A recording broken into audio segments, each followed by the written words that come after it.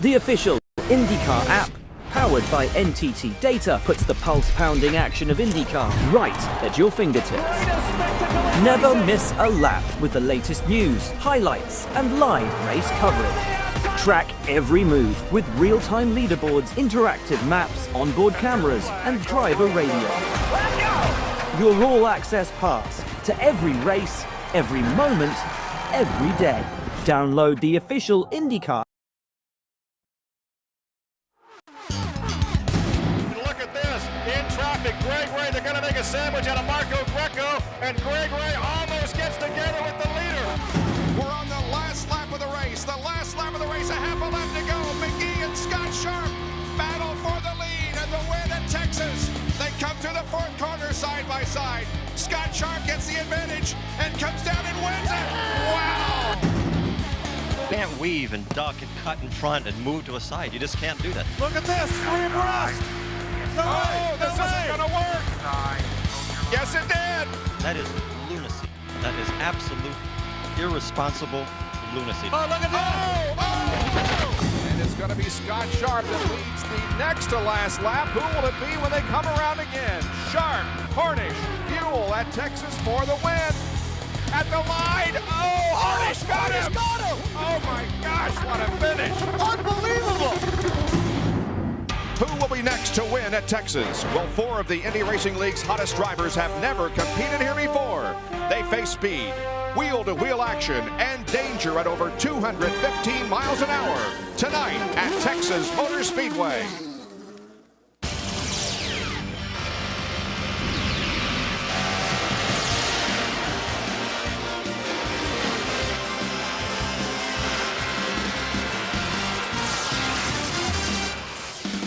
From Texas Motor Speedway, ESPN presents the Boomtown 500, the 6th stop on the 2002 Indy Racing League schedule.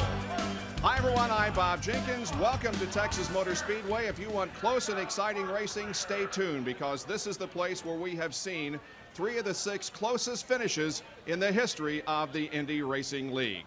But before we talk about what's coming up tonight, let's go back 2 weeks to the Indianapolis 500 and talk more about the disputed finish. Now let's refresh your memory here. It's lap 198 on the right part of your screen. The battle for the lead. Helio Castroneves leading and Paul Tracy chasing him. On the left, there's the crash involving Redon and Lazier. And here comes the pass.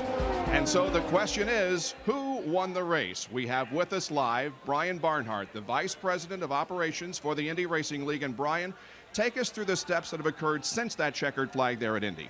Well, Bob, after the checkered flag at Indy was over, we did an exhaustive search of all the data and video that we could find before posting the official results. They were unchanged from the unofficial results. Team Green protested that decision. The protest was heard on Monday and denied. They have since appealed that decision to Tony George. And Tony will hear that himself? Yeah, Tony has decided he will hear the protest of the denial on Monday, the 17th of June. All right, now the rule regarding this situation is very, very clear. Here's how it's stated in the rule book. Racing ceases immediately upon the display of the yellow flag and or the yellow light. And so we again go back to the video and show you that as the cars enter turn number 3, is it your opinion that Helio Castroneves led off because he saw the yellow light? What's your evidence at this point? Well, right now we're firmly convinced that the racing had ceased before the pass was completed. And again, Tony George himself will hear that appeal on June the 17th. That's correct. All right, Brian, thanks very much for your explanation. And so, Jackaroot, that means that at least for right now, Helio Castroneves is a 2-time winner at Indy.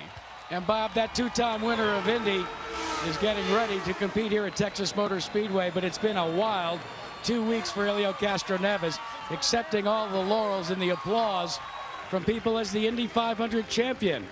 But Helio Castroneves now faces the task of trying to win the Texas 500. Helio, what's the difference between here in Indianapolis? Well, the speed is pretty much close, but it's a much more short course, and everybody's in the pretty much same rhythm. So as long as everybody keeps safe on the same line, we're going to have a very good show. By the way, the caution light that is on Helio Castroneves' onboard notification system is located right up within eyesight on his steering wheel. But Gary Gerould, this guy comes to the post tonight as a two-time Indy 500 champion.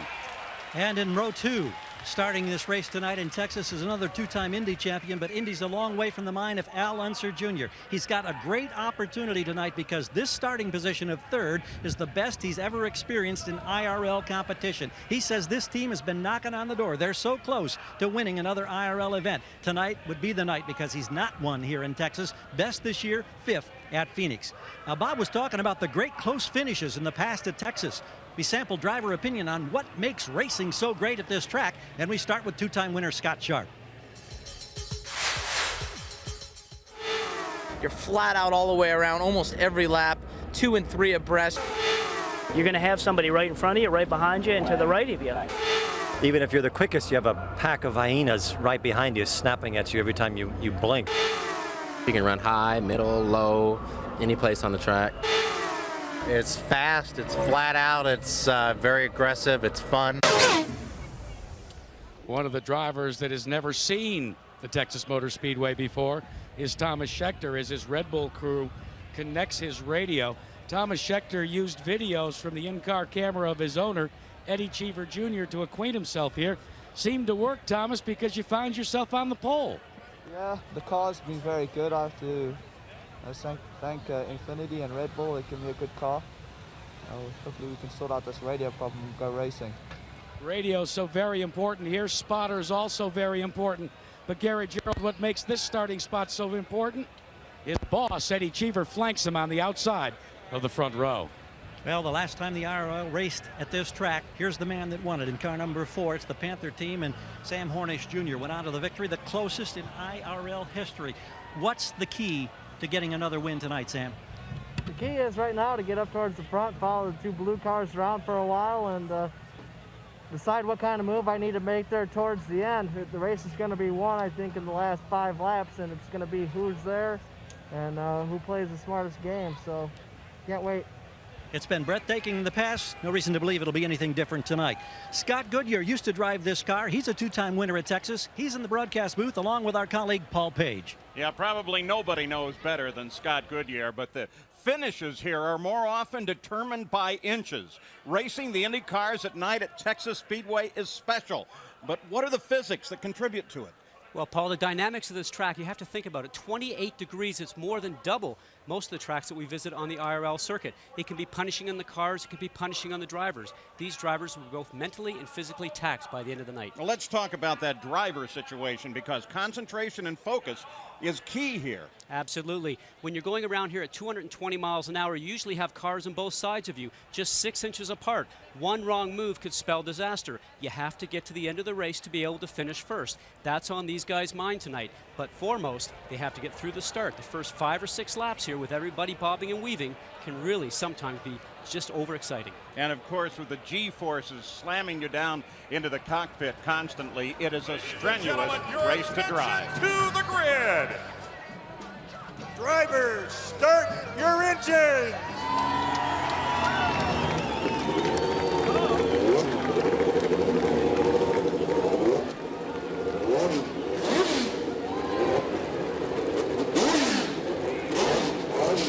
And as the engines begin to roar, now let's take a look at the starting grid and a few of the drivers' thoughts on why racing is so exciting here at Texas Motor Speedway. Scheckter and Cheever, Team Red Bull, with their Infinity engines on the front row. It's a very tense place to race. Row 2, Al Unser Jr. with his best qualifying effort, and Loren Redon, the rookie. Row 3, Helio Castroneves, the Indy winner, and Shigeaki Hattori.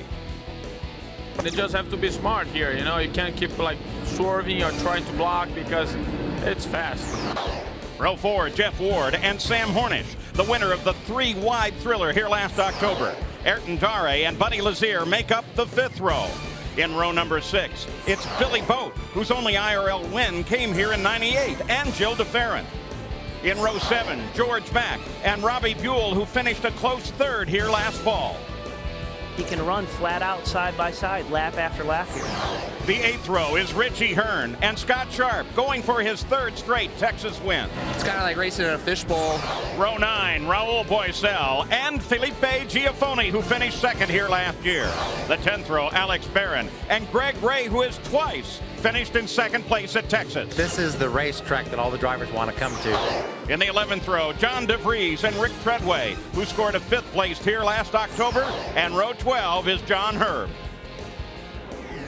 So there's the field, and it is rolling on this track in Texas. You take a look there at Scott Sharp, and once again, Scott Goodyear is on the phone to him. Scott Sharp, this is Scott Goodyear with ABC. You are a 2-time race winner here in Texas and involved in the closest finish ever. What's it going to take tonight to get the job done? Well, Scott, welcome everyone to the race. It's going to be an awesome race tonight. We just got to move over up a little bit, which I know we can do. I think we got a car to come out on the low and the high.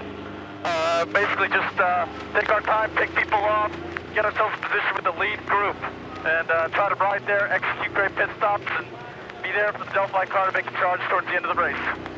Well, good luck. We hope you're a 3-time winner tonight. Take care. Thanks, buddy.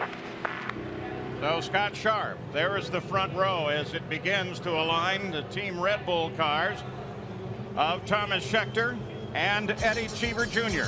Track conditions here at Texas Motor Speedway before an enormous crowd. Temperature has been high. It's been hot here all day. Absolutely, Paul, and this plays a big part on the cars here. They run throughout the middle of the day, they get the cars set up for the heat, and that will change throughout the evening. They're going to start here with these high temperatures. It will start to cool off. It will change the handling in the cars. The teams are going to have to make those changes in pit stops. The drivers are going to have to communicate with the teams and let them know what's going on so they can help them with those changes. Well, those are some of the conditions. There's also a hint of showers in the area. Here's the AT&T race analysis on this 1.5-mile oval, steeply banked at 24 degrees in the corner. And of course, Scott Sharp is definitely the man to watch here, but from what we've seen from both qualifying and practice, it really could be anybody's day. Everybody started properly, no problems there. They're all rolling. Remember what Bob Jenkins mentioned earlier about how close they run here? Look at that. Of the top 6, 3 of the fastest, closest finishes have been here at Texas. Gary Gerald. All in the pits. Every team tonight will be making at least 3 pit stops over the course of the 200 laps, possibly more. One thing to keep in mind, big change from Indianapolis. There you have the luxury of a 47.5-foot pit box. Tonight, 36.5 feet pit box. It's 11 feet shorter. That means that you've got to be very precise on your entry, and the margin of error is much, much smaller. Let's go to Jackaroo. Well, Gary Gerald, Thomas Scheckter showed the concern about the radio problem inside the cockpit of his car. They have not, I repeat, not cured that problem. At the present time, all the communications that Thomas Scheckter has is with a signal board located on the backstretch of this 1.5 mile speedway. There's a new rule here at the speedway as well. In the past, you were able to pit on pit road coming out of turn 4. Tonight, they will pit coming out of turn 3. They will pull down into the cool-off area where they're basically heading right now. And, Paul, that's where they will begin to decelerate.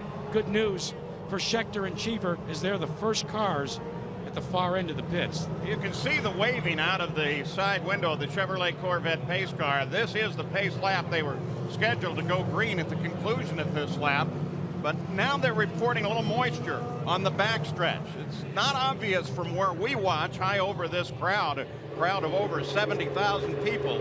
Lap count will not start until the green flag comes out, but there is the possibility that you can have a little rain flirting off and on with this race. 5 of the last 8 races have had those close finishes. And speaking of a coverage of 1 second, as you see a drop of rain come onto Raul Boisel's onboard camera. Speaking of the field, 1 second covers the field front to back. And Paul, when you think about that right now, that speed that these guys are about ready to get going to, 220 miles an hour, is amazing. Now these guys are all pumped up, ready to take that green flag. They're going to have to calm themselves down and just get ready for whenever this race might go green.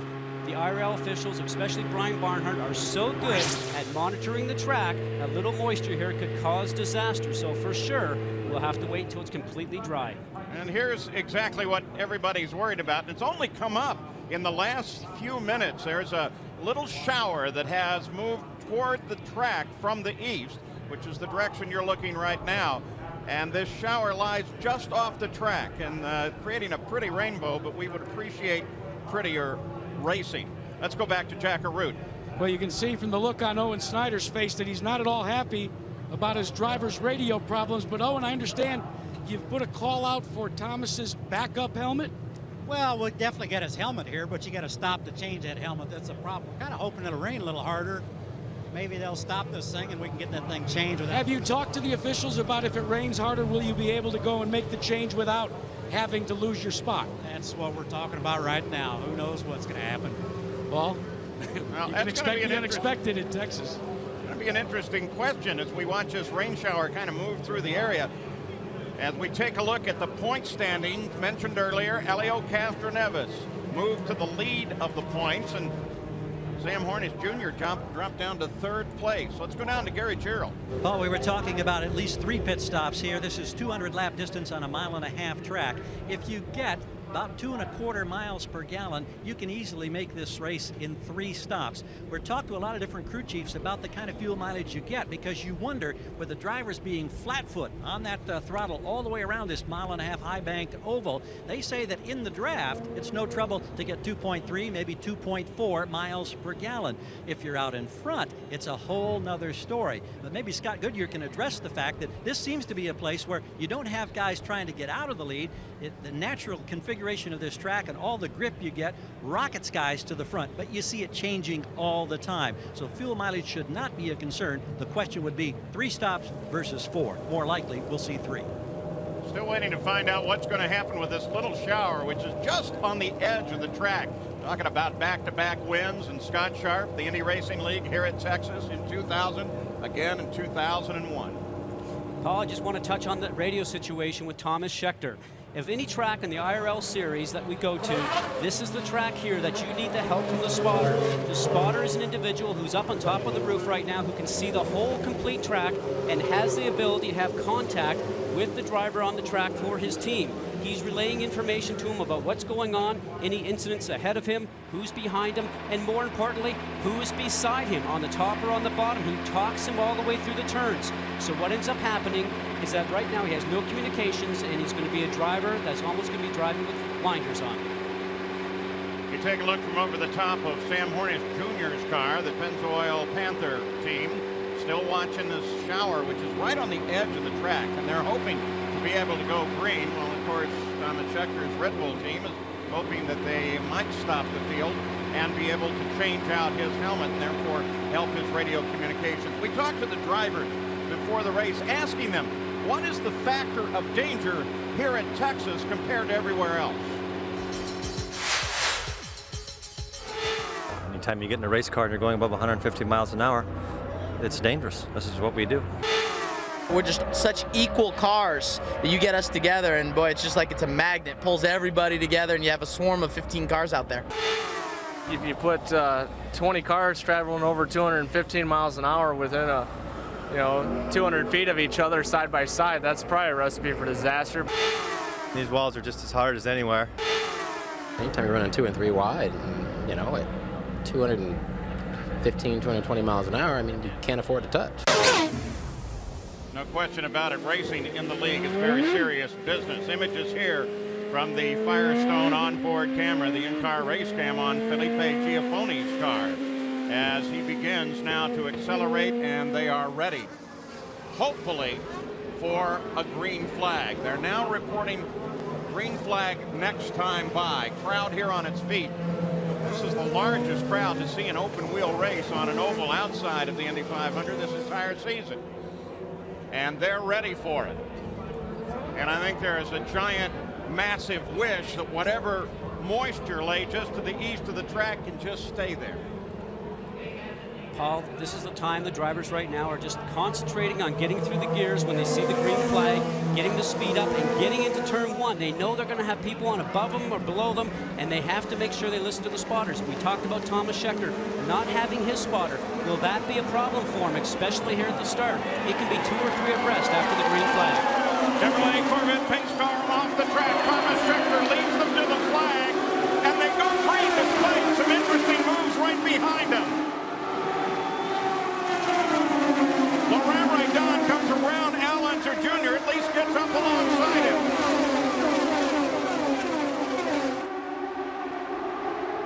Schechter down the backstretch.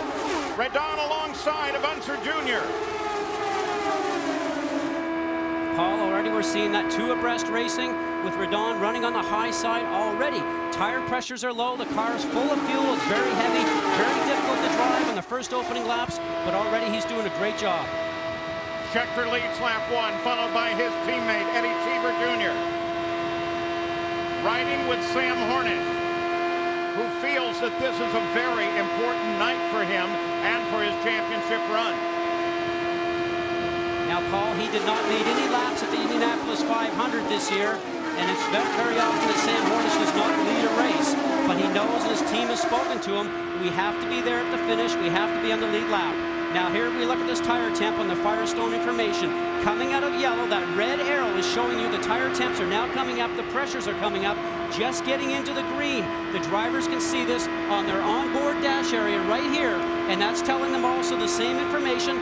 Further into the green tells the pressures are going up, and now he knows he can stand on the gas. As he moves up alongside Ray. Inside. Still there.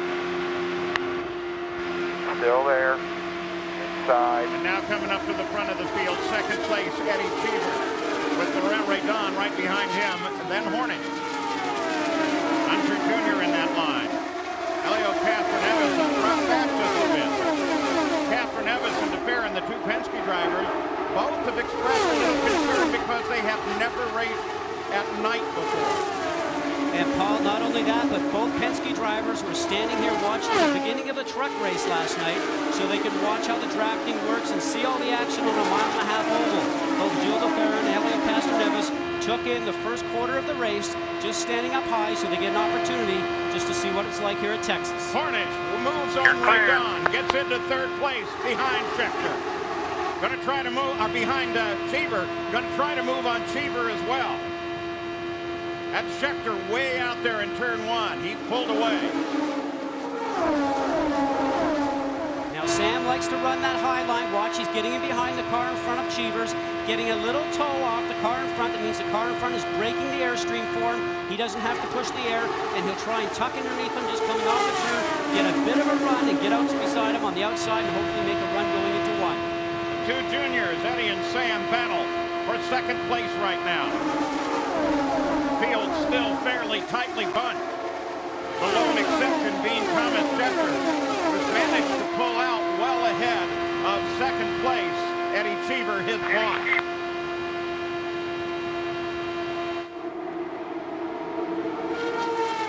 Laurent Redon in that yellow and red car, the MyTrack car, now has Al Unser Jr. working him on the high side. On board the Corteco car of Unser Jr. Gilles DeFerrin started in 12th. He's now up in 6th place.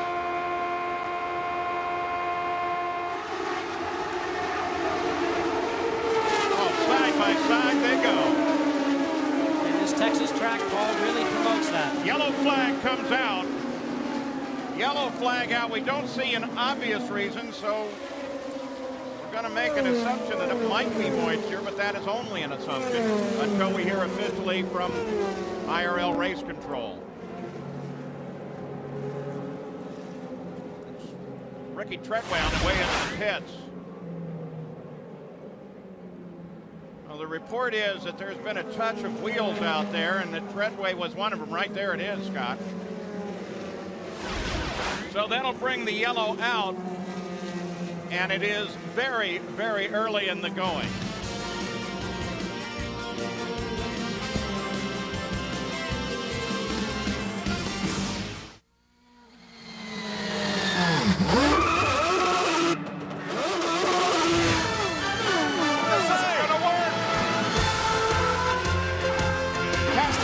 Has won the Indianapolis 500. Look at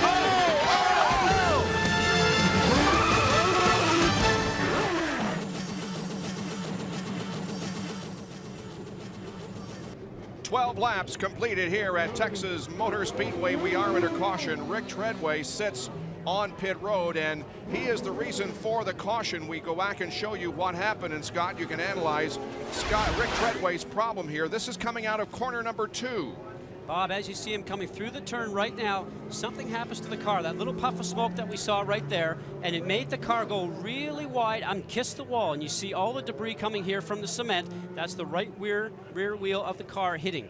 Now, as we come through here, I think that problem also led, as we watch the cars come through the front section here, here's the 2 cars back there. And as they come through the line, you'll see Rick Treadway on the outside, 16 coming through there. They're just touching. He just ends up getting a little bit too wide. Just a little bit too wide. You see the 2 had all of a sudden touched. 1 lap to go before green. Gary Gerald, several cars did make pit stops. Let's check in with Rick Treadway, who's out of the car. We just got a quick look at the replay there. You got squeezed out against the wall? I didn't even have to look at the replay. I knew exactly what happened. I guess some people don't pay attention in the driver's meeting. This track, we're supposed to be racing side by side, 2, 3 wide. You know, some people like John DeVries shouldn't even be racing in our league. That was a stupid move on his part, running me right into the wall. It's really upsetting. The Big Tex trailer, Chevrolet car, we had it really going on. We missed it in qualifying, but we were running about 6 or 7 mile an hour faster in our last practice yesterday, and we were just going to move up through the field, and unfortunately, when I was passing him on the outside, he ran me right into the wall. All right, emotions are running high, even though it's early in the night here in Texas, Bob. And this was only Rick Treadway's 2nd start here at Texas, and he did record his best career finish here in the 2nd race last year of 5th. The cars are ready for the restart. The green is out. Here's Paul. Thomas Schechter brings them back to the green. He's led in 3 of the last 4 races. Oh, listen to the roar of that Chevy on board. Sam Hornish Jr.'s engine as he accelerates, and Al Unser Jr. now makes his move and drops into 4th place, getting around Ray Don. Outside, clear. Hornish is on a tear now. That was a beautiful move, Paul. He's obviously got his foot down, pedal to the metal as we call it. He's chasing Thomas Schechter. Now, you know, he does not like to be behind in any race that he runs, and he wants to get up there and start leading, and he's certainly going to be 4 shortly. Unser Jr., Jill DeFerrin, both working on Eddie Cheever. And Paul, part of the problem with Eddie Cheever is the car's developed a loose condition. I'm not quite sure why they made some adjustments to the weight jacket, but he's told his car it's not running as good as it was before. DeFerrin and Unser Jr. go side by side. Inside. Well, look at the grandstand just fly by. Remember, they're well over 200 miles an hour here. And Paul, we talked about the spotter, listen to the spotter, talking to him all the way around, something Thomas doesn't have. He's had no traffic beside him yet, but sooner or later, he's going to have to start worrying about that. Unser Jr. puts his nose ahead for the moment. Loren Raydon stays back in there right behind Jill DeFerrin. Looking back at the front. Oh, look at this move down the inside. Now, Paul, what happened there? Gilles probably saw in his mirror that he had a lot of people actually coming up behind him. You cannot run side by side. You end up going too slow, so he followed him behind, so hopefully you'll get another charge going up towards the front. Back at the front of the field, Thomas Schechter, Sam Hornish. Hornish tucks right in behind him. Then he comes out looking for his move. Paul, he's doing exactly what the crews tell him to do. They say ride in that track. He said they're playing the 2-wide game behind you. So right now, early, it's playing right into Sam Hornish's hand. And Thomas Schechter has no help here right now except for 2 small rear view mirrors. He has told the crew they can hear him. He has told the crew that the car is running very, very well. And for those of you that have just joined us, we're watching the Indy Racing League in the Texas 500 at Texas Motor Speedway. I'm Paul Page, Bob Jenkins, Scott Goodyear. We're both up top keeping track of everything down in the pits. It's Gary Gerald and Jack Arute, and you are watching a battle for the lead. Thomas Schechter in that bright yellow car is chasing the Red Bull, or Thomas Schechter is being chased by that bright yellow car of Sam Hornish. Red Bull versus Pennzoil. And Paul, Nissan Infiniti powered versus Chevrolet. Nissan Infiniti has always had the power this year, has always gone out because of accidents. Eddie Cheever's 5th, at Indianapolis just the other week is actually a high point so far in the season for this team, but they certainly would like to win today. And Scott, this is a new edition of the Infiniti 35. It's the 35E. They were going to run this car in Indianapolis, this engine, but they decided to wait for Texas. Remember, when we show you the scoring in the upper left-hand corner, those up and down arrows are movement within the previous lap. For example, there, Hearn moved forward around Dare.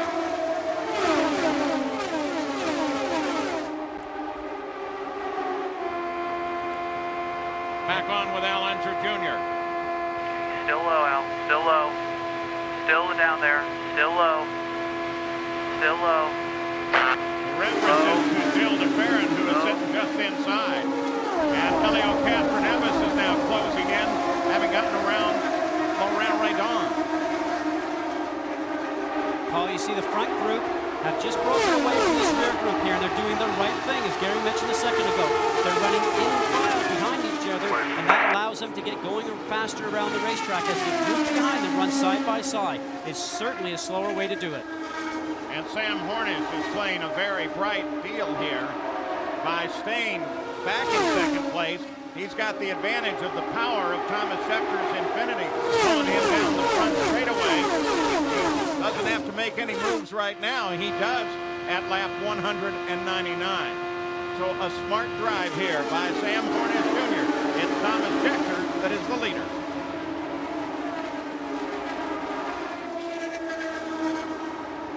Back at the Texas 500, the sun now beginning to set. The lights are already on.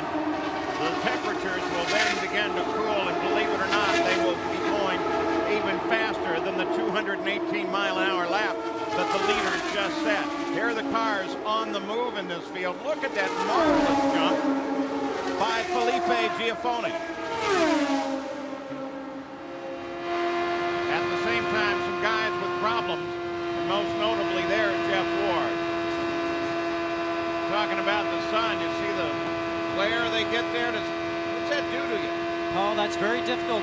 Guys are going through turns 3 and 4. Remember, 215, 220 miles an hour. As the sun continues to settle down, what will end up happening, it will get further down and start to blind them through their visor.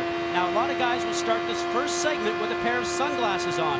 Come into the pits for their first time, open their visor, take those sunglasses off, throw them over the pit wall, and then hopefully the sun has then gone down, because that momentary blindness going through 3 and 4, when you think about it, can be a big hazard. Remember, we had a very short caution period for Rick Treadway and John DeVries when they got together, and also Treadway got a little piece of the wall. Well, during that, Scott Sharp pitted. He came out in 22nd position and is already up to 10th, Jackaroo. Paulie just was not happy with the Firestone Firehawks on that Delphi car, so they decided, after starting so far back, put the building in that caution period, put the right set of tires that were more to Scott Sharp's liking on, and work his way back to the front.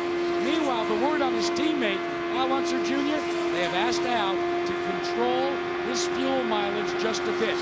They would like to push the window a little bit further, as Al Unser Jr. is trying to close on Eddie Cheever. Unser Jr., you ride with him in 4th place. That's Cheever just ahead. And you saw the move by Sharp as he got around Lazier, and that put him into 9th place. Here's the Firestone telemetry, and again, the new feature here is the tire temperature pressure, which is on the bottom. And Paul, you can see that red arrow that you see actually is indicating, as we're seeing right there, what is going on with the tire temperature and the pressure. It's just about 90% of where it needs to be. These Firestone Firehawks are great tires, and usually what ends up happening is they can run a full segment here without any problems whatsoever. Al Jr. knows that. He can see that on his dash, as we talked about before. He gets all that information right there on his steering wheel. He knows the tires are running perfectly for him. He just is trying to conserve some fuel running it behind Eddie Cheever. And Scott, there is a problem that will develop very shortly if this race stays under green, and that's for your leader, Thomas Scheckter. Owen Snyder would like to have Scheckter come in on lap 52. There's only one problem. They've got no way of calling him in. They just hope that he'll be able to read the signboard at 220 miles an hour, located at the end of turn 2 down that long Texas back straightaway. Scott, that's not an easy job. I mean, you're flying.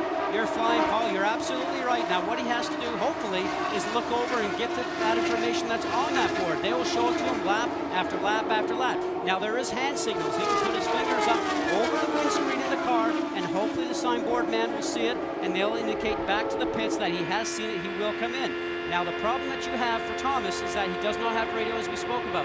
He does have the information on the dash that you see right there. He knows how much fuel is in the tank. He knows how much fuel he's used. So hopefully he's paying attention to that, and he will not run the car out of fuel. Firestone onboard camera, Felipe Giafone. We're just going to ride with him. Listen to the engine. Car closing in back.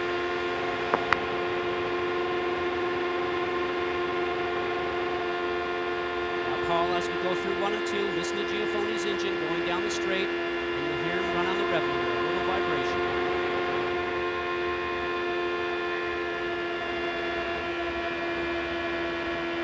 Sharps in back, car in back. Looking outside, looking outside. Outside, outside. Still looking outside. That's just behind him. You heard the mention of Scott Sharp. He moved up high. Now he's looking down the inside. That's Laurent Redon right now that Giafone's working on. By the way, Greg Ray seems to have a problem. He's getting ready to go a lap down. Paul, that's certainly tough for him because he's from Texas, runs for A.J. Foyt, who is right here in Texas himself. So there are a lot of Texas pride, a lot of Texas fans here pulling for Greg Ray tonight. Giafone got by. Now Scott Sharp's going to try the high side of Laurent Redon. Billy Boat closing up there as well. Clear. Schechter is still the leader. Hornish is still second. So the rookie Thomas Schechter has this race in hand after 42 laps. He's led from the pole.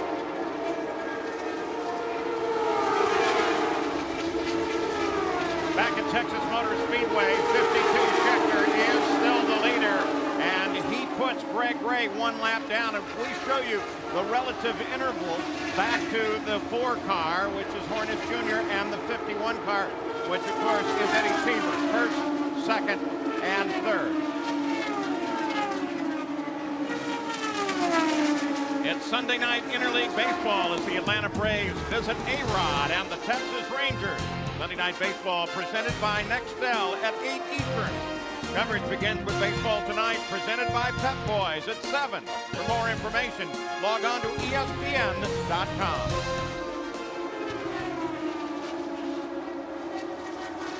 We were telling you about where the sign boards are located. There's a view of the backstretch, Scott.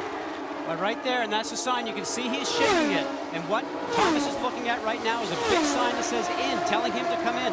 Hopefully he's paying attention to that. He sees that, or he could run the car out of gas.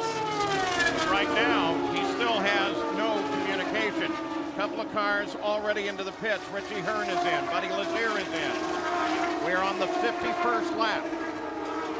And Paul, when people start to pit, and you can see Thomas Schechter did get that message. He's now on the apron of turns 3 and 4. He'll have to come around the apron, enter into the pits at 60 miles an hour. He's one of the first pit boxes in pit lane. He needs to get that service work done. They probably will not have time to do anything for him for the radio.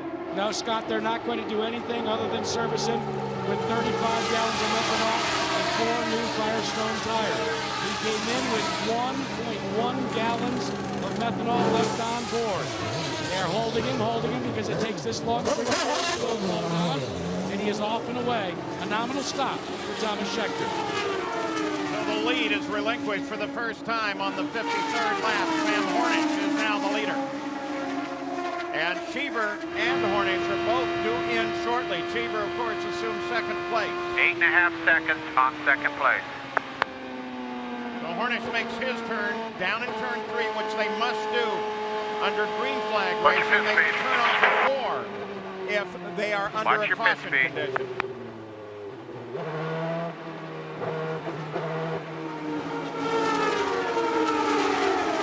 Now Now, Paul, his pit spot is all the way down the front of the pit. You can see he's going in what they call the express lane over here. Transfers over the transfer lane into his pit box. Everything routine as Hornish grabs the water bottle. We look from the rear of the car down on the back. Revving it. They're behind. Eddie Cheever in and out. Hunter Jr. assumes the lead. And Paul, that was a long stop for Eddie Cheever Jr. Why? Because he had a half a gallon of fuel left on board. That's cutting it close. Well, they're all cutting it close. Here is Al Unser Jr.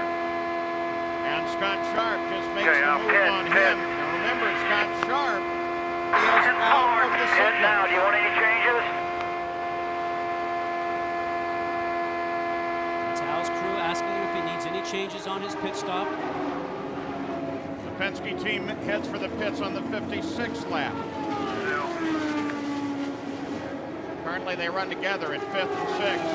And we found that the net effect of having to come in under green in turn 3 puts you at least 1 lap down. Nice fast rolls first.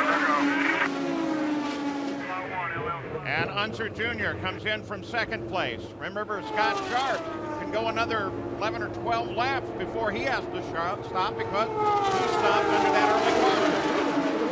Everything appears to be routine with tires and fuel, and the driver number 7 out of here cleanly, Paul. So there's your leader, averaging 186.5 miles an hour, including the caution flag. Scott Sharp in front.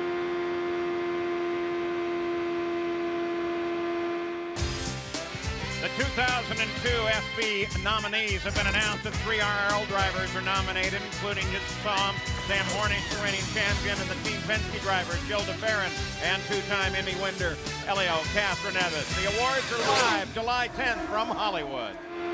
On board with Scott Sharp, leader of the race, and due in about 5 laps. And Scott Sharp has made a change in terms of tire selection. Most of the teams started on scuff tires. When they came in that early stop and didn't like the way the car was running, they changed their Firestone Firehawks to sticker tires. Are you surprised by that? Well, they're looking for more grip, obviously, and what ends up happening with that, those sticker tires are brand new because they call them stickers because the labels are basically still on the tires themselves. And then, in the end result, you can have a choice between those and the worn-in tires that you talked about. Jill DeFerrin came in, made a stop, and it looks like it's going to be a long one, Gary. Yeah, Paul, this is something you don't ordinarily see on pit road. You can see the whole rear gearbox has been disassembled already by the DeFerrin Penske team. They pulled it out, and they're working down there around those hot parts. We understand that Jill blew 2nd gear when he exited the pits on the routine stop, and he just lost all drive power. So that's why they're in here. They're trying to free it up, get him back out here to chase points.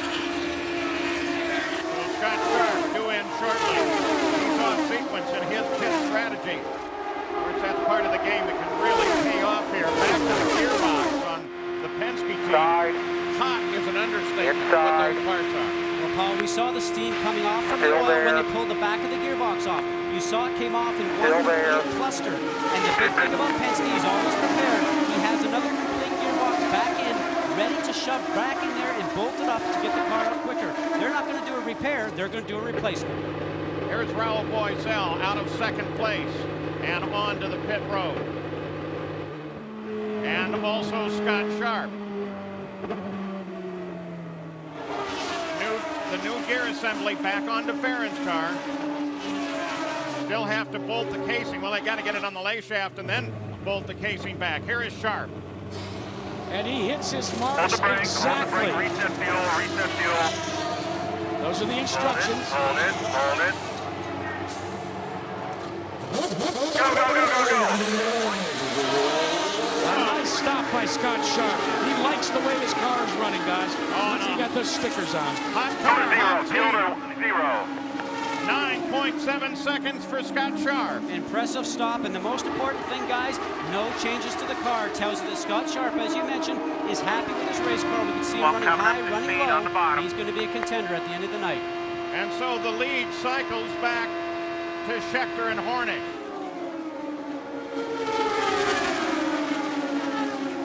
So with 70 complete, pole sitter Thomas Schechter, after the first full cycle of stop, even though two cars are a little bit out of sequence, most notably that of Scott Sharp, because he stopped on an early caution, they're still flying here at 189.3 miles an hour. And Paul, the young South African Thomas Schechter has been given a new nickname after the early misfortunes in this IRL rookie season. His car owner, Eddie Cheever, now calls Thomas Schechter Bam Bam. And why does he do that? Well, you do the math. How many cars has he wrecked? 6 Bams, right? Or is there 2 Bams to a single hit? Look at there. There's the gears, and that gnarled one is second. And you can say, Paul, look at this area right here. There should be a gear there, and it's actually broken off and missing. And you can see the teeth here themselves have also broken. That's because there's parts going through the gearbox, and it's just taken out more and more of the gears, and you certainly can't run a car 220 miles an hour with all those parts rumbling around inside that gearbox. And it may be those parts in there that are creating such a problem in getting that second unit in. They've tried for a 4th time to get it engaged, and they are still having problems getting everything to sync properly. All those little parts end up getting cycled down to the bottom of the box, and when you try to push it forward, yellow comes on. This is a caution for debris. So the front of the field slows, and everyone else does as the yellow comes out for the second time in the Texas 500. The caution is out for the second time of the evening here at Texas Motor Speedway. This is a debris caution. Thomas Schechter is the leader right now. He has led 57 of the first 75 laps here at Texas. 2 weeks ago at Indianapolis, he was leading the 500, and then this happened. Contact with the turn 4 wall that knocked him out of competition. That was on lap 173, less than 25 from a possible victory at Indianapolis. Well, top fuel points leader Larry Dixon won the first 6 races this season. He hopes to extend his streak at the Pontiac Excitement Nationals next weekend as ESPN2 brings you the NHRA Powerade Drag Racing Series. Qualify next Saturday at 8 Eastern, and elimination starts Sunday, June 16th at 8:30 Eastern on ESPN2. For more information, log on to ESPN.com. Jack Arute, Schechter has been very impressive so far. Boy, Bob, not only out on the racetrack, but the maturity that he is showing with the problem he's having with his radio. During this caution period, very calmly, Thomas Schechter has gone through a set of hand signals that he would like the crew to use to let him know when the pit road is open, let him know when they want him to pit. This young South African is showing that he's learning on the job. Bob? Scott Sharp has led the second highest number of laps, but Thomas Schechter right now is the leader of the Texas 500. We'll be back in just a moment. There's the leader of the race, Scott Sharp, as we continue to circulate under yellow. And Scott Goodyear, what's he got to say? Scott Sharp, this is Scott Goodyear here with ESPN. An impressive run, a little bit out of sequence, but that just might play well for you in pit stops here. Yeah, I got to take my hat off, thank everybody in the Delphi pit crew, Tom Kelly and Jeff Britt and all the boys are doing a great job. We're just sort of riding along, cars are working well, in and out of traffic pretty well, a long way to go. Now you had a change of tires there very early on, that first yellow. What was the problem with the first set? We just decided to take advantage of, we were back far enough and thought we'd fill it up with fuel and put a new set of tires on it, and I'd be able to carve my way to the front, which I was able to. Well, it's looking good. Wish you all the luck. The lights are on now. It's starting to get dark, and go fast. Thanks, bud. Sharp from 3rd place, Gary Gerald. Quick updates and breaking news this weekend. This young man, Dan Weldon, from Formula Atlantic's Indy Light Series F2000. Great opportunity. You're going to get to drive as a teammate to Sam Hornish for at least 2 races at the end of the season. How excited are you with this opportunity? Yeah, I'm dying to get in the car right now. I mean, it's fantastic to join an organization like Pennzoil Panther, and I mean, I just can't wait to get in the car and go racing again. It's going to be fantastic. Is it daunting to watch these guys at these speeds on the high banks in Texas? Not really. We've done this before in the Dayton Indy Light Series, and what makes it easier is joining a fantastic team. You can see Hornish is really fast today, so that bodes well for me. We'll see him in Chicago and at the end of the season right back here in Texas, guys. The Gilda Ferentz car has been taken back to the garage area to continue to work on it. Elio Castroneves came in and made a stop just before they were beginning to align to come green again, but now IRL Race Control is saying it will stay yellow and not start. And the field went a little wide, and Schechter still hadn't entirely gotten the message as they bring him down, and they're going to send him at least one more lap of yellow. You can figure it out. The reason he didn't get the message, they can't talk to him on the radio. And he passed his signaling spot, so he figured it was time to go. Yeah, but eventually you got to see the yellow flag. Join us next Sunday, June 16th, as the Indy Racing League makes its annual visit to beautiful Colorado Springs for the Pikes Peak Indy 225. All the action is on ABC Sports, live at 4 Eastern, 1 Pacific.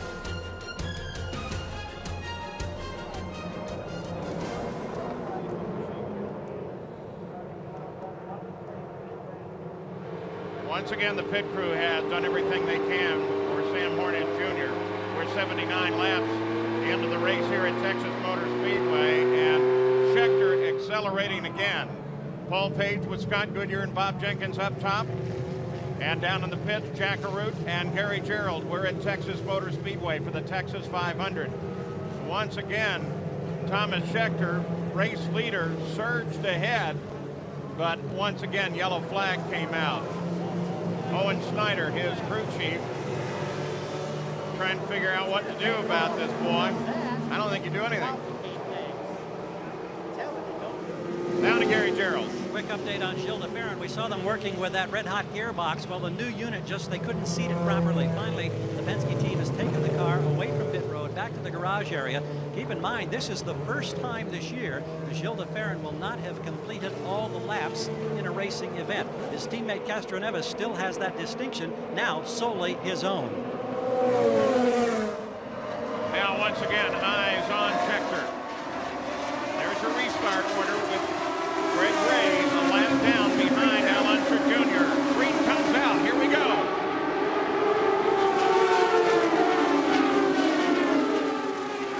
Now for the drivers in the back home, this is when they can take advantage of the restart. Hopefully get past the driver that's in front of them. You can see that happening right now. Side-by-side racing. Thomas Schechter, though, is just hoping to get through the gearbox up from top gear and just start to sail away like he did before. On board with Unser Jr., 4th place. See the top 3 just ahead of him. Sun continues to drop in the west. Lights are on.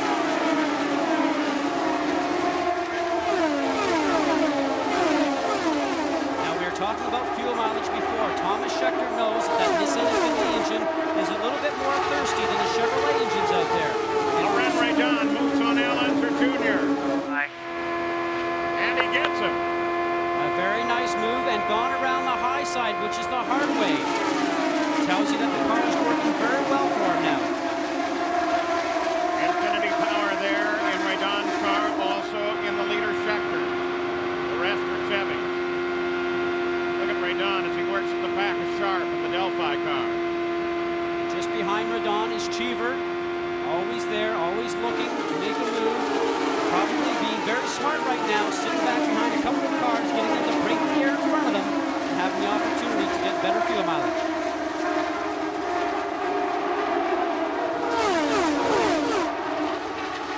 Raydon now moves high on Sharp.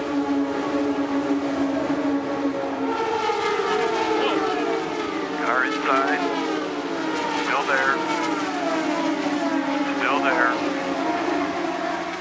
Still there. Still there.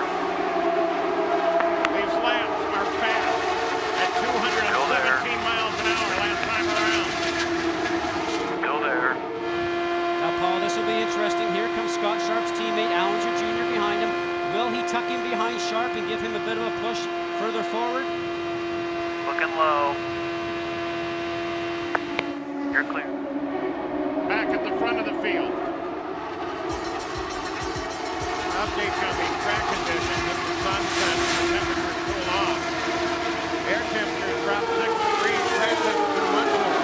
And Paul, that's a lot lower than we saw during the middle of the day when some of these guys are practicing. Air temperature was up over 95. Track temperature was as high as 118. The wind has been very little here throughout the whole week, which is great for these drivers. They don't have to put that into their thought process. And a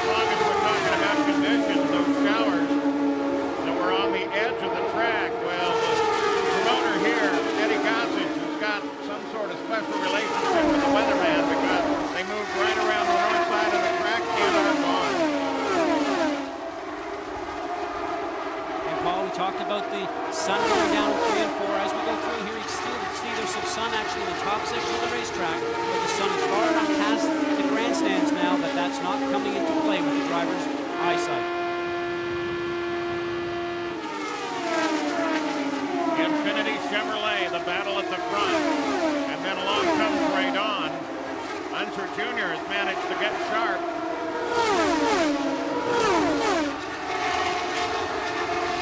So here, the Kelly teammates battle. But Thomas Scheckter, as he crosses over the 90th lap, appears to be unassailable here. Remember, until that incident of Bob Jenkins showed you, he led 85 laps in the Indianapolis 500.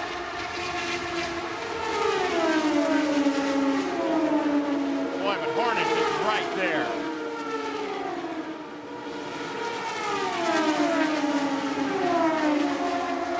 At the same time, Loren Raydon is closing in as well.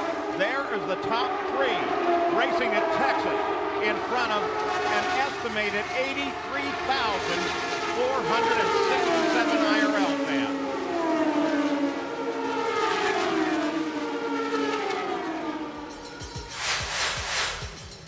Hi, Sam Hornish Jr. with some big news. Later, I'll be giving you a special number and a chance to win an all-access pass to next year's Indy 500. Stick around.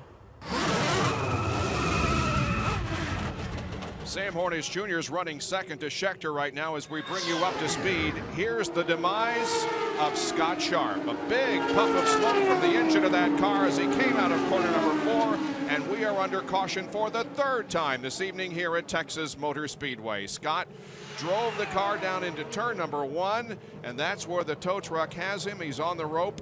And meanwhile, with the pits open, the stops are being made, Jack. And Bob, it was a last-minute decision by Thomas Scheckter. Remember, they're utilizing hand signals. He wasn't sure whether he should pit or not, but they did get the work done. He dived onto pit road. A quick stop, but boy, it almost cost him. But Jack, it's going to be very close here as Hornish pulls away. There goes Scheckter. So Hornish has beaten Scheckter back onto the track. The scramble is off pit road here as everyone on the lead lap, and there are 15 cars that are currently on the lead lap as we are very close to the halfway point, have elected to come in for a pit stop under this caution. On board the Chevrolet Corvette pace car, looking back on the field now. Right rear.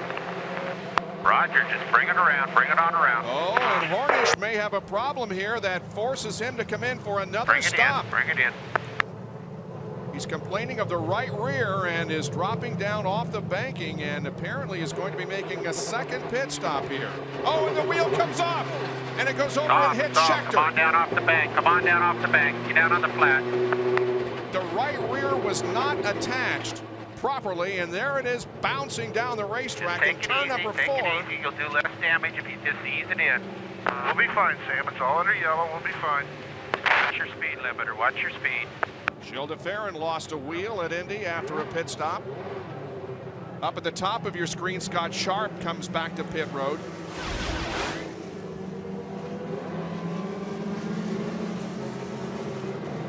And here is... that is Hornish coming out of the pits. Obviously sensed something was wrong at that point, and then as he drove down between turn 3 and 4, look what happened. Watch the left of your screen. The right rear wheel will just come rolling off the car and over, and boom, hits the number 52 car of Thomas Scheckter, the leader of this race. Scott? And Bob, just watch what's going on here. You can see the car will start to wiggle for a moment, and then it just starts to wiggle itself, and we're going to see the wheel nut come off here. Right there now, we're going to stop it. Look at right there. That is the wheel nut. It was not affixed onto the car correctly, and all of a sudden now, the car itself is actually going to lose its wheel because it's got nothing holding it on. Well, Sam Hornish was the only one who could stay right up on the rear wing of Thomas Scheckter. Now he has a problem under caution here at Texas Motor Speedway. Welcome back to Texas Motor Speedway. We are under caution. This is what happened to Sam Hornish Jr. under caution. He had just been in for a pit stop, and they didn't get the right rear on. The lug nut fell off.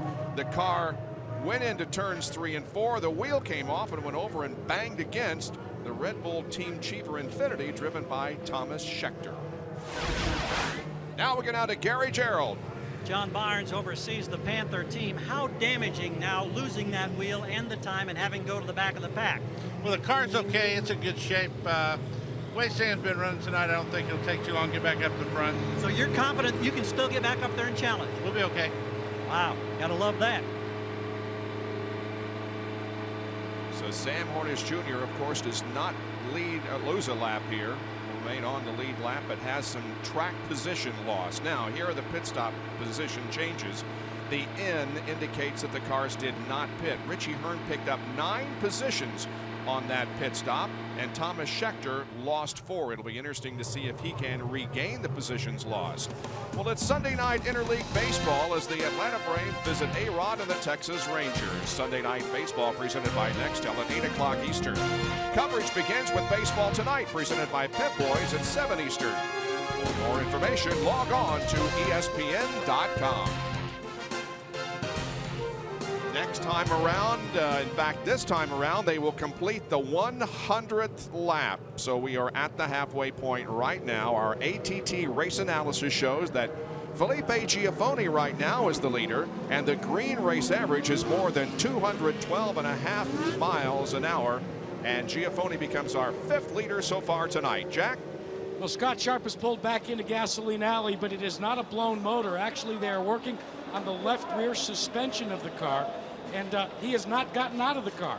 Guys, they are going to try and effect repairs and bring it back out.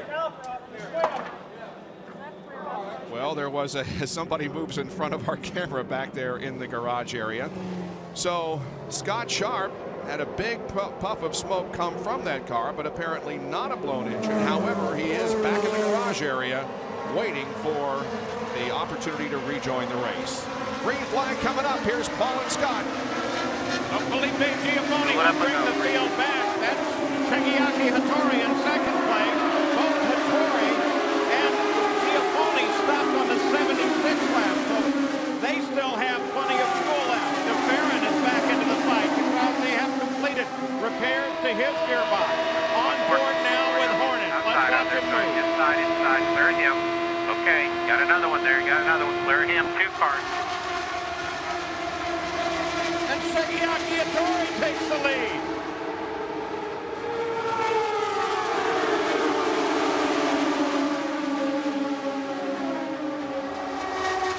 Race control is keeping an eye on Greg Ray and John DeVries because they say that they may have touched one another on the restart. No indication of damage to either car yet, but they are going to watch it. And Paul, that's Infinity Still power looking. out front. Still looking. There again, we talked about clear. how much power the car has, where the engines get to the end. It's a big question, but for Hattori, that's a great job right now, taking over from Giafoni and being out front leading. And what makes it even Scott, what makes it even more impressive is early in the race, that Calkins-led team said Hattori's car was very, very loose. Shigeaki just soldiered on until they could effect the repairs during the pit stop. Keeping an eye on Schechter now as he tries to move for 3rd place. There's Schechter. He makes his move around Unser Jr. and into high. 3rd. He's high. He's there. Still high. Shigeaki Hattori, the Epson car. He's never led in an IRL race before. He is now. And he's got the world crawling all over his back. Paul, we saw an impressive pit stop by Richie Hearn's team to get him up to 3rd with that girl-to-go car, but unfortunately I think he's paying the price not having enough horsepower. He's already back to 8th. Schechter goes for 2nd. Still there. He goes wheel to wheel with Giafoni for 2nd. Unser Jr. lined up just behind him. Still out there. Still outside. Still there. Still there. Still there. Give Peggy credit. He's really giving the car a run. As Herber comes forward around Giafoni and solidly into 2nd. Now Unser Jr. is going to take a look at And Paul, right behind these guys, Sam Hornish is on the move.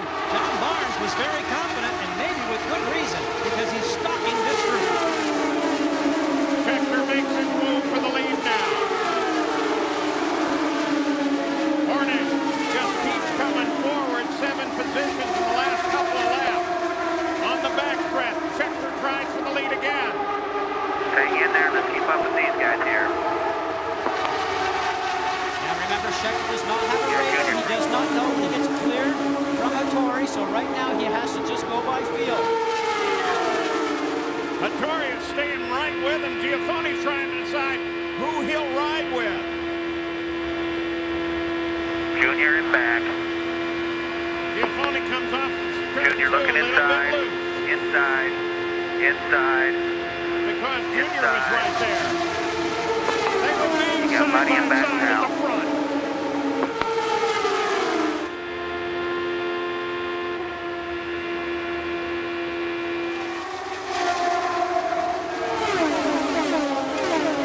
Hornish is now to 6th and charging. Interval 1st through 7th, 7/10 of a second. Paul, this is what we always come to expect here in Texas. The first part of the race, people are sort of strung out a little bit now, but here we've got a big group of people coming around, and this is what we like to see. It's a thrilling time for a driver, and the fans love it here in Texas.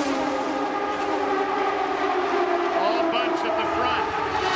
Shigeaki Hattori holds off Scheckter again. Scheckter driving for Buzz Calkins, who won the first IRL race ever at Walt Disney World. And Paul, the reason they're backing up behind them is because these guys are side by side. Still there.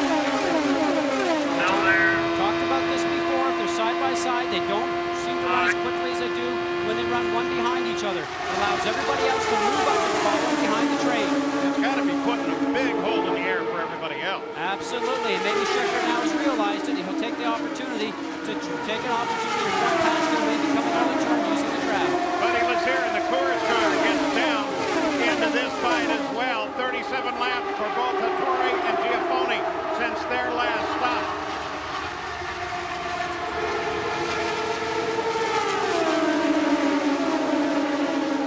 Now Hattori's found himself a good team with the Calkins group, giving him a good car, getting him experience. There's no reason now that he leaves here with confidence that he can't start running throughout the whole race. Robbie Buell very slowly on the pit road.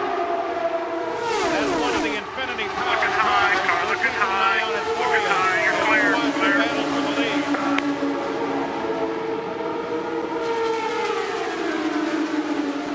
Unser Jr. wants a piece of Scheckter now.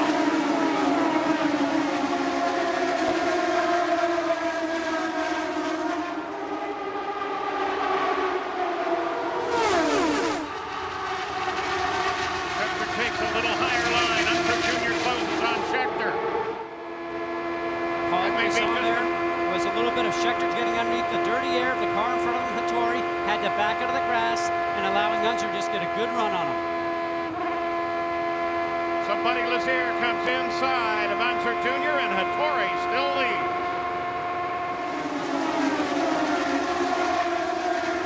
Back at Texas Motor Speedway, the Texas 500, Shigeaki Hattori is still the leader.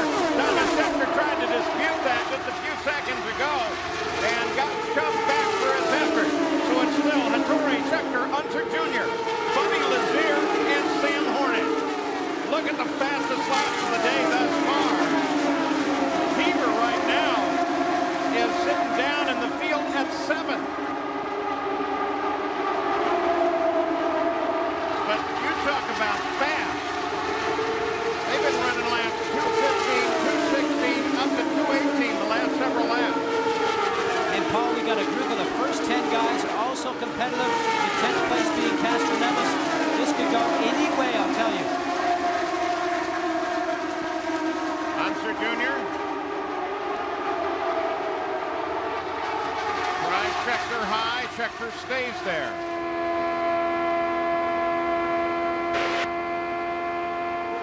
We mentioned Robbie Buell into the pits. Gary Carroll, what's the story? Robbie, what ends up putting you on this side of the wall? Well, it looks like there's something motor related. which is too bad. The Infinity guys have been working hard along with Walkinshaw's guys, and this isn't something that we factor in as worry about motor problems, but this Texas track's hard on the car, and I feel bad for the George Venice guys. We just, we're not delivering on what we know we can do, and it's really frustrating. We just got to keep working. All right, he's missing a lot of fun because this sure is great racing. Jack? Well, George, not the kind of finish you wanted. You're in DNF. What happened to the 310 car? Well, I'm not sure. They took it back to the garage to take a look at it. Just kind of seemed to lose power, but we're not really sure exactly, you know, what's causing it at this point. But what about your first ride in Texas? What do you think? I love the track. I love the close racing and everything, and everybody's been very supportive here, just like in Indy. So, you know, the 310 car it was very, very consistent. The same that we had, you know, at Indy, which is what we're shooting for. I'm just trying to stay out of trouble, finish some races, and, you know, give the fans what they came here to see. So, racing is the only place where you're going to draw this many people, you know, for this kind of racing at night.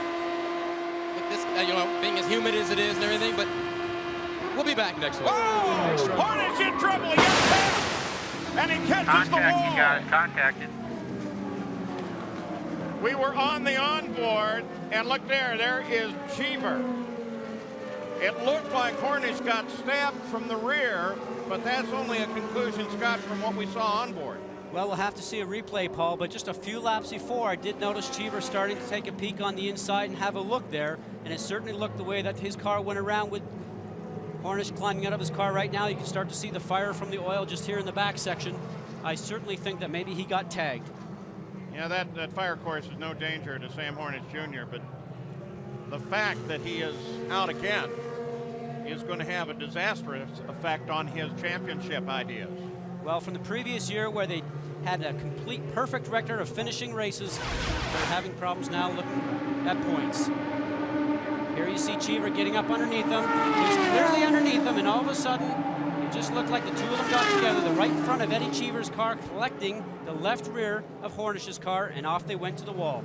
Now let's have a closer look here. Eddie's underneath, and it looks like Eddie just started to get off the gas. Hornish might have started to come down. They're obviously vying for the same spot on the racetrack. Just a small touch can show you how quickly these cars can be up on the wall. Now you saw when Hornish got out of the car, he sat on the side pod of the car. You think about it, going 215, 20 miles an hour and hitting that wall at probably over 100 Gs. Back with the onboard, and we suggested he might have been hit from behind. He was actually brushed. Hornish trying to tell Buddy Lazier where he's going, and then bang.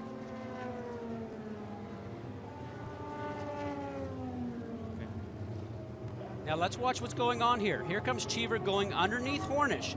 Now there's also a car up here you see in front of him being Lazier. Eddie's probably getting a lot of dirty air because Lazier's car is directly in front of him. So now his car might start to push up, which I think is what happens. And you can see that right now they're side by side. And as we're going to move forward here, watch to see if Eddie's car starts to veer up from the baseline here. This is going to be our factor right here. Start to go forward here, and we'll actually see how the car veers up. Eddie's climbing forward, moving up from the bottom of the track, and hits Hornish. Let's go down to Jack Arute. Well, Eddie, no place to go. No, I had a place to go. I was in my place, and I didn't have a place to go. Look at the replay. It's always difficult in the car, but I had the inside line. It was very tight. And we touched, and it's a pity because we're both moving back up, so nothing really I could say. I mean, I went in the inside, he chose the outside, and we touched, so the IRL will tell us what happened. All right, we know you have to go for your mandatory checkup at the Infield Care Center. Paul, let's go back up to you. Third crash of the year for Eddie Cheever, who clearly believed that Hornish came down on him as they moved through the corner. We'll take one more look at it. This from Felipe Giappone's point of view. Well, Paul, two things were happening there, certainly. So, close call there. We'll be back.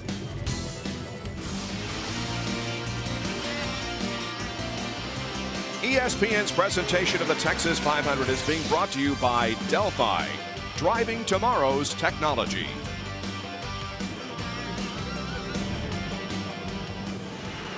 Here at at Texas Motor Speedway, Shigeaki Hattori relinquishes the lead under caution to make a pit stop. He had that Epson car out on the front for 28 laps, but came in for this stop, Scott. And we see that jack actually in the back. You see the man right here in the back working the jack by hand. That tells you that the pneumatic jack that they have is not working right now. So the air jacks are not working. And the tires are spinning and off he goes. It's very close when the tires do that and he puts the car on the ground. They didn't take the jack man with him. And there is the battered remains of Sam Hornish Jr., who had contact with Eddie Cheever. Both of them went into the wall, and both of them are out of competition.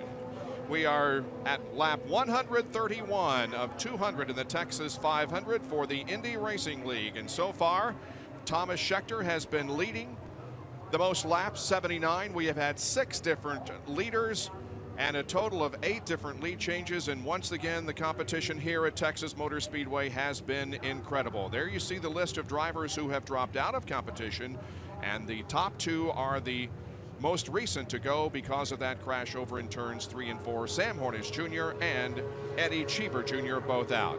But Cheever's driver, Thomas Schechter, remains at the front. Beautiful spring evening here at Texas Motor Speedway as the Indy Racing League is competing in the Texas 500, and we are under caution because of an accident involving Eddie Cheever Jr. and Sam Hornish Jr.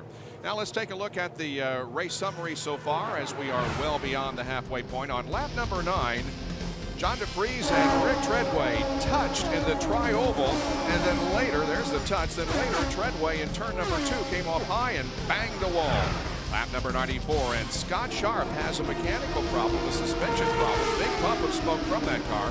He went back into the garage area for 29 laps, but is back in competition. Then on the 97th lap, Sam Hornish, under caution, he has his right rear roll off the car. It goes over and bangs the 52 of Thomas Schechter. Shigeaki Hattori, driving for Buzz Calkins in the Epson-sponsored car, takes the lead for the first time in his Indy Racing League career, passing Felipe Giafoni. He led 28 laps. And then most recently on lap 128, Cheever and Hornish touch at the end of the backstretch. Both of them are hard into the wall, and both, needless to say, out of competition. Jack is with Sam. Sam, it happened so quick at 220 miles an hour. What do you think? Not really sure what to think right now. Still haven't seen a replay of the accident, and it's just the end of the day. Shouldn't have been back there to begin with, so that's what happens when you have to go back there and when you have little problems and have to start at the back of the field and try to work your way through. Gary? Well, here's a face that we're happy to see back at the racetrack. Jacques Lazier suffered a very nasty back injury at Nazareth. Your first time back at the track since. Tell us how you're coming along in the rehab process. The rehab is actually further along than I had anticipated. I'm actually really happy with our progress.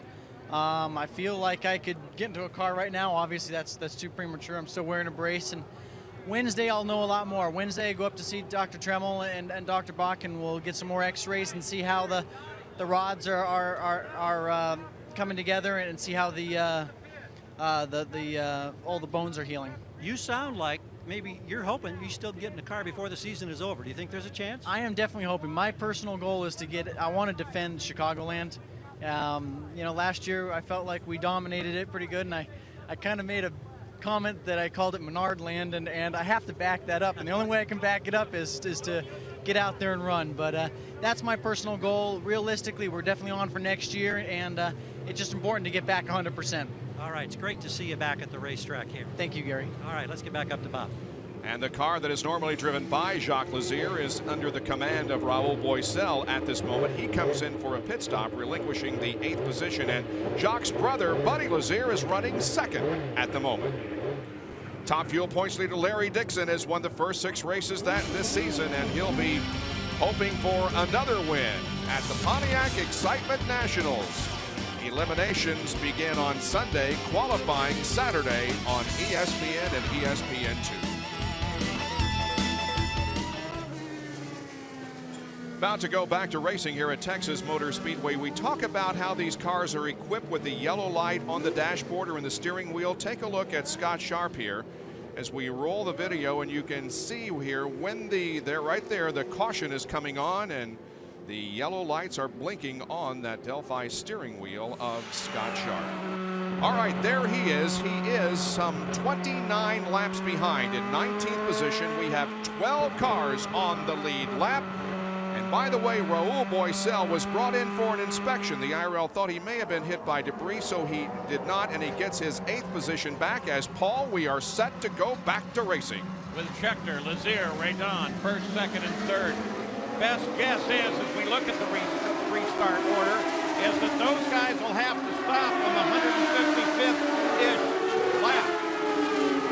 Everybody else will go down to about the 185th to 190th before they have to stop. Of course, cautions change everything. Schechter leads Lazier onto the backstretch. And Paul, this is the first time that Lazier's been up front in a while. He's certainly had bad luck this season, been taken out of some crashes, has some couple mechanical issues go on, but certainly is always fast and always runs well here. And a win for that team right now is well needed. Well, this kid from Cape Town, South Africa, Thomas Schechter, is really incredible. He is very, very good. Nothing seems to rattle him. Here comes Raydon, taking a look at Buddy Lazier. Lazier, tons of experience in the IRL, especially on these mile-and-a-half tracks. Raydon, a little bit new to it, just got involved in the ovals in this last year or so. Comes out of road racing in Europe and just loves to go around these high banks.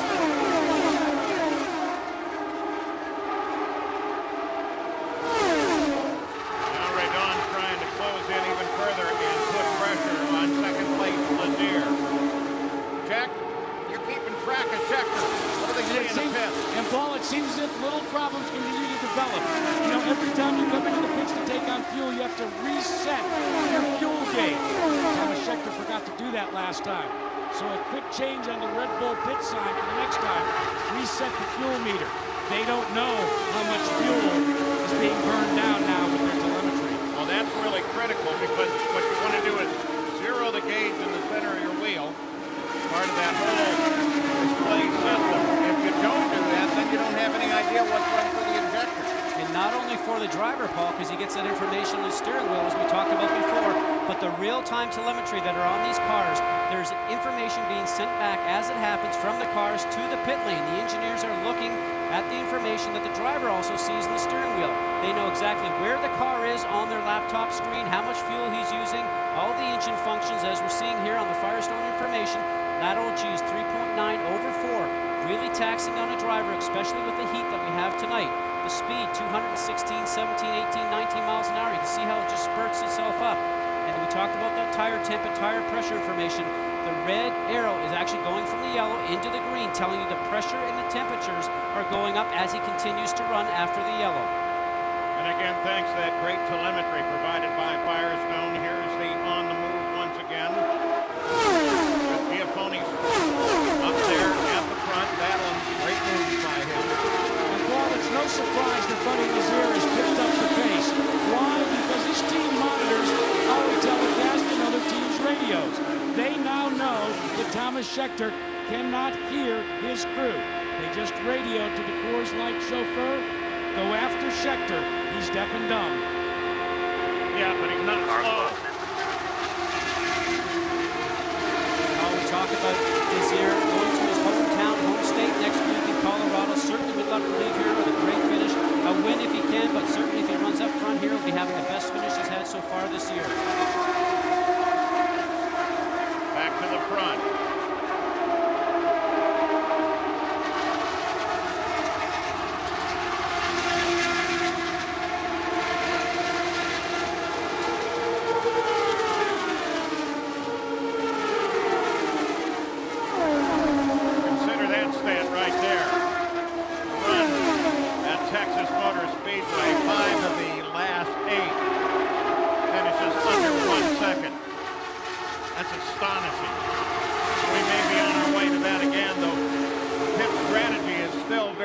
Part of this. Raydon on Lazier now for second. Car inside. Still there. Can't get it done. Where's car remains in second. That's all the IRL news online with real-time results of the new IRL Challenge Fantasy pregame. Log on to ESPN.com, keyword ABC IRL. Indy Racing League, the Texas 500. A little further back. Whole group battling here, though not all necessarily on the same lap. Remember Sharp in the middle of that. Bob Jenkins will get 29 laps behind the leader. Giafone running side by side with Castroneves, the Indy champion. Paul, we talked about running so close, just 6 inches apart, going through those turns. So close all the time. 215, 220 miles an hour. Castroneves, the Team Penske car, gets a leg up on the Hollywood car, Billy Bowe.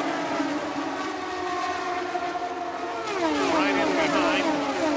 And Ayrton Dare is closing in on Bowe. They're all right together. It's about an 8th-place battle for 5th. One driver we've not heard very much about tonight, Jeff Ward. Certainly had some problems in qualifying, but he's up there in the target machine right now, making some good headway. Currently running in 5th. Always has been a strong competitor here. Sharp trying to move on it.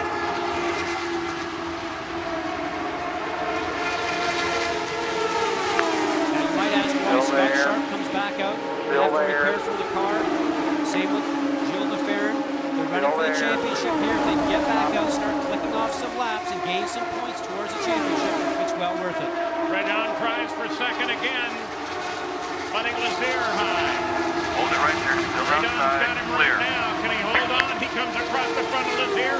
And Redon picks up second place behind Thomas Schechter, who's now nearly a full second ahead of the rest of the field in the Texas 500, the Indy Racing League. Hit speed. Well, as we suggested, top 3 going to have to pit about the 155th, 160th lap, and Buddy Lazier pulls off and makes the first of that stop. Ron Hemmelgarn told us, Paul, there would be no changes. It's just fuel and the tires. They're good to go the rest of the distance. They were in the window. He cranks up the rim. He's back out there. He's trying, but he's going to lose some ground, obviously, under this green flag stop. Laurent Redon comes off course. Ron, you think the motor is broke? I think so, yes. Map 7, let's try and leave here. See what happens. Pump the clutch. Pump the clutch. And this will be a time stop. They're going to change tires. They do not need a full 35 gallons of fuel. They are timing it. And they just stalled it. They stalled the engine just as he was being told to leave. They have to refire it. They're trying to remain calm. They have not yet gotten the onboard starter seated. Oh my soul! They don't have it starting. They're trying to push start him now. And Jack, what happened there? The starter went to go in. It sounded like it might have stripped. It might not got all the way into the plug, as we call it, and they probably stripped the starter, so now they have to push start it. Now, the rules are they're only allowed to go 3 pit boxes. You'll see them stop here shortly and start to pull the car back, unless they borrow a starter. Another starter over the wall. Starter has a shaft with a set of splines on the end of it, plugs into the back of the car right onto the end of the primary shaft through the gearbox. And here comes Redon back in. They were talking about their possible problem with the clutch. They're going to pull a collie. That's a big blow to both of this Infinity teams, Paul. Both of them had the capability of winning here. That's good, go, Bruce. So as those 3 come in, the lead of the race goes over to this guy, Al Unser Jr. And he's followed by Ayrton Dare with AJ Foyt. A Texas team, this will be huge if he wins here. Followed by Castroneves, who has not made that much noise so far this night. Yeah, but he's quietly in 3rd place. And first or third, you can cover by a blanket. And you can start to see all the gamesmanship starting to happen here, Paul, coming out of turn 2. They come out in the middle of the track, start to work their way down towards the line on the bottom, trying to break the draft, as it's called. Billy Boat quietly there in fourth. Dare, the Harrow's car, tries to work a little bit on Unser Jr. He won't have any of it. And as we go past turns 3 and 4 here, I think we'll see the other Harrow's car sitting on the apron, working its way slowly into the pits of Greg Ray. He seems like he's going by very slowly. That's the last pit stop for the leaders of the race. Guess here is what? 190th maybe maximum before they come into the pit. So a dash for the pits, absent a yellow for the leaders in the last 10 laps.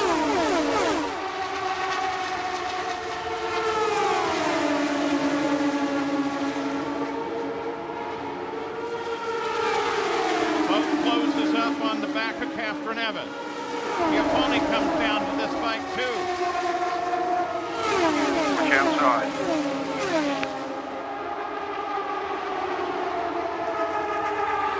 Here comes Castroneves as he puts the nose ahead of Billy Boat.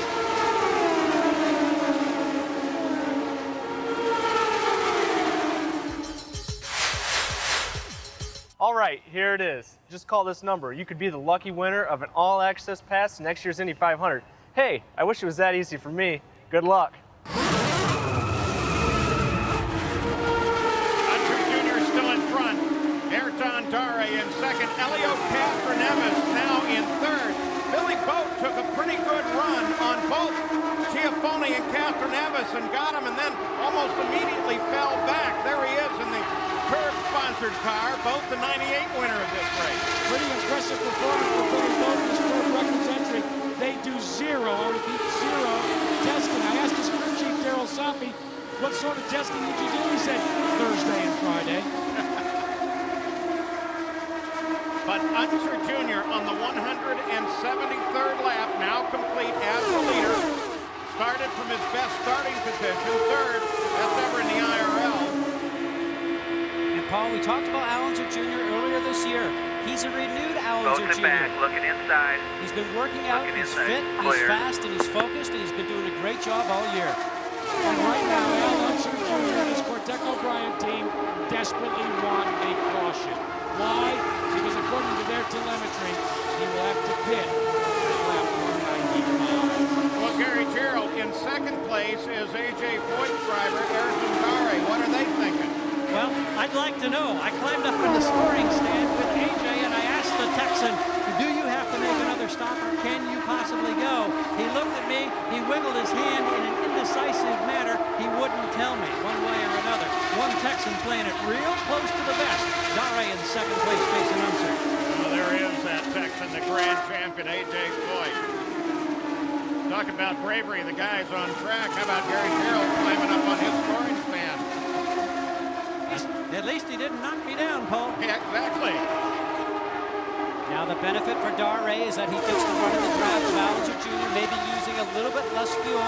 Will that help him make it to the end? We don't know how much fuel he has right now, but it certainly might just make the difference. At least we forget Castroneves. Kind of quietly snuck up there to the front, just like he did at the Indy 500.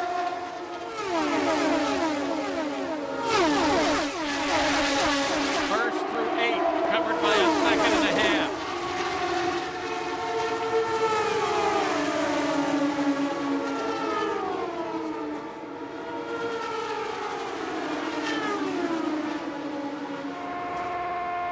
Raydon is just running around slow. You got a glimpse of him. Remember, he's got problems, and despite the good run in the lead, now he's just putting laps in, running low on the track. Well, Paul, he's going so slow right now, I got to expect that Brian Barnhart with the IRL will be pulling him in very quickly.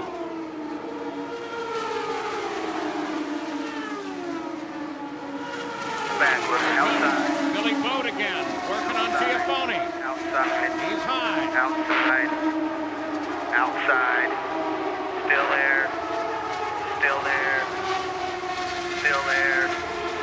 Jeff Still Ford there. right behind him there. Clear. Boycell and the Menard John Banville car. We didn't heard much from him tonight. And Shaggy Hattori, he's been the fastest on the track. Remember, he led a little bit ago. Now sits back in 8th place, but he's been running laps up above 215, 216 miles an hour. Paul, he's taking the advantage of all those cars in front of him, breaking the air for him. It's one thing to catch up to all those cars, but it's another thing to pass them. I have to say, this is probably one of the best races that he's had of his IRL career. Now Al Unser Jr. is going to begin to encounter slower traffic. John DeVries lies just ahead. Remember, DeVries has figured into a couple of the situations that brought out the caution. Been pretty much running alone for a while. And you can be sure they're on the radio trying to get him down and clear of the track as the leaders come through. Let's go to Jackaroo. Thomas so close yet again and yet so far away. One more pit stop. I knew my clutch was going and I felt it really soggy, and that last one, that's all we needed was just to get out one last time, and I put it in neutral before and then the car was jacked up. As soon as we put the car down again, I engaged it in first and the car stalled. I don't know what I have to do to win a race now. Paul? He led 107 laps here. We've been watching this great battle for 3rd place. Castroneves, Giafoni, both Ward. And that's bringing him in closer contact with the leaders. Unser, 2nd place, Ayrton Dare. Unser doing just a great job keeping it smooth, hitting all his points. Still in back. Let's hang in there, buddy. But I'm sure Nice and smooth, Junior. Good job. Nice and smooth. He needs a yell. We can hear his team saying nice and smooth, which is exactly what he's doing. But the leaders are all now within 10 laps of that projected stop for fuel. 4 tires we saw. The IRL has a great command channel on the radio, and they can say, move down, get out of the way, the leaders are coming. It works very well. 55 laps for everybody in the front since the last stop. Well, let's go back to Nazareth, Pennsylvania, the race before the Indianapolis 500. Tom Kelly and Kelly Racing found themselves in a battle with their idol, Team Penske and Gilles de Ferran. On that day, it was Scott Sharp who gambled on fuel and beat Gilles de Ferran. Right now, Tom Kelly is hoping that he can gamble again. They keep looking up at the scoreboard, knowing that in just 9 laps, their hopes for the Texas 500 may go up in methanol. Yeah, look just ahead of the leader. Al Unser Jr. is out in front of Ayrton Dare in these closing laps. We still expect the leader to make a stop before the finish, probably about the 195th lap. I'm Paul Page. Scott Goodyear and Bob Jenkins are alongside in what has been a magnificent race. Thomas Scheckter led 107 laps, and then a mechanical failure took him out. Now that is a splash, very quick. For both Hattori and Billy Boat. Billy Boat gets a nose on him going to the line. And Giafoni comes out in front of both of them. Giafoni also just with a splash of fuel. These Firestone Firehawk tires are so good that they can certainly run a couple of segments on them, and all these teams know that, and they're taking advantage of it. And the action is picked up in the Cortecno Bryant stall. Okay, we're going to splash and go pit and 2. We're going to have him pit in 2 laps. Pit in 2 laps. Tom You're clear. Kelly has given him the instructions, and now all of a sudden it's going to be left up to the guys on the pit wall to be able to put their driver back out. All the pressure to the pit crew. We got you. We're just splash. Castroneves is going in. Thought for a moment that Sharp might become a factor with his teammate, but he finally got down off the racing line and let Unser Jr. come by. Well, you talk about the teams. The team's got 7 seconds to go in here. It can all go right or go wrong. We saw some wheels come off earlier tonight, and the teams certainly know that.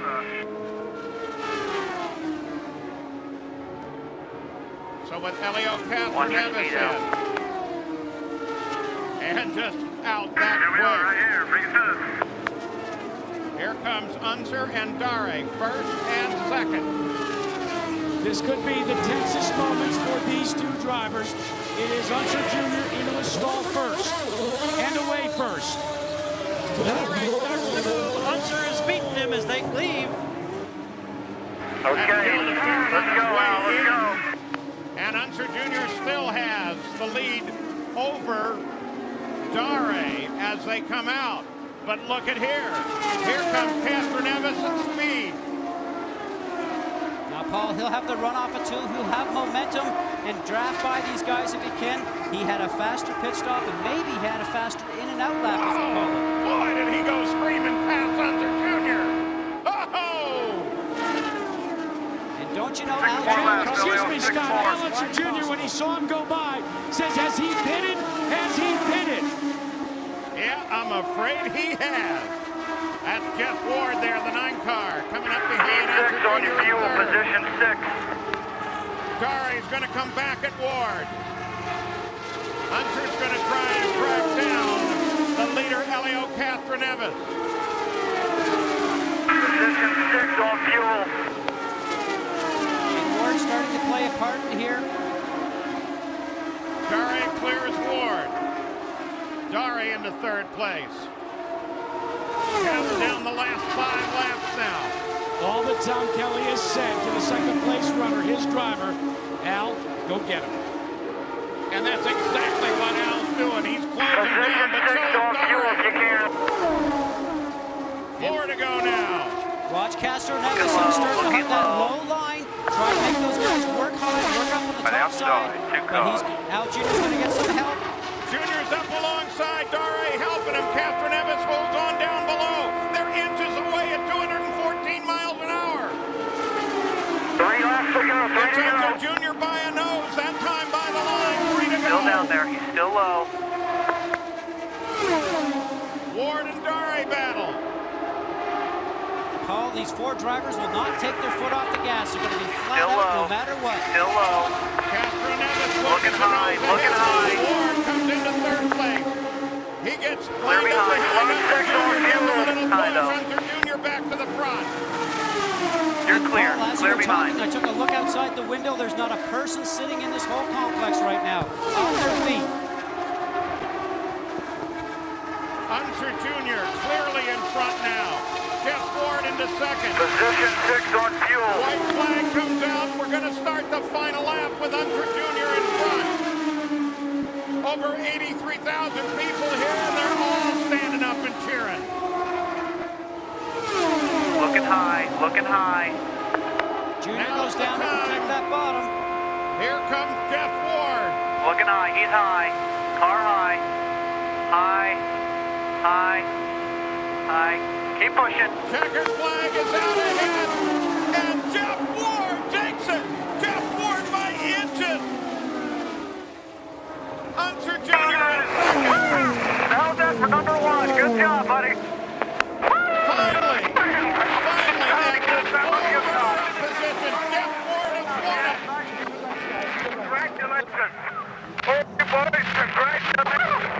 Well done, everyone. Congratulations, my friend. Well done. Jeff Ward came into this year not even certain that he had a ride. Got a test hop from Chip Ganassi, and it's paid off here at the Texas 500. The only lap that Jeff Ward led was this one, the final lap. And look at him surge at the line. Paul, he gets that surge because Dare's behind him, helping him slipstream, giving that push, just getting him around the outside, just getting him ahead of Al Unser Jr. So with a little help from Dare, it's Ward, Unser, and Dare, 1st, 2nd, and 3rd in the Texas 500 at the Texas Motor Speedway. It's so close that the computers right now are still not showing the margin of victory. Again, buddy, great job. Great job for Jeff Ward. Really taking up fitness here in the last little while. I saw him the other day just on the outskirts of the track on his bicycle doing about an hour and a half of bike riding. He's been training, been waiting for this time. 11 thousandths of a second is the margin of victory. They had to sort it out, .0111. The Texas Motor Speedway still continues that great record as the fireworks go off to celebrate for Jeff Ward.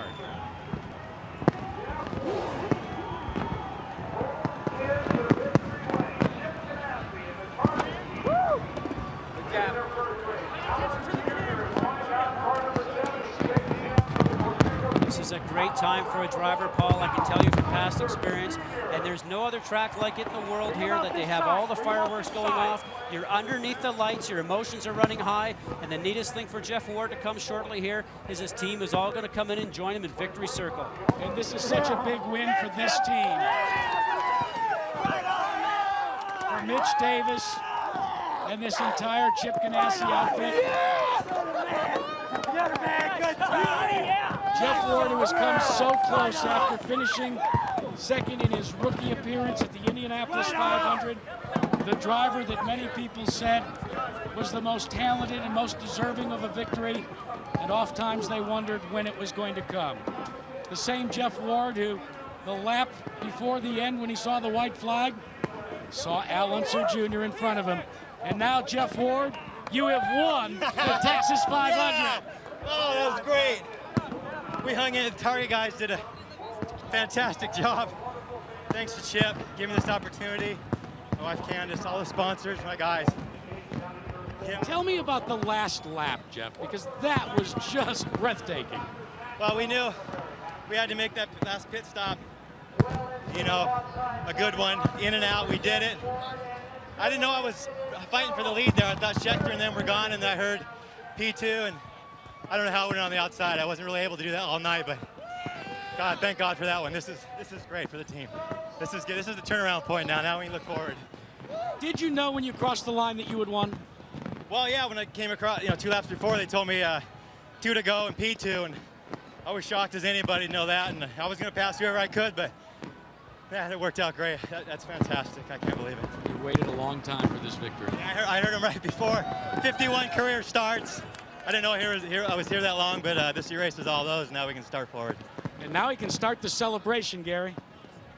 Well, A.J. Foyt, Tom Kelly, Scott Sharp, countless crew members coming over to congratulate Al Unser Jr.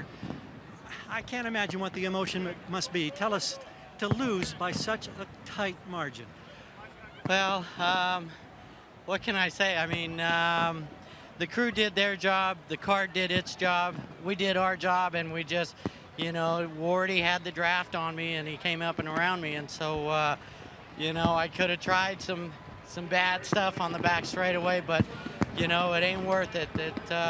We discussed about how we were going to drive this race in the drivers' meeting with Brian Barnhart, and I drove it the way that we discussed it, and I came up short. Out in a lap like that, when you've got 4 or 5 cars so tightly packed together with 1.5 miles to go, can you plot any kind of strategy at all?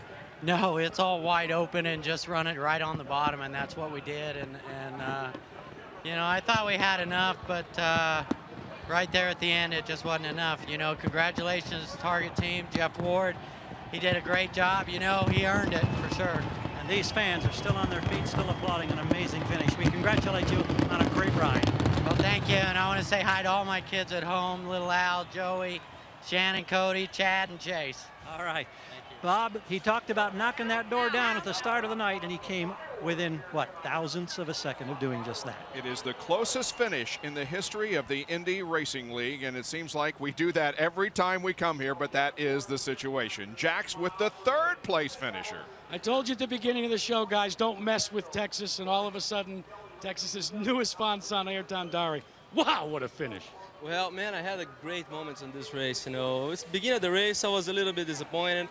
We kept making pit stops, making change. The car, as soon as the fuel load goes down, we're getting faster and faster every lap.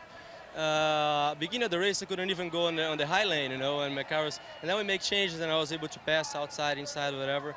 I didn't realize that those guys are the top 2 guys, But I was trying to push hard, try to pass them, but I thought I was gonna, after I did my splash and go, I'll be somewhere 8th or 7th or 8th place, I didn't know we were gonna be able to get them, Ayrton, let's talk a little bit about you replaced an injured Donnie Beechler at the beginning of the season, had a good run at Miami, and then the learning curve got real steep with you. But at Indianapolis, spending a month with A.J. Foyt and his Harris crew, it seems to have turned things around not only for the crew, but for you as well. Oh yeah, you know, beginning, like that race in Homestead was a big surprise for me. We didn't expect to run that good. And then we came to Phoenix and Fontana. We struggled with a little bit of problems. I struggled myself with Phoenix, learning the setups that they had. We struggled with speed in Fontana. When we got to Indy, you know, first week was terrible. You know, AJ was really mean to me. You know, but then next following weekend we started working together, and since then we've been working really, really good. You know, the best guy I've ever had. Bob, I don't think AJ will be mean to him anymore. Well, Ayrton just had a great race. So did this guy, Jeff Ward, who comes home the winner in the closest finish in the history of the Indy Racing League. This is on board Al Unser Jr.'s car, the side pod camera looking over to Jeff Ward, who got a little bit of push from Ayrton Dare, just enough to push him over the line. And there's the reaction by Al Unser Jr. Oh, darn, that close. Well, there is the finish. 1, 2, 3. Ward, Unser, Dare. And now this becomes the closest finish in the history of the IRL, 11 thousandths of a second. It wasn't the closest 1, 2, 3 margin. That was last October here at Texas. But this is the second closest 1, 2, 3 finish in history. Let's go back and take a look at the absolutely breathtaking last lap. And Scott, they run down into turn number 1, and at this point, it looks like that Unser's got it in the bag. Bob, it looks like it, and then all of a sudden Ward starts to come on the outside, and it looks like it's just going to be a battle of momentum. But what you're going to see happen here very shortly is Dare come up from behind, and behind both of these guys, whatever lane he chooses, the driver in front's going to get that draft, and he chose the right-hand side and chose Ward.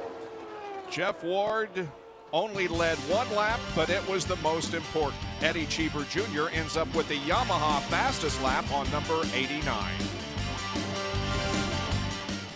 Two of the impressive performances this evening belong to Shigeaki Hattori and to Billy Boat. Shiggy, were you surprised how well you ran tonight? Well, you know, the car was good, and also Epson crew did a good job. That was fun. And Billy, you had to learn about this racetrack, no testing, on Thursday and Friday. Yeah, the curb records team did a great job tonight. You know, we didn't, we were right with the lead pack most of the night. The car was good. We had good pit stops. Would have liked to have been there for the fun at the end, but we'll be here next time ready to go. Bob.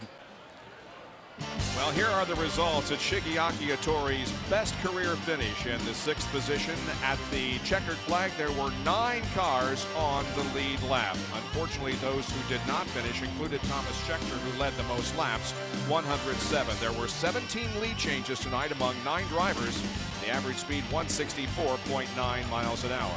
Helio Castroneves remains on top of the point standings by 44 over his teammate.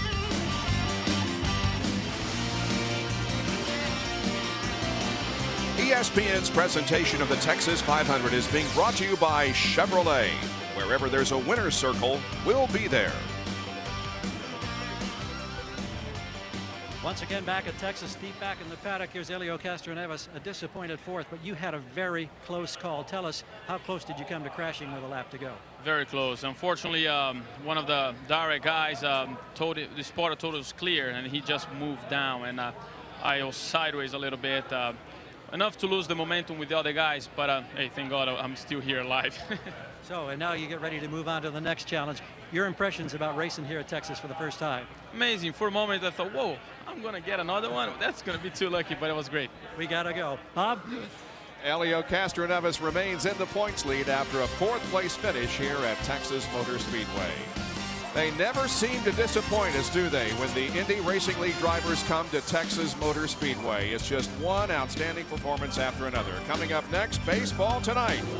Join us next Sunday, June 16th, as we move to Pikes Peak International Raceway for the Pikes Peak 225. You can see that race at 4 o'clock Eastern Time. That's 1 Pacific over on ABC Sports. Thanks for joining us here tonight at Texas Motor Speedway, where Jeff Ward has won his first IRL race. This has been a presentation of ESPN, the worldwide leader in sports. For more information, log on to ESPN.com. The IndyCar Series roars into the heartland as Alex Palou looks to continue his legendary season with a win under the lights in St. Louis. June 15th on Fox. Welcome to the fastest racing on Earth.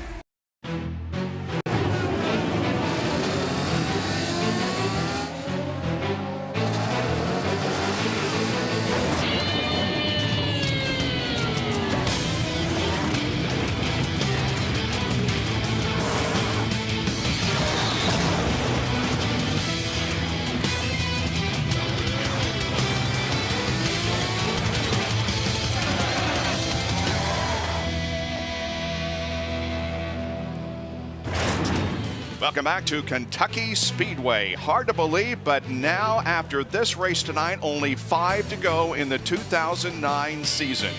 And you will be with us to the championship here on Versus. We have all the remaining races right up to the drop of the checkered flag at Homestead Miami Speedway and the decision who wins the 2009 title. Well, as I said, we're in a hurry-up mode because we want to get this race started and hopefully in its completion. Let's go down for the command. Race fans, are you ready?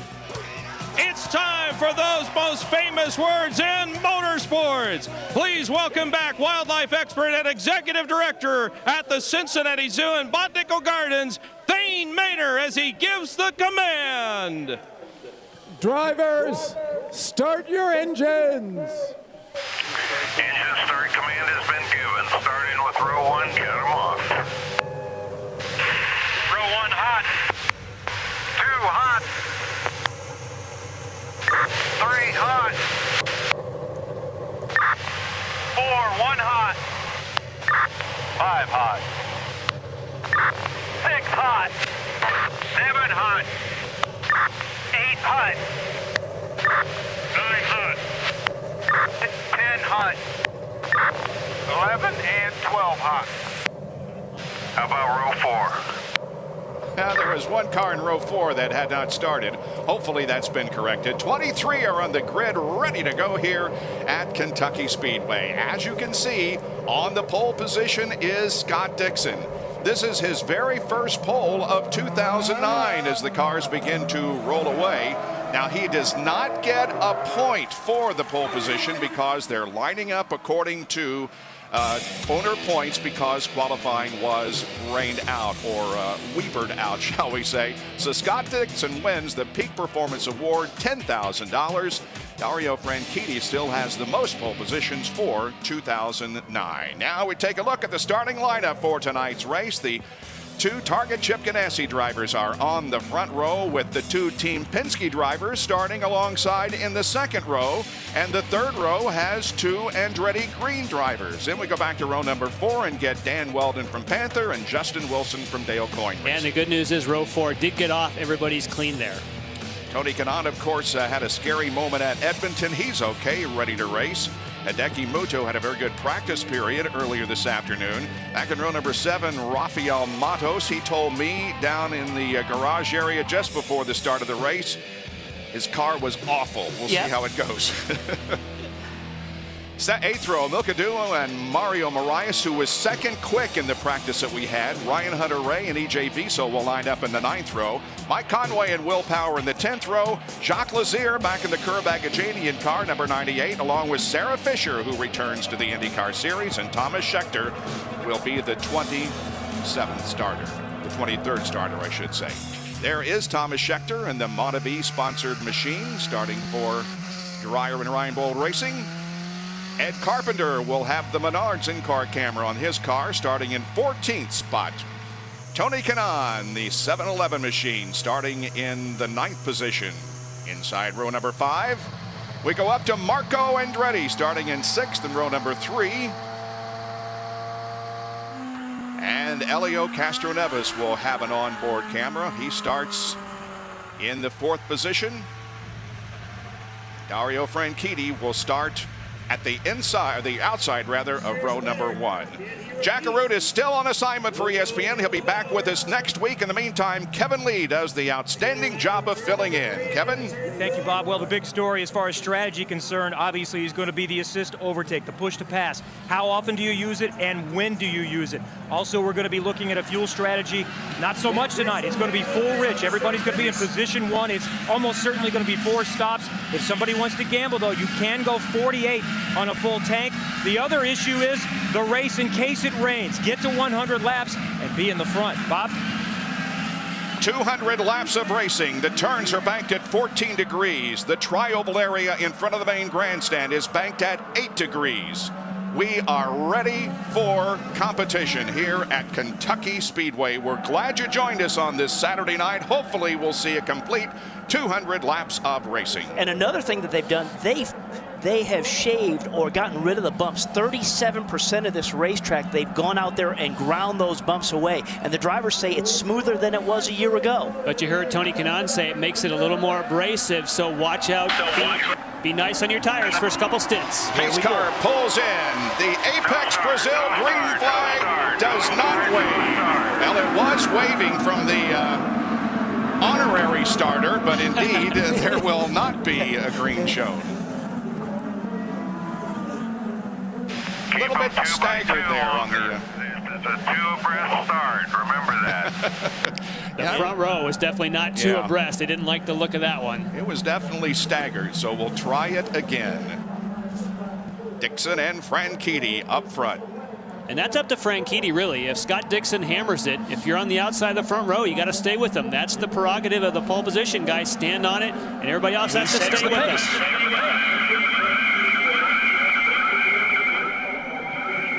Wow, field is really tight coming down for the start here.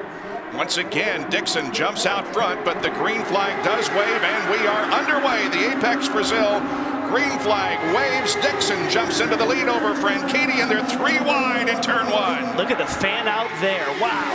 And look for sparks, of course. That is the sparks when the car hits the bottom, heavy on fuel on the bumps on the high side. Danica going low. Franchitti challenges up top, but Scott Dixon will lead lap number 1. Look at Danica going to the bottom of Castro Neves. She wants the bottom of the racetrack. She's taking the sparks and the bumps, and that's a fast car. Side by side, Elio and Danica Patrick as they move through the banking of turns 1 and 2 and down the backstretch. Now Marco comes up and goes to the outside of Danica. And usually the optimum spot there is usually where Danica is down low. But sometimes when you're down low there, you got to have a little bit more steering input, and your car may wash up the track a little bit, and you got to get back out of the throttle.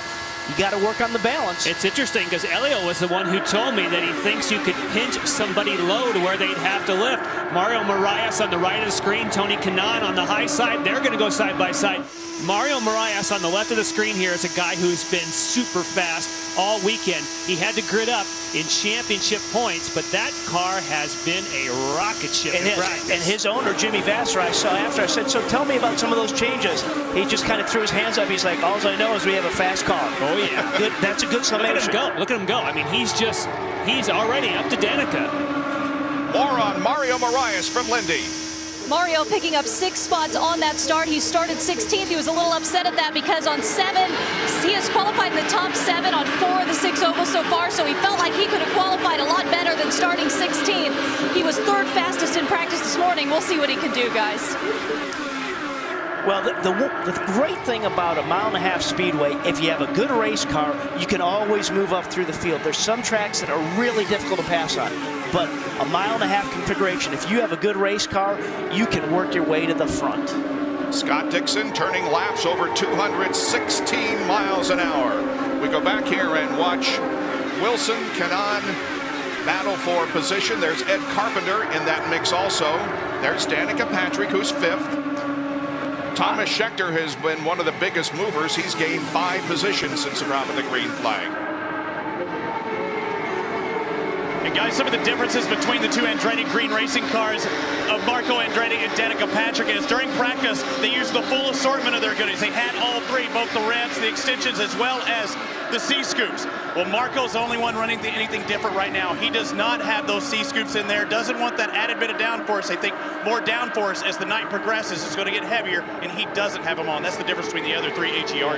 And maybe the trade-off there is it's great to have all that downforce, but it does create a little bit of drag. And you heard Tony Kanaan say earlier, he said, I just want to be fast. I don't necessarily need to have all that downforce. And those C-scoops, they're about 10 pounds of drag. That's what they say, depending on who you talk to. About 40 pounds extra downforce. Everybody's running essentially the same package with the new aero changes, except just a few teams. As mentioned, Marco Andretti does not have the side pod extenders. Neither do either of the Ganassi cars, Dan Weldon or Milka Duno. Otherwise, everybody else is the same as far as the new changes allowed. And I can also tell you, Kevin, some people have been using the overtake assist. Castroneves has used it 3 times. So has Carpenter. Kanaan has used it twice. The front guys, at the moment, still haven't even pressed it. Watching Tony Kanaan right on that rear wing of Ed Carpenter. Man, oh man. Up on the high side is Marco Andretti. Kanaan right behind Carpenter. That's Justin Wilson to the outside. Man, so if we said we had to shake things up after Richmond and look at some side-by-side, I mean, for rolling into our first 10 laps here, it's great. And look to the right out of Kanaan's car there.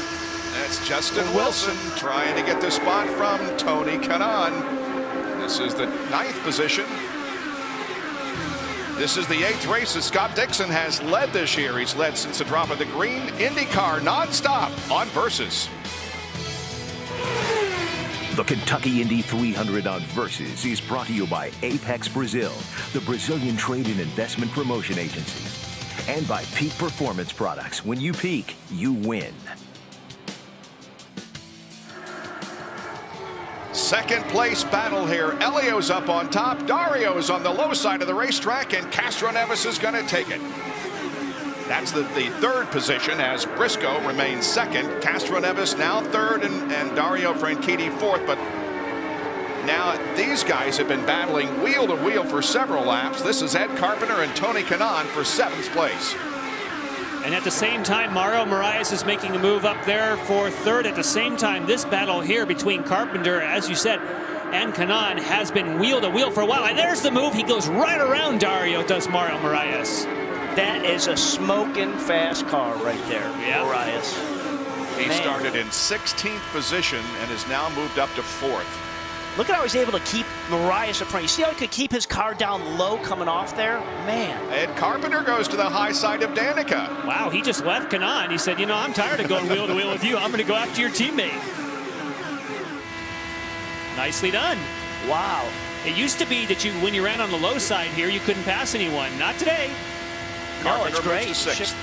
Well, the Indy Lights race today was incredibly exciting. You know, there was guys shifting. One person would be leading, the next lap they'd be back and forth. So if we get any of that, we've already seen that, we're in for a great race. Yep.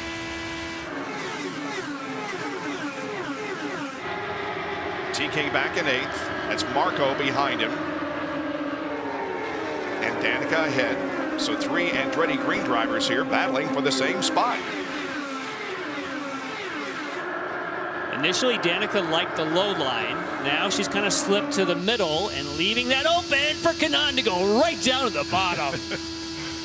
Thank you. Great. And look at that. He got that done and is pulling away. Yeah. 3 team cars right together. We know that Marco Andretti typically likes to run high, and that needs to rubber in a bit, and he's up there running high, but doesn't seem faster. Seems like the low groove is the way to go right now. Yeah. And even with all the limited running time earlier, he's one driver that was pretty happy with his race car when he got out of that after that hour and 15-minute practice, Marco was. And Ryan Briscoe has cut into the lead of Scott Dixon. The interval is just a little more than 1/10 of a second, or a few car lengths, as Briscoe's got a real run. Ryan Briscoe, of course, dominated in Kansas, which is essentially the same layout with different banking. He just got himself in just a fraction of a second wrong position on a pit stop caution. But he's just hanging back there, taking some of Scott Dixon's air, saving some fuel. But boy, that car looks solid. Going back to the start of the 2007 season, Scott Dixon has led 25 of 30 oval races. That's a nice percentage to have on your resume, isn't it? No kidding. Briscoe looks to the high side of Scott. Yeah, and Briscoe, he's just sitting back there right now, just kind of sizing him up. He's like, I'm not necessarily going to go by. I'm just going to see where I'm a little stronger than you. I'm going to let you pull me around this racetrack. I'm just going to fool your mirrors a little bit and just mess with you. If I was Ryan, I'd stay right there. Right there. As soon as I got a little bit of heat from behind, and also, I might actually stay right behind Dixon, because two cars running side by side will be slower than those that are running in a line, like right there. Those two cars will run faster aerodynamically. They need to help each other. Yeah, and then what he does when he get into the corner, he just goes up on the top side to get in a little clean air. When they roll off the corner, pop back down. Look at the battle. Battle for the lead on the left, battle for 8th position on the right, Danica and Marco. Last time they had a side-by-side battle on an oval, they were not best of friends when it was over, but they've since talked that out. And, you know, we heard that Marco has a little different configuration with what's available with these optional changes. He has got less downforce, if you will, than what we heard Danica has. But as you can see, all the other things that go in the car, some guys it works better for, and some guys it doesn't. And now he's alongside. Shorter distance around at the bottom, longer distance around on the high side. That looks about 10 pounds of drag. What do you think? Yeah, that's what the calculation is. Boy, Danica doesn't want to give up that spot. She is on the bottom of the racetrack and taking it back from Marco. Very nice. Up front, it is still Scott Dixon with the slimmest of lead over Ryan Briscoe. You're watching the Kentucky Indy 300 from Kentucky Speedway on Versus. Back at Kentucky, where Scott Dixon continues to lead Ryan Briscoe by that much. Back in 4th spot, we've got a great battle going between Ed Carpenter and Mario Marias. Now, Ed has pulled away, but they were wheel by wheel that you saw during our IndyCar non-stop. Ed Carpenter, this was the site of his first career top 10 finish in 2004. Last year, clearly his best race was here. He started 8th and finished 6th. Lindy? Ed continuing to make moves here, has a little bit of understeer in 3 and 4 that he's complaining about. They made a few changes after that lone practice today. He's happy with everything else. By the way, Bob, he is running all the new options possible on that number 20 car. Doing a great job running right now in 4th spot. And calling the shots up top, Jimmy Vasser on your right, former driver, of course, who's now part owner with Kevin Kalkoven from KV Technology. Yeah. It's always, you know, you can always stand like that with your arms kind of going back. When you got a fast race car out there, you can feel good about yourself, pump your chest, and that's what he's looking at right there with Marias. I think he's looking for a new set of tires when he goes for his first stop. Of course, they'll all get tires, but he was so fast and now he's sort of backed up. I get the sense that maybe he wore them or used them a little harder than he wanted to, and now he's kind of just biding his time. And again, we don't have a gauge since we had that limited time of an hour and 15 minutes of running. We really don't know where the tires are going in terms of where at 50 laps where that takes the speed. Does it take anything away or not? We're going to find out as we go through the race.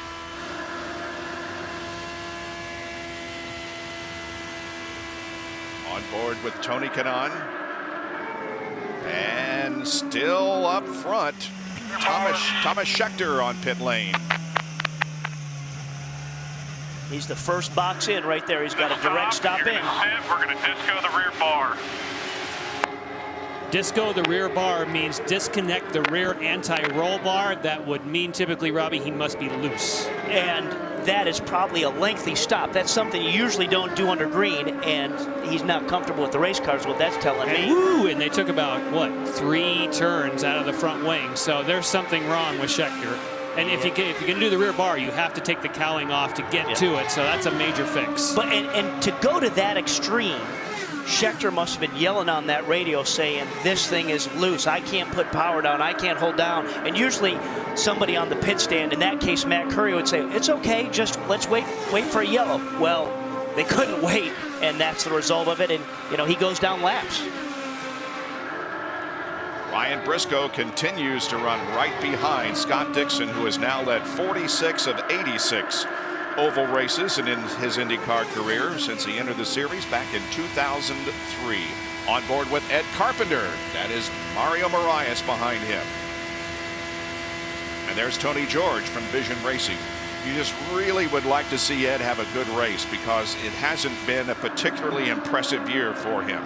No, and, you know, coming off of this road course run that we've had, you know, that's not Ed's background. He didn't come up on that, so he's still on a steep learning curve when you're at those road courses. So to be back here on a 1.5 mile super speedway, that's his world. His two best finishes this year, both 9th at Kansas and Texas, both 1.5 mile ovals. Stay with us for more on Versus. Scott Dixon and Ryan Briscoe continue to run first and second at the Kentucky Indy 300 IndyCar race here on Versus. And we have completed now 45 laps, coming down to complete 46. When can we expect to see pit stops? Well, the window is open right now. Now. As soon as the window opens, Sarah Fisher decides to. Right here, turn in. Hit your marks. Hold your brake. Reset your fuel. You got to hold the brake so that you can get the torque on the wheel nuts, and they reset the fuel as a counter. And I can tell you, if you're a guy changing the right or front left tire on there and your driver doesn't hold the brake, you yell at him after the race. Now we were starting to say she is in the window. So she would be in the window for a 3-stop race if it stayed green, but the leaders will go longer. I'm going to predict that Briscoe, as we see Matos on the early side. Reset fuel. Wait.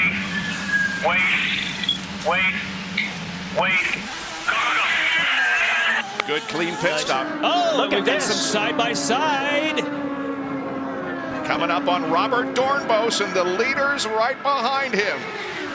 What are they going to do? Now, what's going to get really interesting after they sort themselves out with Dornbos, we are in the window. We think these leaders are probably going to come in, say lap 50. Oh, but Briscoe's slipping a bit high. He's up. Is he high? He's making it work still. Yeah. Wow. Briscoe has the lead as Marco Andretti comes in.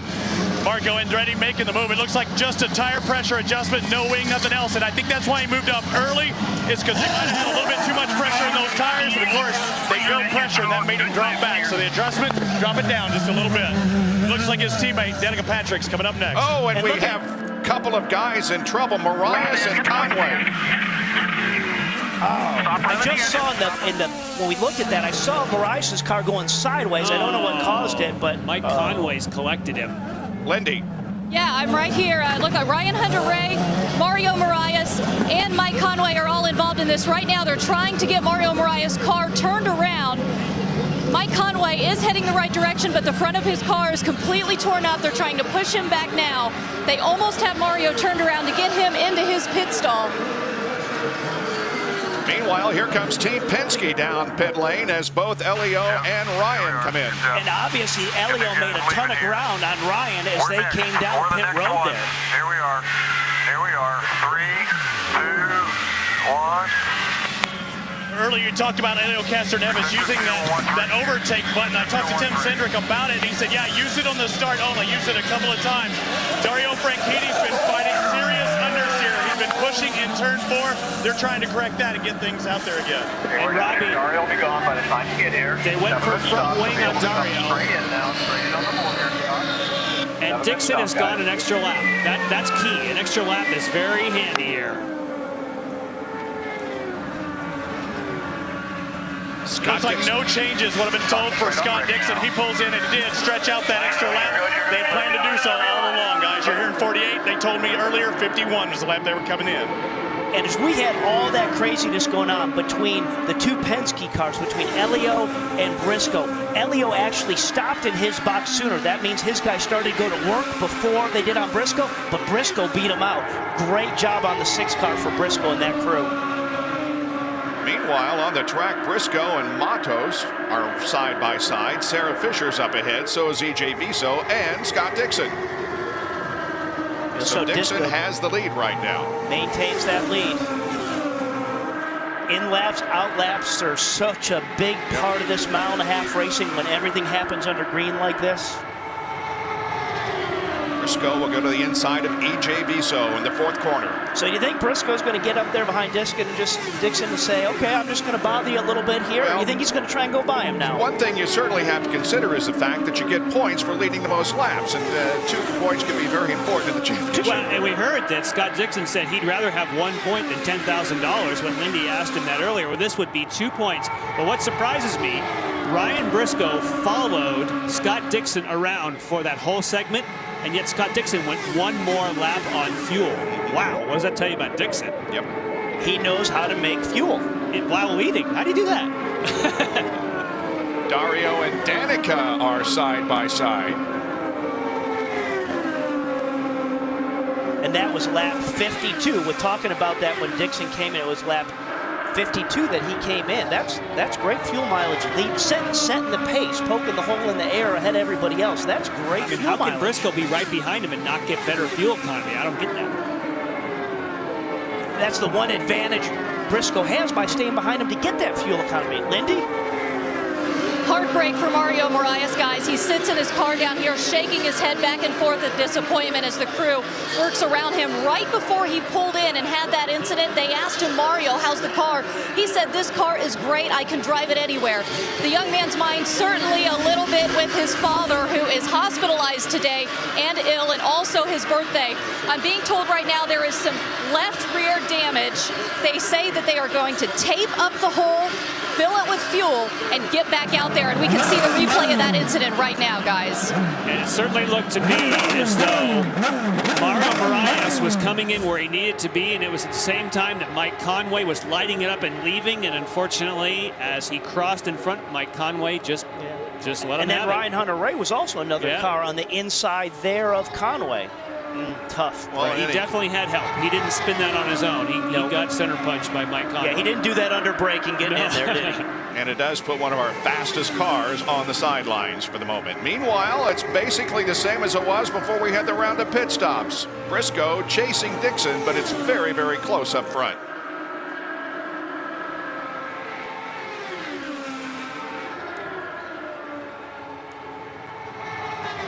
Running back in 3rd spot is Ed Carpenter. Go Ed. Yeah. Great stuff. There he is. Yeah. With no cars between himself and the 2nd place car. Yeah, so let's just keep an eye on lap times, and let's see if he makes gain up on Briscoe as they run through the next 5 laps. I wonder if Briscoe just doesn't have enough to get by Dixon, because the 2 points for the championship are huge to lead the most laps. Ed Carpenter was dealing with a little bit of understeer in 3 and 4, but they decided not to make any changes in that first stop. It looks like it's worked out. 4th came in, 4th when he got out, he got by Castaneves on the track. Crucial to note, too, so many times we see somebody have a good run going on track, but then the non-Penske and non-Ganassi teams oftentimes lose some time in the pits. This time, he did not lose anything and has picked up another spot on track. And part of why you don't want to rush to make too many changes on a pit stop when you have a good car, as Ed Carpenter does, is the track's changing. It's getting cooler. And so that means the track may loosen up or may go to more push. So you don't want to outguess yourself when you have a good, solid race car. Elio is right on his rear wing, though. This is the battle for 3rd spot. But that's what Ed wants. He wants some help out there. So if he can hook up with Elio, the 2 of them work together, they can make more ground up on Briscoe and Dixon. We saw quite a few sparks, though, from Ed Carpenter, meaning that when he's heavy on fuel, he may not be as comfortable. Now, Dario Franchitti had a bit of a moment here a few moments ago, got to the high side, got in the wash of the car ahead, and look at this. If you get outside where it's gray, woo-hoo, keep it off. Scary moment there as you go down gears for Dario Franchitti. Franchitti currently running in 7th position. It is Dixon, Briscoe, Carpenter, Castroneves, and Kanaan, the top 5, with 64 laps completed at the Kentucky Indy 300. Tonight, we're on the high banks of an oval Kentucky Speedway. The series heads back to the road course next Sunday, August 9th, here on Versus, 1 o'clock Eastern, the Honda Indy 200 at Mid-Ohio. It's part of Versus Red, White, Black, and Blue Summer. It is available on Versus HD. August 9th, the IndyCar race at Mid-Ohio. Two cars running up front have dominated laps on ovals this year. Coming into tonight's race, Ryan Briscoe has led 463 and Dixon 396. That's a combined total of 859 of 1,400 laps on ovals this season. All right, Robbie Floyd has an update on Dario Franchitti.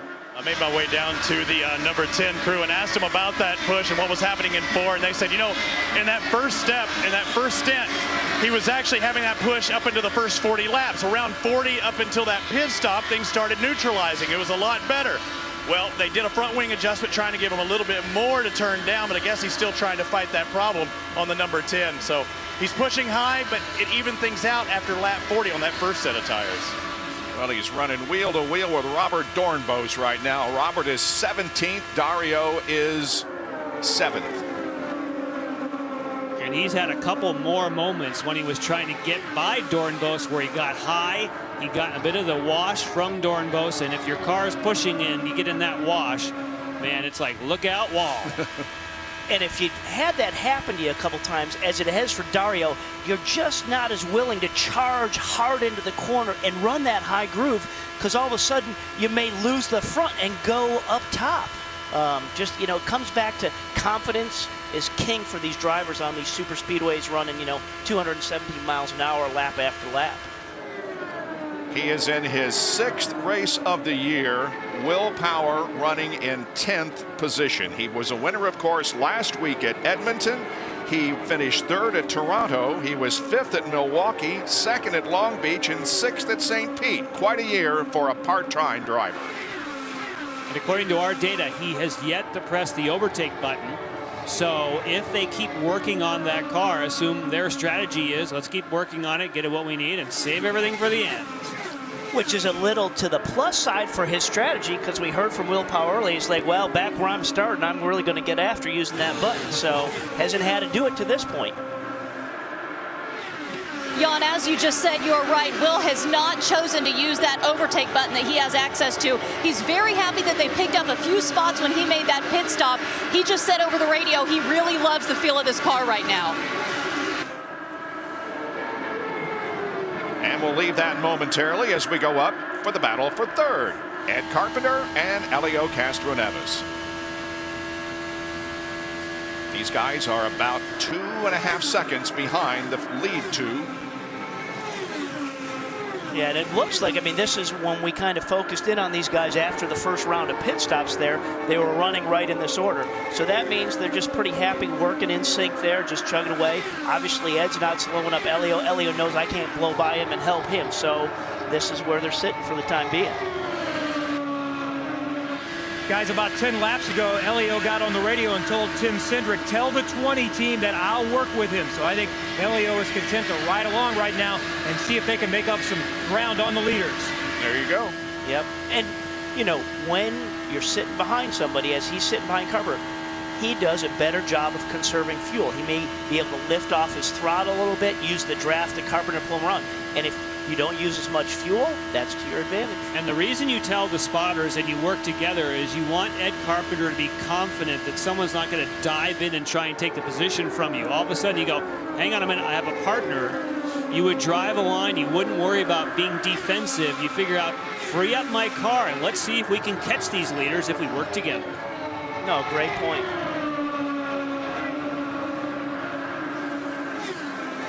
Unless you want to just say that in the last 10 laps and say, hey, I'll work with you to catch the lead guy and then just mess with him with 2 laps to go. All bets are off. Has that ever happened? Yes. It happens once. Yeah. Then, But it is a big deal, because now Carpenter doesn't have to always be looking in his mirror, you know, saying, oh, do I have to protect that? Do I have to watch him? You know he's not going to do it.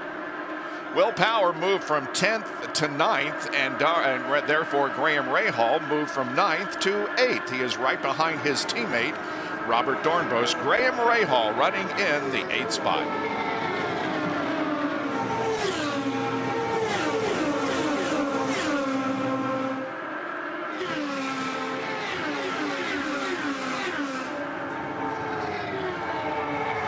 best career finish on an oval at Richmond, and he goes to the inside of his teammate.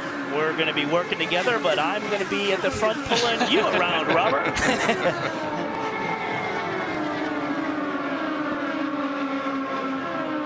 Finished in 3rd position at Richmond, Graham Ray Hall. Winner on the road courses, looking for his win here tonight. Sir Jackie Stewart is in the house, ladies and gentlemen. We'll hopefully talk to him in a moment when we return to Kentucky.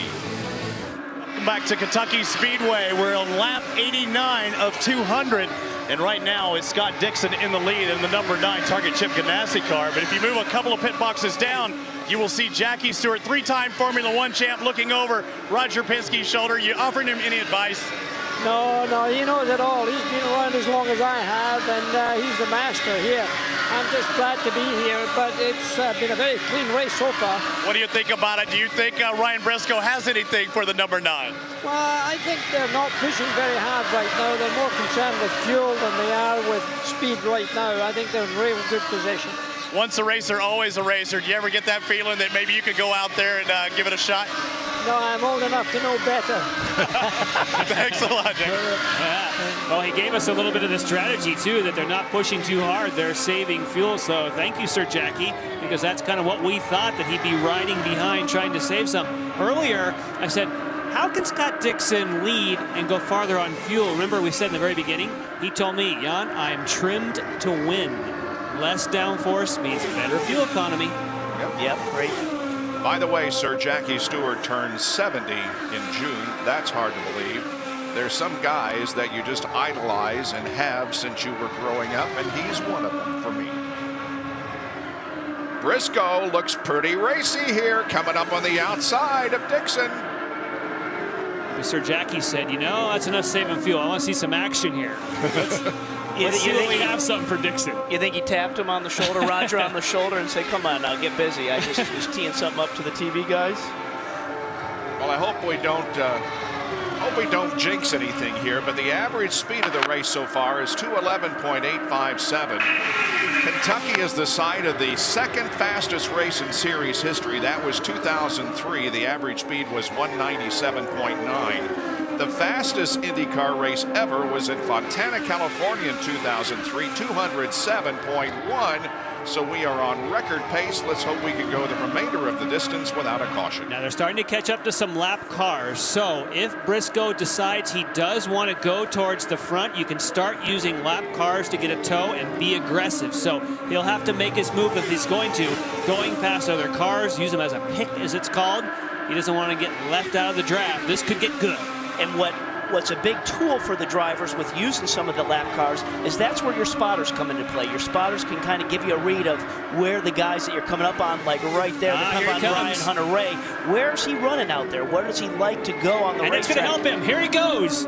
It works. Side by side for the lead as Briscoe has got a slight advantage on the top side of the racetrack. Look like they're going to split Hunter-Reay as they go down the backstretch. Still wheel to wheel. Elio's had him a little bit going in there, but as they come off, we'll see. Briscoe is going to lead at the line by a few inches. This is what the IndyCar Series fans have been wanting. We don't have big packs, but we sure are seeing side-by-side, wheel-to-wheel battling. Hideki Muto is the next car in line. We'll see who that helps.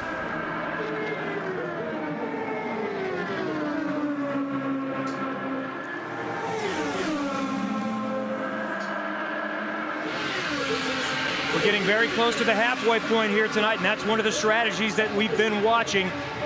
Make sure that you're in front in case the weather comes. Now, we're not sure what's going to happen here at this point, and all the teams are telling me that it's not impacting their strategy, but they're all aware of the weather coming. It's going to rain at some point, but nobody knows when right now. So everybody's on a holding pattern, going with their race. They'll keep an eye on this radar, and it still could be a factor before we're done.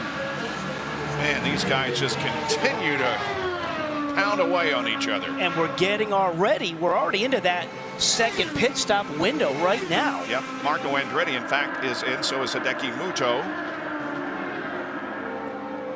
And we have reached the halfway point, 100 laps down, 100 to go. Is this great at the halfway point? This is what we want. We want these guys side by side all night long, because what that does, it allows everybody behind them to come on up and play with them. And Carpenter's laid out. If history repeats itself, that means that Dixon would go 2 laps longer than Briscoe, because he would go 1 lap longer per stint. Yep. So we'll see if that holds true. Now, Briscoe led that lap. If he's trying to lead laps, that's a really hard way to do it up on the top side of the racetrack, beating Dixon back there time after time. And Carpenter pits, Kevin. Great run so far for Ed Carpenter. They told him you need great in and out laps. We're in position right now to potentially make this a 3-stop race. 52 on this end. Carpenter in and out and just barely misses Graham Rahal as we see a battle up front again.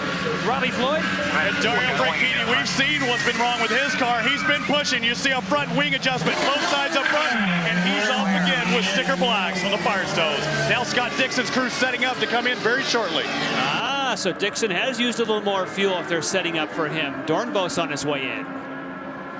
The battle up front has broken off as Dixon has entered pit lane. Here he comes. Ah, so Briscoe has gone farther. They've switched. Yep.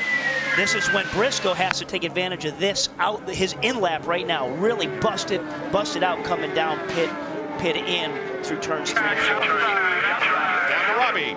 And now he set a new set of black Firestone Firehawks going on. No adjustments whatsoever, making sure they get a full load of fuel. As I look behind me as Scott Dixon takes off, Ryan Briscoe's crew setting up. And to back up what you were saying, I had talked to Roger Penske just shortly before I took to Sir Jackie Stewart, and he did say that everything was fine. I think they were biding their time, no problem. Don't clear. Mike Conway is in the grass. Straight in. Keep coming right here. They stay green. Briscoe in. So that's where Briscoe had to make time, coming down on pit in on the inside of 3 and 4 as they come down pit road. Robbie, you're there? Yes, I am. Ryan Briscoe's crew setting up. And it looks like they have their R3s. It looks like their number 3 set of Firestone Firehawks going on as well. Ryan Briscoe, you see the fuel man holding, waiting. No adjustments once again for Ryan Briscoe. All's happy in the Penske cab. Elio Castroneves comes in. And another movement for for Elio Castroneves. They told me beforehand that he was not going to have any kind of adjustments for Elio with the number 3. Elio slowly down pit lane. He's finally there, Robbie. Not talking too much, though, but again, going for 4 tires, no adjustments whatsoever. So we'll see how long it takes to dump that fuel. That's the last thing they waited for, and the 3 is now on. Meanwhile, on the racetrack, look who's running together again. Briscoe just ahead of Scott Dixon. Oh, yeah.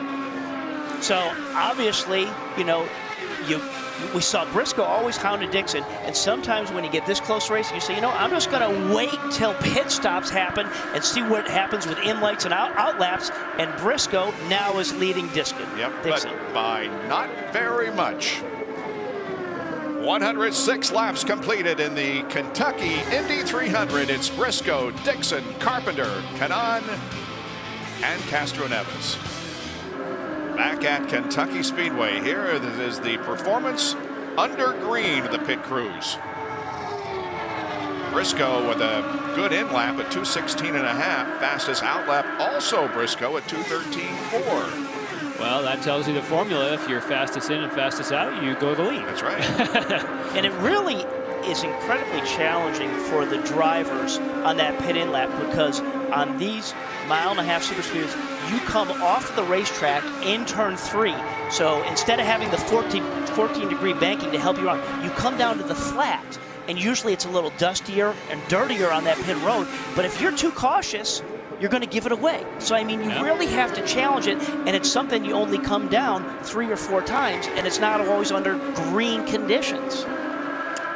Let's go down to Kevin Lee, who has a report on Robert Dornbos. They couldn't get the right rear off. The drive pins were balled off, and then once they did get it off, they couldn't get the tires secured, so they eventually have shut off the car. He's been in here for many laps, and they still have not addressed this situation.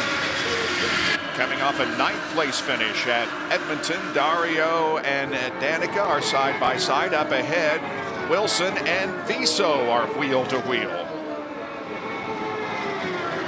Now Viso is a lap down in 17th position. Yeah, now Danica has to say, what am I going to do? I see Wilson and Viso side by side. They're not given. Where am I going to get through there? We saw last pit stop for Dario. They added yet more wing. That's 2 pit stops where they cranked in front wing. This is where he had trouble before. He'd push in traffic. I think it's getting better. Dario currently 7th. Another tool that Dario has on board that may help him adjust with that. He does have a weight jacker that takes weight on and off that right front tire. So if the car's pushing a little bit, he can take a little weight off that right front to help it turn more. But as bad as the car was before, Robbie, I have a feeling he might have gone to the max setting on weight jacker because he was really struggling and then needed more help come to the pits. And hopefully if you get enough help in the pits, then you can put your weight jacker back to the middle setting so you have something to work with. Yeah, then you have a tool you can go plus or minus with versus having it maxed out. Here comes Danica underneath Wilson. Wilson is 1 lap down in 13th. But it was that traffic issue that Robbie was talking about.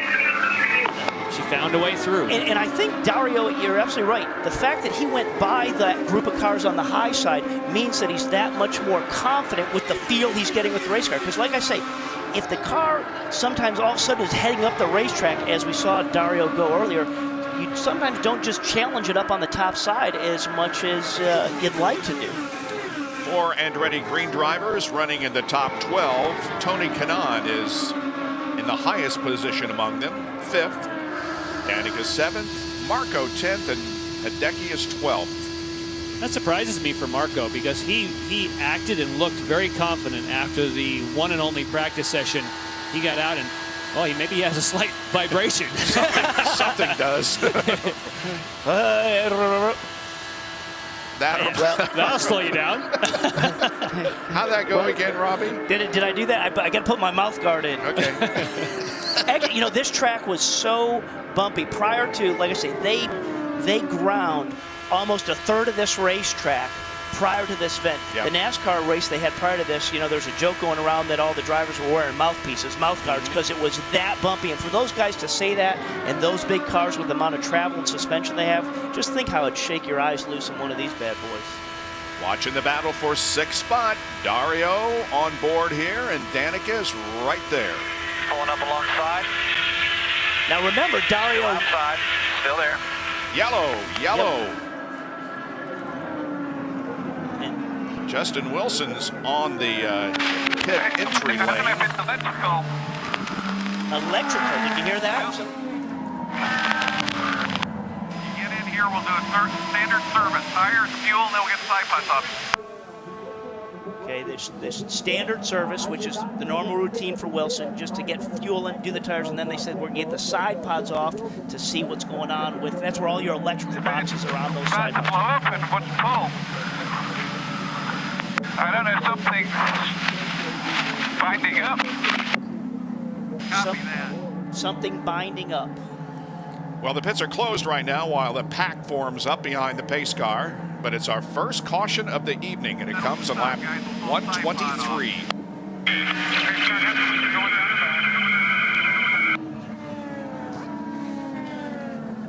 Now the pits have been opened as Johnny Rutherford has the pace car at the end of the backstretch. We'll see the cars peel off and head for look at the glow on the muffler right there. Look at the glow right in there of the temperature of those exhausts. So are they going to come, or is this a fool me? Why would you come?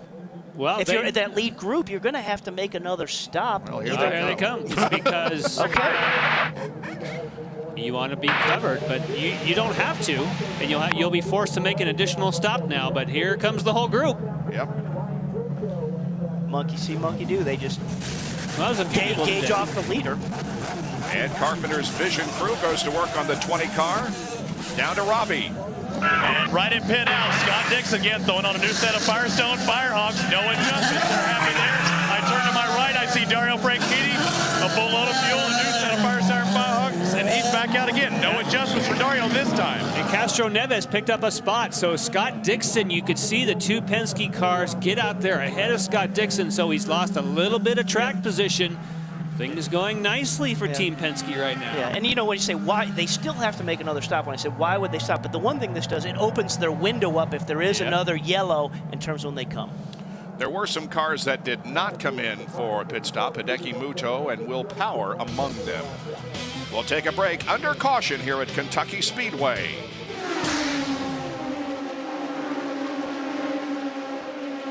The date of May 27th, 2001 will forever be etched in the memory of Helio Castroneves. He has realized the ultimate dream. Helio Castroneves has won the Indianapolis 500. I didn't know if it was white flag that time or the checker flag. I saw a flag coming. So I'm like, okay, I'm gonna hold my arm here because if it is the white flag, I wait. But if it's the checker flag, I go for it. And when I passed, I saw it, but my arm is still like down. So I don't know why. I just like, oh, yes, I won. And man, it was a great feeling. Because I was so excited when I did that. I started pouring the milk and throwing. So I'm not sure if I started another way, but I tell you one thing. There is no feeling in the world, you know, as like winning Indy 500, so I'll never forget it.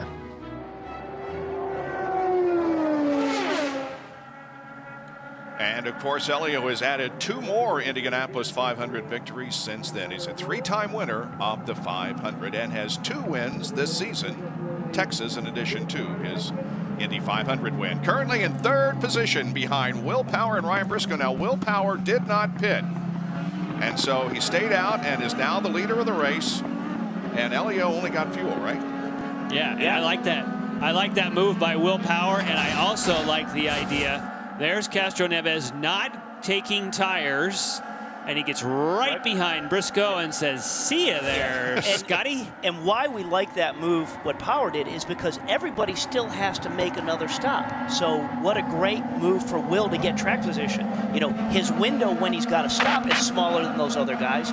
But hey, everybody has to have at least one more stop. Green flag. Wow, look at Dixon. Look at Dixon on the that? inside. Man, he got around Helio in nothing flat, and so did Look at the run, Carpenter. Look at Carpenter. I think that Dixon's letting him go back by. I think he realized that he jumped the start, and if you make it good, they won't pull you out of the game. Yeah, and race control is confirming that. But how about Ed Carpenter? Look at him up in 2nd spot and challenging the leader. Hey, I want to lead this thing. Oh, look out! No! I don't think he didn't get in the wall. He was in dust putting it up there, but he didn't touch. Do you see any white donuts on the outside of his wheels? Wow, they stayed green. They must not. If he rubbed, they would have gone yellow. Wow. Good job for Ed Carpenter forcing some issues there. Hey, and Kanaan is looking for 3rd on the high side of Scott Dixon. That was very uncharacteristic Scott Dixon to jump a start like that and have to give it back. Look at Ed Carpenter. He wants the lead. Sure does. He's going to the high side down off of corner number, or the 2nd corner.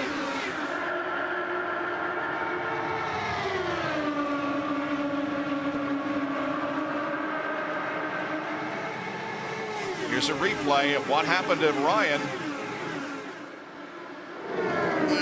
Oh, there was the right rear. Did you see that? It put a little bit of black mark up there, just ever so slightly.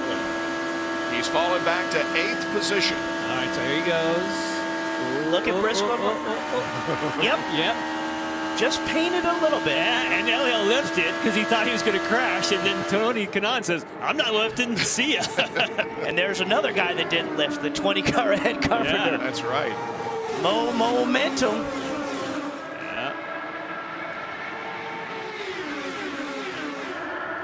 Now, Carpenter has used his button 6 times, Power only 3. Yep. Here we go down to Lindy Thaxton again. Justin Wilson no longer in this race. I thought I heard you say over the radio it was like the engine shut off, like you lost power. What happened? Yeah, it turns out it's the wheel bearing. The right rear wheel bearing gave up and just going down into one, it just slowed down. It wouldn't accelerate, and brought it in the pits, and you could tell it was gone. So disappointing end, because we weren't the quickest car out there, but we're a lot stronger than we have been. The car balance was good. I felt we were having a reasonable day. We could have got some good points, but that's how it goes. So we'll move on to the next one. Justin Wilson, thank you. Kevin Lee. As Will Power tries to hold off Ed Carpenter, and Carpenter looks to the high side, Will is at some point going to be thinking very soon about his future. He wants a full-time ride next year, but knows he has a great situation. He told me this week that if it was offered to him, he'd almost certainly take a part-time ride with Penske again and Grand Am races or something along those lines, rather than a full-time ride somewhere else. Got some good stuff going on here. Carpenter trying to get the lead from Will Power. Now with Will leading these laps, Scott Dixon has clinched the 2 points for leading the most laps here tonight. Boy, Carpenter is trying everything he can, isn't he? But he's closer now than he was. Yep. If he can manage to keep that, because he seems faster off of turn 2. We understand they're telling Ed to use that button, but one thing. Here comes Tony Kanaan. Yeah, how about that? And that's what you love to see, is when you get those lead cars side by side, creates a great opportunity. Right there we see with Dixon and Kanaan. Look as they're coming up there. The rule changes are working. Yeah, but one thing I don't think we mentioned, I know we talked about it yesterday on our show, you can use the push to pass button defensively the same way you can use it offensively. Oh, yeah. If you see somebody coming and you think you need to defend yourself, that's a good time to use it. And as we speak, Carpenter's down to 10. He's used it 10 times now. So the team told him to use it. He's using it. Yeah, that's to get to the lead. And that's why it's good to say overtake assist. You can see that he doesn't rocket past Will Power. It just gives him a little bit of a boost. Going back there, you see Castro Neves. They were saying the 3 in front of the 9 for that start. So you see Castro Neves coming past Dixon there. That was because of that start. So they're just correcting that on track right now. Down to Kevin Lee. Most teams were saying that they were going to leave it up to the driver when to use the push to pass, but Will Power, leading much of the time during this battle, has been reminded you can use it in defense mechanism. Great battle here as Carpenter pulls up again on the outside. Wow, inches apart at 215 miles an hour. And now Danica is trying all she can to get around Dixon back in 5th. And where Will's car, or where Ed's car looks really good, is rolling off of turn 2 here. When he comes off of 2, it seems as though it just accelerates up there, but it's just not enough to keep it rolling through 3 and 4 and do the same thing. 1st, 2nd, 3rd, and 4th. There they are, wheel to wheel and side by side. You won't miss a thing on IndyCar nonstop on Versus. We have 141 laps completed. Power and Carpenter battle for the lead.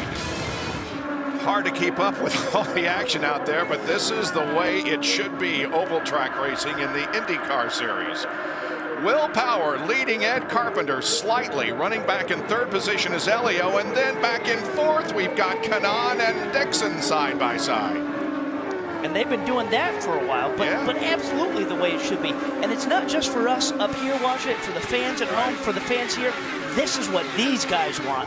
This is just the energy that gets them going, just the lap after lap. This is the game. This is the challenge. Now, of course, we saw earlier where Scott Dixon had to correct a jump start. If we stop it right here, you can see there is a mark on the wall right here. That's the restart mark. So go ahead and let it roll. And you can see that Scott Dixon got there before the restart mark on the wall. That's also something they can do electronically. You'll notice he backs off and lets Carpenter go by, but later they wanted Castro Neves to go by also, so he had to correct that.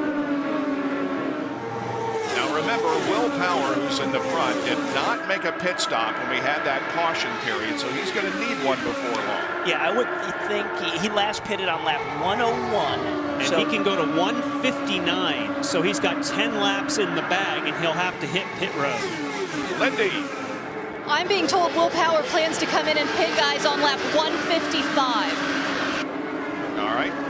Which is still it will get him to the end, but he'll have a full fuel fill, whereas other people, if they pit later, will have faster pit stops. But he still improved his track position. Still a great move. I still like the move. Yeah. I mean, all you're talking for him to do a full fuel versus other guys is 1 second. Now Ed Carpenter is falling back into the clutches of Elio. Well, and maybe for a reason here is power. He's running light on fuel. He's trying to gas it as quick as he can just to give himself a little bit of that gap, with him knowing that he has to be, coming in the next 4 or 5 laps. He's doing everything he can just to eke out that little bit that can make the difference. We know that Ryan Briscoe so far is the leader, at least what we had graphically, for in and out laps, and so they'll be doing cheerleading, saying, okay, yeah, Ryan has set the mark, show us what you can do. Yeah, and remember, in power for being part-time this year with Penske, remember how challenging it is when you come off that 14-degree banking onto the flat in turn 3 and having to challenge yourself there but not make a mistake. It's tough. The other issue is that if he pits when no one else does, he doesn't have a very good pit selection, because where he is in the points, it's all ranked by points. So he actually doesn't want to pit at the same lap as everyone else because he gets stuck in the traffic. So he'll pit all on his own, and that pit position makes not as much difference. Yeah, he's going to have a clear box getting in and a clear box getting out.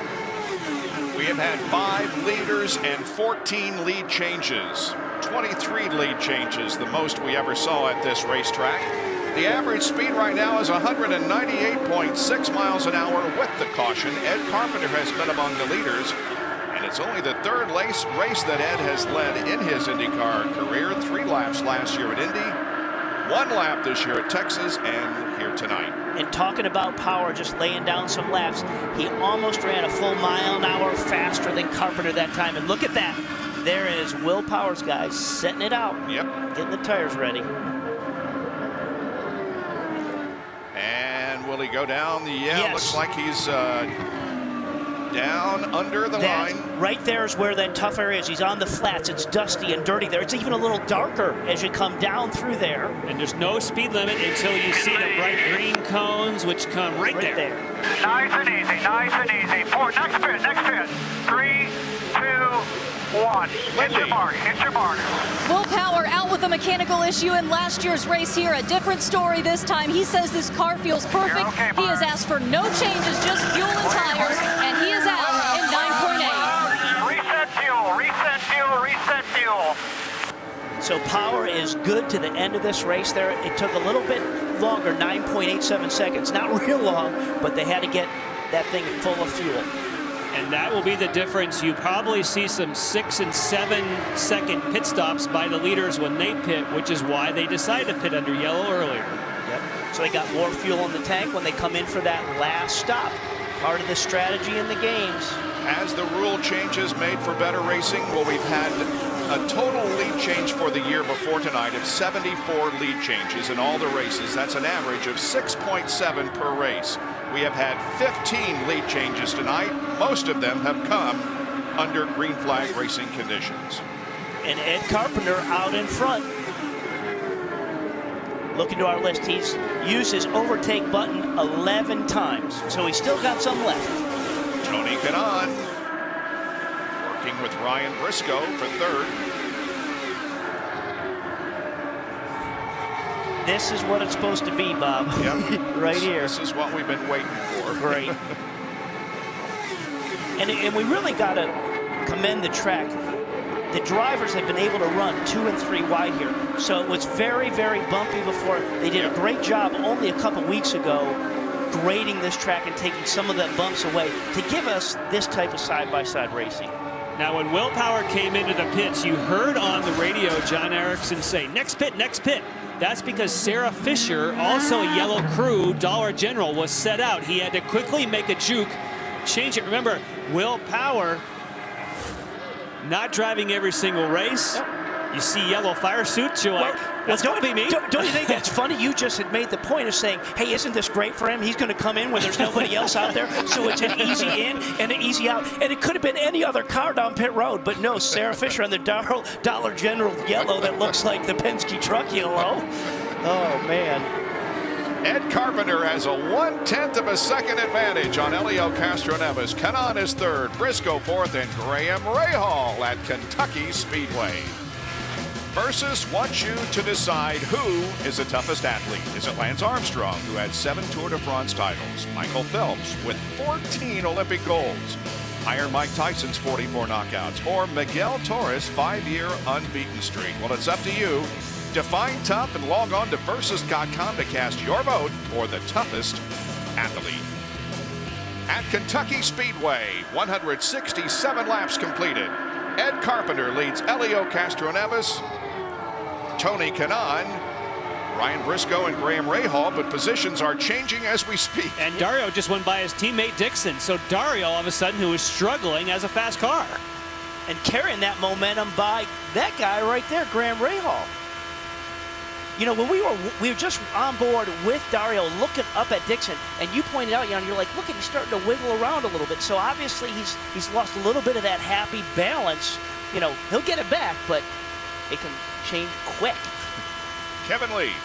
A lot of it's going to come down to this final pit stop and how quick they are. And keep in mind that some teams are going to do a short fill, probably around 175 to 180. Ed Carpenter's coming in, by the way, in about 6 laps, and expect many teams to go without tires. Now, some went without tires in the last stop, so they're probably going to need them. I don't think you can go 100 laps on one step, but Carpenter is definitely one that is going to go without tires on the final stop. These are his 5th laps and mounting led in his career. 4 laps led in his IndyCar Series career going into this one, and he has finished 5th 3 different times. Great night for Carpenter, and the crowd is growing here in the 20 pits.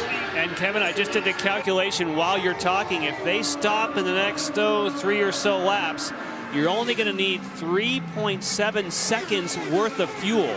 So therefore, it's all going to come down to changing tires, or maybe at 3.7 seconds you don't bother, and you just take a splash and go. Exactly, and that's what Carpenter's thinking. They're not going to take tires, but we know one guy that's going to have to take tires is Helio, because he just did a splash and go last time. He didn't take tires. Well, unless you think, like Kevin said, unless you want to run the whole thing. No question about it. Firestone makes a tire from the beginning of its life to the end of it an incredibly consistent tire.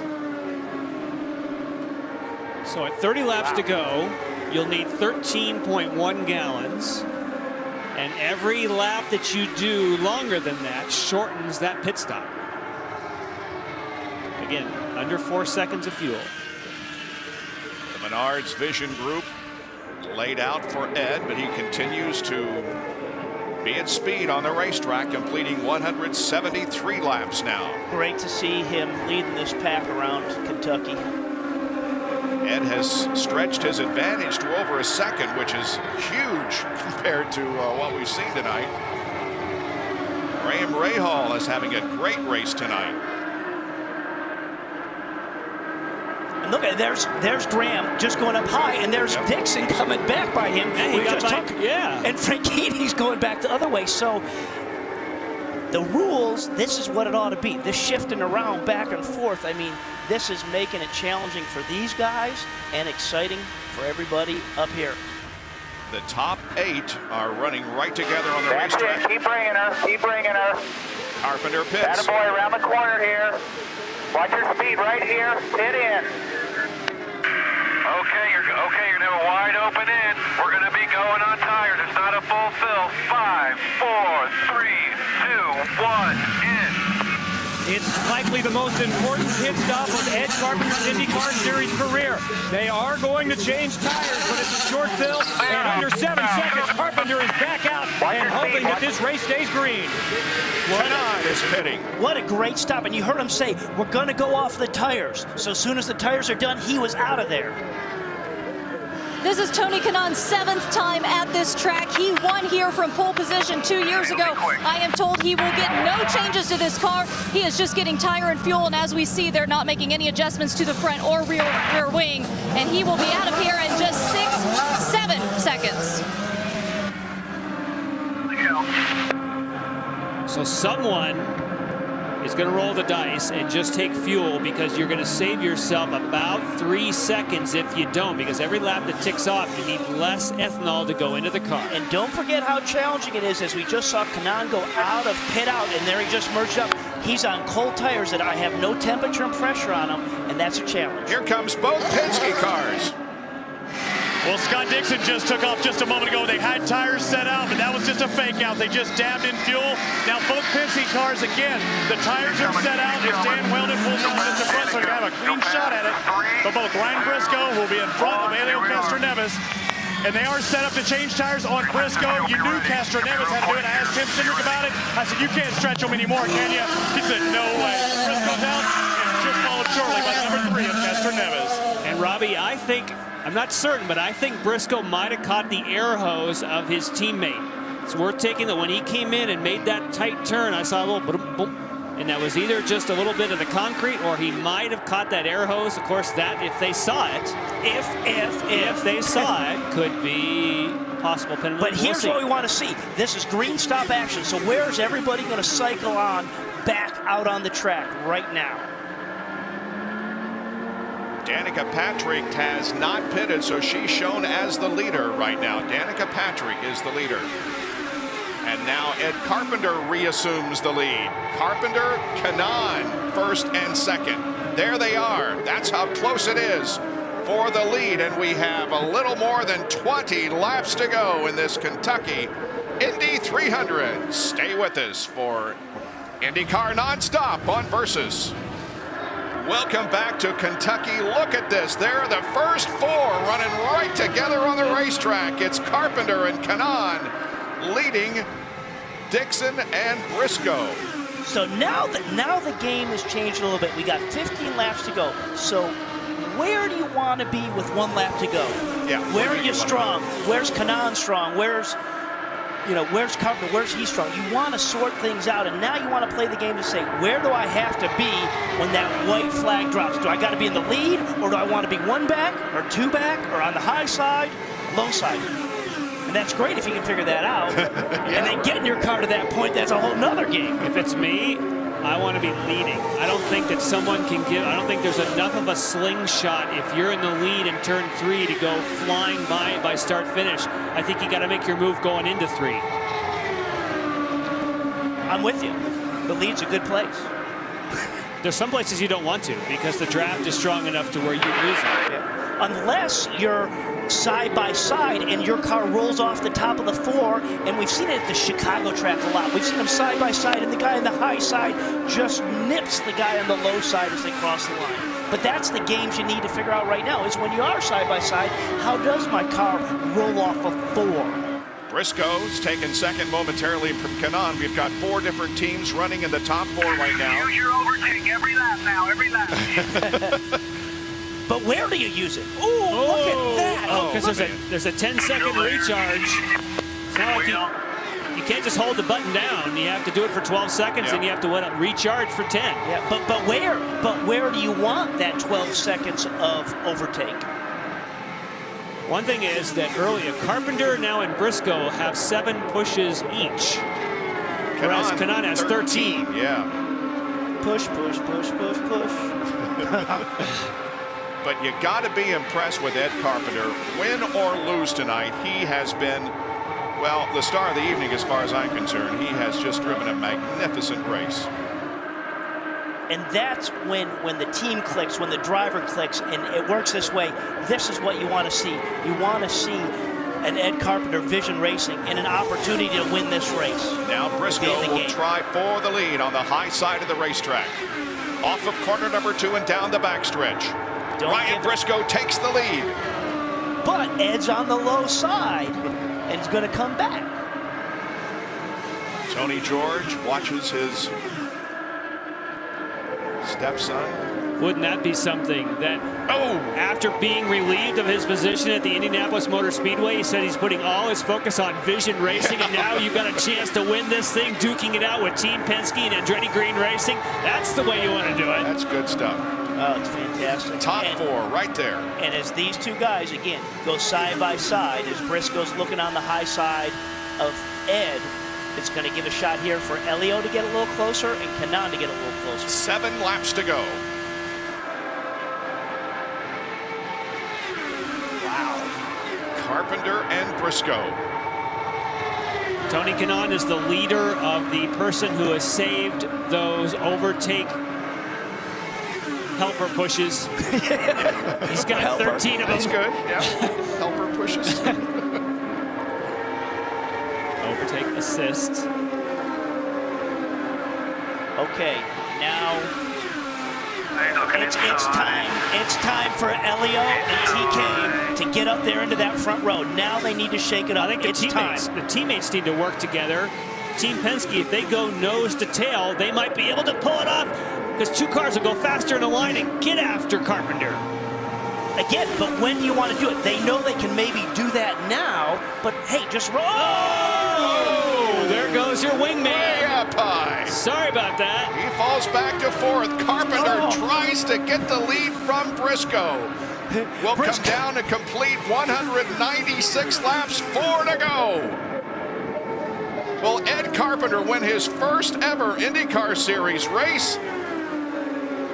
Or will it be Team Penske, or will Tony Kanaan back there in 3rd play a factor? Don't give up the bottom of that racetrack, Ed.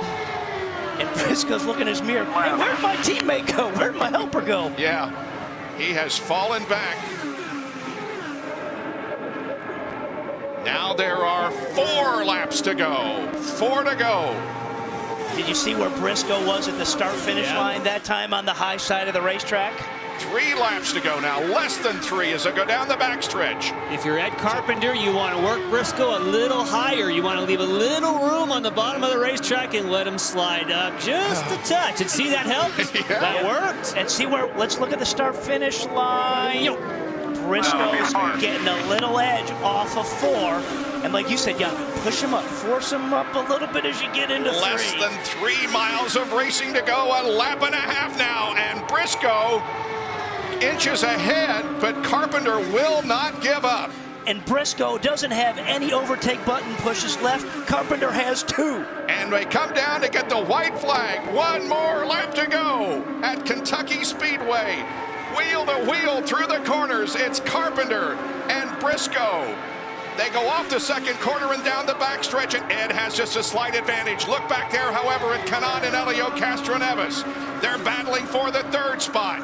They come off of corner 4. Ed Carpenter has the advantage as they come off the corner at the line. It's going to be Briscoe. Nice job, babe. Wow. Great job, Ed. Great job, Briscoe, setting that up. Man. Sir Jackie Stewart, what do you think of that kind of racing? Robbie Floyd. Safe to say, pretty exuberant pit crew you have here. Did you think when you ran out of those push to pass, do you think that Ed might be able to get you? Well, I think, we really had a good run there, and Briscoe just drove side by side, and both guys were professional. They gave each other a lot of room, and I take my hat off to Carpenter. What a great job. And of course, Briscoe needed this one. He's been second, so great day for us. It's been a long time since St. Pete, hasn't it? That's a great day. Kevin Lee. Ed Carpenter's wife, Heather, is here. You must be very proud right now. What were these final 20 or 30 laps like for you? It was very nerve-wracking. I'm so proud of him. He deserved that. It's a long time coming, and I'm so glad it's here. What a story. What a story for Ed Carpenter and the Vision Racing team. A 2nd place finish, best ever for this team. The fireworks are going off, and Ed Carpenter has pulled into the pit area, and man, he has a lot to be proud of tonight.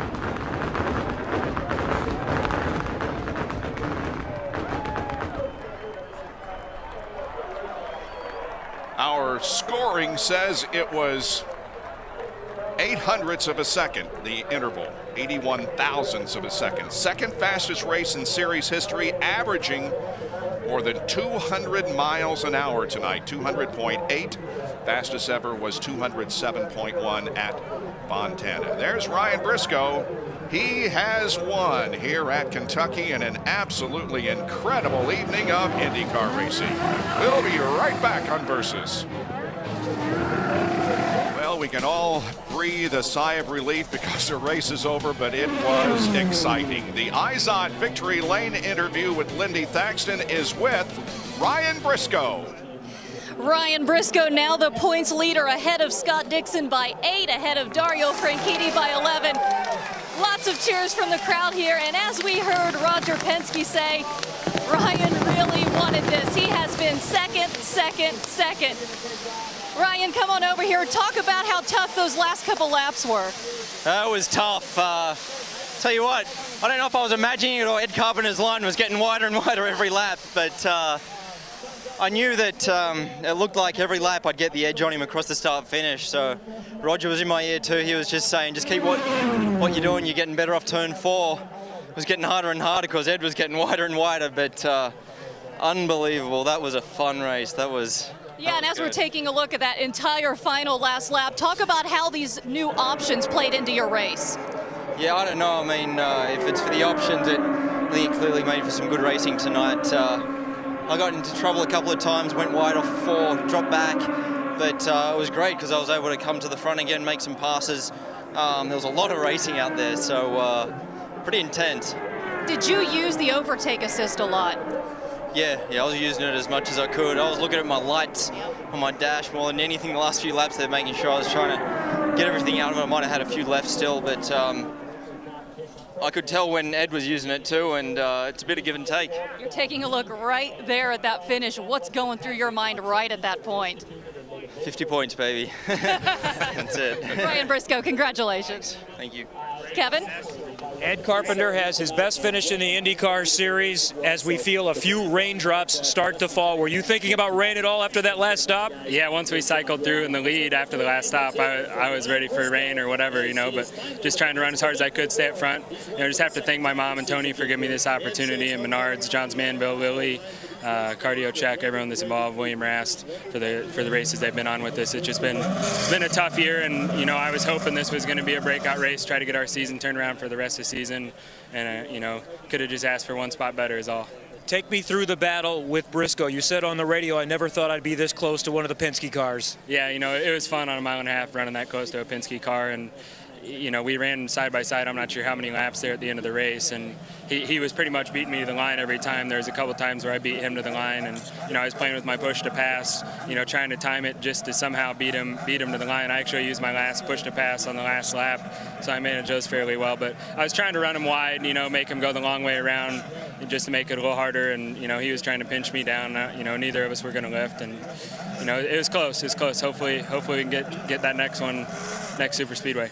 What's this do for Vision Racing? It's great. We've had a tough year. Last year at these mile and a halves, we ran the top 5 pretty much all of them, and this year we just haven't had it going. And we got our heads together. Going into this, we did a tire test at Chicago a couple months ago, and we've really been looking forward to this race and the schedule. But it's just good. The guys did such a good job in the pits for me today. They were as perfect as they could be. Just to stay on pace through pit cycles and green flag stops with Penske and Ganassi. The guys should be very proud of themselves. They did a good job, and it's just great for morale. I've always known I can win one of these, and getting that close. Now I absolutely positively know I can win one of these races. You were one of the drivers that was very honest and said we need to do something to improve the racing. Safe to say this worked out pretty well? I hope the fans enjoyed it. I had fun anyway. I don't know how much was going on behind me, but my car was handling so well today, and I could put it anywhere. It was great on restarts, and hopefully everyone enjoyed the show. There's more side-by-side racing than we had at any of the other mile and a half. So as soon as I saw the first bulletin that went out when they made these changes, I called Brian and thanked him because we needed it. The fans needed it. Versus needed it. Everybody that's working so hard to grow this sport. We needed to be putting on better races. So Firestone did a great job as well. The tire here was awesome. Nice job. Thanks for the show. Thanks. Bob? It was the 7th closest finish in IndyCar Series history. The margin of victory officially is .0162. That's the margin of victory that Ryan Briscoe had over Ed Carpenter. Back in a moment. Welcome back to Kentucky Speedway. Ryan Briscoe celebrating a victory here tonight with the 7th closest finish in IndyCar Series history.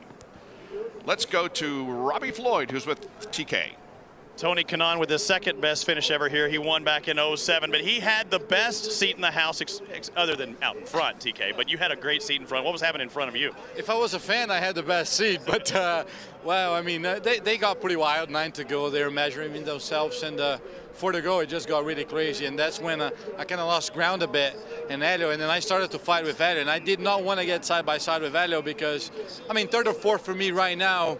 I mean, I just wanted it to finish, and I managed it. But you know, it was we're getting there. I mean, the old IRL, it's back on the super speedways. Yeah, it's been a long time. I mean, it's hard to believe that back at Indy you were the series points leader. How good does it feel?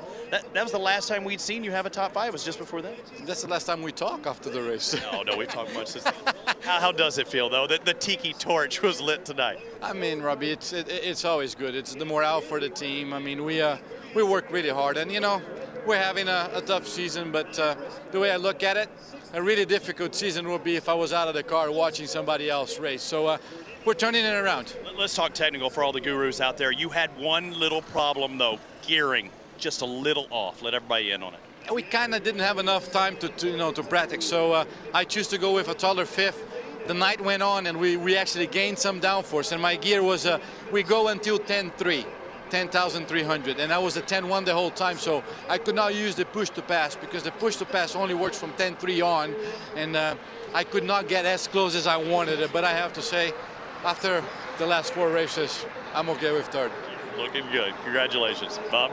Thank you. All right, thank you, Robbie. I am joined by the president of competition for the IndyCar Series, Brian Barnhart. And Brian, from our point of view, it was a great race. Tell me what your reaction is. Well, I would agree with that, Bob. I think we were very pleased with the changes and the product we saw on the racetrack tonight. I hope the fans enjoyed it because it certainly felt like the IRL was back, as Tony Kanaan just mentioned there. And, you know, it was kind of what we expected and hoped for. And at the same time, it wasn't a surprise because they were known entities that were putting back on the race car, and the guys all did a great job on the racetrack. Can you, at this point, really digest what might have been the biggest help in terms of creating the better competition? Or was it a combination of things? I think it is a combination of the things because I'm not sure you'd ever be able to know that because not everybody used the same things. Because the tire ramps and the side pod extensions and the wheel infills are all optional, you don't know who had what on. So you couldn't pinpoint one of them. And I certainly think the push to pass, the Honda overtake button was a big help with that. I thought it was interesting listening to TK's comments with his gearing. And that's probably a byproduct of not having a lot of track time with what we had here, 75-minute session before the race began. And the guys struggled with their gearing a little bit. And I was kind of curious looking at the graphic afterwards, wondering why TK had so many pushes left on his butt. That's why. Can you tell whether or not we may make more changes, or are we good now for the rest of the year? Well, I think we're always open to it, and I think the most important thing is, you know, again, whether it's good or bad, you don't want to make a knee-jerk reaction, and while certainly what we saw tonight was very good, you know, it's going to be doing our due diligence, and we'll talk to the teams and the drivers and continue to get feedback from them. We're always open-minded about what we need to be doing. It certainly worked very well here at Kentucky Speedway, and you know, we'll go back to a road course next week at Mid-Ohio and then follow up at Infineon. Then we come back to another 1.5 miles at Chicagoland. But we'll be talking to the drivers and the engineers and get their feedback on it and see if we need to tweak anything. And one thing we have to mention again is the fact that these drivers and teams came into this race tonight with a very limited amount of practice, which really added to the whole mystique going into the event. Well, it really did, and it kind of shows you can do an event in one day in 75 laps, but right away you saw that Ed had a real good car in the 20 car tonight, and I think Ed had a breakout race. That was as good a race I've ever seen Ed drive. Absolutely. The team did a great job cycling through the pit stops, and they stayed in front and kept that lead for him. So overall, there was a lot of exciting aspects to it, even with the pit drama and making sure the pressure on the teams and performing on pit road, because in the last segment there, we had the top 9 cars running within about a second and a half, and one little hiccup on the pit road would have cost you a lot of positions. But Ed was able to maintain his lead, came back out, and then the last 10 laps were quite a shootout with Ryan. Well, on behalf of race fans, and that's what I am, thank you for the changes because it was great here tonight. We'll talk to Helio Castroneves and Graham Rahal, both of whom had very good races here tonight, when we come back to Kentucky Speedway on Versus. Welcome back. I am with the 4th place finisher, Helio Castroneves. And Helio, I know you want to be standing up there, but did you have fun out there? Oh yeah, now I want to be on the podium, obviously, and I know I had a car as well to be right there with Ryan, and one point in the race, I just was trying to help him, special towards to the end. Got a little too close, and unfortunately, I almost ended up in the wall. But let me tell you, man, that push to pass, it was awesome. For me, at least, worked special towards to the end. It felt like in a video game, you know, going for it. It was fantastic. Great race. I think the car, obviously, the package was really good. So I'm happy. I heard you say something interesting, that everybody out there was respecting each other. What did you mean by that? Well, you know, obviously when you're side by side and people understand the game, if you're side by side, you're going to be slow. You only have to do that when you're like 10, 20 laps to go. And actually, because no yellow, so everybody was like following each other, make sure that they wait for the right time. And man, that makes a great race, you know. Maybe not too much in the middle, but again, towards to the end, it was just incredible. And I'm just, it was a great way the IndyCar started, like the new package, the Honda with the push to pass. Great job. Yeah, I was going to ask you about that. I know you like the overtake. What did you think of the other options on the car? You know, we didn't have much time to practice. If you notice, unfortunately, the weather, thank God, it's just started raining a little bit now. So we didn't have much time to practice, but I guess everybody were able to put a little bit more conservative. Maybe that was good because that's why I didn't have much accidents. So it was great. I thought it was great. My car was good. So when the car is good, that's great. Elio, thank you. Thank you, guys. Now to Kevin with Graham. Graham Rahal finished 5th. You have had 4 strong results on ovals this season. How much better is that oval program from last year, your first year in the series? Well, I think the whole Newman Auslanding team's made a lot of strides. I think that it's a completely different car this year than what we raced here last year, and I mean, I think the performance shows. I mean, last year we had a good start here until the gearbox problem, but awfully proud of the McDonald's boys today because in practice the car felt horrible earlier, and for us to come back the way we did, I mean, it felt great because in the race we didn't make a single change in the pits. I mean, and they did a great job in the pit stops, and you know, for us to compete with these guys up towards the front, that's where we need to be, and you know, that's where we want to be, and I think we're getting closer. We enjoyed this race from a spectator standpoint. What about from a participant? Was it fun? Well, I don't think that racing can get any better. I mean, people can say what they want, and I've heard all the naysayers about push to pass and all this stuff, but I'll tell you what, I came from about a second back in the last 12 laps and all push to pass every single lap, and I caught up and passed 2 guys. I passed more guys or got passed by more guys in 2 stints of this race than I have in my entire oval racing career, so I don't think racing can get any more exciting. Could you tell if it made a difference with the wicker off of the rear wing end plate? Were you able to get up behind people and find less dirty air tonight? Well, I will say the car was, I don't know if it was just our setup or what the changes that they made, but the car was much more comfortable running side by side or really close behind people, and that's what we need to do because that's what allows people to run closer. But it was a lot of fun. I mean, there was a lot of close encounters tonight, but really enjoyable, and I'm just looking forward to Chicago now. And speaking of fun, as we go to a road course next, just a little more than an hour and a half from your home, what do you think about Mid-Ohio, a place that you used to hang out when you were a kid? Yeah, Mid-Ohio is great, and I can't wait to go back because, you know, we gained some points on our competitors other than Kanaan tonight. That's what we needed to do, and now we're going to a road race where we feel we can gain even more, and we're certainly really pleased with that. In Mid-Ohio being my home race, hope to have a lot of, you know, friends, family, and fans out there, so looking forward to it. Nice job. Thank you. Thank you. Graham Rahal, 5th tonight. Mid-Ohio comes up this coming Sunday or week from tomorrow at 1 Eastern Time. Here are Firestone pit performers and a few different names on that. Hideki Muto with the least total time. Will Power 2nd and Sarah Fisher also. Sarah Fisher finished in 12th position. Will Power 9th, and Hideki Muto, he finished in 13th position. We had 200 laps of racing here tonight, and it was awesome.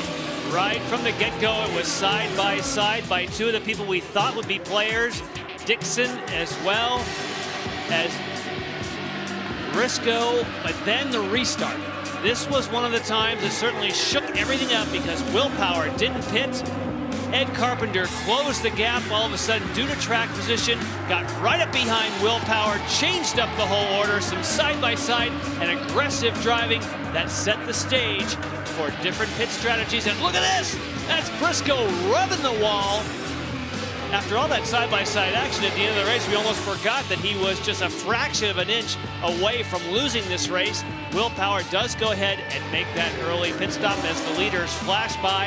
Ed Carpenter takes it right down to the last lap. You heard Ed say, I tried to push him high. Briscoe said I tried to squeeze him low, but as long as everything stayed the same, I was going to have the nose at the finish line because they had practiced it over and over. But who thought it'd be this close? Yeah, I don't think it was Ed saying I was trying to push him high. It was Briscoe saying, hey, Ed, you were trying to push me high. 7th closest finish in IndyCar Series history here tonight as Briscoe beats Carpenter. The owner of Vision Racing is Tony George. Here's Robbie. Now that those efforts are focused to Vision Racing, what a result. I know it could have gone one place better. Were you happy the way it finished? Yeah, I'm happy. I could be happier, but I couldn't be happier for the guys. They've worked really hard, and Ed drove a great race, and the guys did a great job on pit stops. Were flawless all night, so we had a lot of good fortune tonight. Oftentimes we have a good race going and we have some bad luck fall our way, but this felt good. It was, I think, a pretty exciting race, and the strategy was good. And like I said, the guys hit their marks all night long, and so the result, you know, about 18 thousandths of a second or whatever, hundredths of a second, whatever it was, more, and we'd have been in front. All this positive attitude, this positive vibe towards your baby, the IRL. I mean, it looks like we had that tight racing that we've grown to love. Well, I think it worked out. I hope the fans enjoyed it. I don't think most of us knew how it was going to work on the oval, but I think it worked out pretty well. I hope Ed didn't leave any on the table there, anything on the table, but we'll see how it goes next week at Mid-Ohio with the push to pass. I don't know if we'll see the same kind of action or not, but we'll see. Congratulations to yourself and everyone at Vision Racing. Great run for Tony George and the entire Vision crew as they finish in 2nd position. That's Bed's best career finish. Kanan first top 5 since Kansas in April. Ray Hall, 3rd top 5 finish on an oval this year, and Sarah equals her best finish since Iowa of 2002. Overall, guys, fun evening. Fantastic. It's back, no question about it. And I think the one key move of the whole race, or really good thing, is what Carpenter did of maintaining that lead when they came down pit road, and he held on to that. Great job for Vision Racing. And the team, we were talking about, do you take tires? Do you not take tires? The answer was you want tires, because he did hang on to Ryan Briscoe. Yep. That was a nice move. I mean, like you said, 18 thousandths of a second. You can ask for more. It was really good. Well, of course, the points changed as they have almost every time. Ryan Briscoe now with an 8-point advantage over Scott Dixon. Dario Franchitti is only 11 behind. So we have got a really tight battle for the championship right down to the final race, and we will be with you, and you will be with us all the way to the championship at Homestead Miami Speedway. Again, Ryan Briscoe was the winner here tonight by just a few thousandths of a second over Ed Carpenter, the 7th closest finish in series history. And they averaged over 200 miles an hour here tonight, making it the 2nd fastest race in IndyCar Series history. The fans are leaving, I know, with a smile on their face. Certainly the changes that were made in the series to increase the competition worked here tonight. We enjoyed it. We'll be back, of course, on Sunday afternoon with a much different type of racing on the road course at Mid-Ohio. Coming up next, crashes and conflicts. Join us Sunday, August 9th at 1 o'clock Eastern for the Honda Indy 200 at Mid-Ohio. You can find IZOD at your local Macy's dealer. For more information on IndyCar, log on to Versus.com. Congratulations to Ryan Briscoe. For Robbie Buell, Jan Beekes, Kevin Lee, Lindy Thexton, and Robbie Floyd, I'm Bob Jenkins. We'll see you next Sunday at Mid-Ohio. So long, everyone. The IndyCar Series roars into the heartland as Alex Palou looks to continue his legendary season with a win under the lights in St. Louis. June 15th on Fox. Welcome to the fastest racing on Earth.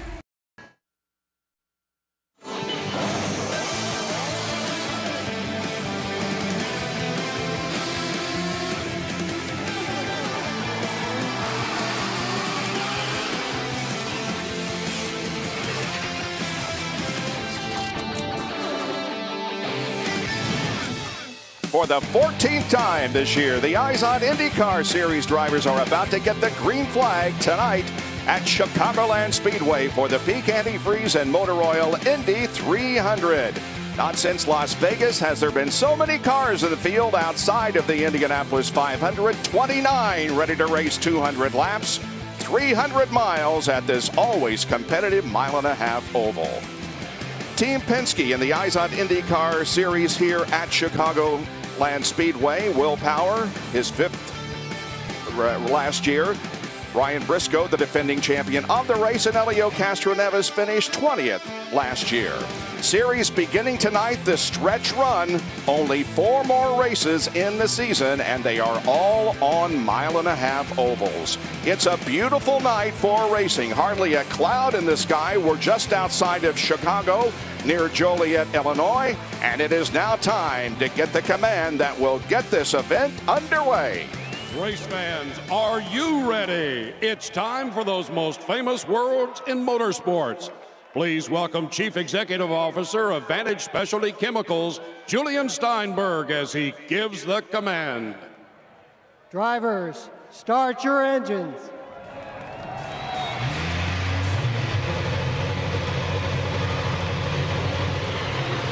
Well, the cars come to life and will momentarily be moving away from pit lane for 2 warm-up laps before getting the green flag and the start of tonight's race.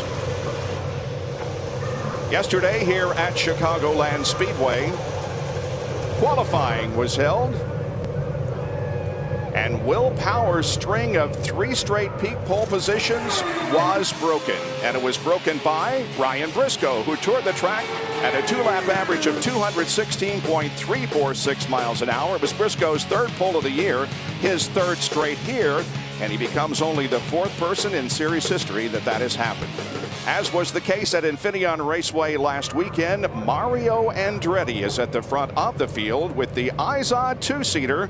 And his passenger in the car this week is the winner of the Honda sweepstakes. She is Patricia Cox from Melbourne, Florida. And the car begins to move away. What an incredible thrill this must be. Patricia, Bob Jenkins up in the Versus booth. Can you hear me?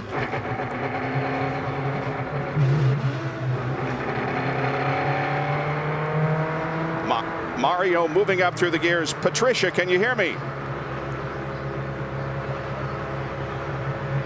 Well, apparently not. There we go. If I were her, I would be a little scared too. Yeah. She's waving, but she's not talking to us. That's right. What an incredible thrill it must be to get to ride with the 4-time national champion and the 1969 winner of the Indianapolis 500, Mario Andretti. Honda's fastest seat in motorsports sweepstakes was so popular, they're going to do it again. Go to shophonda.com to sign up for your chance to start an IndyCar race at Homestead Miami Speedway in the IZOD IndyCar 2-seater driven by Mario Andretti. Official rules at shophonda.com. All right, here is the starting lineup for tonight's race. Besides Briscoe in row number 1, it is Dario Franchitti, the winner of the 2007 race here. In row number 2, points leader Will Power and Chicagoland's 2008 winner Helio Castroneves. And Will Power was the fastest car at over 218 miles an hour in final practice. Does not seem intimidated in any way. Starting 5th, Marco Andretti, his 9th top 10 start of the year, and Graham Rahal coming off a 9th place finish last Sunday at Infineon. And for Graham, this has been about a year since he's been on a 1.5-mile super speedway. Very happy with his qualifying run. He's been good ever since they rolled that car right off the trailer. They've been fast. In the 4th row, Dan Weldon, the only 2-time Chicagoland winner in the field, and Hideki Muto. Row number 5, Ryan Hunter-Reay, who has 7 straight top 10 finishes, and Takuma Sato, his first race here at Chicagoland.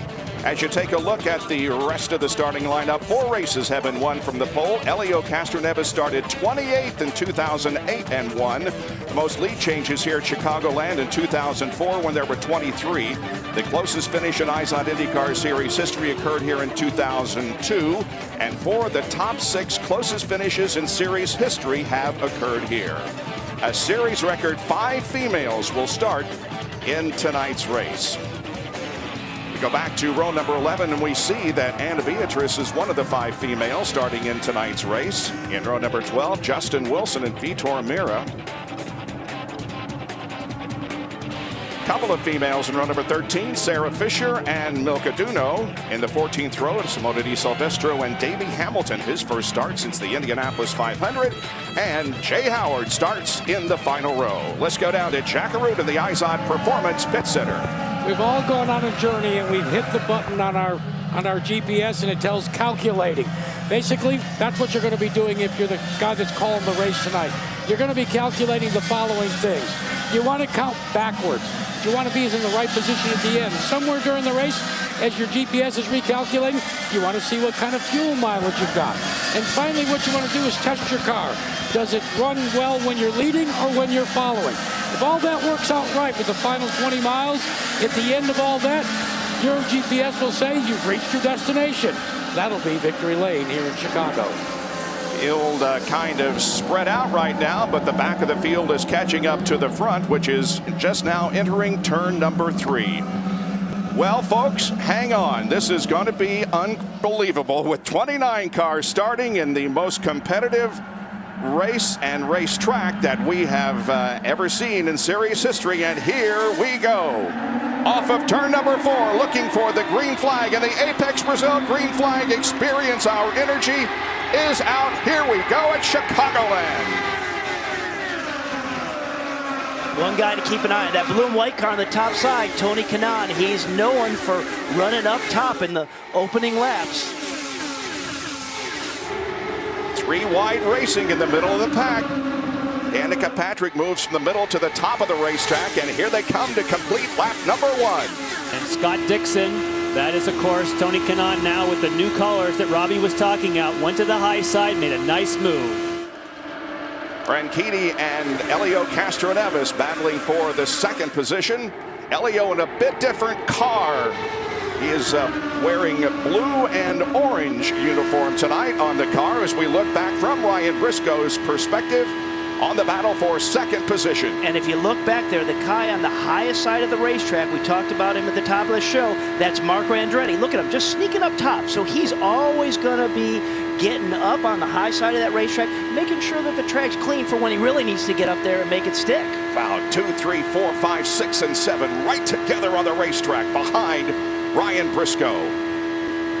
It looks incredibly calm out of the back of his car, doesn't it? Just on that one car until you get them all 3 wide from this angle. Kanaan on the high side now of Dan Weldon, 2-time winner at this racetrack.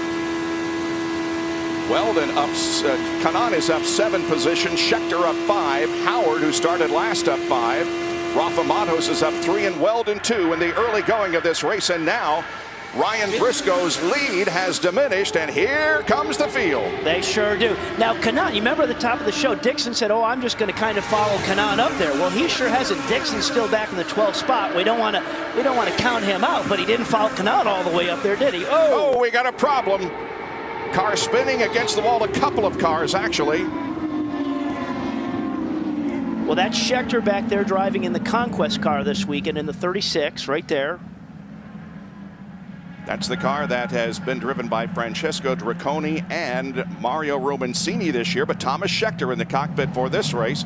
And now here is Rafael Matos. No, I believe, yeah, Rafael Matos.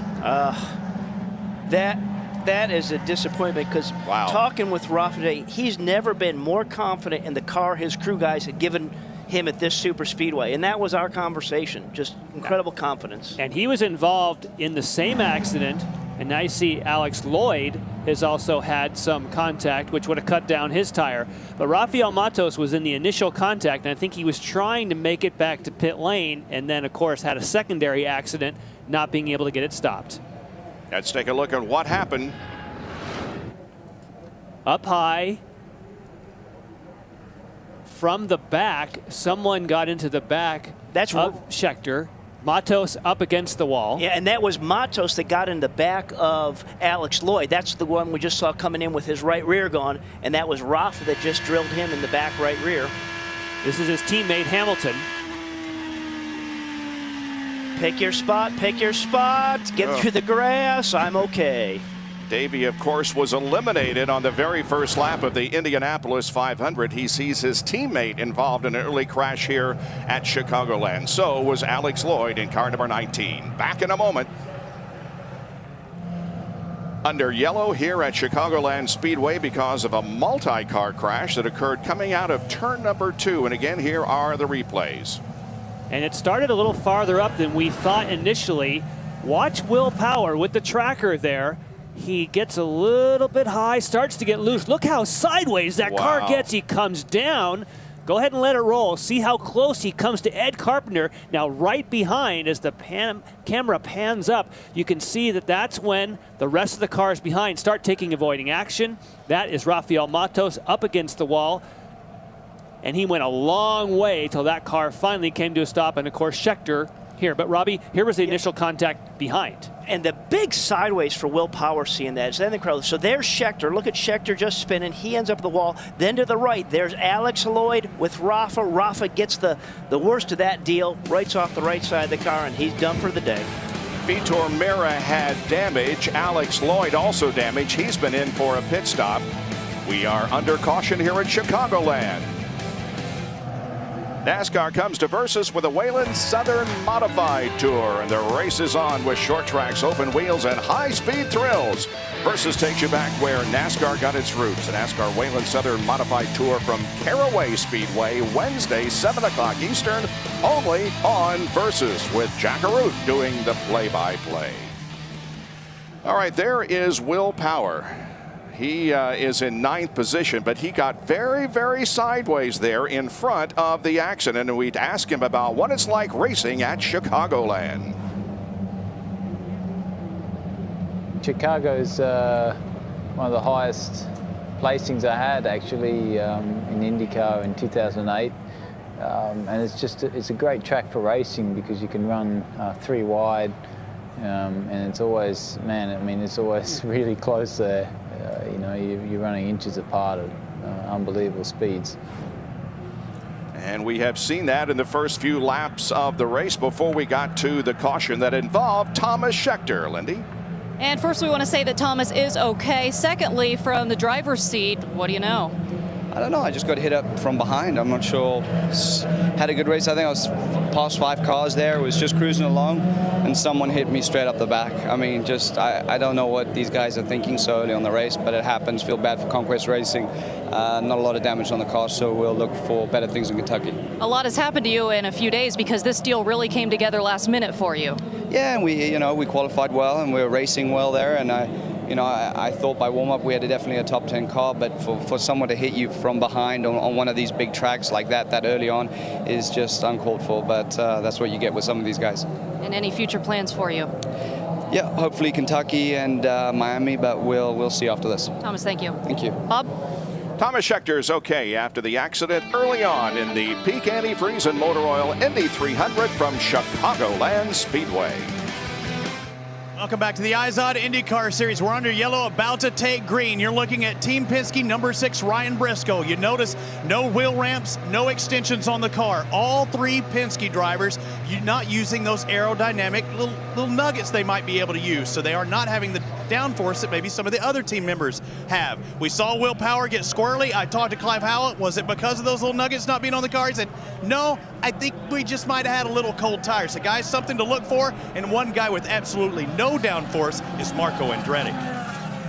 And we've talked, Robbie, a lot about Marco Andretti.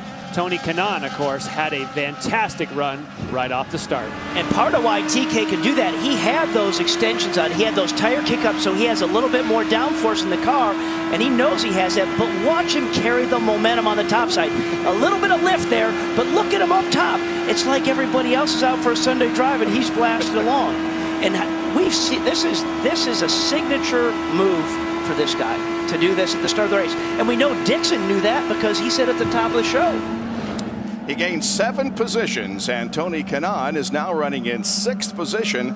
Jay Howard has actually gained the most positions since the drop of the green flag. He is up 10 as the field now begins to accelerate, come off corner number 4, and look for the Apex Brazil restart. And here we go once again.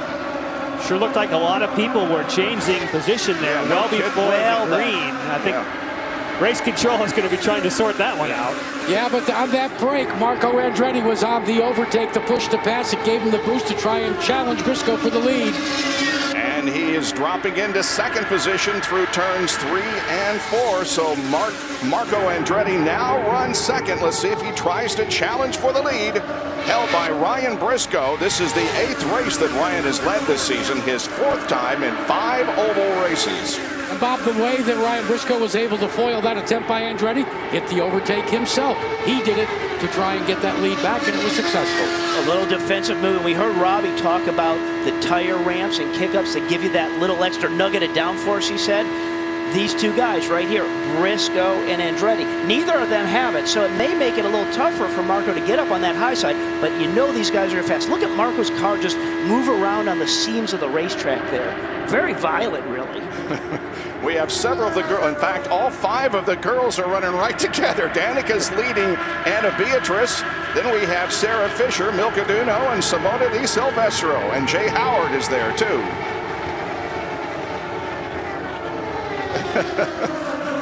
Of course, Jay Howard drives for Sarah Fisher Racing. As we go back to the front of the field, the battle is for 3rd position between Elio and Dario Franchitti, but now Marco looks to the high side of the racetrack. And Bob, this is just what we've been talking about, predicting that those who have low downforce will go to the front first. But that doesn't mean that's going to work for you for the entire race. You know it'll work early on, but Tony Kanaan is a great example of someone with more downforce. He can take other lines, and he's happier in traffic. Well, and the big risk when you don't have that extra downforce in the car, let's say something goes wrong and you get further back in the pack.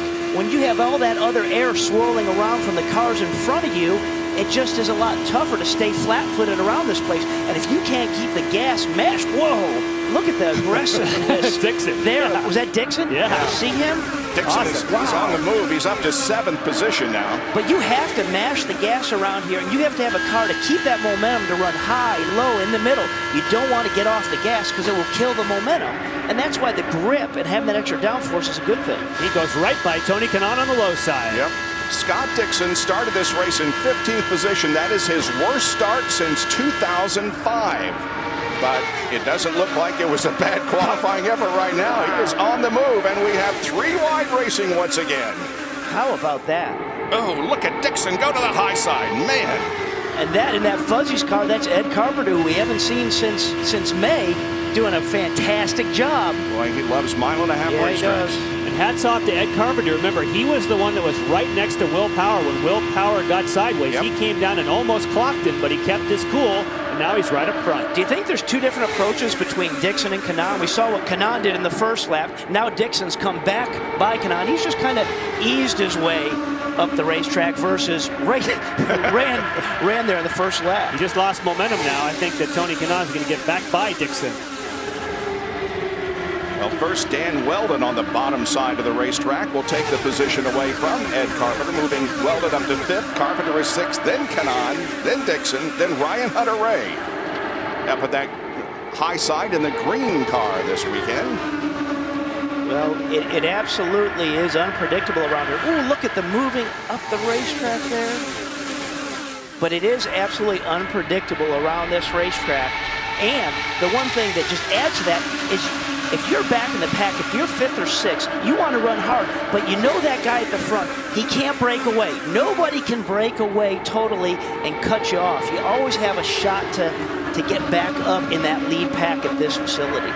Ed Carpenter has only run the Indianapolis 500 this year. This is his 2nd start in the IZOD IndyCar Series as we go on board with Ryan Hunter-Ray. Lindy?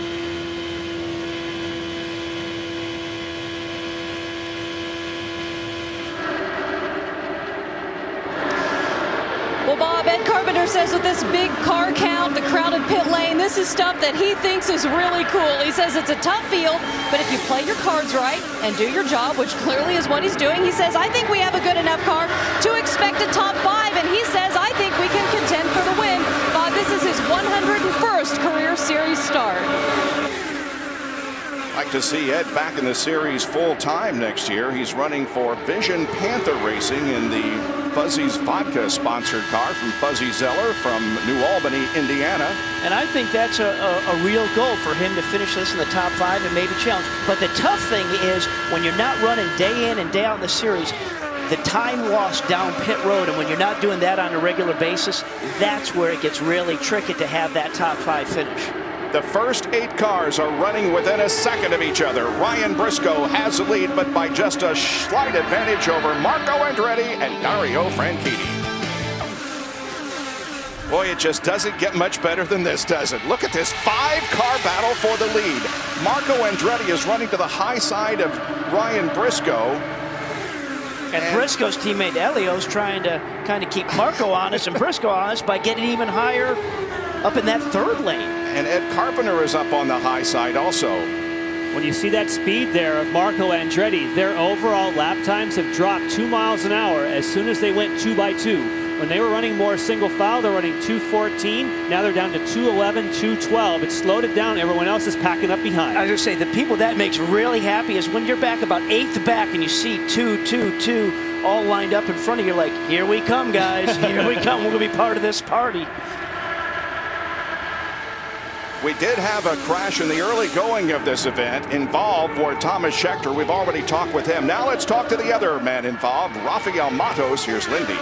And Rafa, Thomas said from his point of view, he was just hit from behind. From your driver's seat, what's your take? I'm not really sure what happened. I was just fighting very hard trying to gain positions, and all of a sudden Alex Lloyd slowed down right in front of me, and I tried to avoid him going high, and he just didn't give me enough room, and I hit him and the wall, and I think I was very lucky not to get airborne. But it's very unfortunate, crashing in the 3rd lap. But, I think the car was great. The HP car was very competitive, and just a shame. Would you say, unfortunately, the highlight of your day was getting the birthday cake from your team before the race started? Definitely, yeah. I have to thank the team for that. And just unfortunate way to have my birthday, but that's racing, I guess.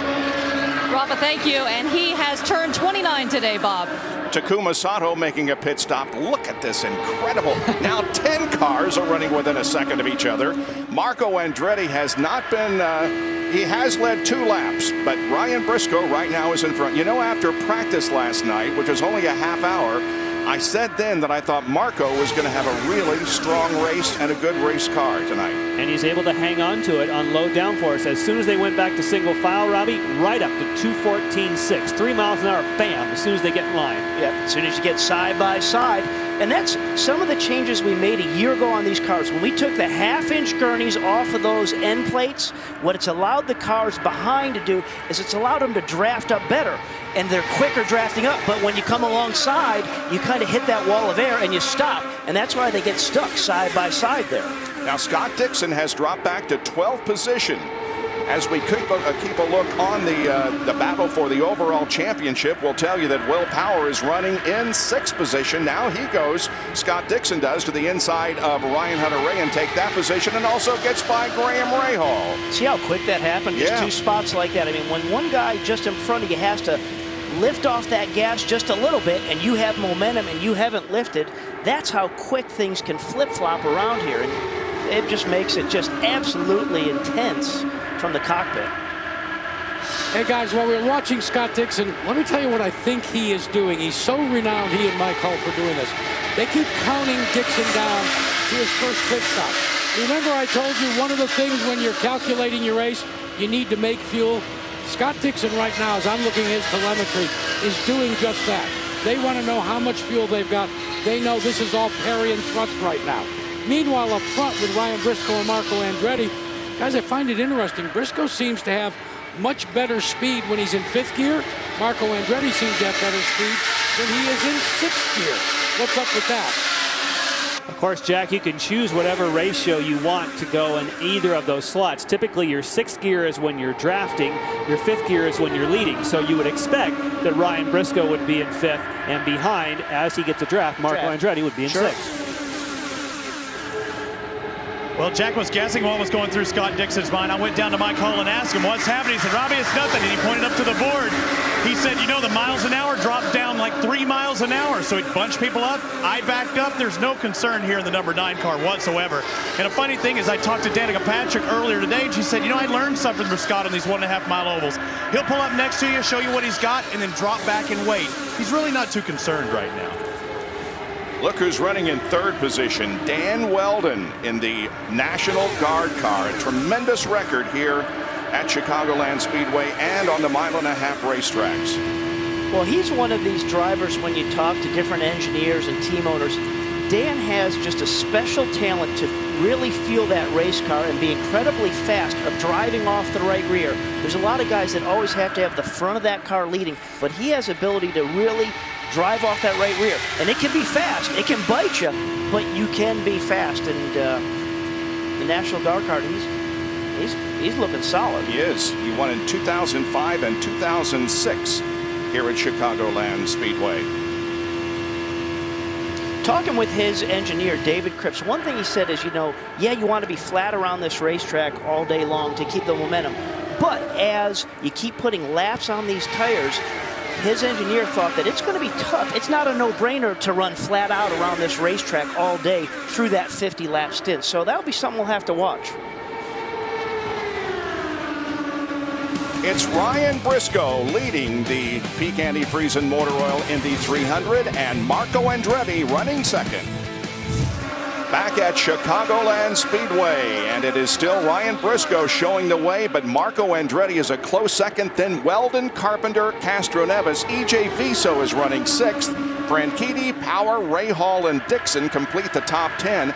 Alex Lloyd, who was involved in that accident early on, has moved up after a pit stop to 13th position. So Alex is doing very well. Danica Patrick runs 14th. That is Ed Carpenter to the right of Dan Weldon. And now Weldon comes up to challenge Marco for second. Oh, that's a tight squeeze. Woo. Oh, wow. And Marco's trying to hit pit lane was what was happening there. Wow. Man.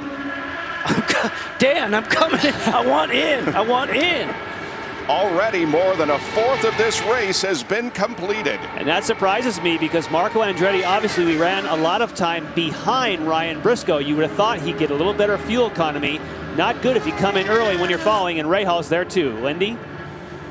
And Graham Rahal in, he said the rear of the car has not been too good, but he's been using his tools on the inside. He said it feels a lot better now. He says the O2 car feels really good up high on the track. Robbie? Number 26, you know it does for him, just a tire change at full fuel. This is a car he said has his best chance of winning for 2010. He likes his car better than anything he's driven so far this year. Ryan Briscoe, the leader, has also come in for a pit stop. And the two teammates, Weldon and Carpenter, still out there. Did not have to stop, as well as Castro Neves and Franchitti. And a huge challenge at this racetrack, when you come into pit road under green conditions, like you come off of turn 3 and you get down to the flat and it's almost off camber, but you need to challenge that flat, and it's really hard. I mean, if you give up a second there, we know what that can cost you on the racetrack. Now several others make their first pit stop of the evening. Dan Weldon's crew goes to work on the National Guard car. They go with sticker tires. Left rear. The left rear was getting hung up back there on the National Guard car. Little problem, Robbie. Planners 11, they look like everything was all right for Tony Kanaan. We talk about how he had more downforce, able to maneuver the car. He said, you know, when you're young like Marco, you can do that, but I can't. And for Castro Neves, they had to get out the quick lift. They could not get the fuel hose connected, it appeared. They had to go to the quick lift. And Carpenter went longer than anyone. Now he hits pit road. And that's that area I was talking about. You come into that flat. Look at how Will Power just ate up Ed Carpenter as they coming down that pit end flat between 3 and 4. Ryan Hunter-Ray moves back out onto the racetrack. Green flag pit stops taking place. Ed Carpenter's crew. And here comes Will Power. Down to the attention of the Verizon Team Penske crew. Of course, Jackaroo told us how important fueling is, and that made the huge difference for his teammate, Castro Neves. Nice and smooth for Will Power. 8.8 seconds, and Will Power is back on the racetrack as Alex Lloyd now has taken over the lead. Remember, he did pit. Alex Tagliani gets credit for leading a lap. Briscoe, Andretti, Carpenter, Tagliani, and Lloyd have all led here during this sequence of pit stops. There were quite a few people that ducked in on lap number 9, and one of those was Alex Tagliani. And Lloyd, yes. Yeah. So there is Alex Lloyd as Justin Wilson comes in for his first scheduled pit stop. Another one who pitted on lap 9, so we have a couple of different sequences of those who pitted early. Davey Hamilton has moved to second position. Here comes Sarah Fisher down pit lane. She is getting back into the race. Sarah will also be at Kentucky Speedway next Saturday night here on Versus. And now Lloyd drops down to the apron of the track, and he will relinquish the lead. Simona Di Silvestro in for a stop, and now Davey Hamilton also will enter pit lane. 60 mile an hour right there at those yellow Sunoco cones. And he has the very first pit, and that oftentimes when you're coming off that warm-up lane, that can be a tricky spot to get into. Yeah, because he has to go slower than that 60 mile an hour point before you get to it so he can get in his box and stop.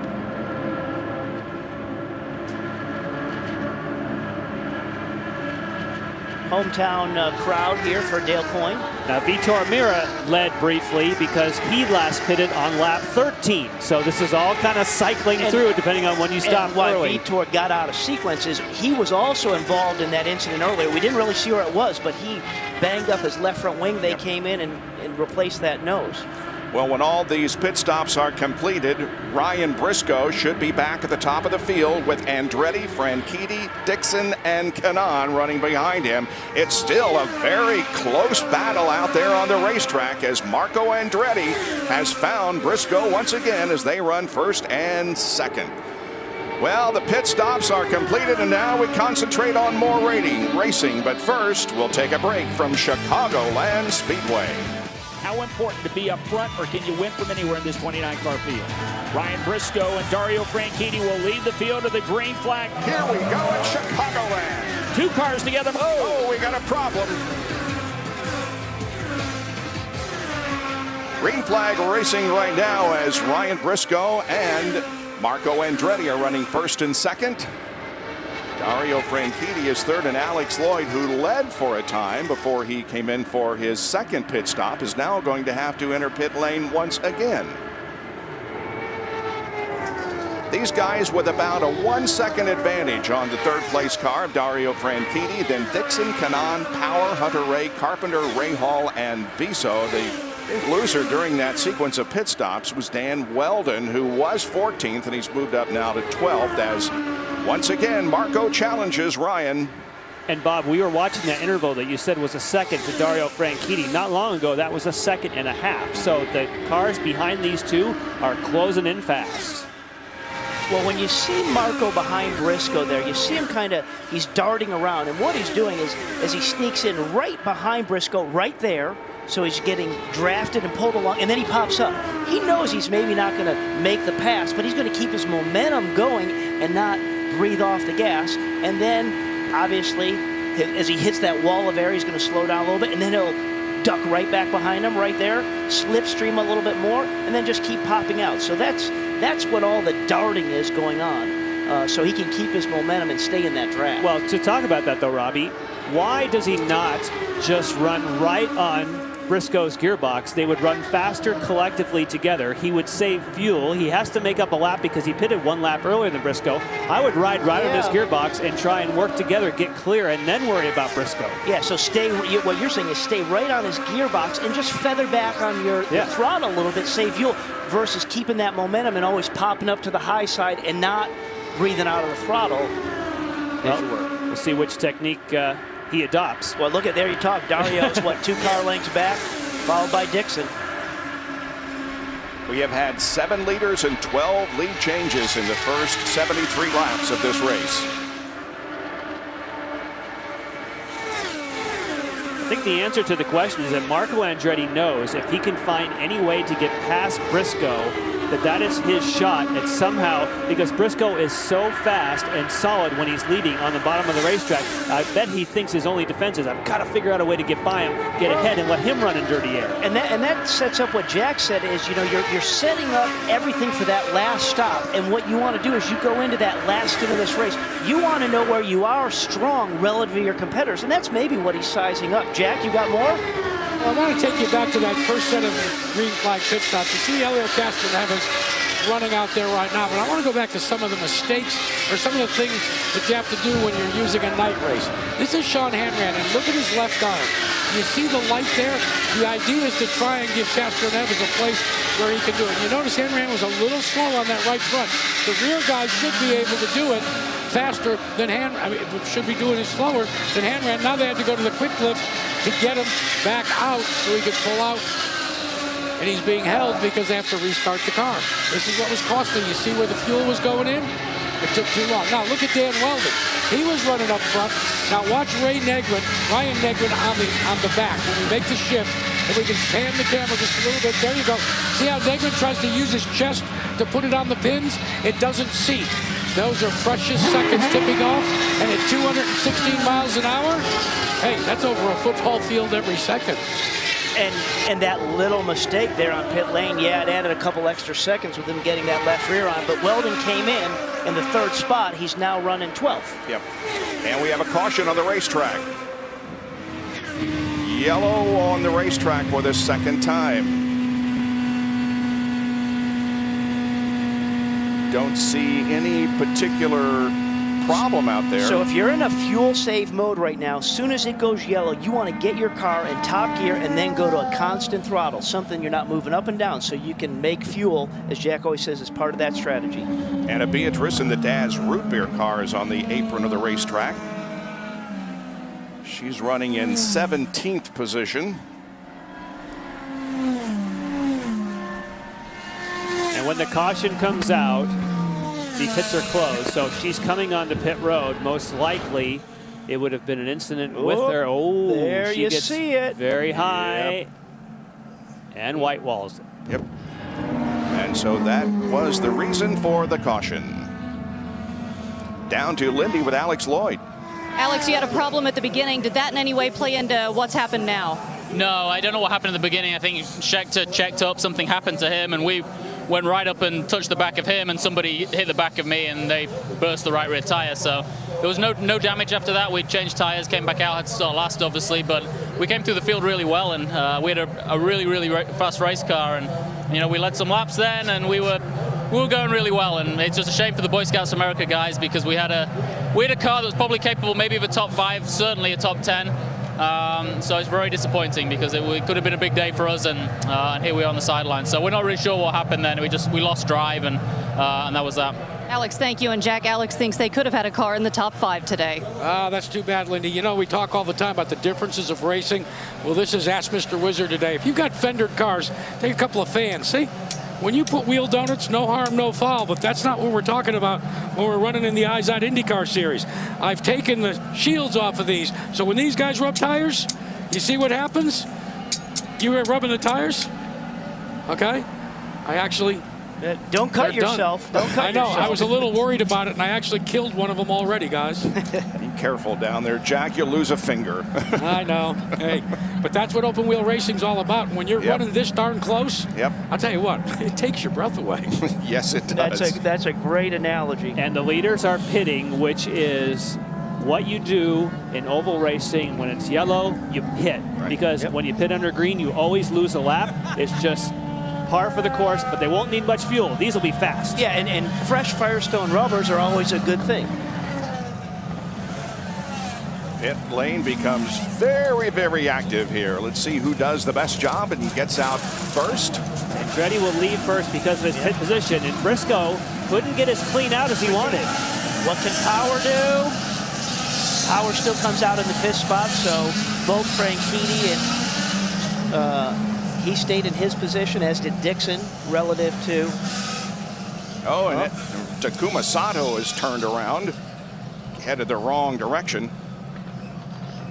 And Hideki Muto also doesn't have a left or left front. Yeah, that's not a quick way. The 16:45 on the side pod of his car indicates the time, Paris time, on September 30th, 2010, that Lotus will unveil several of their makes, including the car that we saw in the pre-race show last week, the GT4. Well, probably what had happened to Hideki, he had come in for service, and obviously that left front hub didn't seat on that, and we went out, and we'll probably see where that left front kind of rolls away. Launch back up there, you can see the left front tire, and that's where the contact came between Sato and Hideki, is when he left there, lofts that left front, and that's where the contact came from. Hey guys, as Hideki Muto comes in to get that, you know, the responsibility, and you guys know this, responsibility is the outside tire changer. He is the one that's supposed to be looking to see what the traffic is, and that's it. So Hideki Muto has been serviced, and he'll go back out on the racetrack. Still under yellow here at Chicagoland in the peak antifreeze Indy 300. We will go back to racing in one more lap, and Sarah Fisher is at the front of the field. The first laps that she has led since Kentucky 2002, only the fourth race she has led in her IZOD IndyCar Series career. Jack? I want to take you back to the last, where I'm bored with TK, the last pit stop. I watch the finish of TK. Everybody's pulling back up. I want to watch in the rear wing. You see the green car? That's Danica Patrick. TK was very slow in the acceleration lane, and that caused Patrick to have to check up. They talked about that in the driver's meeting. There's a lot of defensive. You see, you've got an acceleration lane and a deceleration lane, and that's exactly what happened with Takuma Sato. Oh, we still got look at the problems on the Tags. racetrack there. Tagliani has gotten into it somewhere. Yeah, we were going to go green, but something went wrong as they were about to come down for damage the flag. on the left side pod there of Tagliani's car. There you can see his wheel flip. That left rear wheel flip is hanging out, so that's been tweaked. And you see the right front is off the ground, meaning that the left rear has damage. Yeah, there's something flapping in that left rear suspension. All right, here's what happened. Oh, look at just a big, huge traffic stack jam. up. Mira into the back of Muto, and then Muto into Tagliani. Hey guys, do you think that was anticipation of the green flag? Because we were getting close to the go zone. Yeah, they'd been given the one to go signal. Those guys were kind of laying back. They thought they were in that go zone, but the cars up in front of them said no. Yep. And that's your checkup, send it off. And that's really what started. It was Mitor at the furthest back of that group starting to go, and then all of a sudden checked up, and that's what kind of set that off. So they're assessing the damage on Tagliani's car. You can see the front wing on Vitor Mira's car for AJ Foyt Racing. Tagliani's only raced here at Chicagoland one time. He's getting out of the car. His race here was in 2008 when he finished in 12th position. Apparently will not be that good tonight. Vitor Mira gets his second nose wing set of the evening. Yeah, it's safe to say they don't have another one of those waiting back on the truck. After you've gone through two, I think if you have to go to the third, you're thinking maybe that's the time you got to put it. Yeah. Tags not happy. Nope. Nope. Anytime you get hit from behind. Big hole in the side pod. Yeah. Well, 1 week from tonight, September the 4th, we will be at Kentucky Speedway on another 1.5 mile oval for the Kentucky Indy 300 as we continue the race to the 2010 championship. There will be 3 races to go at the Kentucky Indy 300. You can see it next Saturday night at 8 o'clock Eastern, 7 Central, here on Versus. And of course, the other 2 races that we will have for you as we go to the championship are at Motegi, Japan, and Homestead Miami Speedway. Lindy? Takuma with an incident in the pits. What happened? It looks like I was hit by a teammate after the pit stop. Need to go to see everything. Start was good. After the race, I had a flat tire, so I had to come in, change the tire, but back in the sequence and all looked good. And the pit stop, all good, and then go out and the teammate hit me. So you say EJ hit you? Yeah. obviously. I don't know. We need to investigate what was exactly what happened, because it's unnecessary completely. Takuma, thank you. Takuma Sato's best finish this year was 9th at Edmonton. He has had quite an up and down year. And it is his 8th DNF for this year. And Milcaduno also has 8 DNFs. Mario Moraes with 5. Muto, Di Silvestro, and Alex Lloyd with 4. Alex also out of tonight's contest. So Johnny Rutherford is at the front of the field once again in the Honda Pace car. As the pace is slowed here with 88 laps completed. We're nearing the halfway point, and again Sarah Fisher is at the front of the field with Ryan Briscoe running second, Dario Franchitti third, then Marco Andretti and Will Power. Hey, Bob, let's check in with Al Spire. They got a chance. The Firestone people have been able to look at the tires. What's the wear factor? Well, yeah, Jack, we have engineers and technicians all up and down pit lane. So after that first pit stop, a wear check is very critical for us. These new Firestone Firehawks that we tested here in June are wearing exceptionally well. Some only 50% worn. So we get near the end of the race. I'm not sure anybody will double stint, but if it's just a few laps from the end, they can easily just take fuel and not change tires. You know what? Time to recalculate yet again, because that changes a little bit of strategy when you know that maybe if you have to go maybe a stint and a half, you don't have to change those tires, you can make it real quick. Saw Simona Di Silvestro get a new front end on her car, and now we get the 1 to go signal from Tom Hansing, who is the starter for tonight's race. Lindy? EJ, your teammate Takuma says you hit him here in the pits. What do you say? That doesn't make any sense to me. I'm not here to say who hit who. I just pulling out of my pits. I listen in the radio to stay inside. That's what I did, and it's one of those race incidents. I think he's also with cold tires. I'm just in the inside. I had nowhere to go.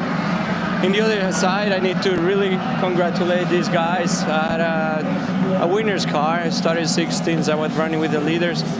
Car was amazing, and it's a freaking shame that stupid thing took this out of our hands.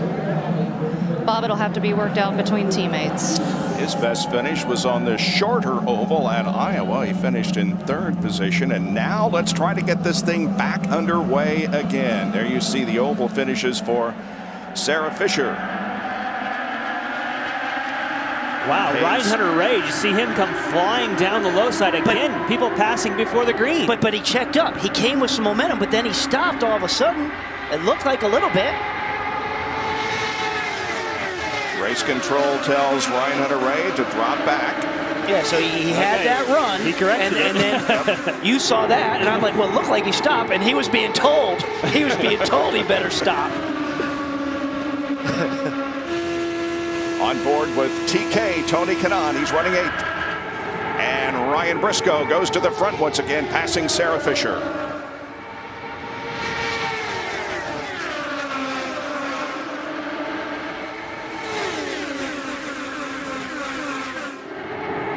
And now here comes Dario and Marco to challenge Sarah. Again, Marco's still cleaning that high side of the racetrack. And another guy that's always running high, as we look back to the kind of the cue as they come off turn 2 and off 4, is kind of that white car you'll pan back to, and that's Graham Rahal. He really likes coming off the high side of that race car. 3 wide now as Marco still tries to get to the top side of Dario. And that is Graham right at the tail end, right behind Dixon was that purple. Yep. There's that quick trim car of Graham.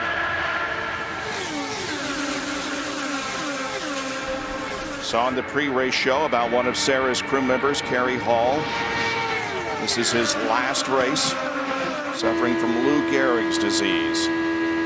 Now Ryan Briscoe, and we look back on the battle for second on back, and they go 3 wide. You just don't get a sense of the banking of this racetrack looking back from that camera at that pack going 3 wide coming down in there. You got to get out and walk on this racetrack, or go in a street car and go slow, and it almost feels like it's tipping over. That gives you a better sense of the 18 degrees of banking. around this place. First 10 cars within a second of each other. On board with Ryan Hunter-Reay. Boy, Sarah Fisher likes that clean air. Yeah. She's staying there, and she looks in the mirror and says, wow, do I have a group of people on my tail. Right on board there, Hunter-Reay looking up there at Kanaan, just the movement in the car, just the loading up of that right side as you bury into this banking. Once again, Ed Carpenter is a player. Running fourth. Guys, I'm beginning to wonder if Ed Carpenter remembers that Kentucky battle that he had with Ryan Briscoe. Because when we look at the overtake button, they started, well, everybody was fairly equal in the beginning of the race. But right now, Ed Carpenter has the most at 18 of the front runners. He is using them very judiciously. I think he wants all that he could have at the end of the race. Remember, that's what he tried to stay in the hunt in Kentucky last year. Boy, that was a great race for Ed. We thought he was going to win it. Yeah, I think what that also says, Jack, is absolutely how strong his race car is right now as he's working the high side of Sarah Fisher, chasing down Briscoe. Kerry Hall, we wish you the best and thank you for your service to Sarah Fisher Racing. All the best to you from all of us at Versus. Now Carpenter challenges Sarah Fisher, but man, Sarah's just hanging right in there, isn't she? Just shows you how evenly matched all these race cars can be. And how much they love clean air. And the bottom of the racetrack, which Ryan Briscoe has both right now. Yeah, that's where he's been impressive, is just how fast he's been with staying on that bottom. When Marco was challenging, he just stayed right on the bottom, coming off both corners, and has been faster than get out. Another car on the move is the one running right behind this trio lined up is Mario Marias, who restarted in 17th on lap 90 and is now up to 5th. Down to Lindy Thaxton. With Alex Tagliani and tags, it seemed Mira hit Muto and then hit you. Yeah, it's a shame for the Bowers and Wilkins Tour Cup machine because I'm so proud of the team. They did a fantastic job. The car was a rocket ship tonight.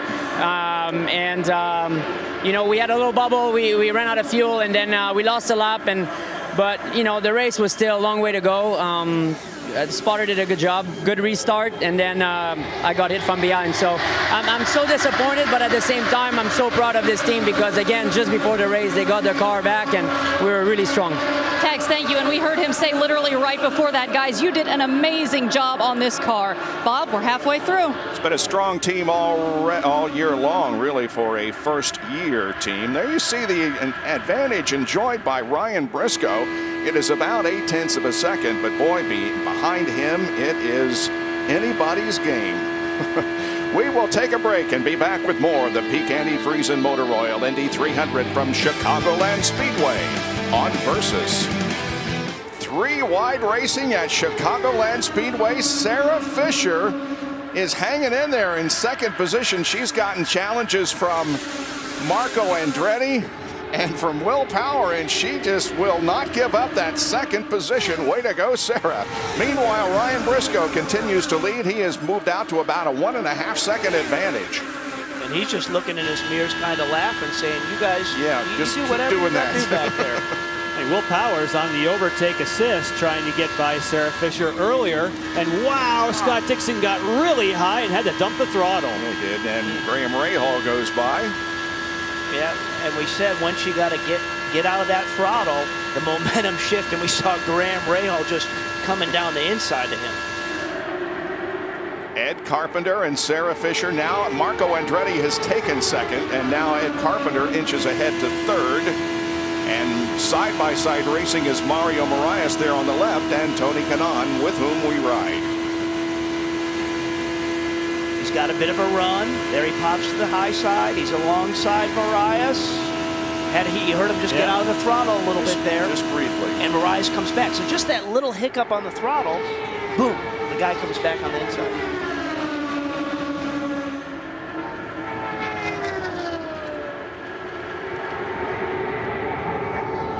Will Power now moves to second position ahead of Marco Andretti. So the points leader And the guy who did so well on the road and street courses is doing quite well on the 1.5 miles. Thank you. And check out his aggressive move, going to the top, way to the top, to try and make a sandwich there, and gets too high, loses his momentum, as does Marco Andretti.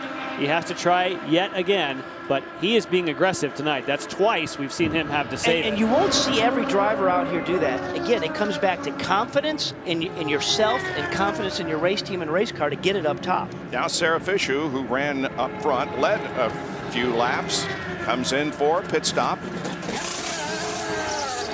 rolls back out. And now Will Power and Andretti are both catching up to Ryan Briscoe.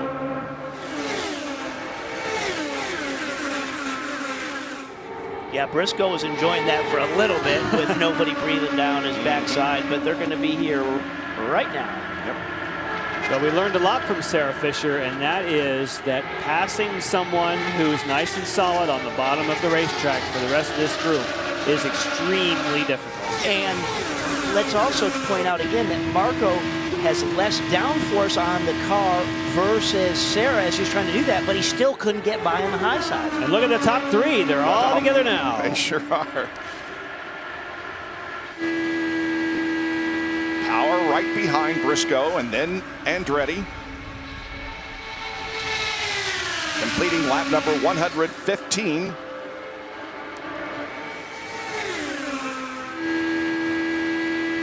So if you're Marco right now and you're playing ahead and say, okay, this is the end of the race, and I know I've been struggling getting by people on the high side just because you stall out.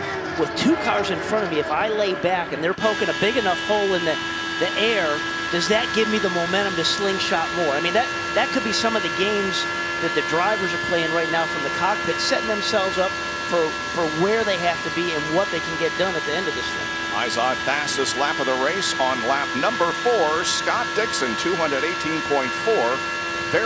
Very early on in the contest. And we see Ryan Hunter-Reay now 8th. He got around Scott Dixon. First, second, and third right here. You also saw in the Izod fastest lap graphic 4.2 Gs. Yeah. It's big G-force around these corners. And amazingly, 71% of the lap over 1 G. So this is not an easy racetrack when it comes to forces on your body.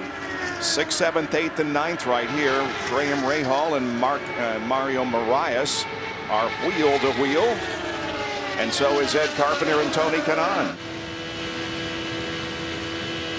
That really is an impressive stat. Is we talked about earlier that for 71% of this lap around here, you're pulling 1 G around this racetrack. That really is something. At a minimum. All right. Ryan Briscoe leads Will Power, Marco Andretti, Tony Kanaan, and Ed Carpenter with 119 laps completed. We are racing at Chicagoland, 123 laps. Here's the recap. And of course, the start for Tony Kanaan was a barn burner. He picks up 5 spots by just standing on it, going to the high side, taking a big rest, showing what you want to do to make up positions early. However, on lap number 5, not good news for Alex Lloyd. Gets in the back of Scheckter and Rafael Matos, hard up against the wall. That car didn't stop crashing until he got all the way down to turn number 3. That, of course, was started by a wiggle by Will Power. Then you had a full course caution. People coming onto pit lane. This is where you can make positions. Contact at the back for Sato. And Helio Castro Neves did not get close enough to the pit wall to take the fuel. They had to use the quick lift, pull him over. Now he gets the fuel. Hideki Muto didn't get the crew, that is, didn't get the left front tight. He has to make a complete circuit. Shows how stiff these cars are. And before the restart, on lap 85, Alex Tagliani gets hit from behind as they have a bit of a checkup on the racetrack. And he says to his fellow compatriots what he thinks of that move. And here's the summary. Briscoe leads, has led 102 laps. We've had 2 cautions for 21 laps, 8 leaders and 14 lead changes, and the average speed 160 miles an hour. Looking back from Ryan Briscoe's car onto Will Power. Third is Ed Carpenter, then Andretti and Kanaan. Now, if you are someone like Dario Franchitti, Scott Dixon, looking for championship points, and you know what Will Power's situation is, you do not want to see this. You do not want to see Briscoe followed by Power, and you guys laying way back. They were certainly hoping for better fortune with this. And Jan, I'm not sure if Will Power's tactician is real happy with him right now either. Clive Howell just came out on the radio and said, remember who you're racing, not the guys that you're in there right now. We have to race Franchitti. Trying to hold the bit on Will Power because Power still wants to win his first oval race, Robbie Floyd. I'm here with Clive Howell. Clive, is there any concern when your driver Will Power goes 3 wide pressing when he's the series points leader? Not really. He just told me he knows what he's doing with a little expletive in the middle of it, so I'll leave him alone. That tells me you must have said something to him? Yeah. Well, okay. Well, Jack told us that he said, remember who you're racing. So he heard back from Will Power. But here you are, you got a good race car. There's your teammate. You're chasing him down. Everything feels good. And sometimes if you're a little more cautious out on the racetrack, you can set yourself up for more mistake versus just running hard. You know, what these guys know how to do is drive 110%. They don't know how to back it off and just, I mean, it is a tough balance. And you saw one car peeling off there. We're getting close to the pit window here. And pit stops under green. Remember, they all stopped together last on lap 80. So we'll get to find out here later in the race if there's any shifts in fuel economy. And speaking of points, Ryan Briscoe has clinched the 2 points for leading the most laps. Ryan led 102 laps en route to his win in Texas. Sarah Fisher, we saw her make a pit stop, and she led for a long time, but now finds herself back in the 20th position.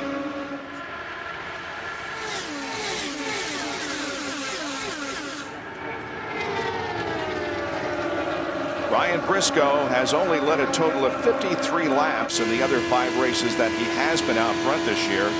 Tonight he has led 110 laps, the 5th time in his career that he's led more than 100 laps in a race.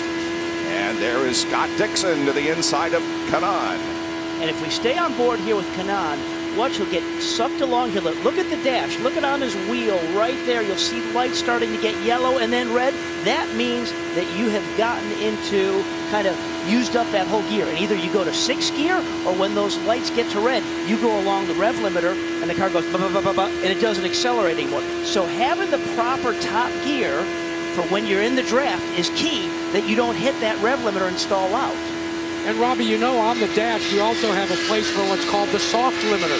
You can set below what the main limiter that Honda gives you. You can set just a couple of notches down so that before you get that, you do see those red lights. So that's the key to try and get the soft limiter and the hard limiter and be right in the middle somewhere.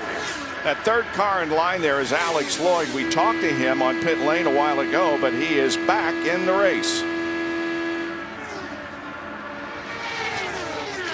There's Dixon moving around him. Mario Marias makes a pit stop.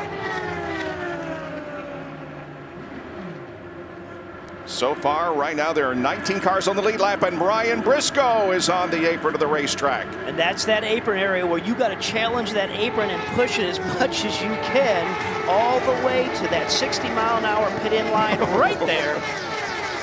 And several others will also come in. There's Graham Rahal at the top of your screen. Tony Kanaan also.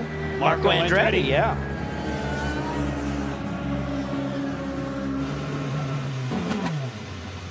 TK looks for his pit box. He gets it. Ryan Briscoe also is there. Okay, how much fuel do you take right now? This may be a call when you short fill, get track position, or fill up, depending on where you want to get for that last stop. For Briscoe, it appeared as though he took all the fuel.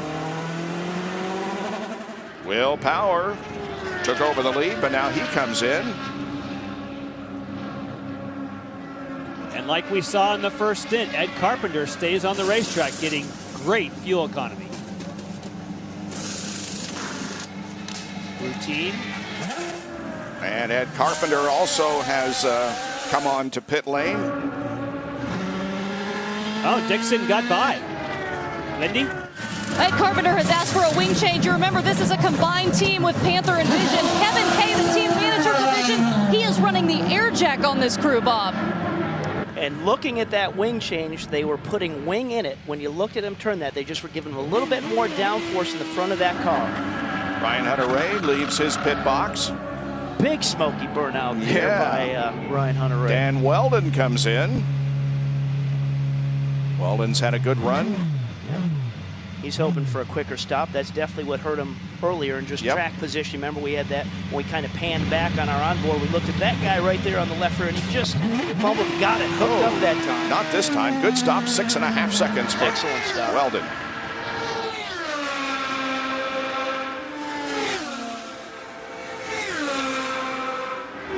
Vitor Meira shown as the leader of the race. There he is. He's off in pit sequence. It really is amazing. I mean, we know Vitor's changed 2 front noses with contact, and here he is. Yes, he's still got to cycle through with regards to pit stops, but the fact that he's even leaving this race with two nose changes. And look how much Dixon had gained on pit road, and I would not be surprised, Robbie, if he did exactly what you predicted. He had an extremely fast pit stop. I bet he didn't take all the fuel, and now he's right where he wants to be, ahead of Briscoe. Here's the replay of what Jan was talking about. So they both stop at the same time, and we're pretty sure that Will Power took all of the fuel. So if you see Scott Dixon leave before, well, you know what? A second or so. I mean, that fueler pulled out pretty quick, but the fueler's still waiting for like a half a second, even though the tires were on. And you can see him blow by Will Power. So it was that was fantastic pit work by the crew. Here's Marco trying to get by TK's right rear tire laid out and doesn't put in rubber down.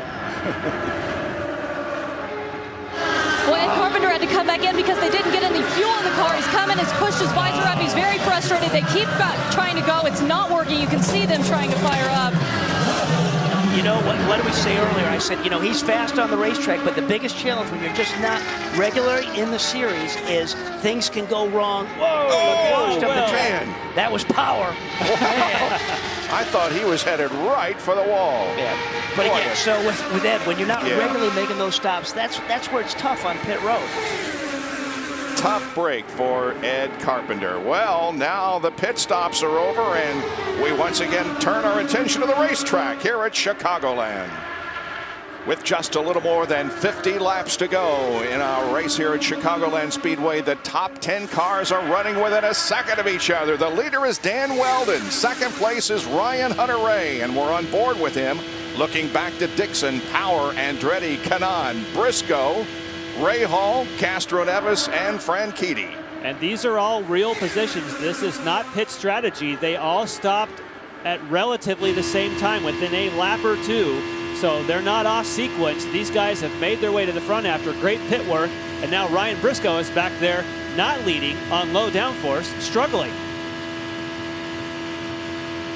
Let's still size up Briscoe. Ooh, look at Power. Yeah. Do you think Clive Howell's on the radio saying, hey, we're not racing those guys for the points? No, he's going by. He gave up on that one. Oh, look at this. Wow. Andretti looks high. And look at there's Briscoe trying that high side. Look at it. Looked like he drifted up a little bit more there, Jan, just tagging that whole idea with less downforce on that car. What's it going to do to him? And that's exactly what we talked about the open of the show. The low downforce is the way to get to the front and stay there. But if you're back, as you can see, as many. Oh, look out!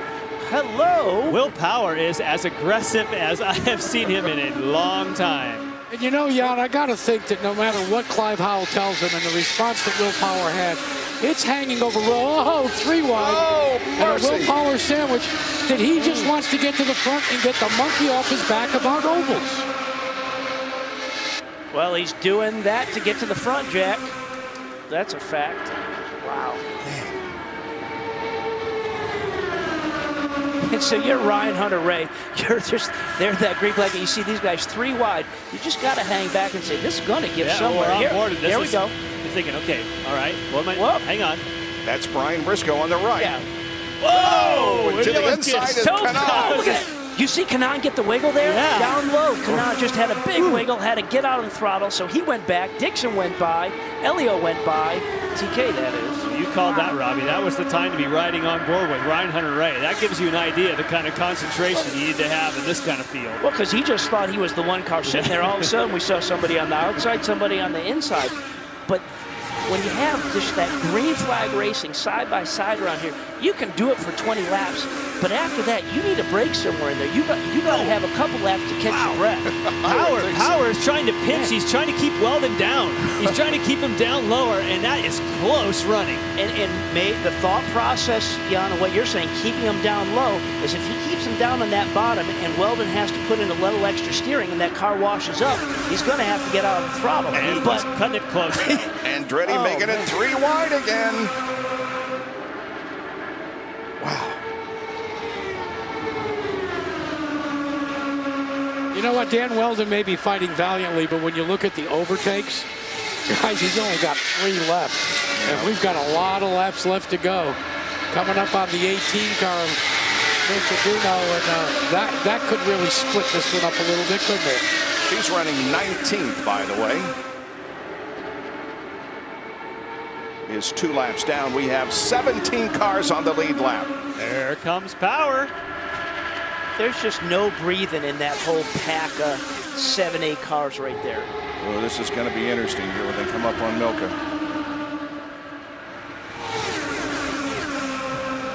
Oh, she's going high. Well, middle high, middle low. Ooh! Weldon forced below the white line, but I think from the official standpoint, they say when you go down there, if you had to do that in avoidance, that's okay. We'll be okay with that. And Will Power has the lead. But Andretti is right there to his right. Weldon, who led, now finds himself battling for third with Ryan Hunter-Reay. Back with more at Chicagoland in a moment. Will Power leads Marco Andretti here at Chicagoland. The record prior to tonight for most lead changes here at this racetrack, 23 in 2004. We have had 24 tonight. The record has been set for number of lead changes, and we've got almost 40 laps to go. There are the first 2. Will Power and Marco Andretti. Here comes 3 and 4. Dan Weldon on the low side and Ryan Hunter-Reay on the outside. They almost bang wheels coming off of turn number 4. Right behind them, Tony Kanaan, who's had a very stout race tonight, on board with him. We had to lift there a little bit. Tony Kanaan's been running high a lot of the evening and taking advantage now, Ryan Briscoe. And Briscoe, of course, has led the most laps here tonight, so he gets around Tony Kanaan.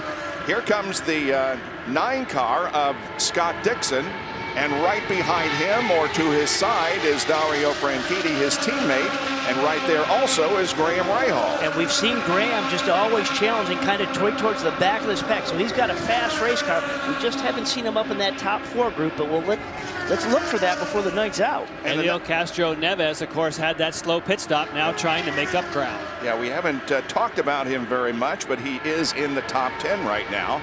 Back in 11th. Whoa! Look out.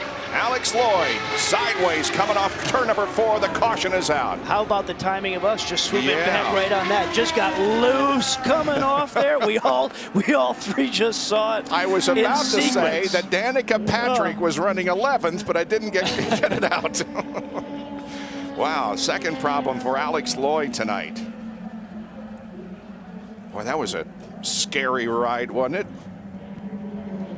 It comes with 30 laps to go, so everybody will come in and it'll be their final pit stop. That's right. Well, what that's going to do, too, is going to keep that whole lead group, lead pack together. They're not going to be spread out on green stops, so it's just going to be everything at the end of this. That's what we saw live. Alex Lloyd coming off corner number 4, slides to the inside of the racetrack. We are under caution here at Chicagoland Speedway on Versus. Under caution here at Chicagoland Speedway because of an incident involving Alex Lloyd. Will Power is the leader. And when they pit, they will only need 12.2 gallons of fuel to make it to the end. That's only 3.5 seconds of fuel, faster than it takes to change tires. Will someone take a chance and not take tires? You heard Al Spire say earlier that that is a very likely situation here in the late going, given this green with less than 30 laps to go. Let's watch. They're changing tires on Power. Both Ryan Hunter-Reay and Andretti, and also on Will Power. And on Dixon back there. Look at that. Franchitti gets out quick. Ryan Hunter-Reay was third across, Power second. Franchitti up 8 positions. Wow. And Patrick up 5. So did they put tires on? Sure looked like they were going for tires for Dario. Did. I got to say, my eye wasn't focusing on that car. I saw that Dixon definitely went with him, but I can't confirm that I saw Franchitti. Wow. We're set up for some great racing to the checkered flag. It's Franchitti, Will Power, Marco Andretti. We'll be back in just a moment. We are back here at Chicagoland Speedway in the final moments of the peak antifreeze Motor Oil Indy 300. Let's go back to that last pit stop and what happened to Dario Franchitti. See him on the high side? He has to make a wide arc in. He does not take tires. Now watch when he pulls back out. He snookers everybody and beats him. Maybe Al Spire is right. We're down to a handful of laps. Let's go to Robbie Floyd and find out more from Chip Ganassi. Well, Chip, some crazy things going over the radio right now, but that was one heck of a gamble you made. What played in that decision? Yeah, I mean, we're basically about a 5th or 6th car, and that's our shot to win there. That's the only shot we have.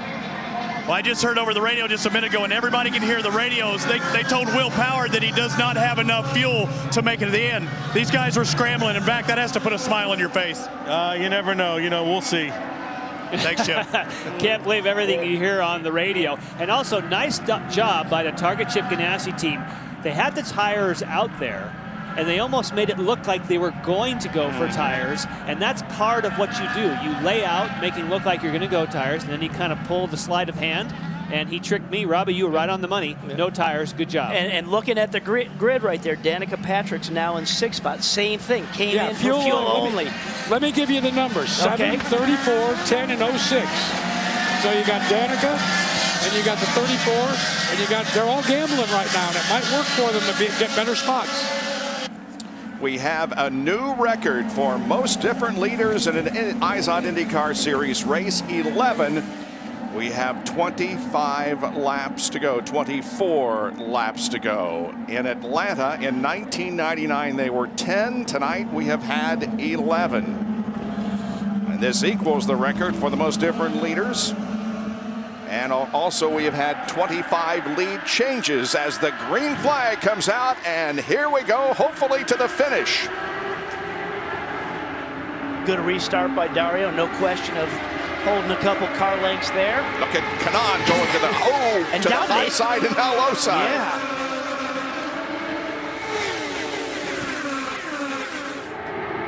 Danica Patrick is in the mix here. She's running 6th.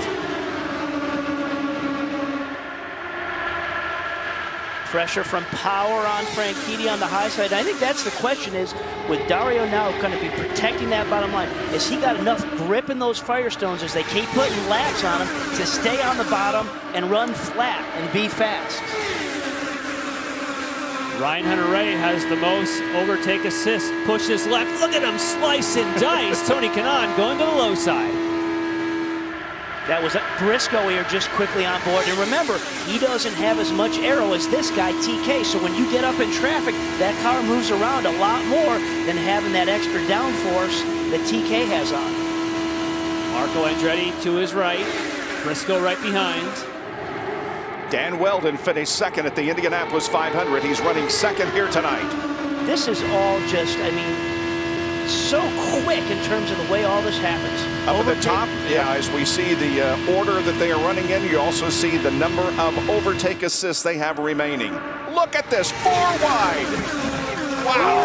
Oh, look out, Ryan. Ryan is way up in the gray, kicking up the dust. Yeah, safe to say that's not premium grip. Whoa, is that tight back there. playing to the original storyline that if you go with the low downforce, you're doing, I mean, it looked like he was unbeatable when he was on the front. Now he's stuck mid-pack and he's just going backwards. And he just lost, what, 3 or 4 spots right there in that sequence of getting up high. But how about Will Power? Everybody asking, well, how's he going to do when we get to the ovals? He certainly has been dominant on the street and road courses. Well, he is in a battle for second. On board with Briscoe. Look, and he's just shifting up a gear, keeping that momentum on the high side. He still wants the momentum. Wow. There was, wow. Well, we saw the dust coming up, but what about that close contact on his left front with Marco? Man. You can watch here for a little while in Versus non-stop. We will take a break and be back for the finish of the race here at Chicagoland Speedway. Racing just doesn't get any better than this. We have 17 cars on the lead lap, and 13 of them are within a second. Dario Franchitti leads Weldon, Power, Kanaan, and Andretti. And Briscoe, one of those guys that was going backwards just a couple laps ago, now has had a big run and momentum, has come back up a little bit up on the high side of the racetrack. And look at Marco. He's up on the high side now.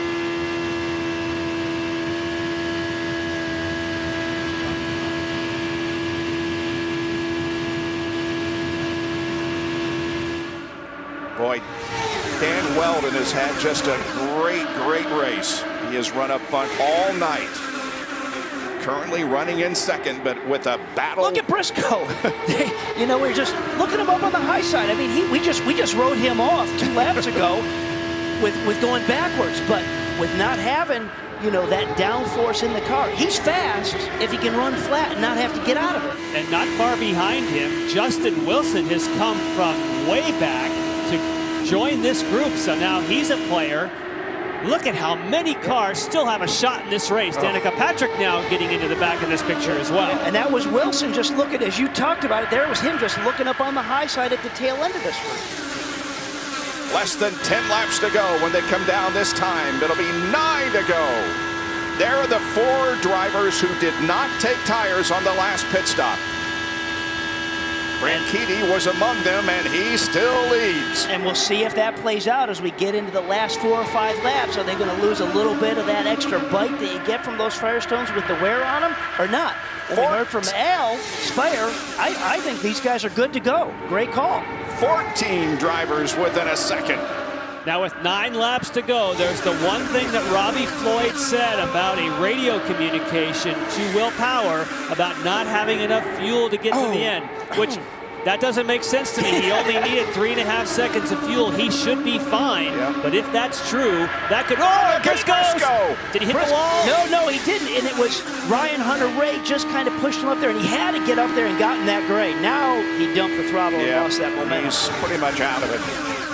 Hey, Jan, let me confirm the Will Power situation. I just talked to Clive Howe, asked him about fuel, and he said it is dicey at best. Really?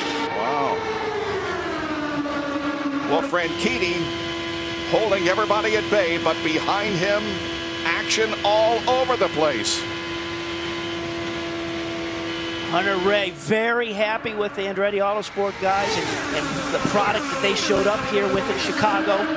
And we shouldn't forget about the fact that what happened at the end of the Indianapolis 500 when you had Ryan Hunter-Reay ran out of fuel and had that horrific accident with Mike Conway. And Mike Conway, if you're watching, we hope you'll be back soon. But that has to be a concern if you're following Will Power. They all monitor each other's radios, and if they think he might suddenly... And look, he's jumping back. Right now, just as you're saying that, he's going backwards. 5 laps to go.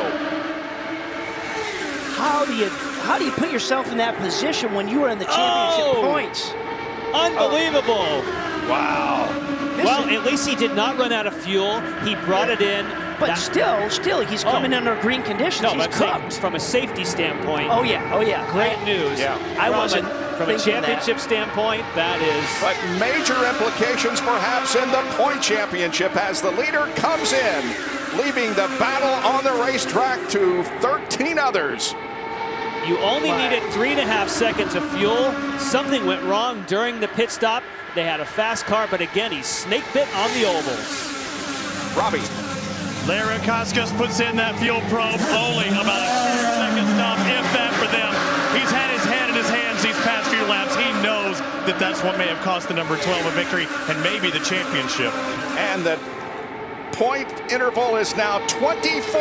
Will Power leads Franchitti by 24, and Franchitti, of course, is the leader of the race. So Power hits the pits at the same time Franchitti goes to the lead. You can't have a bigger swing. No, and you heard Chip Ganassi say, hey, we only had a 4th or 5th place car. That was our gamble to win this race. And right now, with 2 laps to go, what a play, what a play. Does that go along with rather be lucky than good?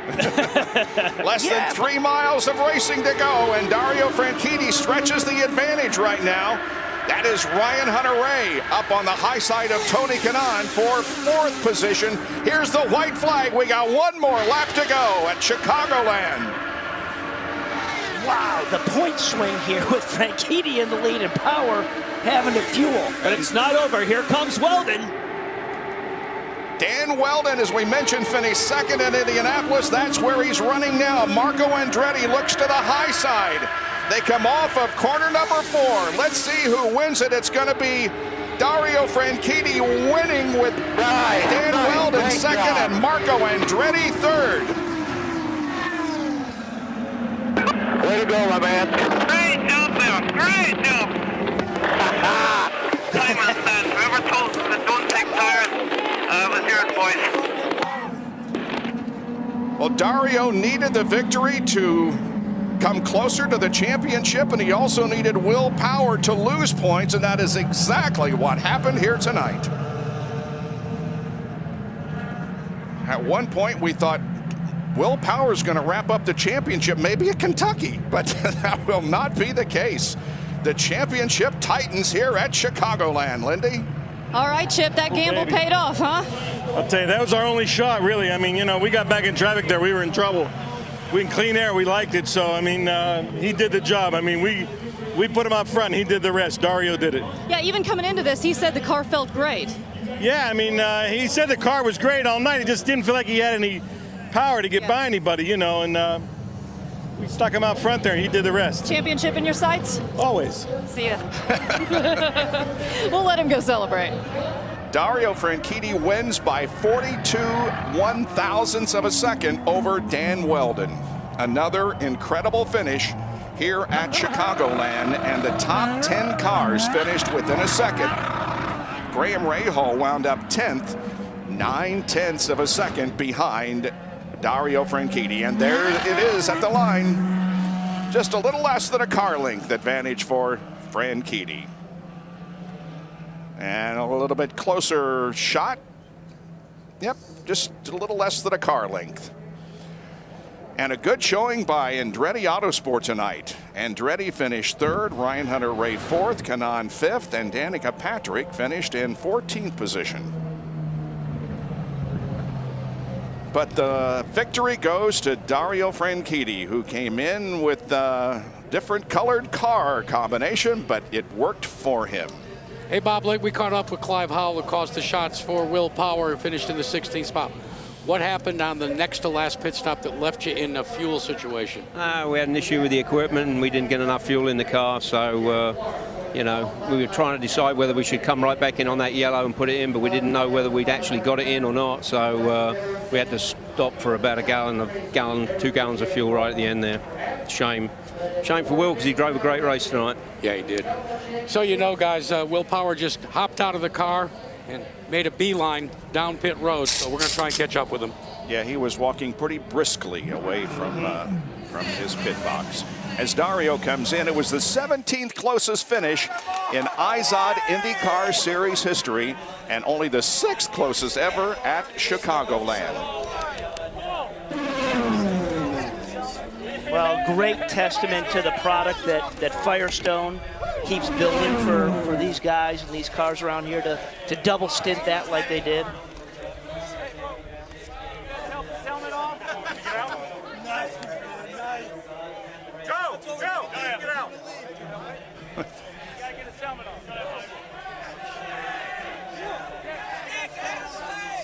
He's just taking it in, isn't he? He's just taking it in. I don't blame him.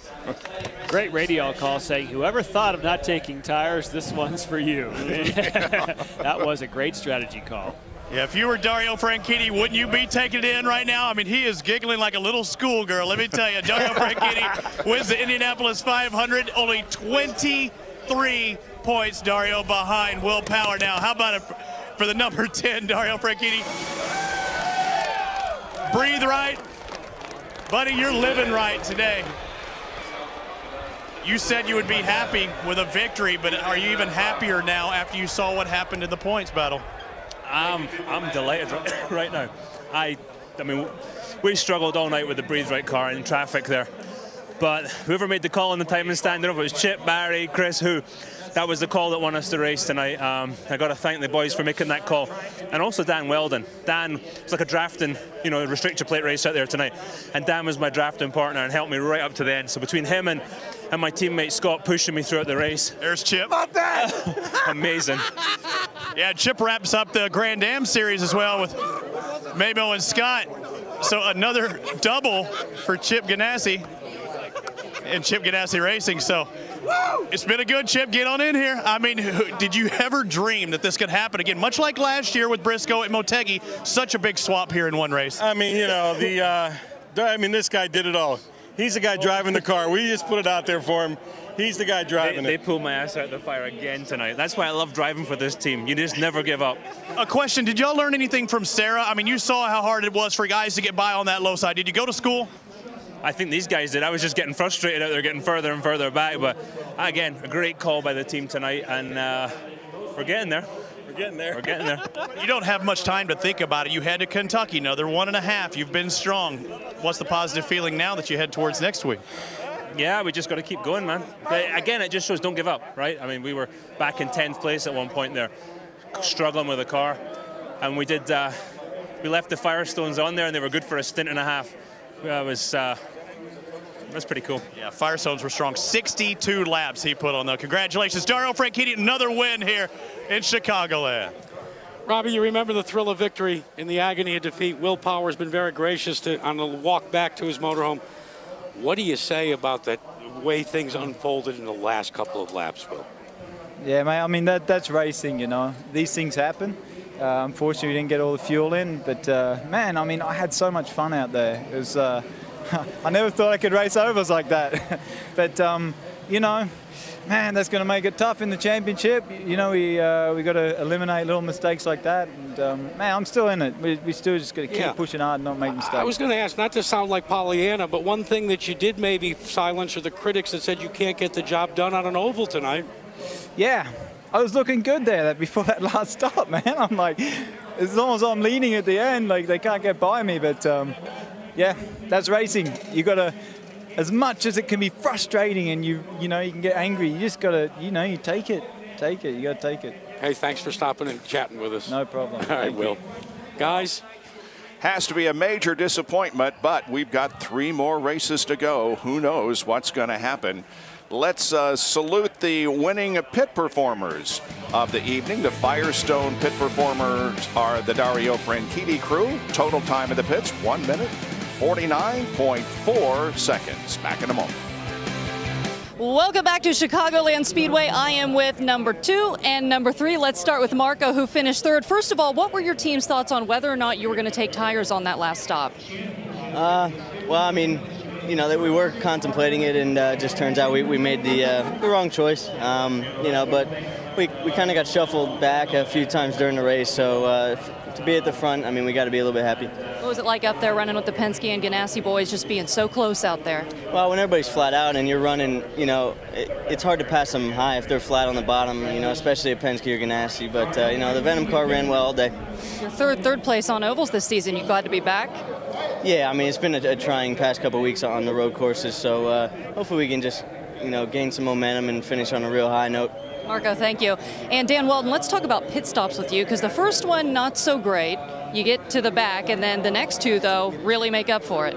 Yeah, that's what's fantastic about the National Guard Panther Racing guys. It's that never give up attitude that I think we've learned from a lot of the soldiers in the US and overseas, and obviously proud to represent them, and hopefully I think they can see that, I never give up either, or does the team. And, it's a fantastic result. I'm sure I'm going to be in trouble with, Team Penske for perhaps working with Dario. But, I got to say, working with Dario out there, he's a true professional and, always gave me room and not a lot, but enough. And, to have a result like that, I think is fantastic. And I think as everybody could see, Honda continued to do a great job providing competitive engines, and the Firestone tires were good, to the point where we contemplated nearly doing 60 laps on a set. But we did change, and I'm just happy for all the guys. They do work very, very hard, and they deserve a good result. For those of us who don't know, what's it like to run 4 abreast at 219? It's exciting. It's fun. It's it's the way racing should be. I got to say, I've really enjoyed the road courses this year, and it's good to be back on the ovals. But it's it's very, very difficult at times. You've got to race around people you trust, and you've got to give people room. And that's why I like working with certain people. But I think a few of them had too many NOS drinks before the race because there was a lot of moving around. Dan, thank you. And Bob, what a turnaround for him from last week. Once again, Weldon shows well on a super speedway. Here are the top 10 finishers, including Justin Wilson in 7th, Vitor Meira in 9th, Graham Rahal 10th. Going into tonight's race, Will Power had a 59-point advantage on Dario Franchitti. Dario gained 36 tonight. It's only a 23-point spread as we go to the Kentucky Speedway, the race that will once again be very, very close. It is a 1.5 mile racetrack similar to the one that they raced on tonight. Down to Robbie Floyd. Ryan Hunter-Reay, who finishes in 4th place. Tony Kanaan to his side, number 11, finishes in 5th. One heck of a race. You said, I'm glad that one was over with. Yeah, that was nuts. I mean, that was crazier than any Texas race I've been in, and it was just nonstop the whole time. You never could take a breath. It was just everybody all over each other the whole time. I'm sure everybody's going to leave here pissed off at each other, but it's good for the sport. It was just so intense. I'm trying to take it all in. I mean, it was nonstop, and those last few laps, I made a couple good moves around the outside to get a run on a few guys, and we ended up P4, so it's good for the championship run. It looked like an NBA game. There were so many high fives in your pits with that second to last pit stop. I think you gained 6 spots. The guys did an awesome job on the last couple stops there. We're just on fire, and it was perfect. So we got out, got some spots, and then we made up a few more on the track there at the end. I got to hear one heck of a debrief here. And Tony, you said, Robbie, you have no idea what it feels like. What did it feel like out there? Like hell. I think like Ryan said, I mean, yeah, it's great for TV, it's great for the fans, but you're hanging on for your life every lap there. And then I'm sure I upset Ryan and upset a lot of other people, and they upset me because there's no way to hide. You're running 6 abreast, 3 abreast into the corner, 15 cars all together. Yeah, it's great, but I mean, it's tough. You said to watch you at the start. We were on board with Tony Kanaan at the start. What was that like? We can always count on you. It's always fun. I mean, it's not becoming fun anymore, but look at that. That was fine. That was actually on the outside, 5 positions. I mean, I'm learning from Ryan. He gave me a tip, told me to follow him, and that's what I did. I was right behind him, right there. Now we also have another angle when you're right next to Scott Dixon. Things may be a little dicier. I know. Look at that. I mean, I think we hit. I think he touched me. If you look, that's it. Yeah, I mean, that tells you why I'm not happy about it, and it's not Scott's fault. The thing is, we got a lap car there, and he moved Scott up. I didn't see that lap car, and then when I saw it was too late, I move up, he moved up, and we hit. So for sure, I know you guys watched it and enjoy it at home, but I was not enjoying it. Well, Tony Kanaan, glad the race is over. Ryan Hunter-Reay, he seconds that one. Andretti Autosport 3, 4, and 5. We'll be back from Chicagoland in just a moment. Welcome back to Chicagoland Speedway, where tonight we set a record for lap leaders, 11, and I am here with one of them, Sarah Fisher. Sarah, talk about your pit strategy tonight. Well, I think if that last yellow had fallen a couple laps earlier, we'd have been all right. But, I'm just so proud of this team. The Dollar General boys did an awfully great job getting ready for this race. And Service Central's been hanging in there with our second car program. So it's just so much fun to be able to get out there and run up front. And, Kerry Hall's been fueling for us this whole year. And, with his ALS battle, I'm just really happy we have a wonderful group of people. Sarah, thank you. And Bob, we will see her next week at Kentucky, or Jack, and we will also see her at Homestead.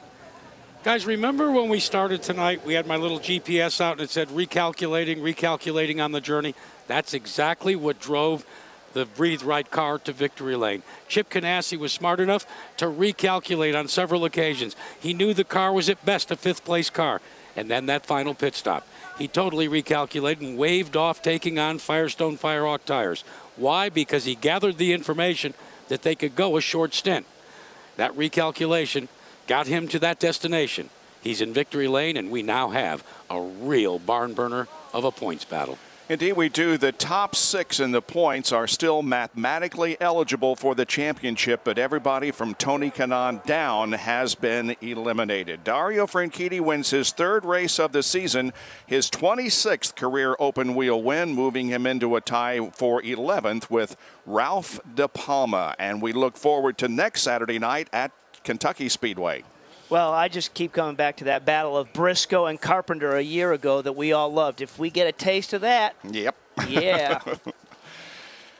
Well, coming up next here on Versus, the PBR. Be sure to tune in next Saturday at 8 o'clock Eastern for the Kentucky Indy 300. Izod, the official apparel sponsor of the Izod IndyCar Series, available at Macy's. For more information on the Izod IndyCar Series, log on to Versus.com. Congratulations to Dario Franchitti, winner here tonight at Chicagoland. For Jan Beekes, Robbie Buell, Jack Arute, Robbie Floyd, and Lindy Thax, I'm Bob Jenkins. We'll see you next Saturday night in Kentucky.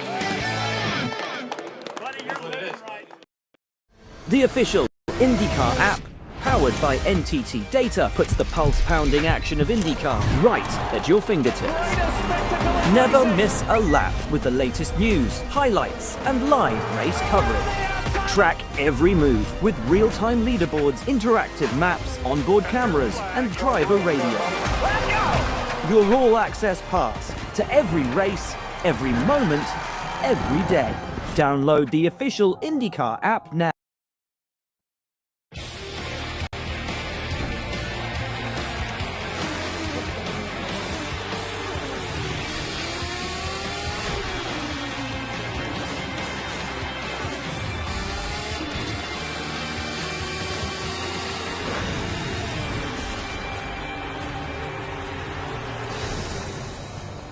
The NBC Sports Network, glad that you could join us for the Firestone 550, the 7th of 16 races in the Izod IndyCar schedule for 2012 here at Texas Motor Speedway. As you can see, lots of fans are on hand, and in just a moment, we're going to get the command to start engines for this event. Now, the start will be delayed just slightly because there was a problem with the stage, and Townsend Bell is down there and can better describe what happened. Yeah, Bob, I was standing on pit lane. We heard a crash. I turned around and looked over. There's a gentleman that's probably an event assistant. The background of the stage fell as they were pulling the whole thing apart to move it out of the way. It clearly landed on him, but he's moving. He's going to be fine, I believe. They stabilized his neck. I've seen him move his arms and his legs. He's talking to the medical officials. They're here to help him. We're going to be a few minutes delayed, but good news is he's going to be okay. Last thing we expected before the start of this race. Yeah, that's for sure, but let's do hope that everything is going to be okay with that worker.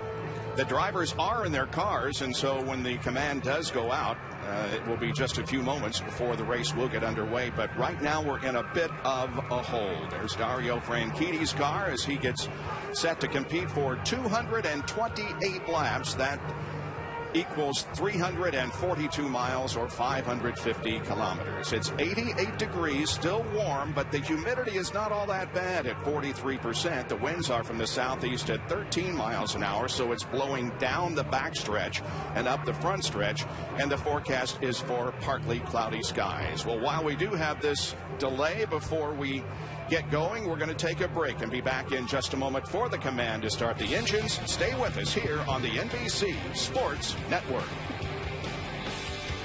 The Firestone 550 on NBC Sports Network is brought to you by Firestone, the first name in Indy racing. Novolog FlexPen. Ask your healthcare provider about the benefits of FlexPen today. And by Sleep In. Dream better here. Book now at sleepin.com. Always an enthusiastic crowd comes here to watch the Izod IndyCar Series in action on the high banks of Texas Motor Speedway.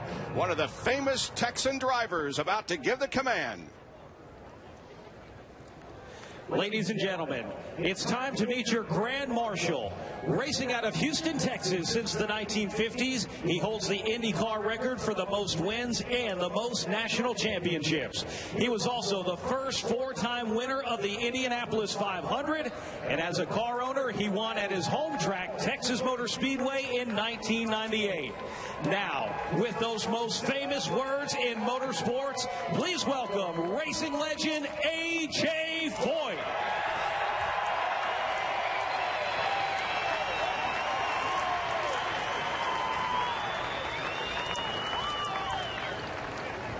Boys and girls, start your engines.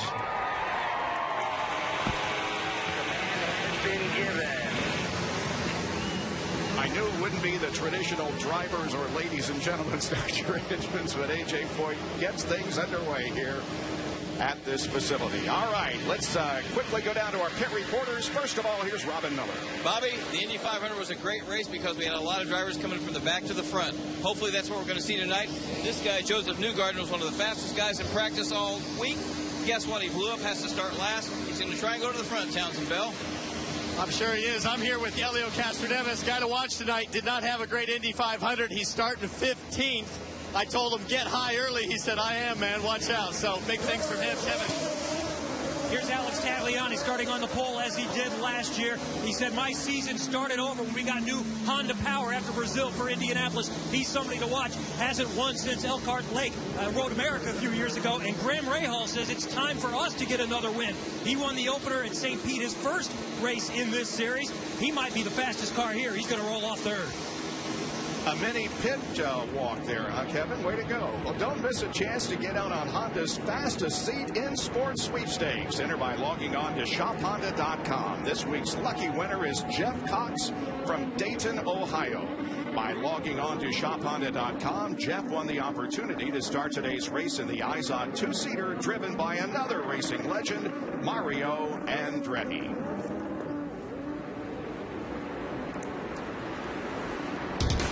The cars are moving, and here is a starting grid. Alex Tagliani on the pole with Dario Franchitti alongside. Second row, Graham Rahal, his best start for 2012, and Scott Dixon, the winner last week. Will Power, who won his first oval track race here a year ago, fifth, and James Hinchcliffe is sixth. Seventh and eighth, Tony Kanaan and Marco Andretti.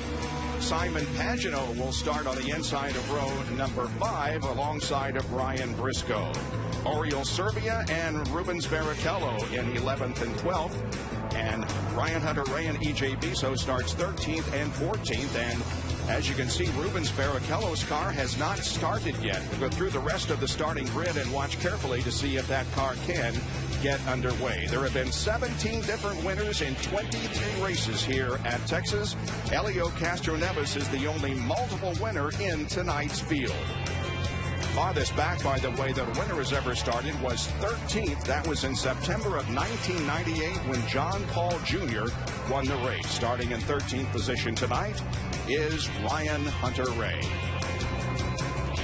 All right, we have 6 onboard cameras that will complement our coverage for you tonight.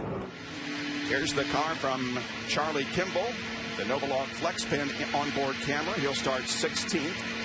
Starting in 11th position with the Chevy onboard camera is Oriol Servia.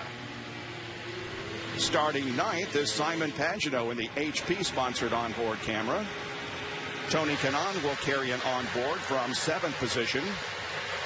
Dario Franchitti will start in 2nd position and has the Verizon onboard camera. And it wasn't working just a moment ago, but now J.R. Hildebrand's onboard camera is working in the National Guard-sponsored car. He will start in the 23rd position. And the Honda two-seater is up to speed now. And Mario Andretti giving a thrill of a lifetime to Jeff Cox from Dayton, Ohio. And again, you can win by logging on to shophonda.com and get the opportunity to start today's race in the Izod two-seater driven by Mario Andretti. And let's get out to Townsend. Yeah, Bob, Rubens Barrichello, the worst way to start an event. This is A.J. Foyt's nightmare. You got laptops out left, right, and center with all the Chevy guys trying to get this car fired. They're pulling all the bodywork off. It's clearly some sort of electronic issue. and apparently Simona did not start either. So suddenly, instead of a 25-car field that we have about to take the green flag, it's down to 23. Simona De Silvestro in the only Lotus-powered car has not started, and neither has Rubens Barrichello. There's the onboard look from J.R. Hildebrand.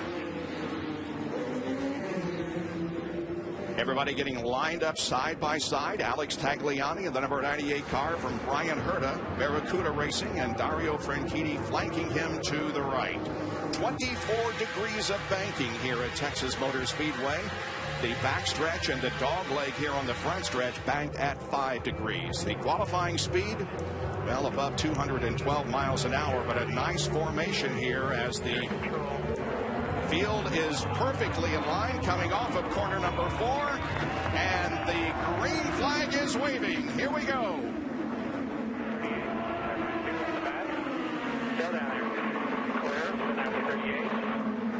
Three abreast racing there in the middle of the pack as they come off corner number 2 and onto the backstretch. Alex Tagliani has the lead down the backstretch into turn number 3. Tagliani followed by Dario Franchitti. Third position belongs to Scott Dixon, and then Graham Rahal and James Hinchcliffe battling for that 4th position. Oh, Tony Kanaan, who we're on board with, just had to lift. Now watch the momentum. He should get just swallowed from behind. The moment you have to lift this early, it takes a long time to get that momentum back. So he drops to 7th position because of the lift. Comes Dixon. Yeah, the battle up front. Scott Dixon has taken over 2nd position from his teammate. Dixon, with just an incredible performance at Belle Isle last Sunday, looks for 2 victories in a row this season. Tommy, what I'm noticing already is there are some cars that can run near the white line. There are other cars that can't get anywhere near it.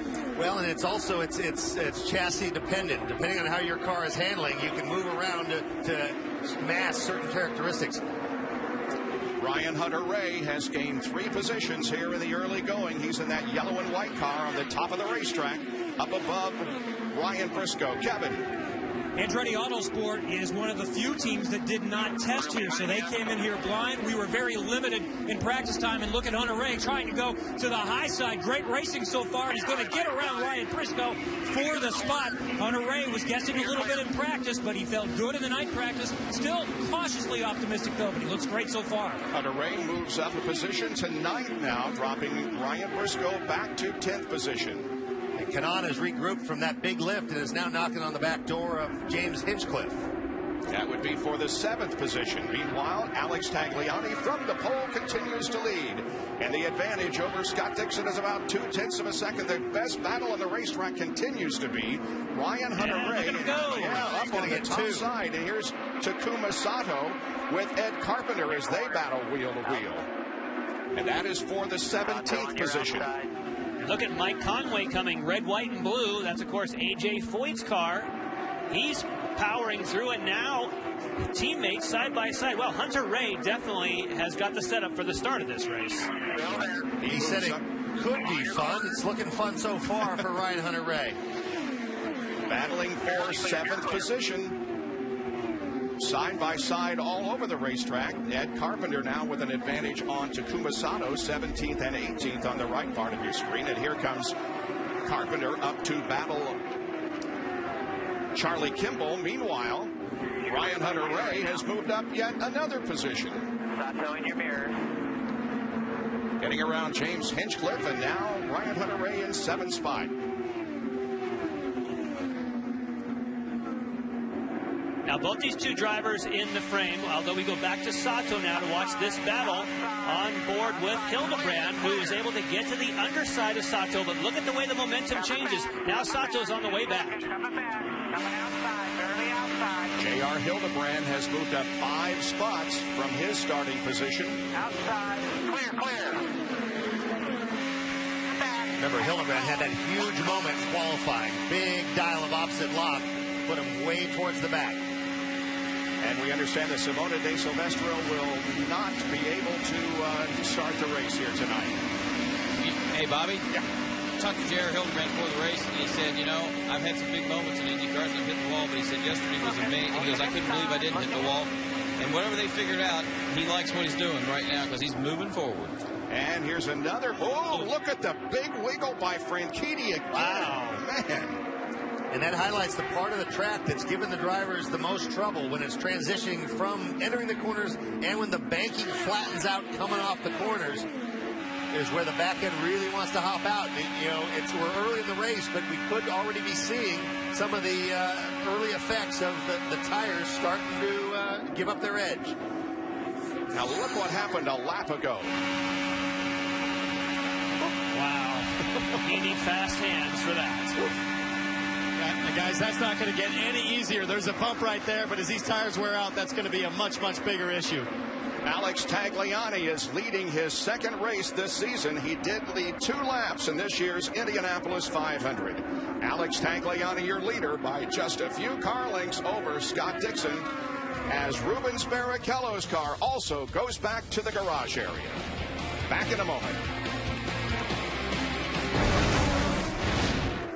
Welcome back to the Firestone 550 from Texas Motor Speedway. That is Dario Franchitti, and he has fallen all the way back to 7th position after running a strong second in the early laps. Other guys who are having problems include E.J. Viso, who has dropped back to 17th position. Another big wiggle out of Dario. This, kind of like I was saying in Milwaukee, it was like clockwork.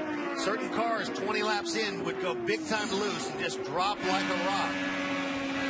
Oh, that's mid-corner. That's not the banking. That's just the balance. That's not the completely gone off. Here's Hildebrand. This is coming off. This is what. Wow, that was a big save.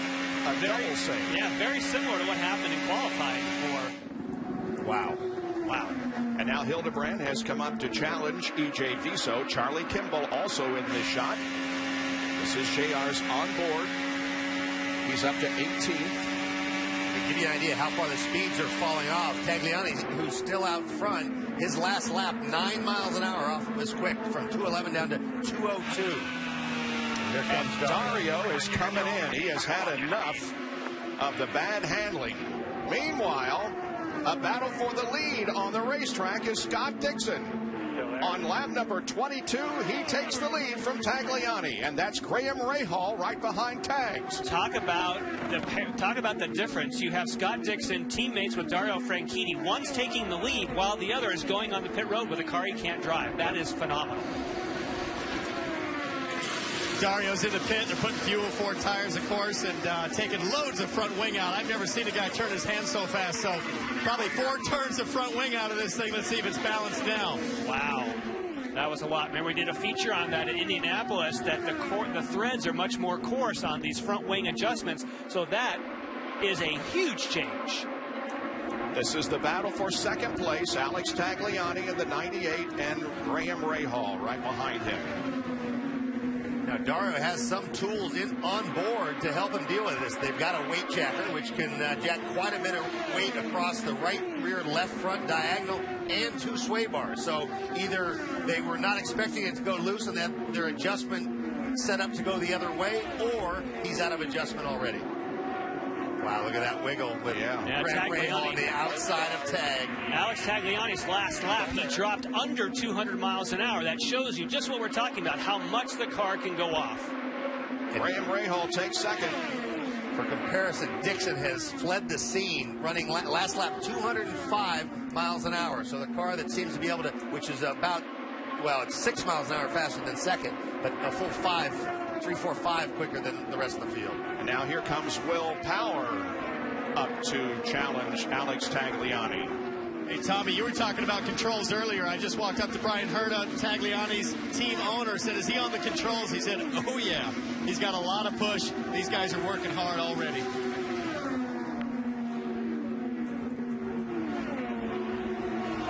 Power still trying to make the move on Tagliani as they come off the 4th corner. Still not able to do so. We'll watch him down into turn 1.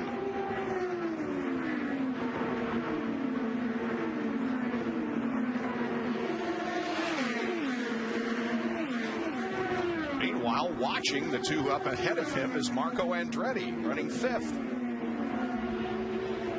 And of course, Will Power on that higher groove. His car doesn't have the same amount of wiggle. Certainly, that was a pretty big contrast between he and Tagliani. And now, just as you say, Marco Andretti takes advantage, follows Power through. Tagliani drops to 5th position from the lead. He led the first 20 laps of this race, but now has dropped to 5th. Justin Wilson has moved up to 12th position, so he too has made some good moves here in the early going. You saw the Sonny's barbecue car at the very early part of the race. He was the one that was way up on the top. He went 3-4 wide and picked up some positions by going really high on the racetrack. Ryan Hunter-Reay, meanwhile, continues to move forward. 6 cars closing. 3 back. He's running 8th currently. Been notified that Briscoe is closing from behind in the 6 car. Closing in. Back in tow. And it's looking like that balance for Ryan Hunter-Reay is going away, because you can definitely get the visual picture there that Briscoe's car is maintaining a much higher rate right now. Ryan Hunter-Reay fighting it.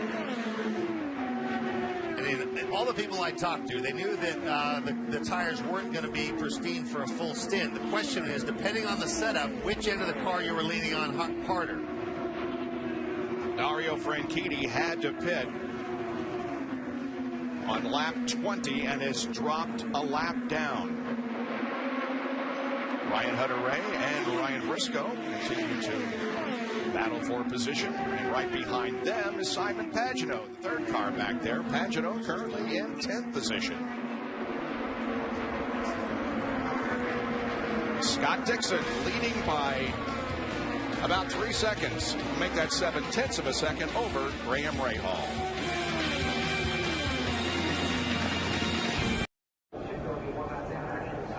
First caution of the evening, Charlie Kimball into the wall. He's fine. Got out of the car very quickly after it came to a rest near pit entrance. The pits are currently closed. Let's take a look at what happened to Charlie. First thing he said was, "I got in his wash and it stepped out on me," was what he said on the radio.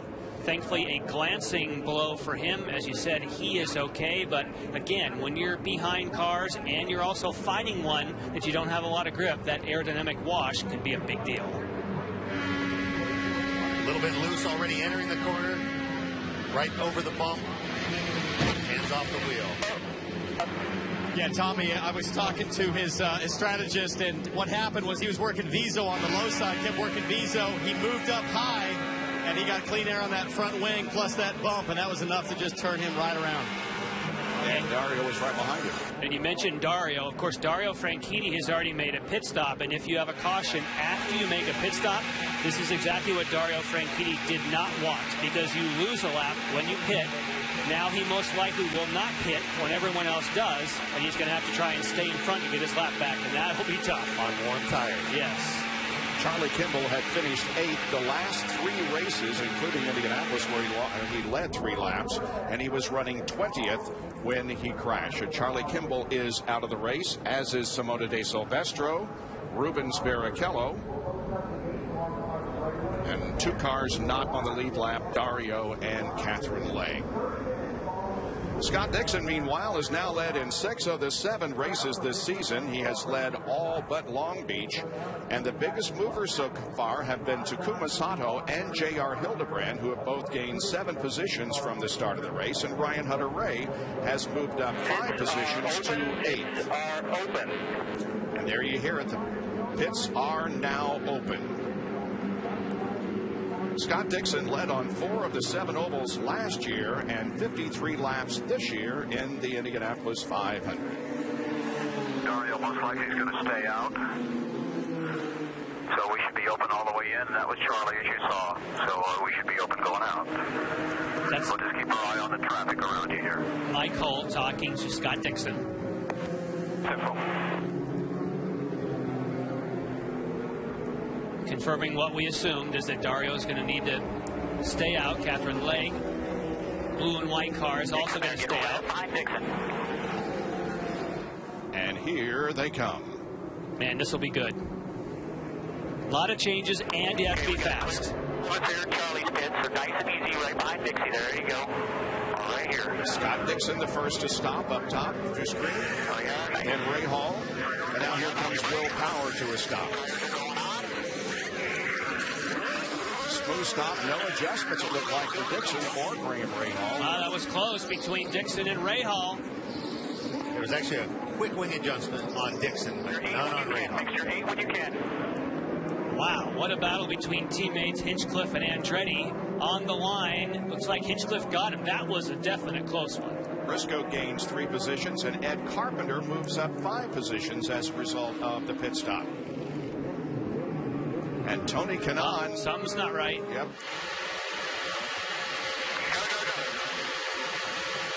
Trouble on the right rear. And Kanaan still is not moving. Looks like they're going to change the front wings on the car. We'll find out what happened when we return to Texas Motor Speedway and the Firestone 550. Back to Texas Motor Speedway. That's Tony Kanaan pulling out of the pit area. They have the front nose replaced on that car. All kinds of interesting things on pit lane during this series of pit stops. Bob, here's the thing that happened. The air jack failed on the 11 car on Tony Kanaan. You can see the guy in the rear just working hard to get that thing up. They worked so hard that they damaged the front wing in the process with the manual jack. So one thing led to another. You can see the guy pointing for a new front wing. Disaster on pit road for TK. Wow. And Franchitti also has problems. They came in, and it looks like they disconnected the rear sway bar. They definitely went to the rear bar and were making a change. And to make that kind of change, even under caution, just shows the level of how hard to get these cars back. That's a huge change. Simon Pagano also with a problem, as he didn't make a clean entry and also hung up Justin Wilson right ahead of him. And Will Power made 2 pit stops because of problems on the right rear as we go back to racing and look at the 3 wide for a moment activity there as Ryan Hunter-Ray tried to move up, and look at Ed Carpenter past Ryan Hunter-Ray. Ed Carpenter on the bottom, green and white, had that great momentum. And as you said, Sato right in the mix, blue and white just ahead of him. Sato running 7th. Much like in Indy, we saw lots of actions on the restart. Lots of action on the restart. Bo Barfield was going to be a little more vigilant to look for guys that were hanging back and getting big runs. Hunter-Ray had a good start. He might have got into the rev limiter or something, and then he got split by Sato and Carpenter. Simon Pagano is going to get a drive-through penalty. That, of course, would be for hitting his own wheel and punting it into the pit box of Justin Wilson. There is Will Power, who was clear back to 20th position after the 2 pit stops. And he was 3rd going into that pit stop and even came out in 3rd, but they did not, as you mentioned, get the right rear attached securely. So they had to come back in, make that 2nd stop. So Power, who's been strong so far, has to be able to work his way through the field again. Good battle for 10th, Hildebrand and Ryan Hunter-Ray, and Hildebrand takes the spot. On board with him, looking back now on Hunter-Ray and Castro Neves. Hildebrand from the back of the field.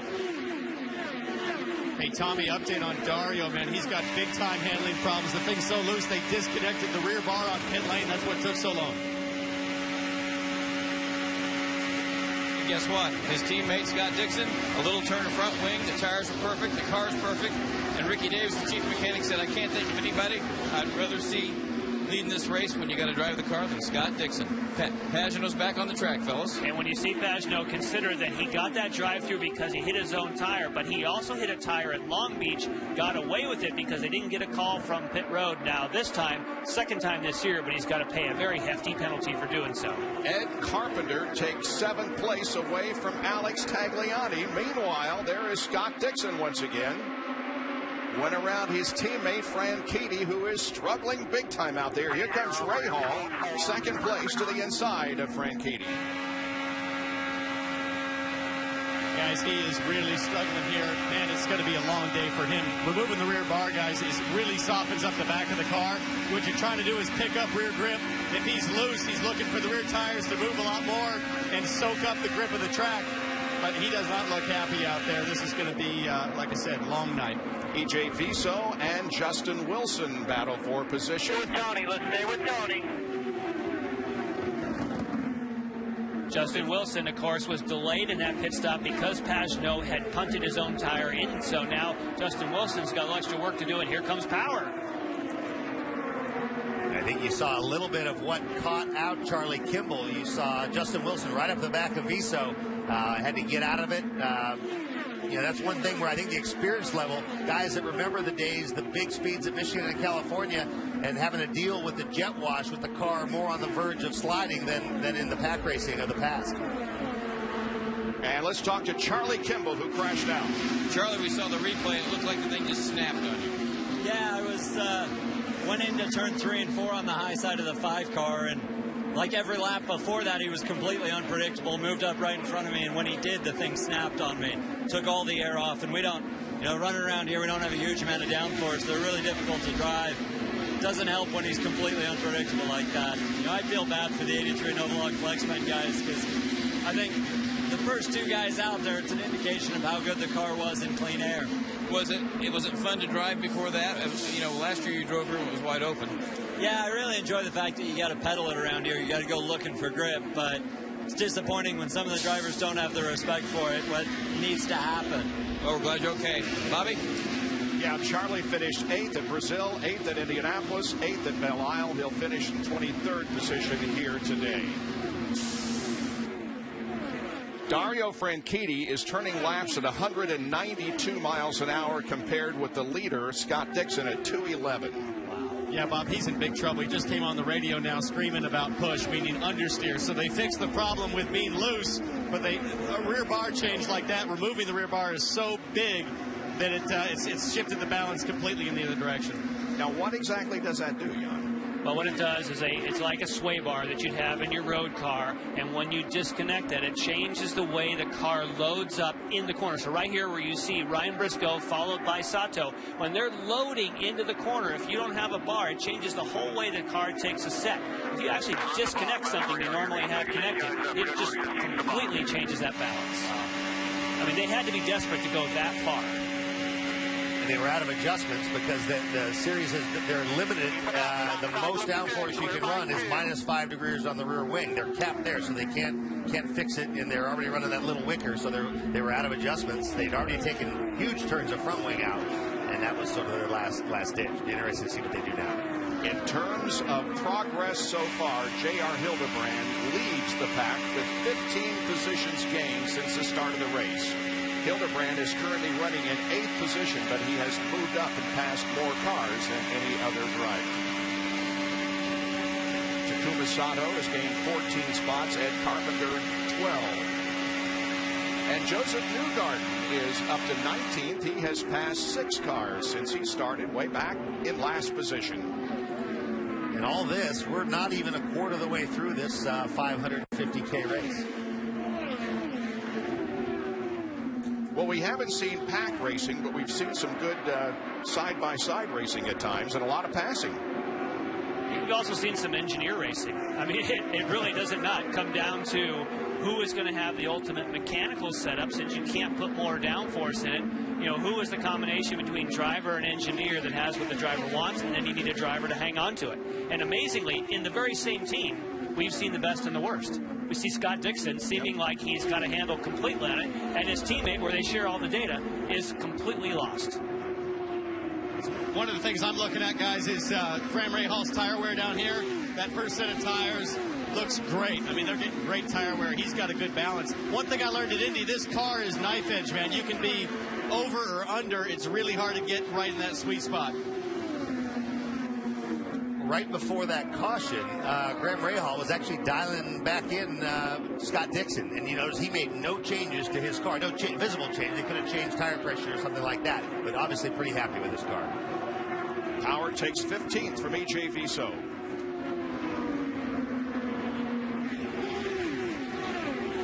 Will Power, the winner of the second race last year here at Texas. We had the twin races last year with Dario winning one and Will winning the second. For Scott Dixon, his advantage over Graham Rahal is just a little more than 1 second.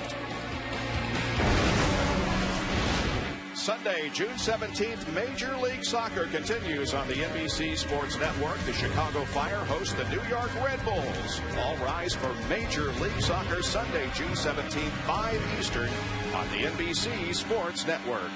Ryan Hunter-Reay has a problem. He is dropping like a rock. Oh, and a car into Sato. Takuma Sato running in 6th. Wow. Second caution of the evening. Charlie Kimball crashed earlier. He's okay. Takuma Sato makes contact with the wall on lap number 65.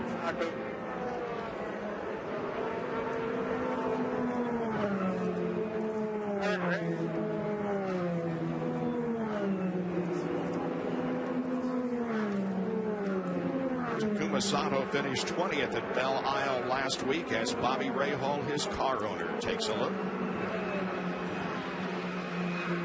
But as Robin Miller mentioned in the pit walk, he made some fans at the Indianapolis Motor Speedway and the move he made, but he was not successful. Let's see if we can follow.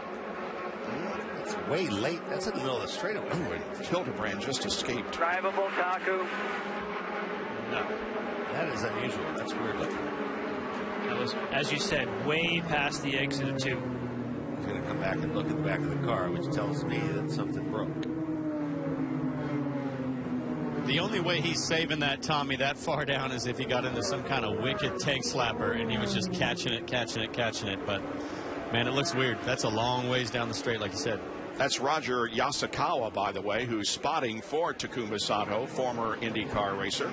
You saw Sebastian Bourdais up there as well, not driving. Would obviously be spotting for Catherine Legge. Yeah, Bourdais is doing the road and street courses, and Catherine Legge is doing the ovals as Ryan Hunter-Reay comes in. 3, 2, 1. His report on the radio, of course, was that he felt he was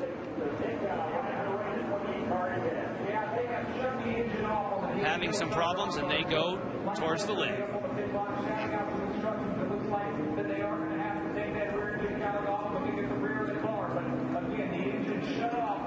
We've got a problem. I think we've lost power.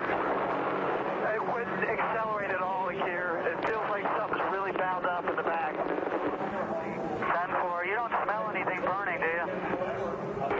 I thought I did, but then Sato crashed. But I thought it was like starting to vibrate a little bit at the rear. I'm not sure. Well, that was a radio transmission prior to the entry to the pit area, and now here is Scott Dixon, the leader, on pit lane, getting service. No changes for Scott Dixon. Graham Rahal's out, and no changes for him either. They're looking good. And Hildebrand, a slight adjustment as he comes out. Took front wing. Long stop for Briscoe. Yeah.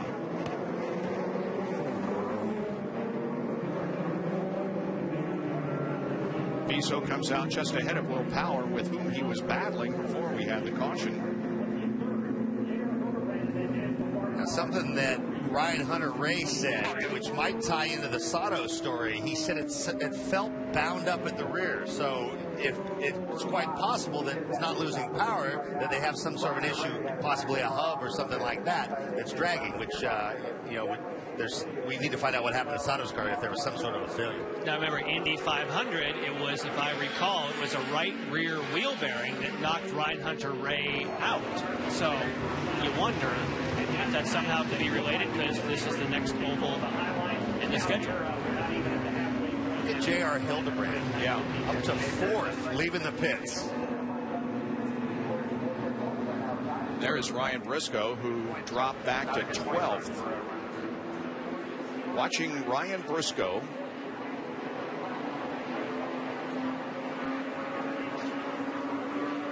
Right rear again is the last to go on, but the fuel is taking a long time, much longer than normal.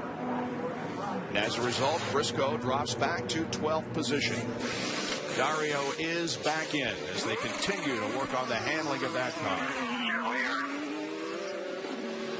There is Josef Newgarden as he gets service and rolls back into competition.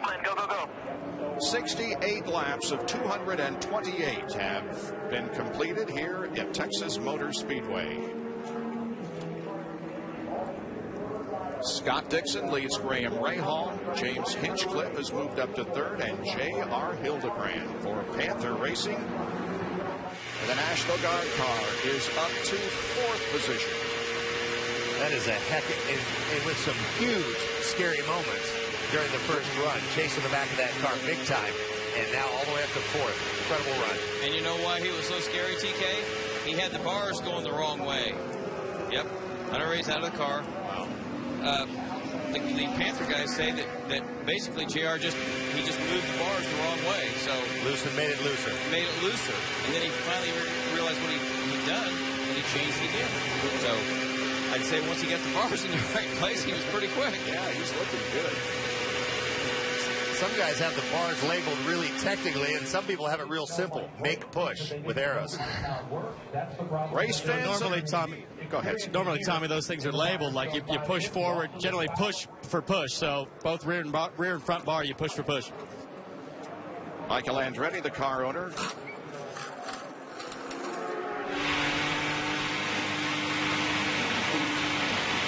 You can download the IndyCar mobile by calling ** Indy. For tablets, visit indy.bzw.com or Google Play, only from Verizon. Well, sun begins to set here in Texas as we get set to go back to competition.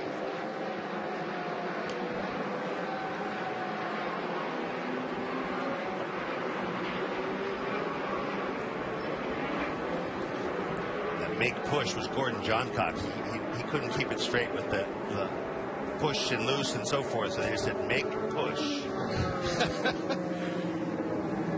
Anytime you can mention the name Gordon Johncock in a show, Tommy, you've been successful.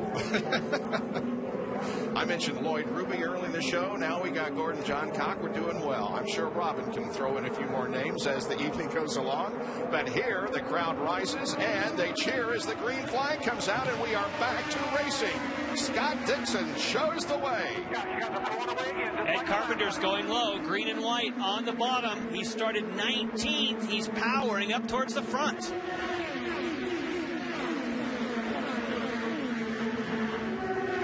Marco, in your mirrors.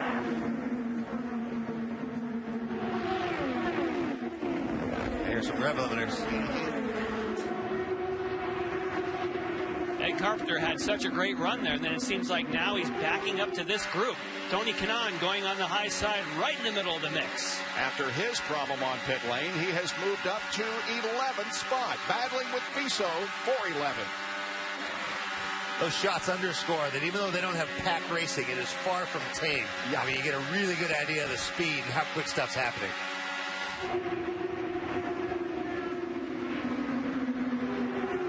You heard him grabbing gears and rev limiters, shifting, lifting, a lot going on.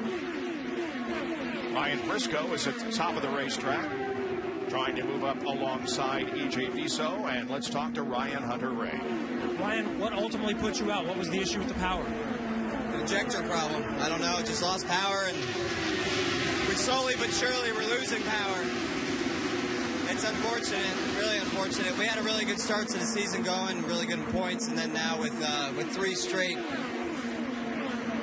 mechanical issues, it's so unfortunate. These guys work so hard, and I think we had a good race car going tonight. I think it might be time for me to cut off the facial hair. I don't know what to do. We wondered if people could go a full stint on the tires. We haven't seen that yet, about halfway. How are the tires holding up? On new tires there, I was able to make up a lot of positions, around the outside. On older tires, we didn't have the best of balance, and we were tuning on it, though. I think we would have been all right, but we just kept losing power. So I really don't know. I'm probably not the best guy to ask, but certainly a lot of work out there. All right, we'll see you in Milwaukee. Better luck there. Ryan Hunter-Reay has 4 top 10 finishes in the 6 races, but he will not get one tonight.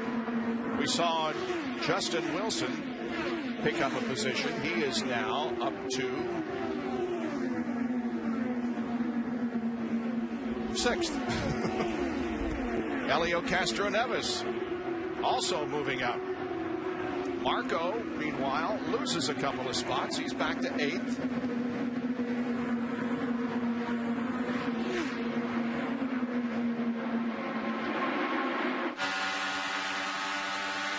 Now here comes TK.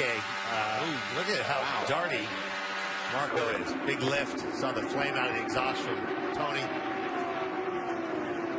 And now it looks like here comes Servia and Viso.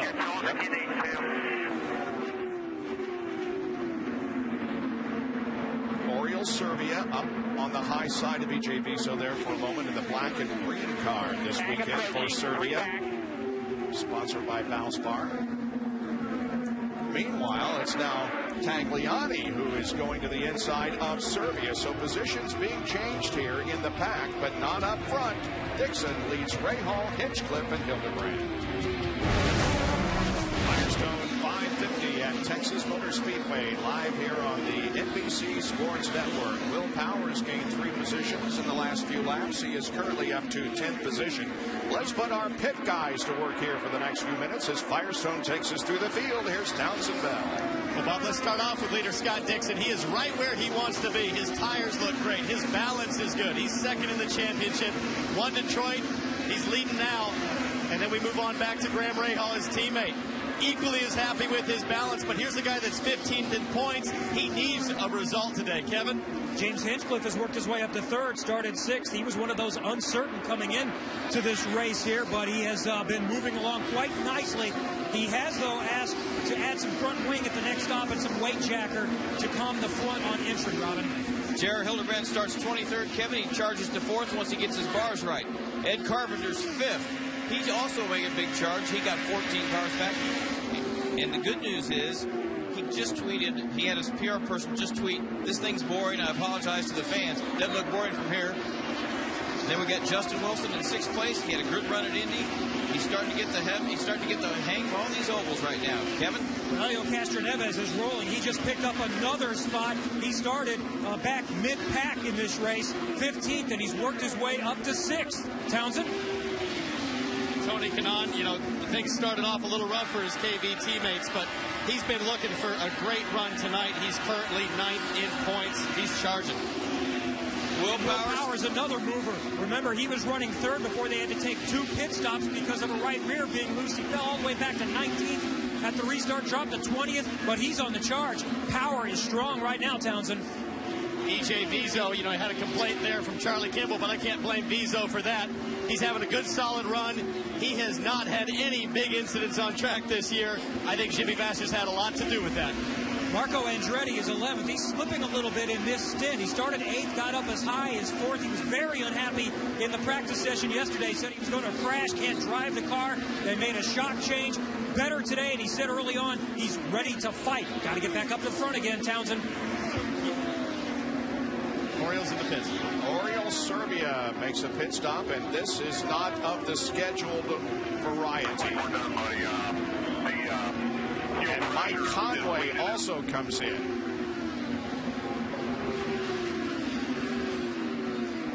Here at lap number 91, we have 2 contenders in the pit area. Mike Conway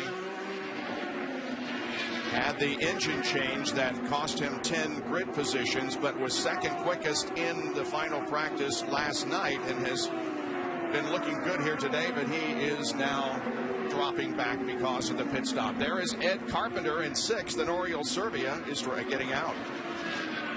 He is getting out. I also noticed, you may have wondered what was up with Conway just taking fuel. That happens if you have a pit stop, you don't get all the fuel.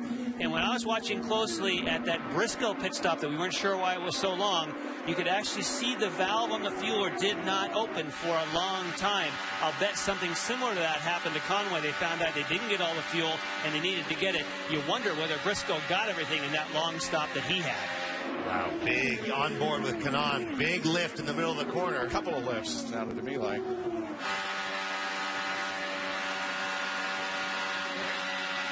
Still on your corner, outside.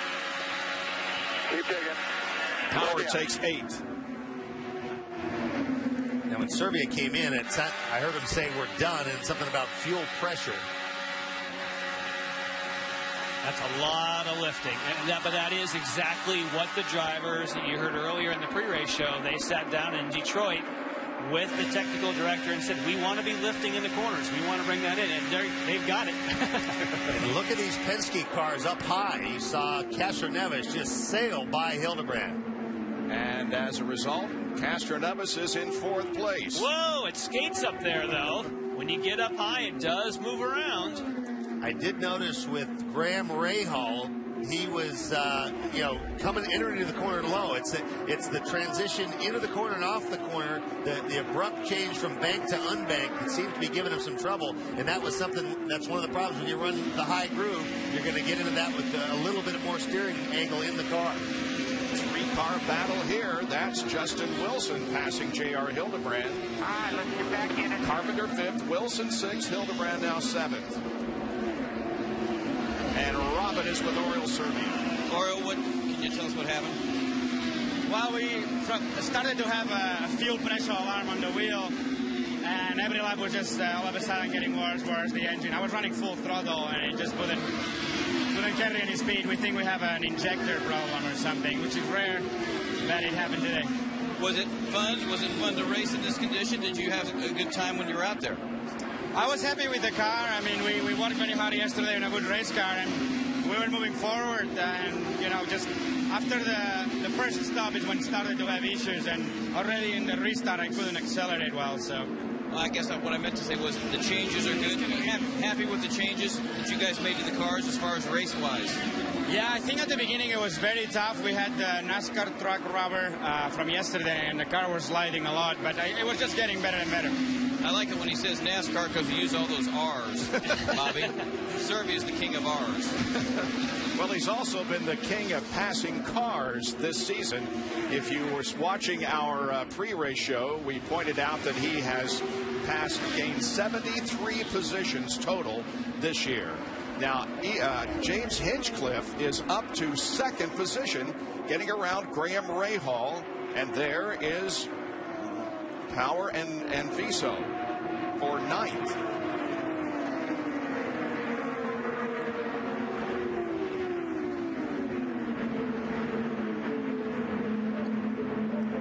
Dixon, by the way, has moved up to have a 7-second advantage on Hinchcliffe. Dixon over Hinchcliffe. And there is Marco Andretti passing Viso for 10th.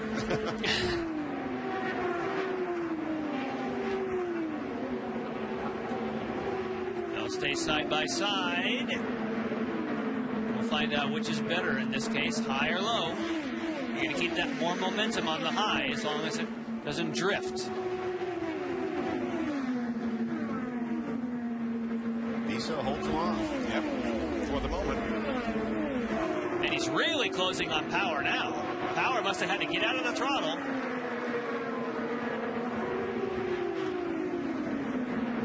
Viso going for 9th. Can't make the pass, though, now. Meanwhile, up ahead of them is Hildebrand and Kanaan. Yeah, they're catching these two. And Kanaan goes to 7th. Big lift from Hildebrand. 3rd place battle is between Wilson in the Sonny's barbecue car and Graham Rahal. Oh, and he's got to run. Here he comes. A good run for Justin Wilson, driving for Dale Coyne. Nice. He's got 3rd. And a guy that took a while to take to the ovals, and showed some good speed at Indianapolis, and not real afraid here. He came in the first practice session when we saw all the guys getting this sideways. He said, I'm coming in for work yourself all the way up to P3 now. That's P2 in front of you, Hitch. Plus 12. Just shows you when the handle goes away how quickly the cars head in the other direction. And now Ed Carpenter and Graham Rahal are 4th and 5th. We're nearing the halfway point of the Firestone 550. 105 of 228 laps are completed.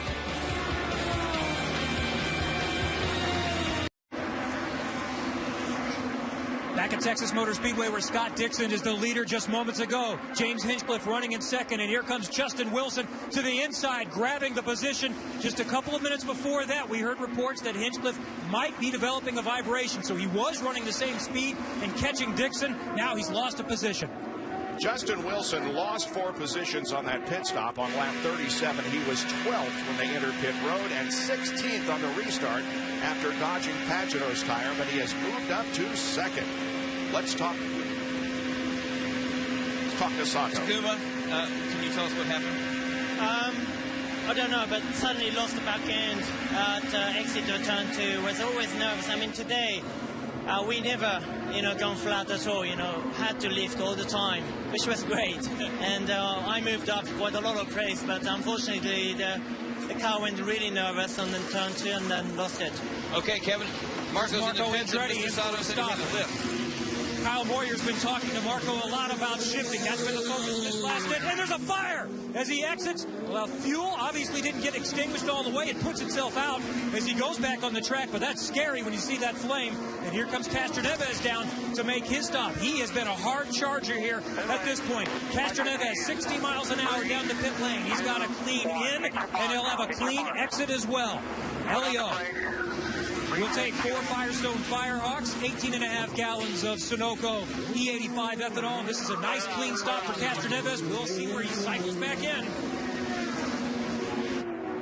And you can clearly see for Castroneves, when you have that water bottle, the idea is that after your pit stop, you will spray and dilute any of the fuel that's left. Obviously, for Marco Andretti, there was either an additional bit of fuel spilled or didn't get the water done, because that was a big play.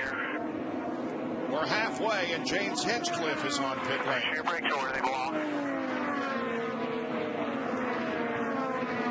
Marco in again. And James Hinchcliffe pitting right in front of him, and Marco is taking the steering wheel off. So Andretti looks like he's going to be done. He's climbing out at this point. Meanwhile, right in front of him, they needed a stop to address issues for James Hinchcliffe. He had lost a couple of spots. He's back out. But not so for Marco Andretti. And here comes Will Power.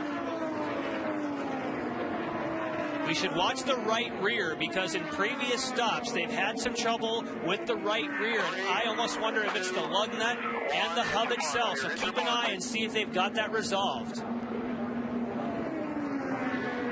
So far, so good. Seems to get all the way tightened this time. Well, you need the quick stops near the end, and he gets it. Nice stop. And the leader is on pit road, or about to be.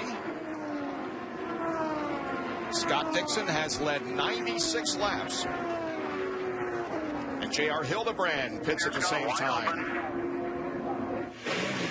Hildebrand will be the first to come to the attention of his crew.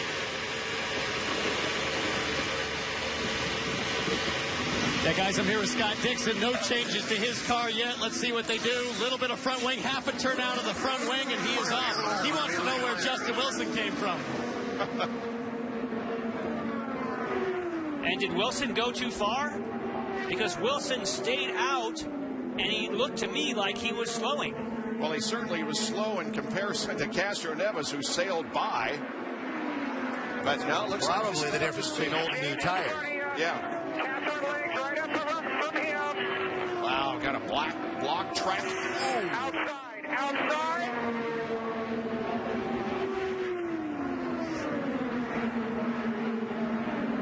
And Graham Rahal pits on the right. Yeah, guys, smooth stop so far. Let's see if front wing's everything on this. A little slow on the left front. Had a problem getting that off. No changes in the front wing. He's away.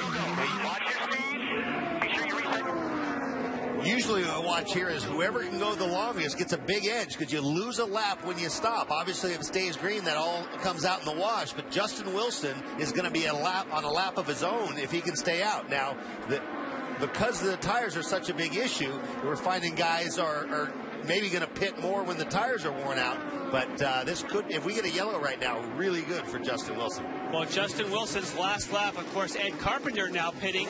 They just went 53 laps, but for Justin Wilson, he dropped to 193 miles an hour, just like you're talking about. Yes, he stayed out, but he's slowing way down at the same time that Scott Dixon's flying. Hard to tell if that was the traffic with Jakes and so forth. But yeah, losing some time relative to the guys flying on new tires. This is Tony Kanaan, who goes back into the race, and now Justin Wilson continues without stopping as we see Briscoe and Dixon. Guys, the whole key here is going to be, if this is a green flag stop, we got to watch what Justin does on that outlap through the apron. That's where all the time is. See where he matches up with Dixon. Olsen Alex Tagliani here. Right down here with Tagliani. Fuel goes in. No issue with the tires. Let's watch the front wing. I think they add a little bit of front wing, it looked like. I'm from behind. That means he's got a little bit of understeer. They're adding front wing. Green flag pit stops occurring here as we're just a little past the halfway mark. Simon Pagenaud is on pit road. He was up to second when he hit pit lane. One of only 2 cars on the lead lap.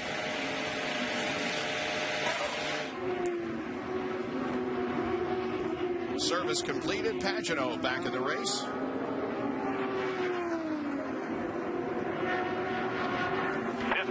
Hit this lap. There you go. All right, there's the answer. That's the radio to Justin Wilson. Looks like he will go 57 laps. Now, what that can do, that gives him a bit more fuel to use in his last couple of stints.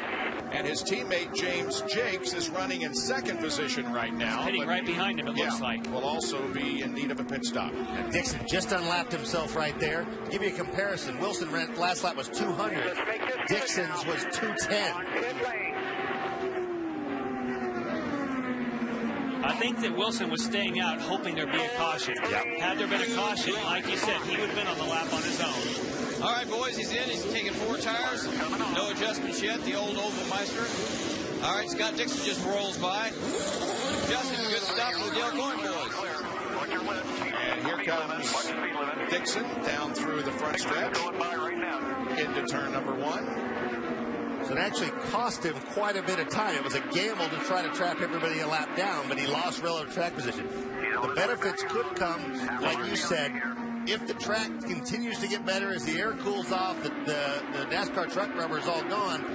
If speed becomes an issue, he can pour more fuel to it towards the end. So right now it's Dixon, Hinchcliffe by 6 seconds. Dixon leading by 6 seconds over Hinchcliffe. Carpenter is third. Power just took fourth from Justin Wilson, who is in 5th position. We mentioned Marco Andretti came down. When he left after his pit stop, there was a fire in the car that extinguished itself by the time he got to the end of pit road. He came back around, thought he was still on fire. He pitted, unbuckled, climbed out of the car the whole time. The team is saying, no, you're okay. But it took 6 laps to strap him back in, so that's why there's so many laps down. Michael Andretti's been in there asking those same questions. And among those who went a lap down on those pit stops, Graham Rahal, Alex Tagliani, and J.R. Hildebrand in 10th, 11th, and 12th. We'll be right back. Well, you saw a non-stop E.J. Viso's car came to a halt here on the front stretch. E.J. out of the car, jumping the wall, but his night is over after a decent performance for the KV Racing Technology gang. Scott Dixon, meanwhile, is the leader of the race. Now, right behind him is Graham Rahal, but Rahal is a lap down in 9th spot.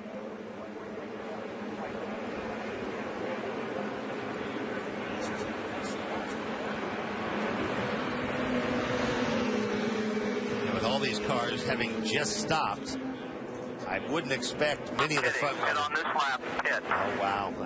I was going to say I wouldn't expect many to pit. What this is about is because you lose a lap pitting under green, nobody can take that chance of they're trying to extend their pit window as far as they can because you can't afford to get trapped a lap down. But now will Rahal, hoping to make up a lap, not pit? I suspect he will stay. Yep. Yeah. I'm actually quite surprised that Dixon's pitting here. Just like you stop down here. I wouldn't have stopped. Rahal stays out. And Kevin. A lot of teams were talking about just follow Scott Dixon. There you see James Hinchcliffe in the middle. He was one of those. They told him do exactly what Dixon does. Same thing for Will Power is one of those that's going to come in. Ed Carpenter on the bottom of the screen. We've got some issues, and we've got Helio Castroneves coming together with Josef Newgarden. So Newgarden and Castroneves together. Meanwhile, Will Power gets out. Castroneves wanted to come in to deal with a push in the car. And then now, as he's exiting, Tony Kanaan maybe got the back end of Castroneves. Certainly it was very close. So a very costly stop for Castroneves, who was in the possibilities to get to the front in this race. Yeah, he was. He's wanting to go. He doesn't want to get trapped a lap down. No contact, guys, with Kanaan. I was watching from behind. Kanaan was just waiting to go. They were trying to push his car back. Let's see what happened.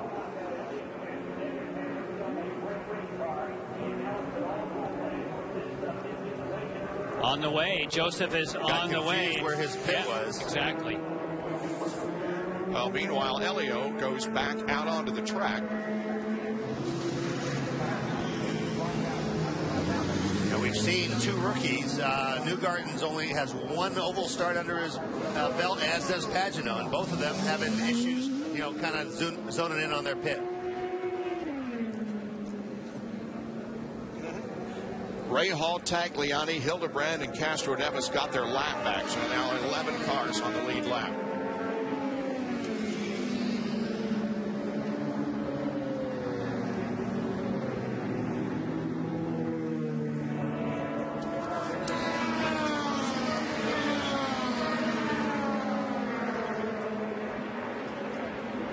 Get to the back.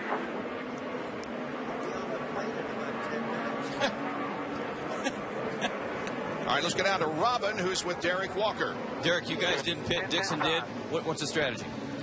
Well, we think it's a little too early. We want to ride it out a little bit longer. Obviously, they're rolling the dice. It's a pretty good call, but, we'll see who works out best in the end. Ed's done a hell of a job charging from the back to the front. What's he saying about the car? Well, actually, the car's not that good, so Ed is doing a really good job. We've been struggling with the balance, and he's been just hanging on and running like a son of a gun, so doing great. Pit stops have been great. Thanks, Derek. Kevin? Elio Castroneves, as you can see, just came back in. What happened? Josef Newgarden just missed his box. He went too far, and there was nowhere for Elio to pit, so Elio had to wait basically for traffic to clear. Dario Franchitti also rolling down the pit lane, back out. J.R. Hildebrand also rolling down pit lane, getting back out. Marco Andretti also. But the leader of the race now is James Hinchcliffe, with Ed Carpenter. That is, of course, Derek Walker, who Derek is working for. He's second. Justin Wilson is third. Scott Dixon is fourth. Then Power, Briscoe, Kanaan, Rahal, Tagliani, and Castroneves are the top 10. And there are 11 cars on the lead lap, with J.R. Hildebrand, the last car on the lead lap. And it looks like by Dixon pitting, all the cars that were lapped between Dixon and Hinchcliffe, looks like 4 cars were able to get back on the lead lap. Big gift for Rahal, Tagliani, and Hildebrand. Having grown up in the Indianapolis area, when I was growing up, on Channel 8 television, Wish TV, there was a great sports director named Jim Wilson, and he passed away this past week, and his son, Jimmy, has been a regular on our crew for the past several years, and we just want to send our condolences and best wishes to Jimmy Wilson and all of the Wilson family. All right, 136 laps are completed here. Now, the dice roll that Walker was talking about. If you're going to make me say something, but it's single file. My paycheck has me run. It does not change the number of stops. No one's able to skip a stop. So basically, if it goes green from the end, the edge probably goes to the guys that did not stop. If there's a yellow in between where they have to stop and when Dixon has to stop with that extra fuel, it'll really tip Dixon's way. So it's kind of a track position play. Be interesting to see how this all. There's only 4 cars in front of Dixon, so it's like Walker said, it's a pretty good gamble. Whether or not it's a good call depends on how many people adopt that strategy. Quite a few people stop, so looking pretty good for Dixon. Tim Cindric just told Will Power a moment ago, you've got to take care of the tires. We need to go the full stint here. We only have 1 set of stickers left. Oh, boy, the field bunches up. Hinchcliffe brings him down relatively slowly, bunching up everybody behind him. He has the lead, but look on the outside. That's Pagano trying to get a lap back. 3 wide racing. On board with Pagano. Look at Scott Dixon all the way down low, almost making it 3 wide. That car, now we know why he stopped. He had a fast car already. Now he's got fresh tires, and man, he's on the move. Yeah, he's up to second already. Wow. And just like you're saying, Tommy, he really didn't lose that many positions because so many other people through that sequence decided to pit, and that goes to show these guys know how to make the calls, and before you know it, he's going to be right up front. Again, Pagano, the blue and white car, is not on the lead lap. He is a lap down in 12th spot. I thought I just caught Briscoe maybe getting a little loose into 3 as the camera panned away. The 67 car of Josef Newgarden will get a drive-through penalty for missing his pit box. He is doing it right now. Newgarden serving the penalty. Saw Pagano wiggle off of 4 and going straight to the sway bars. Newgarden rejoins the race. This is the 4th race that Hinchcliffe has led this year, only the 5th in his career, and he now no longer is the leader as Scott Dixon blasts through on the bottom of the racetrack and takes over first place. And here comes power. Guys, don't forget Scott Dixon was one of the guys that said this is in the driver's hands now. It's about racecraft. It's about talent. You're just seeing a guy that's happy with his car, confident in his abilities, showing everybody how to do it. Look at Briscoe, the 2010 winner, coming like a freight train. Look at him. Power and Briscoe, teammates battling for position, and they're both bearing down on Hinchcliffe. They're your top 4. Let's see how much they're separated by. Top 4 separated by 0.6 of a second. Wow, look at that skate. Briscoe on the high side. He's got position now, though.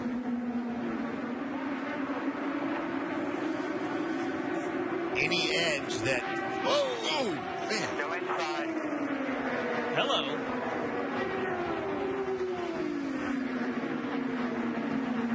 Hinchcliffe maintains second. Remember, James Hinchcliffe has 30 laps on those tires. Briscoe has 11. Bit of a slide job there by Power. Really stuffed it in there in turn 3. Now Hinchcliffe to 3rd.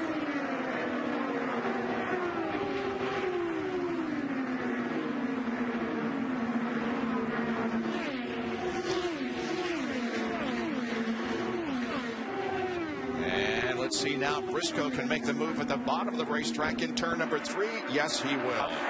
So it's Dixon, Target Chip Ganassi Racing, Power and Briscoe, Team Penske running 2nd and 3rd here at Texas Motor Speedway.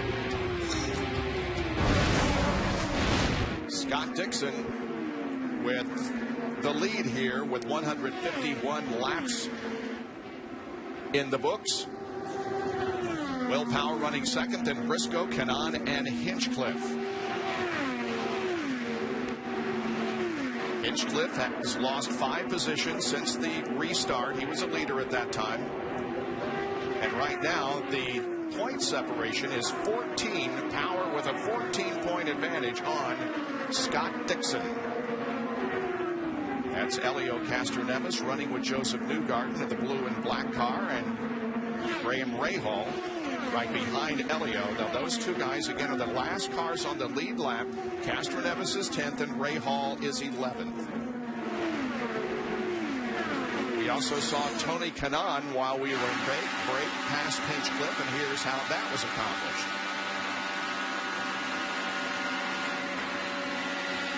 Bob, what that does when you have Kanaan moving up to 4th spot, it puts those 4 cars all that pitted 1, 2, 3, 4. So it turns out we're so used to looking at fuel strategy, but Tommy, we said at the beginning of this race, this may be a race where you're doing tire strategy, thinking about, I want new tires, even if you sacrifice track position, because it all comes back to you. Now, so I was about to say any advantage that Hinchcliffe might have gained by staying out is gone away, but there should be only one more stop. If we get a late race caution with a dash for the checker, he's got one more set of stickers than all four of these cars. So the only way this could swing back to his favor, everybody will have one more stop for fuel, but if he has the option of coming in and putting stickers on towards the end if we get a short dash to the checker. Tony Kanaan participated in Tony Stewart's Prelude to the Dream, in which they raced dirt modifieds. Now, Kanaan finished 4th in his heat race, but in the big race at Eldora Speedway, Kanaan finished in 22nd position out of 26. But another example of Kanaan and the versatility that he has. Castro Neves up high from Hildebrand, and Castro Neves is in 8th. Guys, you know one thing I love about watching this right now is TK's telemetry. He's got a lift. We're back to driving racetracks. I think that's fantastic. The guys here that are doing a good job have just been walking that tightrope all day long. Good news for TK. He's got 500 guests from Mauser, his title sponsor here in Dallas, watching tonight. So looking for a big result. And I believe I said dirt modifieds. They were dirt late models at Eldora Speedway. Bobby? Yes. The Eldora race, Tony Kanaan put Danica Patrick in the wall. I had to tell you that. I didn't want to say that. Well, I had to tell you. Were you there, Robin?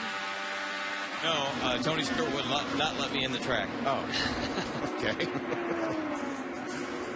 There's a separation between first and second. It's 0.7 of a second on the clock. Matter of car lengths for Scott Dixon. And we understand that James Hinchcliffe might be pitting. He last pitted on lap 114. It's lap 159. Well, if he pits now, let's hope that that's not accurate, because if he was to pit, he would not make it to the end. So he would not be on a single stop strategy like everyone else we assume is. That is definitely, and he's pitting. So he has, unless there's a lot of yellow, he has 2 stops in his future. Castro Neves passes Justin Wilson, and Castro Neves now is 6th. On the right is James Hinchcliffe. Kevin? Jan was right. It was lap 114 when Hinchcliffe came in, so unless they get a yellow, he's almost certainly not going to be able to make it the rest of the way on one more stop. He does have 2 sets of stickers left. Tire wear is a concern for everybody. Will Power, a moment ago, just told you got to save your tires. Hinchcliffe in and out, but he's going to need some help to finish up front. You hit the nail on the head there, Kevin. That transmission to Will Power, we have to go full distance. Obviously, Hinchcliffe didn't want to stop now, but the tires had gotten to the point where he was giving up so much ground. So it'd be interesting to watch both Power and Dixon, for that matter, to see if they can go as far as they need to make their strategies work. Not a bad night for Team Penske so far. 2nd, 3rd, and 5th. With 66 laps to go.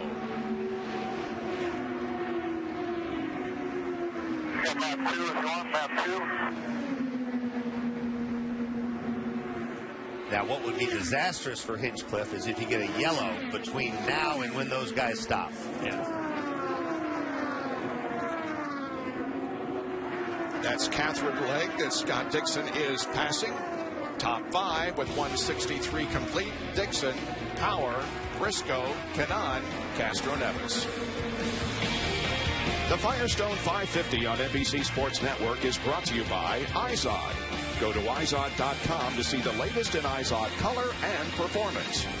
And by TireRack.com. Research, buy, deliver, install. Tire Rack. Ed Carpenter's in the pits. He was running second, dropped only a 90. His car was really loose. Put new tires on and send him back out and hope for the best. Derek Walker said he's been struggling all night and driving a hell of a race. Indeed, he has. That was a nice, clean pit stop by Carpenter. 60 miles an hour is the pit road speed. And look at this. This is a battle for the lead. Power to the inside of Scott Dixon. And Power takes the lead. Wow, where did he come from? I think something might be. I think it's Dixon dropping off more than it is Power coming forward. I think something is amiss with Scott Dixon. Prior lap was 198. That lap 190. Yeah, something has gone wrong with Dixon. Well, it's shaping up to be virtually a flawless night. Yeah. And second consecutive win for Mr. Dixon.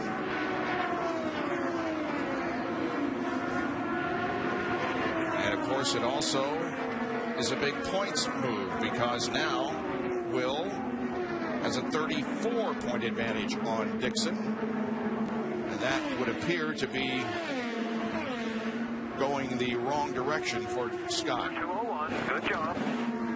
Dixon speeds back up. That lap was 201. So I'm wondering, I saw James Jakes right in front of him.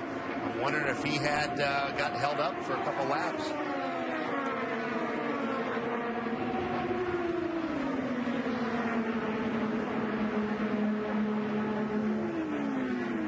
I think we just asked Mike Hall if we could talk to him, and he shook his head no. He's he's busy. I knew the answer, but I thought I'd give it the old college try. Oh, he's in the wall. No. Okay, so there was something amiss. Wow. Solid hit. He led 133 of the first 174 laps, and it comes to an end for Scott Dixon. Bit of a fire at the left rear of the car. Taking the steering wheel off.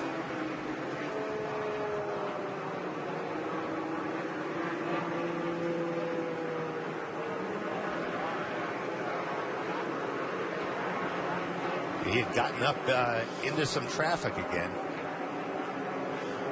And he crawls out under his own power. That's the most important thing. He led every lap at Belle Isle last week. He led 53 laps at the Indianapolis 500. Finishing second, he had led 8 laps at Brazil. See what happened. Behind James Jakes. Oh, big wiggle. Yep. He was right down by the white line, but also in turbulent air. Guys, I was just talking to Ricky Davis, his chief mechanic, and he just said, I said, Ricky, on the last stop, you guys didn't make any changes. He was happy with the car. What happened? He said, man, like everybody else, just getting loose, you know, as the tires are wearing out. So this car, this setup window is very narrow, and tough way for Scott to end.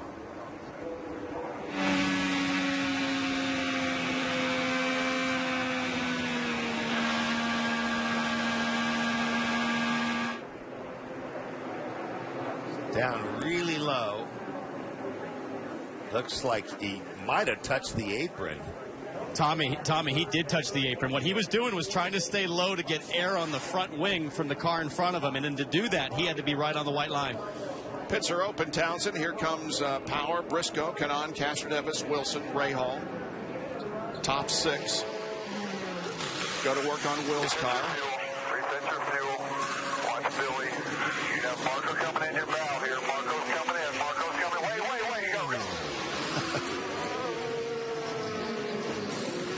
And the race on pit road, and it looks like Will Power just barely got out in front of his teammate Ryan Bristow, who had the advantage of the first pit stall. So Power the leader here at this point, and we should be able to go the rest of the way. Yeah, they're within their window, aren't they, for the last pit stop? You can get to the end now on fuel, but we have to remind ourselves, when you see something like that happen to Scott Dixon, again, would you want to come back again for tires? Because that's the issue tonight. Yep. All right, Scott Dixon has crashed, bringing out another caution period here at Texas Motor Speedway. He's okay. Power is the leader. Saw Dario Franchitti and James Jakes make pit stops, and we're under caution because of Dixon's accident. Robin? Scotty, hell of a job all night. You're coasting along. What happened? We just got loose. You know, we had been getting loose at the end of stints, and I think, you know, for the last 10 laps of our stint, I just was really fighting to hold on. And that time there, I kind of got into the middle of a few people that were trying to lap, trying to get back up to power there. And just got in, turned in, the rear just started to slide, and then it kind of dipped down onto the apron and then shot around again. So Yeah, I feel bad for the guys. We had a really good car. I think we had a good chance to win here tonight. We led a lot of laps, but I guess it wasn't the way it was meant to be. Was the key keep the tires under you, like we thought it was for the race? Yeah, it's definitely, the balance is changing a lot when you got new tires. You got quite a bit of understeer, and then for me at least, it was going to pretty big snaps. Off of 2 and then also going into 3. So. Just gutted, man. Gutted for everybody. You were long gone, but you didn't see behind you. There was a lot of pretty good racing behind you. Were you happy with the changes and racing this car? I am, because, you really have to drive the car. It's really tough to wheel the car around here. And for maybe the first 5 or 10 laps, when you're out front and in clean air, the tires are pretty good. They hang on really well. And then, you really have to start driving. You have to start moving the weight. You have to start using, your roll bars. So I think it's a good way of racing. Obviously we didn't have a good result tonight, but I think it's a much better way to race. Thanks, Scotty. Townsend-Bell. Yeah, Robin here with Kevin Kalkoven. Historically not the biggest fan of mile and a half, I don't think, but how you feeling about these tracks tonight? Well, I'll tell you what, Tony is just an animal. He's driving brilliantly. We had 2 pit stops that weren't the greatest, but nothing seems to faze him. He just drives. We got about, 46, 47 laps maybe once we go green. You think he can hang on to this thing the rest of the way? Knowing Tony, absolutely. Thanks, Kevin. Kevin Kalkoven, Tony Kanaan's car owner. There is Elio Castroneves, who is currently in 4th position, but he was not a happy race driver after qualifying.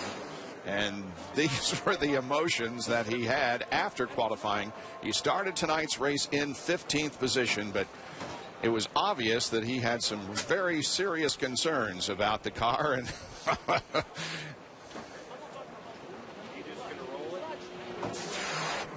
but he's doing a great job tonight, running in 4th position. Simon Pagenaud back on the lead lap. There are 9 cars on the lead lap. Ed Carpenter is not in 10th position. 48 laps to go here at Texas Motor Speedway. Stay with us. We'll be right back. Getting set for resumption of racing here at Texas Motor Speedway. We're under our 4th caution of the evening for Scott Dixon's accident. That has dropped him out of the race. It is going to probably drop him in the point standings. From the start, Rubens Barrichello, of course, did not start. And then right off the bat, we saw we were going to have tonight a big wiggle by Dario Franchitti. And then, unfortunately, a wiggle for one of his teammates, Charlie Kimball, that did not end well for Charlie Kimball, being in retirement. And Franchitti in so much trouble, he went down 1, then 2 laps, while Sato had this odd crash well past the exit of turn number 2. Also trouble for Ryan Hunter-Reay, an injector problem, and Oriol Servia, both Chevys, both with that type of trouble.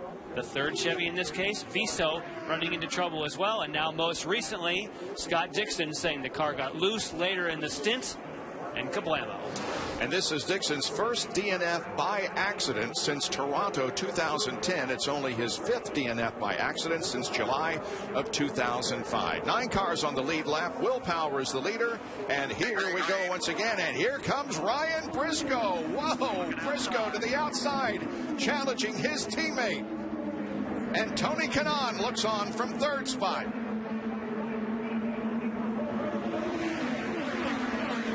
Wow, Tony's cold. They touched. There was touching for sure. Whoa. That's why they put rear wheel guards on these cars. That would have cut a tire in the past, but that can rub and keep going. Front wing is, guys, his front wing is definitely down. They got the spare getting ready to go. There was contact. Oh, man. That might get a review from Bo Barfield. Hard to tell from the onboards where the relative movement's coming from. Down, Tony. Your front wing is broken. Back it down and pit. And he does. Here comes Castroneves. Flat, Tony. Your front wing is broken. That's Eric Cowden, his engineer, talking to him, telling him to back it down. They all know what happened to Conway in Indianapolis when he tried to turn into one of these corners with a broken front wing. But what I was trying to say is that wheel guard, here he comes, kept from cutting a rear tire on the car ahead. So yes, Tony Kanaan paid a penalty because he rammed it, but the car ahead is still running full bore. Wow, a tough break for Kanaan, who had such a great race going. Comes up. I'm pretty sure that was a reactive move by Power. I can't argue with you, Tommy. That was reactive. TK is in pit lane for a new front wing, and if I were him, I'd be a little fired up right now. They're working on getting this thing loose. Still working it. It's off. That's actually a Barrichello front wing. They already changed it once. He's away. Saw the disappointment on Kevin Kalkoven's face. Now it's Team Penske up front, running first and second. And third. Yeah, that's right. Castro Neves is now third. Rahal fourth. Wilson fifth. Okay, Tommy, so let's review what Bo Barfield, what he has said, is that you cannot make any sort of move that's reactive to someone who's trying to pass you from behind. You can do something proactive, but not reactive. You think that was reactive? Well, it was, but it's hard to tell from the onboards because you don't see it. But if you pay attention to the white lines, because if they're not moving relative to each other, but if you notice, when you look at the white lines, you can definitely see that Power moved over to block. Boy, Justin Wilson is another driver having a great race. He's battling Rahal here for fourth. Castro Neves going high. Trying to pass his teammate, Ryan Briscoe.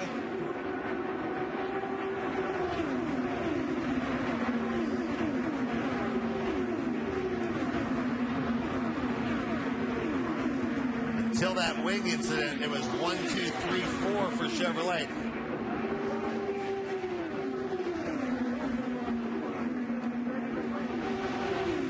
Power begins to move away a bit from Briscoe and the others.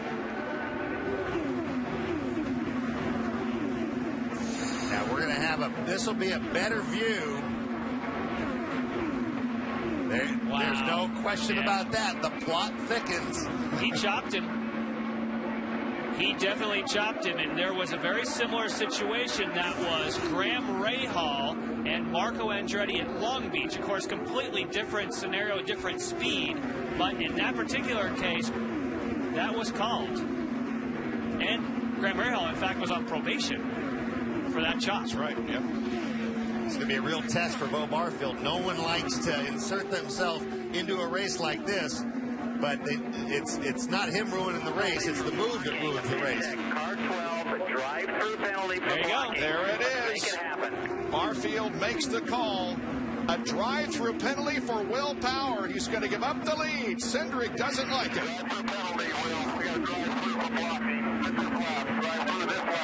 Wow. And you're going to lose a lap when this happens because you have to go for the section on pit road. You have to go 60 miles an hour. He'll go down a lap. That gives the lead to Ryan Briscoe with Castro Neves second. Here's Will with the drive-through penalty. I don't think there was much argument about that. We all agree that that was definitely a reaction. And let's be clear, Barfield has loosened the rules on the drivers. But the one thing he says is you cannot react, that you're allowed to defend. If Power would have gone to the bottom coming off a 2, no problem. The fact that he waited he reacted to Tony's move is what they don't allow. Yep. You can proactive, not reactive. Yeah, right. Okay. You can be proactive in everything. Graham Rahal moves to second spot now. Graham, who showed so much speed early, got caught a lap down. Set him up, Graham. Set him up. Just like you've been doing. That's Lee Orbaugh, his spotter. Whoa! And he was right up against the wall. Okay, and this is Power just barely a lap down, trying to get his lap back. Yeah, that's not for position. That's Will Power, and he is not on the lead lap anymore. Maybe one at a time.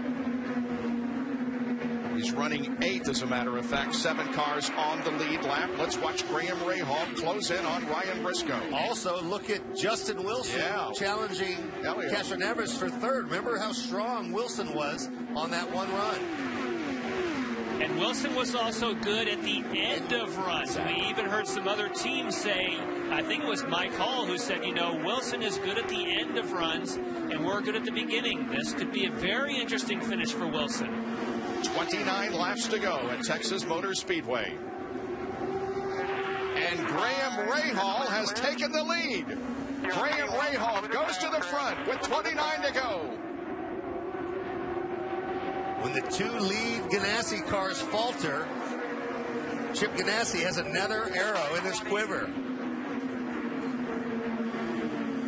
You got enough time for the end of this thing. Oh, you see how close he got to the wall. And Lee Orbaugh reminding him, make sure you have enough tire for the end of this thing. In other words, you've got to maintain that grip for the end of the stint. Don't push too hard too soon. Here comes Wilson. Sonny's Barbecue moving forward quickly. And again, I think we can't forget about the fact how good he was at the end of a stint earlier in the run. Hey guys, he's got Bill Pappas as Justin's engineer, one of the best guys in this paddock. And I just asked Dale Coyne, I said, any problems? He said, Justin hadn't said a word. He loves the way the car's handling. There's Dale Coyne, car owner for Wilson and Jakes. And now Briscoe begins to come back a bit on Rahal. Tell you what, Graham's using a lot of real estate. I think Graham is knowing that he's got to back it down a little. The way it's drifting so high coming off those corners, if he's going to have something under him at the end of the race. Just be real patient and take care of your tires. We're right there. Good job. Wilson is coming up, though, in third. On the right, you see James Hinchcliffe with Castro Neves and Hildebrand and Andretti. The two Andretti cars coming to the front. Yeah. Marco is 6 laps down in 17th position after the long pit stop. Graham Rahal has only won one Eyes on IndyCar Series event. That was at St. Petersburg in 2008. Good job. Hinchcliffe is the fastest car on the track that lap. Wow, he gets high. I know he's trying to just kind of let the car take its course, but he's flirting with a lot of danger up high. You don't want to bind it. Every amount of bind you put into the car is taking a little bit of rubber off the right front or the right rear, depending on which end of the car it's dancing on. Theoretically, he's not getting anywhere near the white line. Theoretically, that should be the lowest amount of strain on those tires. He's covering more distance, but not shredding as much rubber off.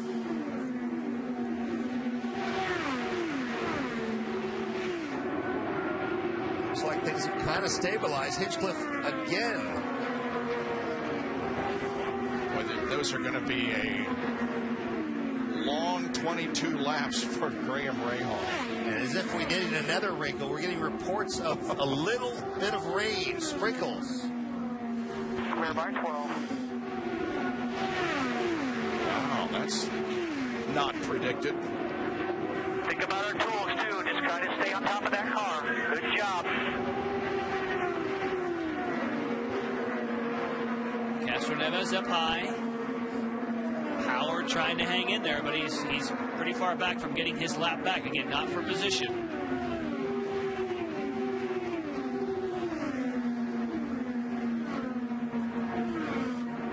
Prior to tonight, Graham Rahal has only led 1 lap this year. That was at Barber Motorsports Park. It's the 11th race that he's led in his career. We're going to say 20 laps to go. No pit stops for fuel, that is. We are commercial free to the end of the race. Hey, Bob, I'm just watching Graham. I'm down here in his pits, and it's quiet, and they're studying the data. I'm watching that radius grow every lap in that corner. In the middle of the corner, he's like 3 rows up now. He's just trying to nurse those tires by driving the biggest radius he can. Wow. Especially in 1 and 2. Running a little bit lower line in 3 and 4. Here's Hildebrand and Castro Neves. That's for position. 5th.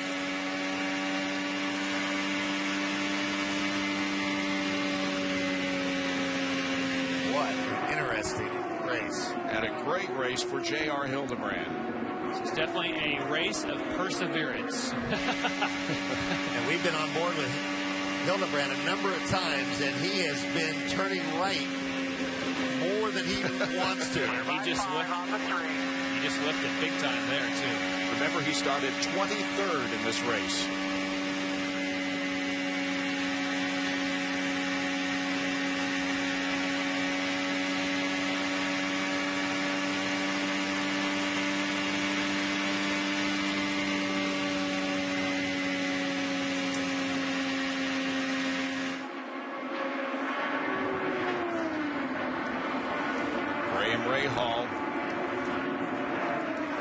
Here's Pagano and Elio trading positions. Pagano moves to 6th.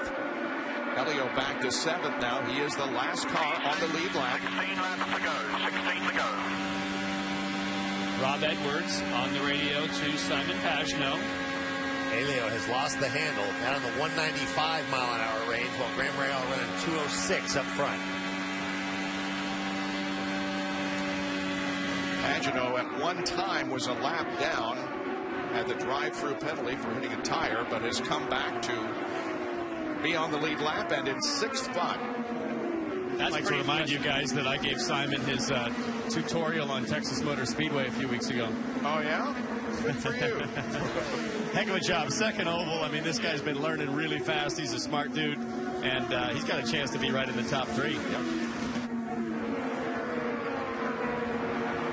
Lap traffic. You're clear. That's Catherine Legg. She is in 15th position, 4 laps down, but has hung in there all race long. Hey, Bobby, her dad and Derek Legg just told me the weight jacker's been broken since lap 1, so she's probably hanging on. Yep. Her big-time career actually started here at Texas Motor Speedway when she was invited to participate in what is now the Firestone Indy Light Series. Here's a battle for second position. Wilson to the inside of Briscoe. Wilson and Briscoe. Wilson forces him up a little bit. And Justin Wilson is second. All right. Boy, both of Dale Coyne's cars are in the top 10, 2nd and 10th.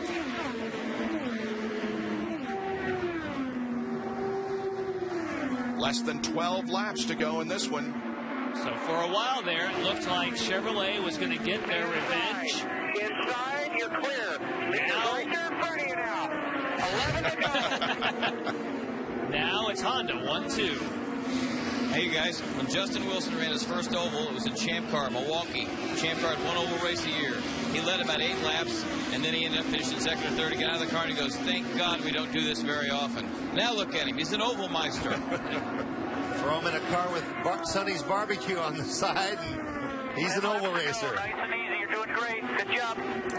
The advantage is 2.1 seconds that Rahal has over Wilson. Well, I think it's worth saying that there's a big difference between oval racing when you're flat out and oval racing when you're having to work the cars in the corner. So this becomes a little more sort of road course-like when you're just not flat chat hanging on. And Graham was one of the first yesterday after qualifying to say, I like it. I like the fact that the driver is back in control. Yeah, don't forget, Bob, he also could have been on the pole. He had that hard limiter hit on his 2nd lap, but he's been fast since the get-go.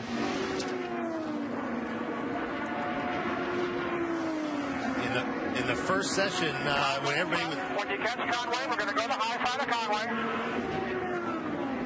His spotter, again, kind of getting him tuned in ahead, planning the moves.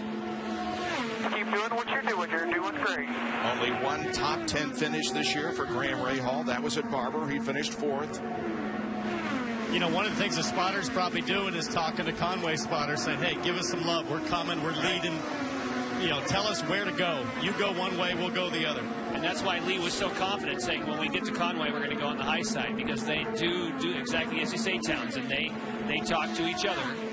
He's actually easing away from Wilson a little bit. Yeah, the interval has grown to almost 6 seconds. Now it's 8. We've got 2.4. I mean, the monitors. Oh, I'm sorry. On us here. Yeah, 2.4. Just 6 laps to go for Graham Rahal. There's his father. His father, of course, owns Takuma Sato's car right now. You're clear. Now that Sato's out, he's not a team owner. He's a father watching his son trying to win his first race. It's his very first race in the league at St. Petersburg.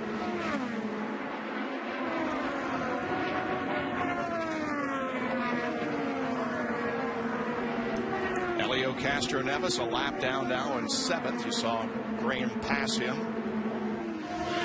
Elio running a really high line all the way around the racetrack now. Gap now 1.7. Traffic cost him a little bit of his lead. Yeah, Wilson was kept his momentum, so Wilson now 1.6. Wilson's closing in. 4 laps to go. 1.5. Look how much lower he's running through 1 and 2. Here comes Wilson.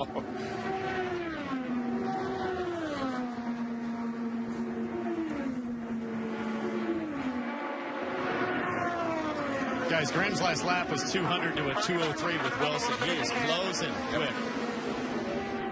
1.4 seconds separate now. 1.3 separate first and second.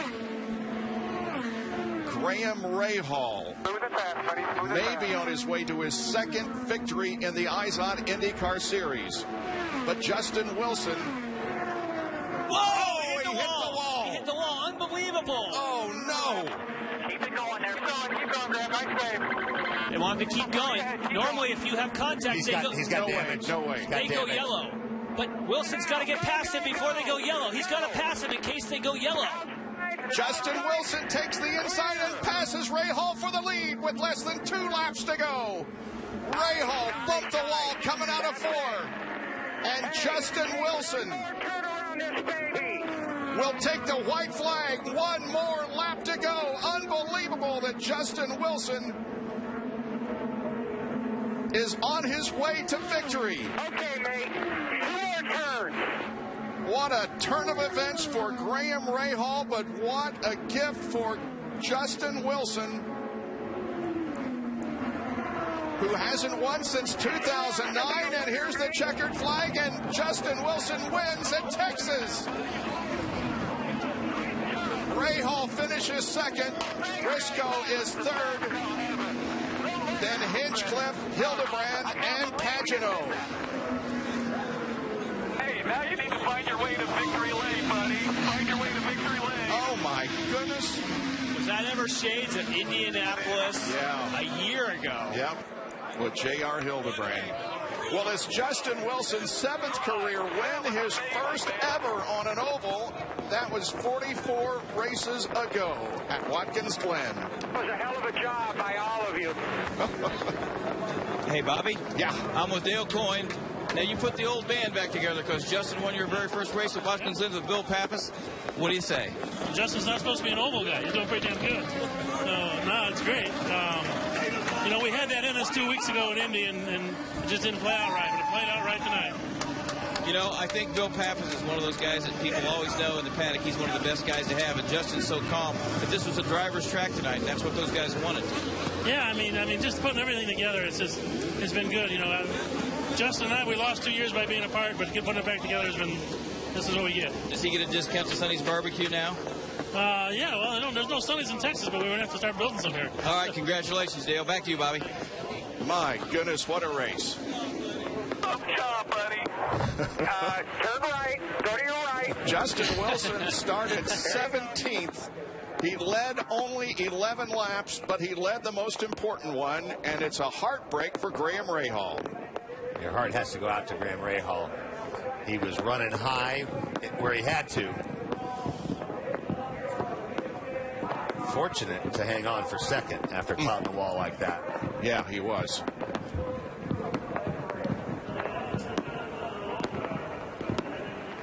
Well, that car is strong because he definitely got into that.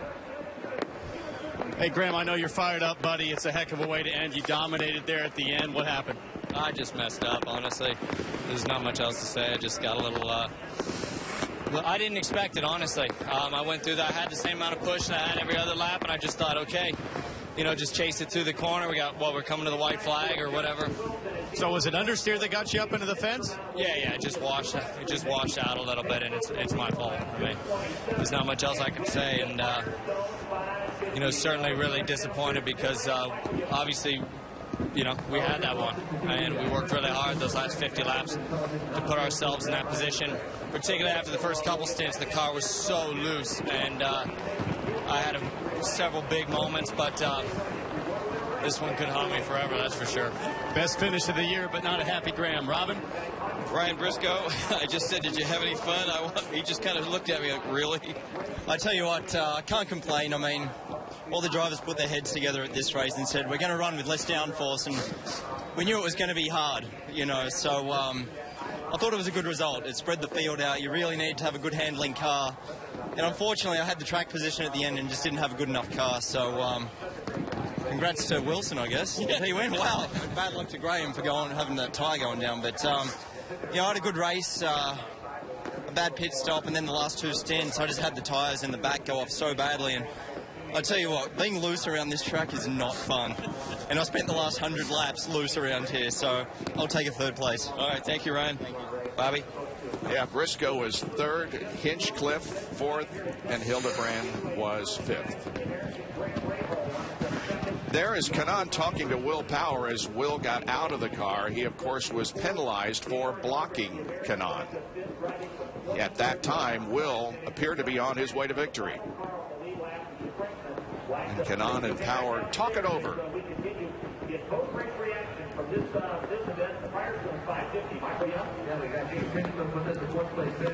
Wow. Kevin, let's go to victory lane and celebrate with Justin. Justin Wilson has just been congratulated by his team owner, Dale Coyne. Their second win together.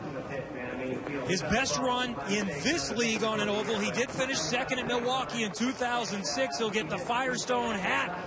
And the lanky British driver will climb out of the car. All 6'5" of him will uncurl, and he'll stand up and celebrate here at Texas Motor Speedway.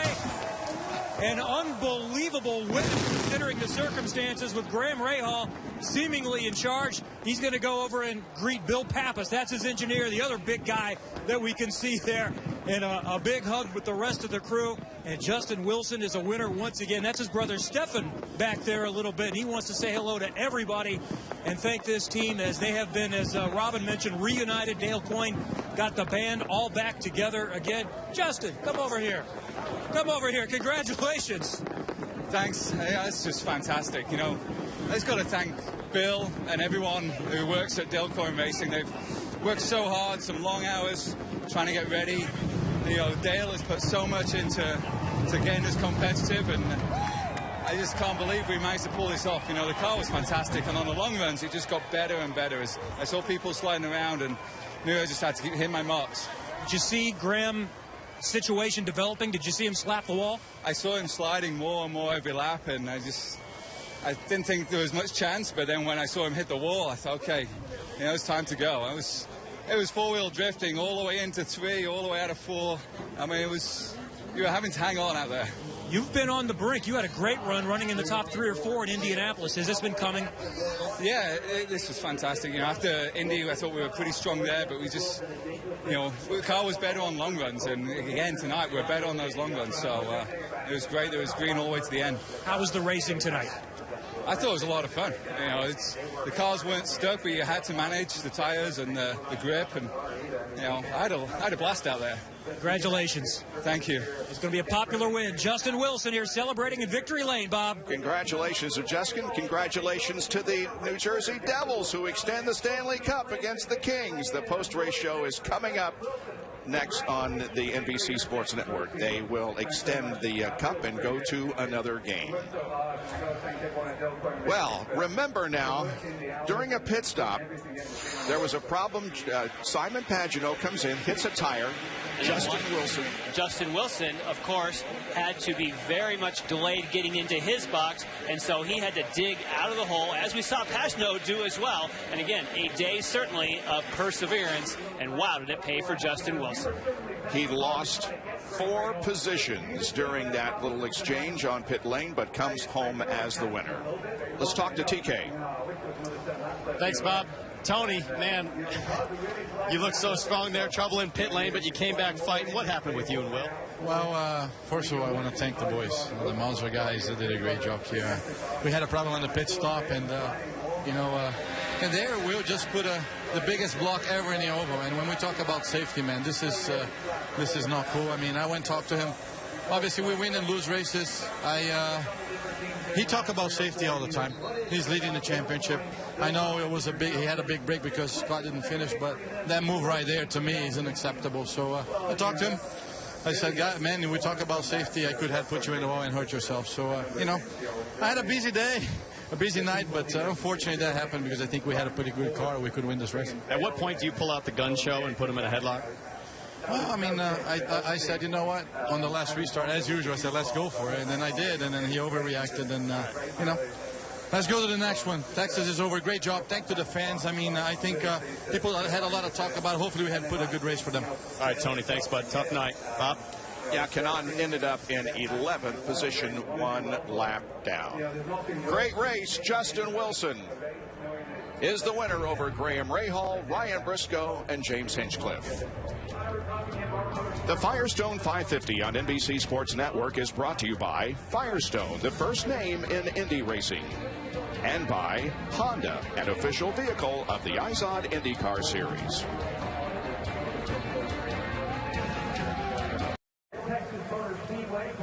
Back at Texas Motor Speedway, where Justin Wilson has won late after the final restart. Will Power was leading. Tony Kanaan trying to get the inside. Blocking was called on Will Power. He finishes in the 8th position. Tony Kanaan, Will, just said that that was unacceptable. What's your reaction as you see it now for the first time? Yeah, I mean, I had Briscoe on the outside of me, and Tony took me by surprise. I feel bad for him because I ruined his day. I ruined it. He knocked his front wing off. He got a bloody... he had to come in and change it, so I feel bad for the guy. We ruined our own day. We had one of the best cars out there, but I have to say, it's the best racing I've ever had on an oval, because you had to lift, you had to look after your tyres, you had to really drive the thing, moving around. I mean, that's the sort of racing that we need at these sort of tracks. I think it was great. I feel bad for my guys to bloody end up with a drive-through. I feel as though we could have quite easily won this race, but experience. All right, thank you, Will. Bob? Will does hang on to the points lead by 36 over Dixon. Hinchcliffe jumps up 2 positions. Castro Neves lost 1. Pagano up 1. Franchitti down 2. And Justin Wilson, as the winner of this race, picks up 6 positions in the points and is currently 10th as we head for Milwaukee. Back in a moment. All right, well, welcome back to Texas. Standing here with Jimmy Hinch. James, I'm looking up here. You finished 4th in the race tonight, moves you up to 3rd in the championship. Tell me how this was out there. There was a lot of hesitation about this new format. How was it for you? A lot of question marks certainly coming in, but I think everybody did a great job. I think this shows, as a series, we can work together and really make the right formula, because it was hard to drive those cars, man, and you saw cars falling off, and I mean, at the end, my car was so loose, we were holding on for dear life, and I mean, it was still sort of scary in a way, but like, old Texas, I guess this Texas, you were worried about your car coming back in one piece. The old kind of racing here, you were worried about yourself coming back in one piece. So I think it was a good show for the fans. Great result for the GoDaddy guys. Great in the pits all day. Just a solid result after what happened last week. Great job. Bob, back up to you. All right, James Hinchcliffe did finish in the 4th position, and here are the final results. The best season finishes for, obviously, Justin Wilson, who won the race. Graham Rahal records his best finish of the season, and Ryan Briscoe does likewise. J.R. Hildebrand equals his best finish. It came, his 5th place finish earlier came at Long Beach. There were a total of 7 leaders and 9 lead changes in this race, 4 caution periods for 32 laps. And once again, there were 6 cars on the lead lap at the end of the race. Well, that's all from Texas Motor Speedway. Congratulations to Justin Wilson. Congratulations to the New Jersey Devils, who won Game 5 in the Stanley Cup playoffs. Now let's send it to Liam McHugh. The IndyCar Series roars into the heartland as Alex Palou looks to continue his legendary season with a win under the lights in St. Louis, June 15th on Fox. Welcome to the fastest racing on earth. The sun has set here at Texas Motor Speedway in Fort Worth, Texas, and we may have our first true night IndyCar race from the beginning in a little while. We're just a moment away from the command to refire the engines. James Hinchcliffe will lead the field, and there's Takuma Sato. He is lined up second. They will restart in the order they were running. Sato is a lap down, but we did have a 10-minute practice session earlier today, and some news to catch you up on, because the ABC Supply AJ Foyt Racing team had some work to do after he made contact. This was straight out of the pits, first flying lap. Remember, a huge crash for Takuma Sato at Pocono last weekend. AJ Foyt cannot believe that they're in the wall again, and they had some sort of a rocker failure. They've got the car fixed. There you go, the hammer and tongs PT, trying to get that thing back out there. That's old school AJ Foyt Racing style right there, hammer and screwdrivers, and they've got that car ready to rock and roll. Nearly ready for the Firestone 600. Let's go again, trackside. It's time for those most famous words in motorsports. Please welcome Fort Worth Police Department Officer Matt Pierce and Dallas Police Department Officer Jorge Barrientos to give the command. Drivers, restart your engines! And two very special gentlemen up there. We talk about the heroes in the cars, and certainly they're worthy of our affection, but these two gentlemen are true heroes. Jorge Barrientos was wounded in the July 7th ambush in the city's downtown that killed 5 officers. He's a Dallas Police Department officer. And Matt Pierce was here in June. He was the Grand Marshal for the original try. He is with the Fort Worth Police Department. He was shot multiple times in March after a police chase. Great to see them. They were on hand in the drivers' meeting today. Got a standing ovation. Very brave men. And the IndyCar drivers are wearing caps of local, state, and national law enforcement departments here in the area. On board, as we take a look at the drivers ready to go, Elio Castroneves in his machine. Will Power now within 20, and as Jan mentioned, points as they run, 3 back of Simon Pagenaud.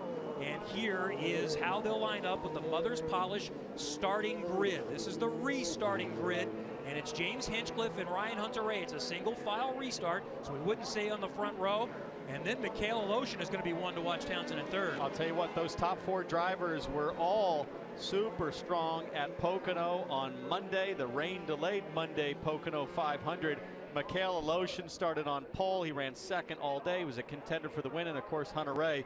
But looking back further, Paul, there's some contenders way back. Yeah, Graham Rahal came out of his car this afternoon after the warm-up and said, I have a rocket ship of a car. He goes, I am going to the front. So we got to watch out for him. Rossi, a lot more experience now than he had when he came here right after Indianapolis. So look for him to be moving forward as well. And look at Scott, was quickest in warm-up, and he's going to move to the front as well. We have 6 on boards, including the Tony Kanaan NTT data on board. He will restart 16th. Graham Rahal will restart in 12th, and the Manitowoc Cranes on board. And after the practice session late this afternoon, some interesting comments on the radio transmission. My car's a f***ing rocket ship. It just doesn't pull 5th gear, but my balance is so good, man. I can f***ing crush these guys. Copy, crush them. Pointed and direct. Watch for Graham Rahal. Will Power with the Verizon on board restarts in 4th as he continues to stalk Simon Pagenaud. Ryan Hunter-Reay will also have it on board, and he restarts in the 2nd position in the race order, and he'll be chasing James Hinchcliffe in the Lucas Oil on board. He restarts as the leader, and Simon Pagenaud, the points leader, has an on board. He's going to start a little further back in 15th, and you can ride along him courtesy of Verizon streaming. Download IndyCar Mobile to access exclusive live in-car cameras, hear driver and pit crew chatter, and more only on Verizon. Buckle up, boys. I think this one is going to be good, even better than the afternoon race we were set for on that Sunday in June. Well, I think we're looking at a field full of confident drivers by virtue of the temperatures cooling down. You could hear the authority in Graham Rahal's voice. He knows he's got a great car, but I think you could say that about most of the field right now, Paul. When you have effectively too much downforce, the car feels amazing. This could be a really, really tight pack race, certainly for the first few laps. As we go back to green here, the front 4 or 5 guys were all really quick in warm-up. The one guy in Sato had a crash, and he might be a little bit squirrely and have to like file to the back to get a feel for his car. So here we go. Well, he has a chance to try to get back on the lead lap because Sato's 1 lap down, but he starts just behind Hinch. Now these laps are counting. This is like a restart in the race. So we are under yellow right now, so we're going to restart on lap number 74. Keep in mind Sato in the blue, red, and white car is a lap down, so Hinchcliffe with the lead. Hunter Ray behind him after a 76-day delay. We're ready to ride again in Texas, and we're green at Texas Motor Speedway. Terrific jump for Hinch. Hunter Ray puts quick work on Takuma Sato, and here comes Aloshin in third, working the low line. We see Sato moving his way towards the back. I think that is by design. He's going to wait and not push it too hard, get a feel for that car. But look at Hunter Ray to the lead already. And look at the shower of sparks. Remember, they had to keep the same downforce as the last time they were here, and I think that extra downforce with the cooler temperatures is forcing the cars down a little lower. Aloshin running his teammates side by side now as we're on board with Kanaan. You see the sparks flying off the cars. There's more downforce. It's cooler. These cars are going to hit the ground more, as we see right there through the corners, those sparks flying into the driver's face. And I can tell you what, when you're in the cockpit, you can feel the embers of the sparks hitting your finger. Cramp right on the grass in the kink on the front straightaway. So look at these sparks. I'm telling you, you're going to burn up your knuckles if you're sitting third or fourth right there. It's hot. This is spectacular. Hinchcliffe, as we watch from behind, Will Power, who jumped up a couple of spots to second. Keep in mind, Simon Pagenaud has only moved up 1 position. He's running 14th right now. It's Hunter Ray and then Hinchcliffe going to the inside of Power, side by side for second. 3 wide coming off of turn 2. Castro Neves on the outside. Power right now as we run is the effective points leader. So that a huge swing in the last 4 weeks. And look at Ed Carpenter, who has had a miserable season. His best finish is 18th, and he is challenging for 3rd position. He's side by side with Castro Neves right now for 4th as the sparks continue to fly at Texas. And Carpenter's had such a difficult year, lots of mechanical issues, and this has just got to be a breath of fresh air. Here comes Carpenter now looking to make it to the front row. And a battle for the lead.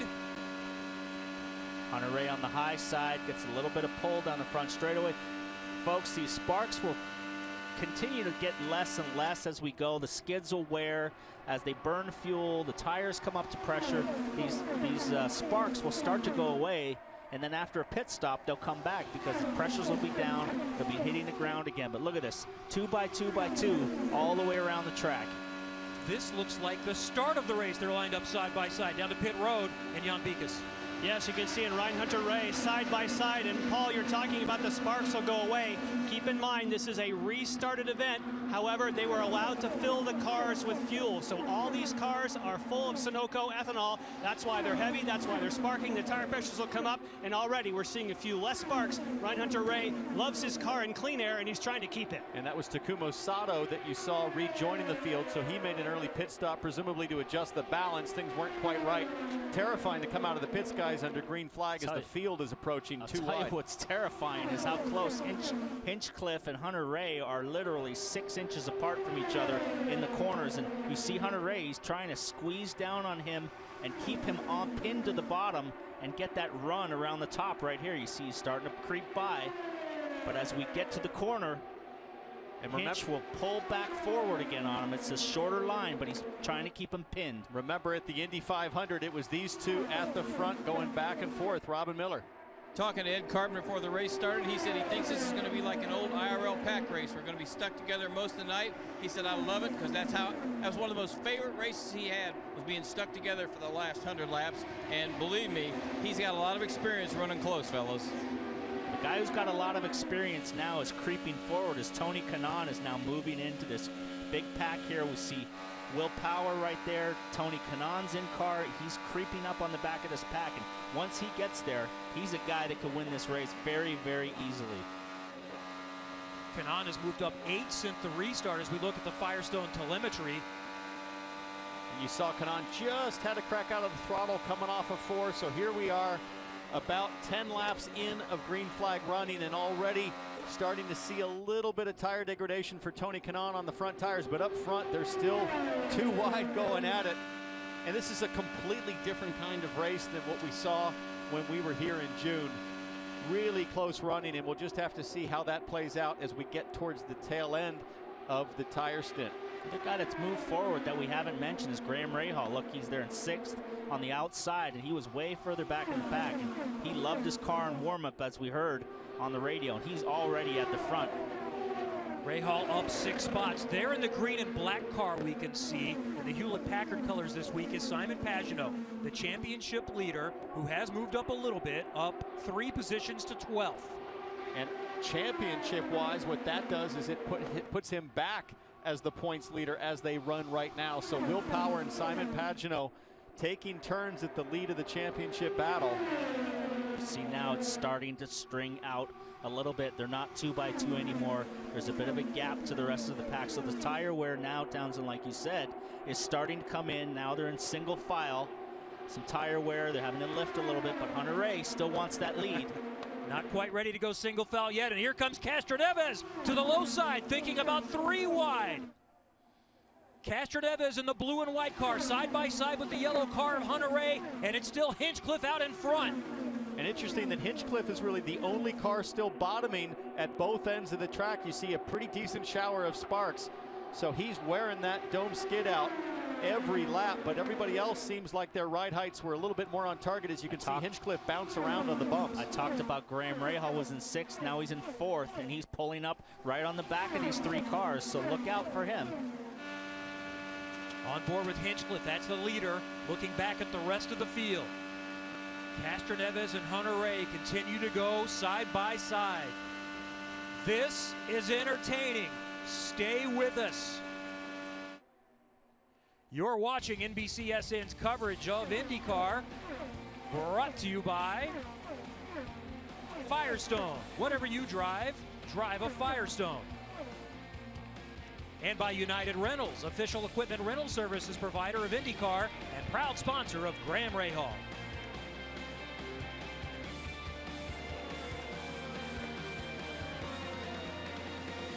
Working lap 96 of 248 in the continued race at Texas Motor Speedway. Thanks for joining us tonight on NBCSN. James Hinchcliffe restarted out in front.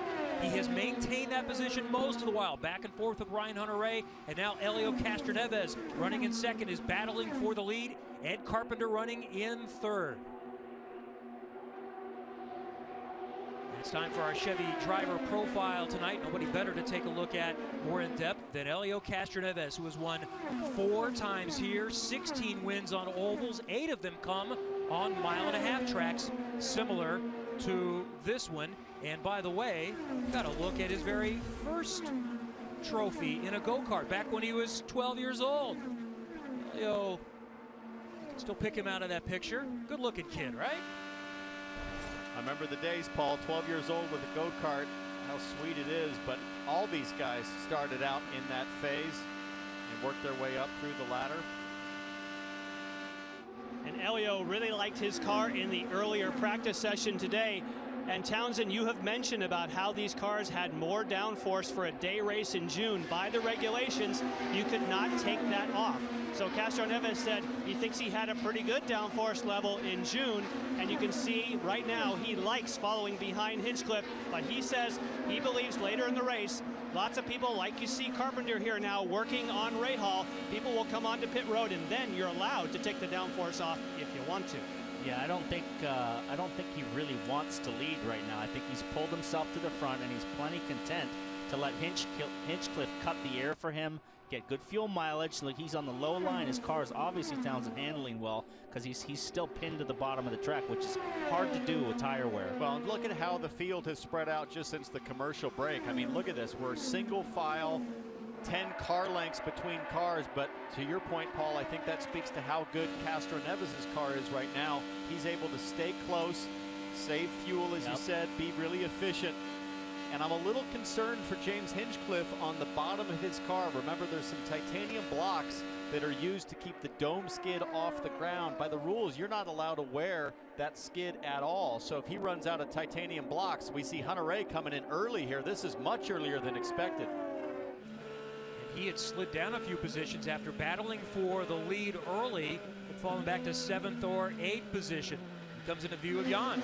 And I can tell you the reason. He's been on the radio saying the car is becoming loose. It's loose off. It's getting worse and worse. I've got to pit. So they're going to make some changes to this car, because when your car goes off, Townsend and Paul, you know here, you lose so much time on the racetrack. So obviously he's going to lose track position, but he's trying to think ahead to the later portions of the race. What can he do with the car? And let's see, that's only a half turn of front wing. But my guess is they made some major changes at the rear end tire pressure as well. I guess that answers the question, Townsend, if you're going to take downforce off. Well, he's just going to take front downforce off. A half turn's quite a bit. You could see 1 to 1.5% center of pressure change. But unfortunately for Hunter-Reay, he has a lot of experience knowing where the limit of loose is this season. He did crash big at Iowa in practice and also at Pocono in the opening laps of practice. So he's lost the back end twice. He doesn't want to do it again. This guy here, Graham Rahal, on board, he's closing that gap to these two leaders. He's pulled away from Carpenter, and he's creeping across that gap, which is really hard to do because right now he's out of the draft. So he's got a really quick car right now. Rahal is certainly one of our Firestone biggest movers so far. Gabby Chavez as well. But Graham is the one that he basically called his shot before the race. I've got a rocket ship. We're going to the front. These Hondas are really, really fast on super speedways. They were the class of the field at Indy, the class of the field at Pocono, other than a Chevy winning, and they look good tonight. They've been leading so far. The question mark really has been their aero. This higher downforce package, is it as good as the Chevy? And Paul, what I can tell you, you heard that radio transmission for Graham Rahal, how much he liked the car. He told me after the practice earlier today that the car was very stable, meaning he had a solid rear on the car, and that's typically what's going away. We just saw Ryan Hunter-Reay have to pit because the car got loose. He said, this is the most stable car I've ever had at Texas. My only issue is I wish I could get it to run a little better down the straightaway, but in the corners, it's exactly what I want. Well, you can really see it in Graham Rahal's hands. Very calm, quiet hands. A lot of times we see aggressive movements from Graham as he wrestles the car, but he has won with his machine tonight. We are not too far away from the first round of pit stops tonight. James Hinchcliffe restarted in front, and he's in the lead by 1.5 seconds right now. Stay with us. More great racing to come tonight from Texas. Pit stops are underway at Texas Motor Speedway. Rossi, Alosian, Chavez, Castroneves, Montoya, Bourdais, Ed Carpenter is in. He's been running in the top 5 all night, Robin. Well, he's going to take 2 turns in front wing, Kevin, make a little tire pressure adjustment. He says it's great, except in traffic, he's really pushing bad. Takuma Sato wiggling through, and Charlie Kimball has to evade him, and Kimball will come into his location. Same issue as last week. He wanted to pit and couldn't get in the box, so it was a heads-up move. He had an accident last week, and that was smart thinking this week. Tony Kanaan on board. He makes his first stop of the evening. These stops are coming a little bit sooner than we expected, so again, it's not because they're out of fuel, it's because they want fresh Firestone. Well, yeah, 40 laps into a stint, 43 laps into a stint. That's pretty early on, so I wonder if we're going to see a scenario where it takes 4 stops to make it to the end. Here comes Graham Rahal. We got Rahal coming in, Jan. Yes, we'll see if they make any changes for Graham. Remember I said how stable the car was. He actually said he had a little bit of push, which means he was so stable. Look to see if they add any front wing and a half turn for front wing, just like we saw for Ryan Hunter-Reay with the Hondas. A quick note, we watched Munoz getting his service. When you saw Mikhail Alosian pit, he took 1.5 turns of front wing as now power comes for his stop. You know, cycled up to second. Excuse me, Paul. Townsend, I'm thinking these guys are pitting early. The track's pretty green. It's been a while since anything's been run here. There was really no practice, so there's not a lot of rubber on the track, and it's probably wearing these tires out a little bit quick. Yeah, it could be, and also they might want to come to pit lane as we see Dixon getting a lot of more front wing. That looks like a turn and a half of additional front wing, but this is the first chance to get a balance with these conditions. They had the 10-minute practice, but the track's already cooled down another 10 to 15 degrees. You have to make adjustments on the fly. So meanwhile, James Hinchcliffe still has not pitted yet. So now he's 2 laps up on everyone. And if a yellow were to come out right now, that would be a massive advantage for James Hinchcliffe. But he appears to have a great race car as really the last car to come to pit lane. That's a great sign for later in the race. But look at this, his teammate has just came out of the pits on fresh tires right behind him. Now we'll see what the difference is between fresh and old tires, because we see his teammate right here. Now watch this. We'll see how we've gone to some different cars here, but it'd be nice to go back and see. Look at how fast he's closed up. So this will be the difference between fresh and old tires. And that's for Aloshin to get 1 lap down. So some are only 1 lap down through 9th position. Aloshin is in 10th. He is in 2 laps down, trying to get back to 1 lap. Hinchcliffe is on. Look at that. He just goes right by. Nobody could pass. They got side by side, Hunter Rays. We see he peels off now for the pits, but you could see how much quicker the fresh tires were. So critical for Hinchcliffe here. This is the hardest part of green flag stop, is working on this flat apron, no banking. He almost loses it there. It's really bumpy. Got to get it slowed up for pit lane. And Townsend, like you guys noticed, Hinch feels like the end of his stint is real. He really has the advantage, but the beginning of the stint is a little bit of a struggle. So his engineer said, we're going to give him a half a round of front wing when he comes in for the stop. As you see these guys go over the wall, get him some new Firestone rubbers, fill him up with Sunoco fuel, and finally get around to make that front wing adjustment. We'll watch how he cycles back in, and we keep an eye on the left side of your screen with Helio Castroneves. I don't think it's going to be that close because Castroneves has more laps on fresher tires, so his average pace should be better. Here he comes. That's Hinchcliffe on the apron. There goes Castroneves trying to get by Marco Andretti. And that's the difference between stretching it long versus stopping early for tires. And that's the difference between stretching it long on a road course, which is a huge advantage, versus stretching it long on an oval with tire wear. So he's got a 5-second lead probably now on Hinch.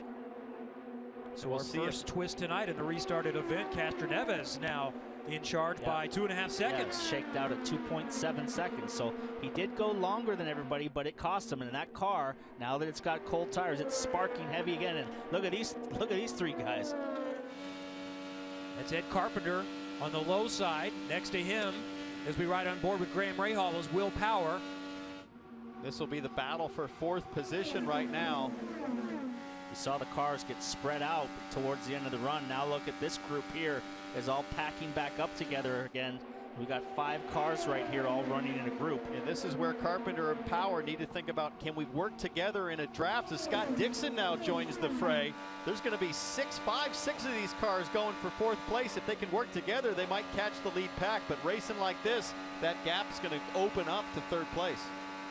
Yeah, they need to settle in and try to run in line and chase down that group that's in front of them. But when you get running side by side like this and 3 abreast, trying to stuff it in the inside, Kanaan, this actually slows the group down. Well, you've heard the term liquid courage. This is rubber courage. This is what happens when you get a fresh set of Firestones. You feel like a hero. Just a couple of laps ago, Scott Dixon turned the fastest lap of the race at just shy of 215 miles an hour.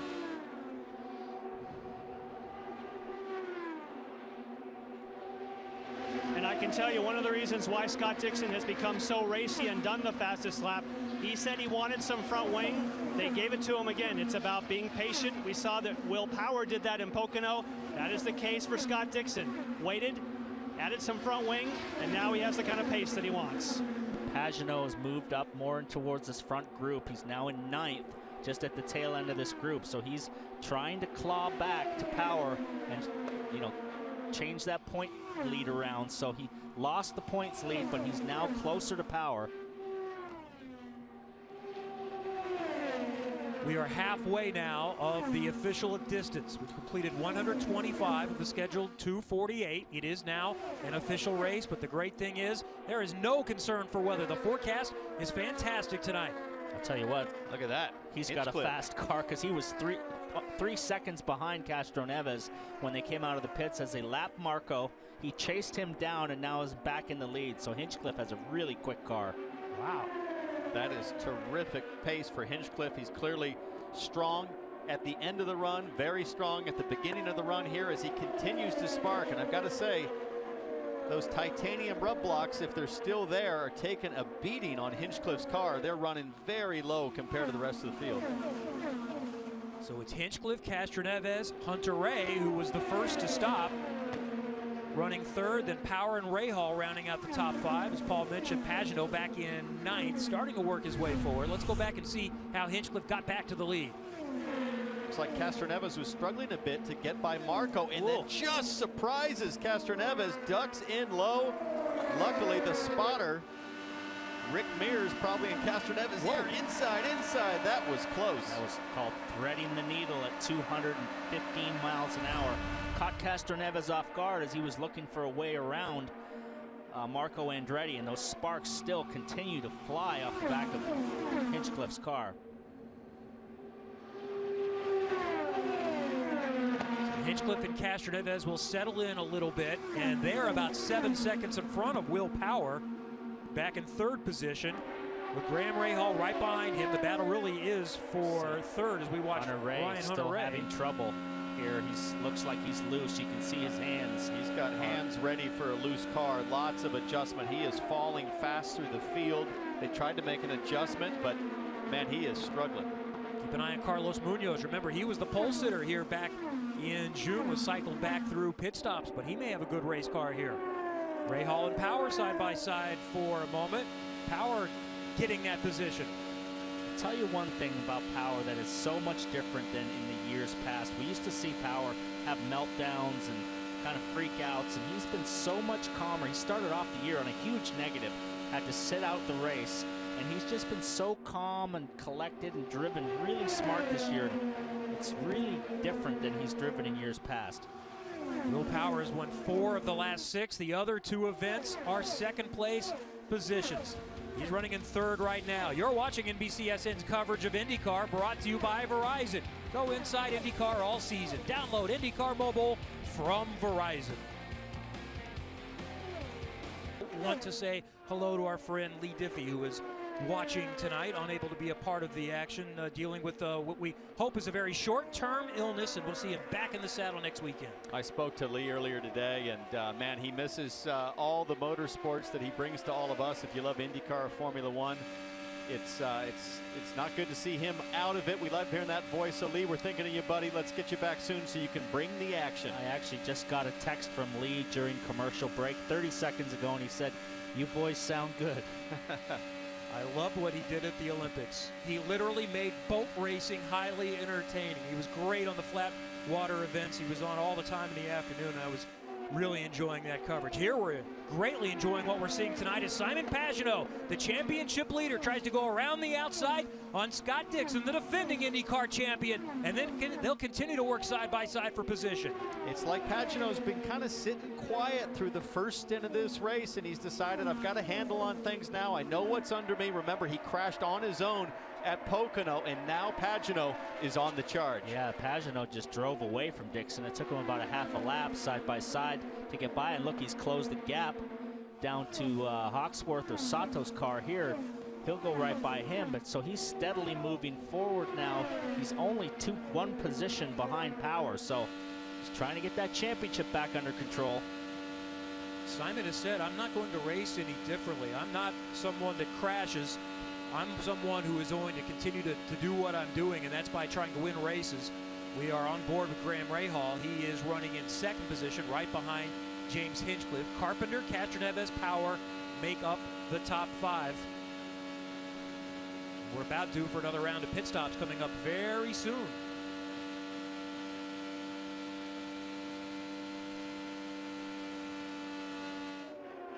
And there's Castroneves peeling off. And he's coming in obviously a bit earlier. We saw how this pays for some people. If you pit early, you get fresh tires, you can run faster, but you run the risk and look for the front wing. They're going to take a quarter turn out. At least that's what they said on the radio. And remember, all these Firestone tires, there's a quarter turn. These are the very same tires that they would have had for Roger Penske and all the rest of the teams. Firestone sequestered the tires, the same that they had in June. Rossi making his pit stop. Again, looks nice and clean for him. This is fine if you don't have a yellow. If you do, these guys will be in big trouble. Certainly seems like Castroneves is set for a four-stop strategy. Only 35 laps, Paul, on that last stint.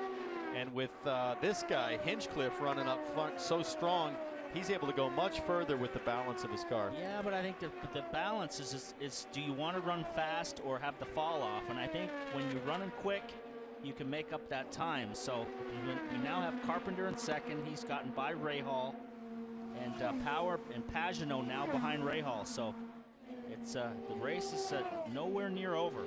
James Hinchcliffe is in charge right now, though, up by 10 seconds. We said we were going to put our friend Connor Daly to work, who unfortunately was involved in that crash back in June and unable to restart per the rules. So we join him now on pit lane. So what do you think? We're having a hard time figuring this out, how these guys do this. How do you guys do this? Man, it's looking interesting out there for sure. I could see Hinch and I sort of had the same balance when we were back here in June or however many years ago it was we were here. And he's still doing the same thing. And Gabby, it's interesting, he was running this a little bit more downforce than we were back in June. And it was good at the beginning. He was good in the pack. But now once it's spread out, it's been a real struggle. He was really loose on the first stint. We came in and took a little bit of wing out. But gosh, those guys that are running trim are definitely struggling. You can see Ryan Hunter-Reay really struggling after a few laps. So, man, it's interesting to watch for sure. Connor, you sound like a natural on TV like your dad. You want to get into this earlier or still keep racing? No, Paul. I like driving, and I Okay. like driving a lot. So I want to stay in the driver's seat. Well, the guys next to me want you to keep driving because they like their chair as well. Tony Kanaan is in. And of course, he's going to also take a wing change. That looked like a full turn out for Tony Kanaan. Again, this is the time of night when you're going to want to tweak your car. And Townsend and Paul, now is when they're expecting the track to rubber in. For instance, Simon Pagenaud hasn't changed his car. He has just said the track is coming to me. As it starts to rubber in, these cars are changing complexion. I'll tell you one thing, with these short fills, you watch these stops, you watch that clock, they're only taking enough fuel as the tires take. So you see here, 7-second stop right there, 8.2. So if you make a mistake with your tires, Townsend, it's really going to cost you because the fuel's done quick. Well, I think that's a great point, and it really points us to the strategy. Many of these cars are on the shorter stint strategy. He's going to stop 4 times to make it to the end. So going on outright pace, taking tires early and often. That's Carlos Munoz, the pole sitter, and he led the first 37 laps of this race back in June. And Honda has been impressive on these bigger tracks. And don't forget that you can enter for a chance to win the fastest seat in sports sweepstakes at racewithhonda.com. And you can ride along with a legend like Mario Andretti as your pilot. You'll be in the back seat at the start of the race. Simon Pagenaud is pitting. Yes, and he has loved his car. Wow, that was 6.4 seconds, just what Paul was saying. They're not worried about the fuel. They're just getting the tires on. No changes to the car. That was lightning fast, and here comes Will Power, Katie. And Jan, Will Power told me earlier today he feels like he is driving at his absolute peak, even better than 2014 when he won the championship. As you see his team get some adjustments for him and a quarter turn of front wing to help with his car. It was a fast stop, 7.3. I watched that Penske guy on the inside front grab that tire one hand and put it on one hand with the gun in the other hand. So lightning stops by the Penske crew. Every year they dominate the Indy 500 pit stop competition, and when you're pulling on tires, you don't have to fill it all the way up. They have a huge advantage, and it's showing. Hawksworth in front of Kimball pitting. From those that have made their second stop tonight, Castroneves has the advantage on track. Hinchcliffe still lapping out there. He's got a 9-second lead. Rahal comes to the pits from 3rd place. So Carpenter and Hinchcliffe have yet to pit, Jan. And we'll see, you can see the hand gestures there. He wants some help at the helmet. He has an issue, it looked like either the tear-off or the radio, so that delayed him a 9.7 second stop. Hopefully he got fixed what he needed in the cockpit. Looked like they might have been reaching for the radio on Graham Rahal, and here's Hinch and Power. Well, there's exactly what I said earlier. Fresh tires versus old tires. You saw Power go by. But this, Paul, would be for Hinchcliffe to try to lap Will Power, I believe, because Hinch has not made his second stop yet, and it might be 10 laps before Hinch stops on the strategy he's been running. But Power, with the new tire advantage, is now pulling away. Yeah, he could have lapped him, and then Power unlapped himself. And we look at Dixon come up on the back of Hinchcliffe now. Look at how much faster he's going. He's just going to go right by him on fresh tires. Dixon 2 laps down to Hinchcliffe, so that puts him 1 lap down as he moves up the inside. So now we have to wait patiently for when does Hinchcliffe decide to come in, and can he make it on just 2 more stops? And Carpenter also has not made his second pit stop tonight, but we expect to see him coming up in just a moment as we ride on board with Hinchcliffe. There is Carpenter bringing the Fuzzy's car down to Robin. You know what, Kevin? Ed was screaming all night, man, I'm around traffic. I can't drive this thing. It's pushing too bad. But in clean air, I may be as fast as anybody. He cut 6 seconds off Castroneva's lead. They're not going to do anything to the front of the car. Just new tires, maybe a little bit of an adjustment in the front. Now 2 turns going in the front. They lied to me. Imagine that, lying to a reporter. Back to you guys. Right now, old tires to new tires. Hinchcliffe was doing 25 5s to 7s, and Dixon and Power are 24-7. So it's a second a lap difference between new tires and old. But it's about 35 seconds for a pit stop that you lose. So you can really make an argument. It's right on the cusp of a 3 or 4 stop strategy based on pace. There you see the graphic time lost on pit lane. Now, if you were just going to do a stop and go, it's only 28 seconds. But to take fuel, you're looking at about 35, 36 seconds. Look who's in front of his teammate. Pagenaud has chased down Power and gone ahead in the points again. So Power comes back. He wants the points lead back. So these two teammates battling for the championship, and it's going to be this way until the very last race, very last lap. That's for 5th place, and Power gets it back. Kanan 4th, Carpenter 3rd, Castroneves 2nd, all a lap down to James Hinchcliffe, who pitted 42 laps ago. You know, I talked to, here comes Hinch to pit lane. Let's watch this.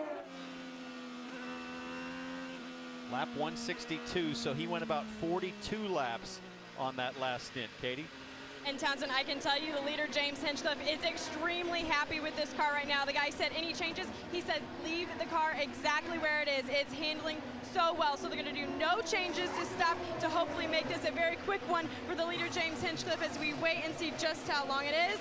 About 6 seconds for leader James Hinchcliffe. Still a quick stop, 6 seconds, and having run 8 to 10 laps more than some of these other guys.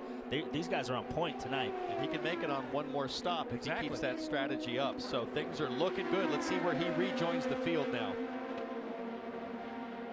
Carpenter was running 2nd. He had gotten around Castroneves, or his in and out lap, and the pit stop allowed him to get around Castroneves.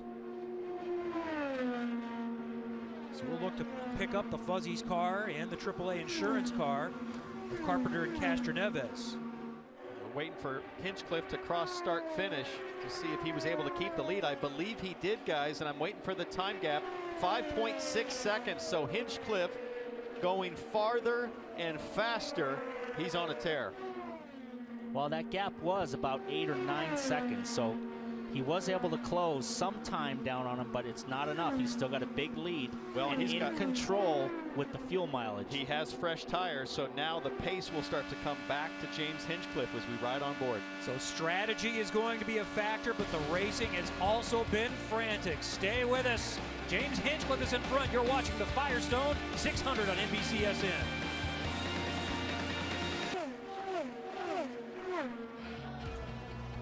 Watch every IndyCar race online, on mobile, on tablet, and connected TV devices with the NBC Sports app. For details, visit NBCSports.com/live.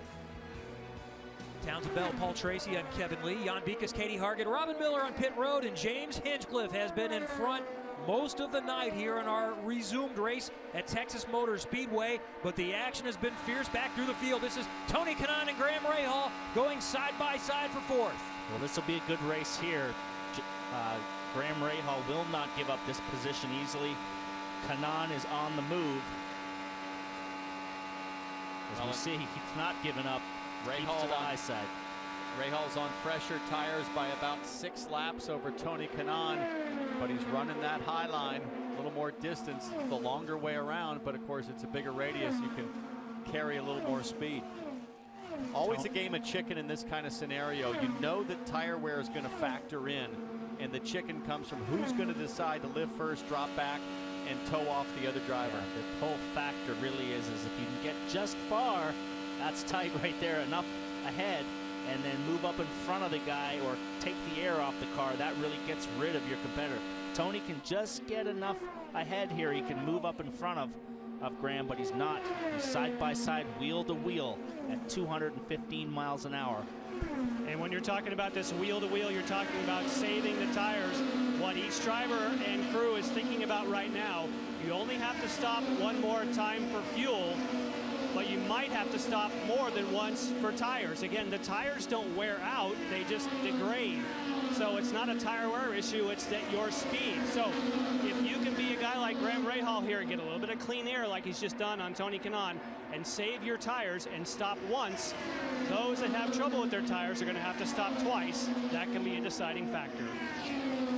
And Rahal is in better position than Castroneves, who's in front of him in third, and Kanaan behind him in fifth. He stopped a little bit later than those guys, but in the catbird seat right now is James Hinchcliffe. The leader was also the last to come to pit road. Watch James moving up on lapped cars. He's got Bourdais and his teammate Aloshin here, so not a good night for Aloshin. He ran so strong in Pocono and effectively was third starting here, but now getting lapped by his teammate. I thought Aloshin might be a little better tonight. He's been so impressive on ovals. He was so strong at Pocono. He's been good at Texas here before too. This is a different kind of racetrack though than Pocono and Indianapolis because of the banking. These Texas corners much more designed for stock cars. Pocono originally an IndyCar track, and of course Indianapolis meant for IndyCars. So it's a different sort of driving style, requires different adjustments. There's Ed Carpenter, and you kind of look ahead as we zoom out to try to find James Hinchcliffe, and you've got to do a lot of work because it's about a third of a lap ahead before you can find the leader up there. This is very reminiscent of the run that Josef Newgarden had at Iowa. He was totally dominant, and you know, you got Newgarden there with you, Robin. Yeah, this is an anguished spectator right here because he had a car just that fast the last time we were here. Yeah, I mean, you know, if I'm not going to be in it, next best guy to win it for me is Ed Carpenter. So you can see we got fast race cars at ECR. Love to put a Fuzzy's car in victory lane, and I think he's really the only guy that can run Hinch down here if he gets the traffic working right. You know, if we got a yellow, it'd make things a lot more interesting, I think, for everyone. But I think Ed's the guy that can beat Hinch right now. He looks like he's probably the best for it. Make it on one more stop, maybe? Yeah, I think they're trying to. So it's been interesting the way the field's played out. A lot of people have stopped short. I think we might have enough to make it on one more. All right, we'll see you at Watkins Glen next week. Kevin? 8 cars remain on the lead lap, and what's interesting to me is that the 8th car, 8th position, as we watch Graham Rahal come up on Helio Castroneves, racing for 3rd position. Rahal on the outside is going to grab that position. But Pagenaud in 8th is the next to go a lap down, the championship leader. We'll see if Pagenaud can stay on that lead lap. You know, we've talked about fuel versus tires. One thing to remember, a lot of these guys were pulling on the tires with the fuel nozzle, so they don't have full tanks of fuel in the car. So fuel mileage is going to be important as we get down to the closing stages of this race. You saw how quickly Helio Castroneves was passed by Graham Rahal. He's been on the radio saying, I've developed a big understeer, a big push. So here was a car that he loved at the beginning of the race. Now the balance has changed, and he's got to hang on and try not to burn up these tires so he can come into the pits and get an adjustment, but do the same thing and stay in sequence. Oh, here he comes. He's going for it right now. As he comes to the pits, he's going to want to make a change. We're getting down towards the end of the race. We've only got 50, 60 more laps to go, so he's got to get that car fixed. But he's too far out of the window to make it home from here. Yeah, this will be another lightning fast stop by Penske. If they can nail the tires, they'll pull early on the fuel.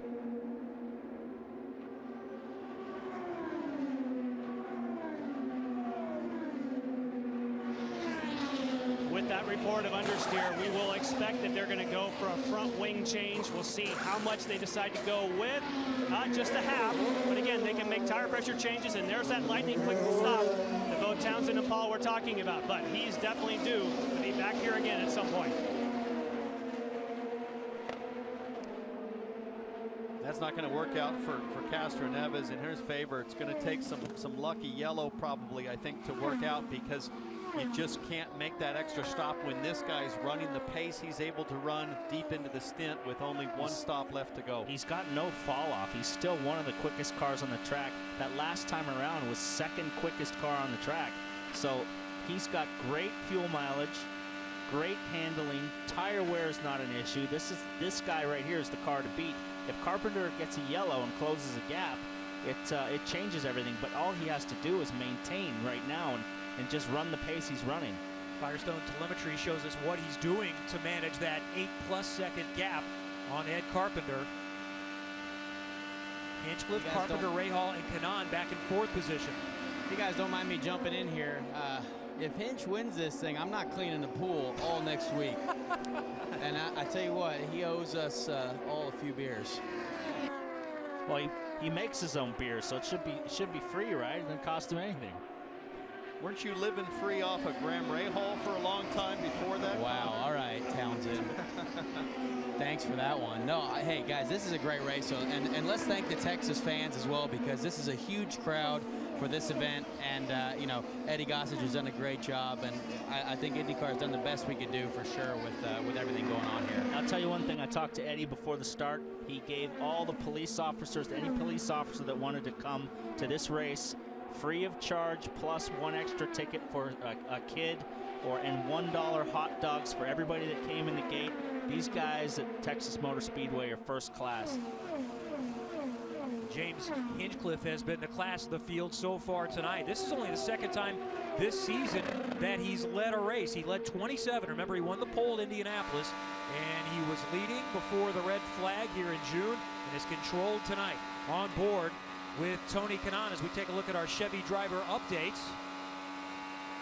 Ed Carpenter, 2nd, Kanaan 4th, Power 5th, Dixon, Pagenaud, Kimball. It's been a nice mix between Chevy and Honda. Well, we'll find out what happens with at least one more pit stop to go. Does anyone have anything for James Hinchcliffe? You're watching NBCSN's coverage of IndyCar, brought to you by Verizon. Go inside IndyCar all season. Download IndyCar Mobile from Verizon. James Hinchcliffe is, as we like to say, stinking up the show just a little bit. Up by 5+ seconds on Ed Carpenter, who's also in the same pit cycle here, but this is what stands out.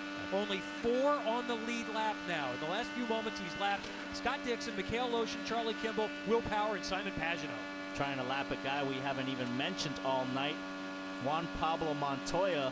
He will now put him down a 3rd lap as he goes to the inside.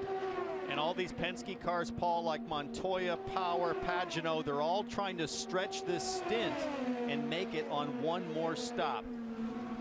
Well, we already know that Hinchcliffe can do it with the pace that he has, and we have Kanaan coming in the pits. And he has made a call on the radio that he wants to take a half a turn out of the front, so not the kind of handling that Tony Kanaan wants. But again, this is a bit on the early side if you want to go all the way in the end. Actually, they add some wing, so their radio communication might be slightly different. So lots of people adding front wing for the balance tonight. Again, you can make it on fuel here, but you'd really have to save the tires. I don't think that's the plan you really want to be on. 49, 50 laps to go to the end at this point, so they are going to be used up. So those that pitted a little bit later, like Hinchcliffe and Carpenter, are going to try to wait as long as they can.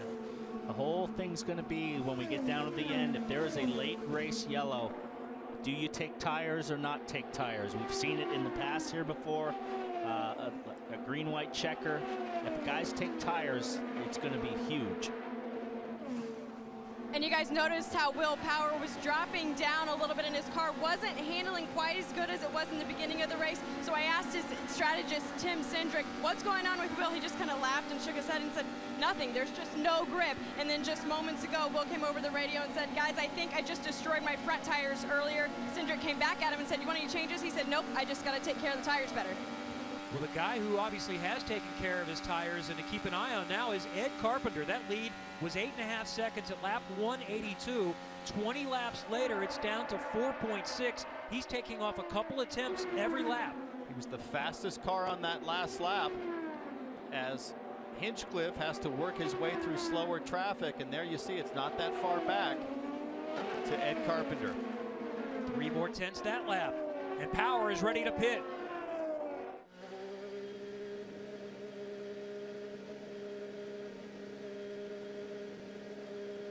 And I updated you on Will Power's situation just moments ago as you see him pull into his pit box. Let's see if he has a good, clean stop with the crew guys of the number 12 Penske car there. And it looks like it is a good one for Will Power. Oh, and we've seen that many times, nearly miss on pit road. That's a nice job, though, by the 12 team to wait. Yes, it cost them a couple of stops, but they're still racing. They release him. That is a bad situation. We have nearly another one there as Aloshin's coming in as Rahal exits. The road is so dangerous. Exactly what happened with Will Power happened to Rahal on his way out. Aloshin gets a clear exit out, goes through a few boxes, and Pagenaud is right behind him there. He's pulling out. And you can hear Simon Pagenaud burn out. They waited because they needed all the fuel this time. You'll see the same for Ed Carpenter. This time you can't do the lightning quick stop. You need all the fuel time to maintain, but this should get you home. Who can make the tires last? So now we wait to see when the leader, James Hinchcliffe, will come in for the final time. Easily within the final window on fuel. 43 to go. Remember last time the stint was 42, and it's a similar stint as he peels off, heading down pit road now. So with a 4-second gap on Ed Carpenter, roughly on track, he just needs a mistake-free, simple pit stop. They don't have to be heroes. Locks up the left front a little bit there, but easily down to pit speed, grabs a tear off, here he comes. And Townsend Hinch has been fairly quiet over the radio all day because he feels like his car is the best at the end of the stint, and that's what's going to count when the checkered flag flies, and it looks like it's a clean stop for the 5 team. So now we watch. Where does Ed Carpenter come out? Hinchcliffe now back on it.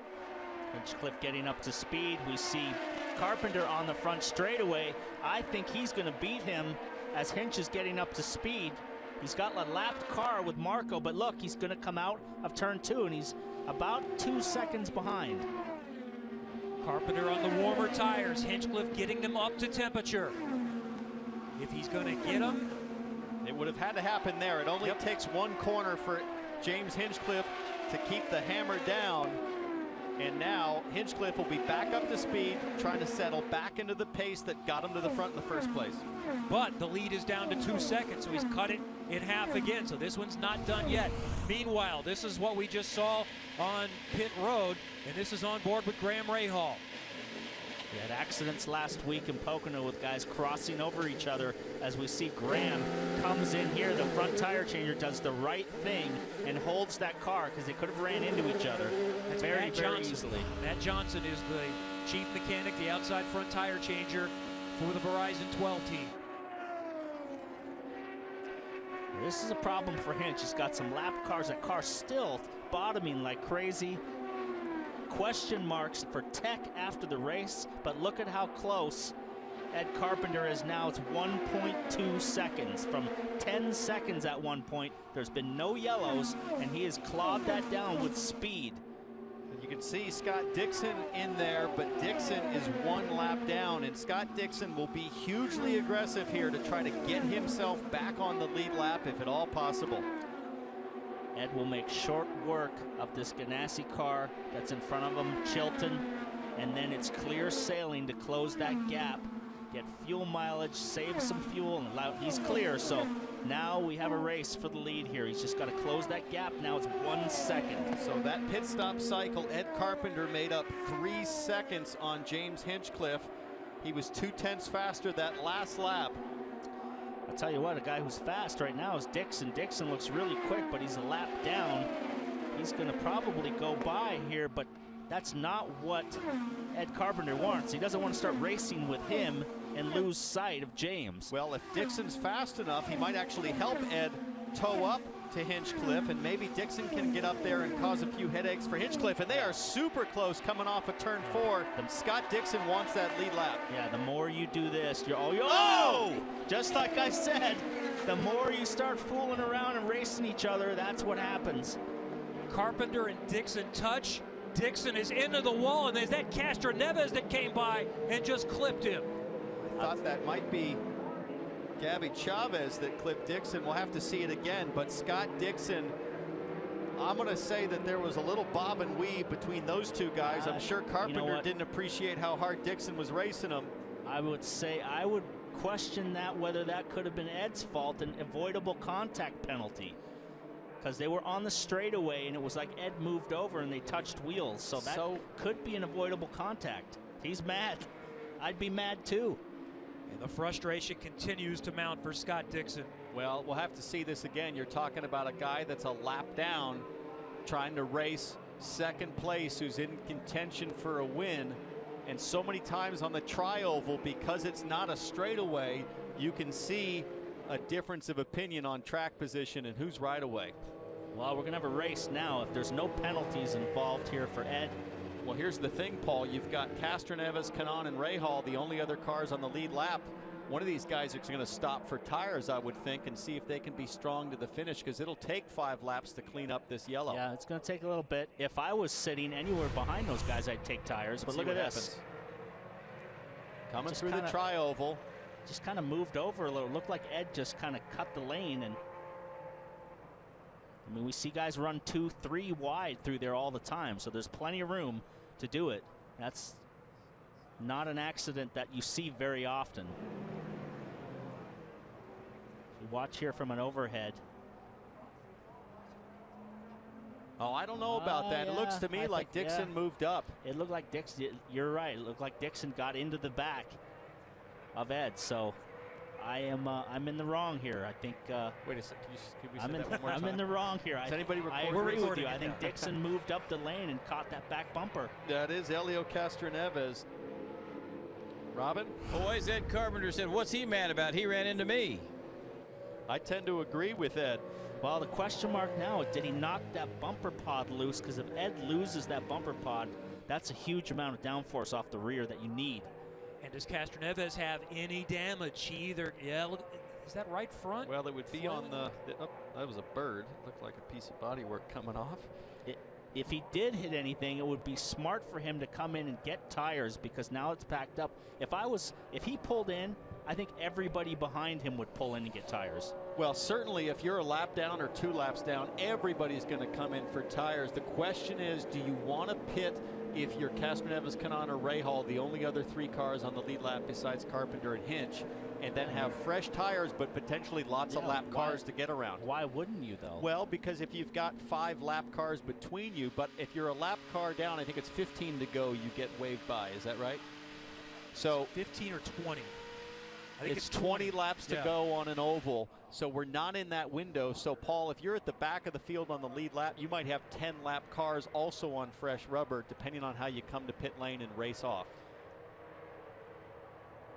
Yeah, I think those lap cars, though, would also come in and get rubber because you have nothing to lose. So Hinchcliffe is the leader under caution, Carpenter in second, then Castroneves, Kanaan, and Rahal. Those are the only 5 on the lead lap. First car a lap down is Mikhail Aloshin. James Hinchcliffe has not won since his life-threatening crash in Indianapolis in practice in 2015. Ed Carpenter has not won since here 2 years ago in 2014. And Helio Castroneves hasn't won in 2.5 years, since Detroit in 2014.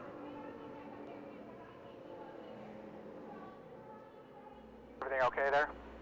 Yeah, I think so. I mean, I felt the light tap, but I mean, I couldn't even see him at that point. I'd given him room. Yeah, his car looks okay to me if I look at that left rear pod. So a lot of decisions here with 30 laps to go. I'm sure there's a lot of chatter between pit lane and the drivers about whether or not they think they have the balance and the speed to hang on with used tires. Well, the other thing is too, now that we got a yellow, these yellows breed yellows, so you could take tires now, or maybe there's another yellow and you have an opportunity. Jan, what do you think was going to happen?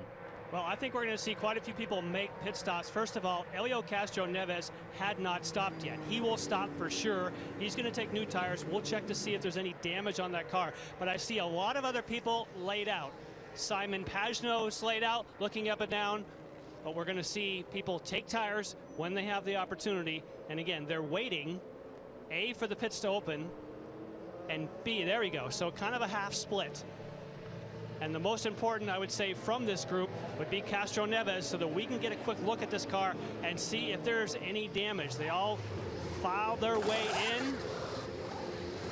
And visibly, I don't see any damage. They're looking over carefully. That's a quick stop. Aloshin beats him out, but he gets his fresh tires along with Power, Andretti, Kimball, Munoz. Lots of people taking tires, including Kanaan and Rahal.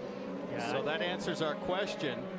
Yeah, that stop by Castroneves, the guy missed the nut on the wheel, so he a little bit slower stop than his teammate, but just barely beat him out. Really quick stop by the Schmidt team.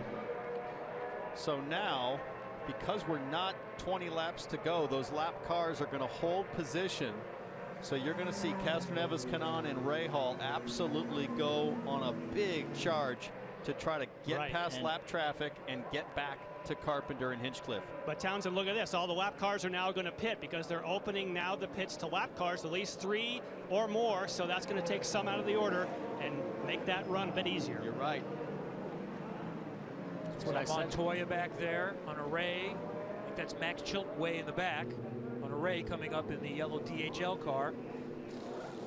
That's exactly what I said was going to happen. Everybody's decided, hey, I want fresh tires. I'm sliding around. Let's get it home.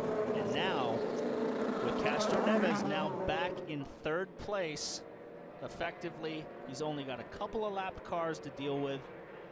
He's really in the driver's seat here with fresh tires. Well, the question is how many?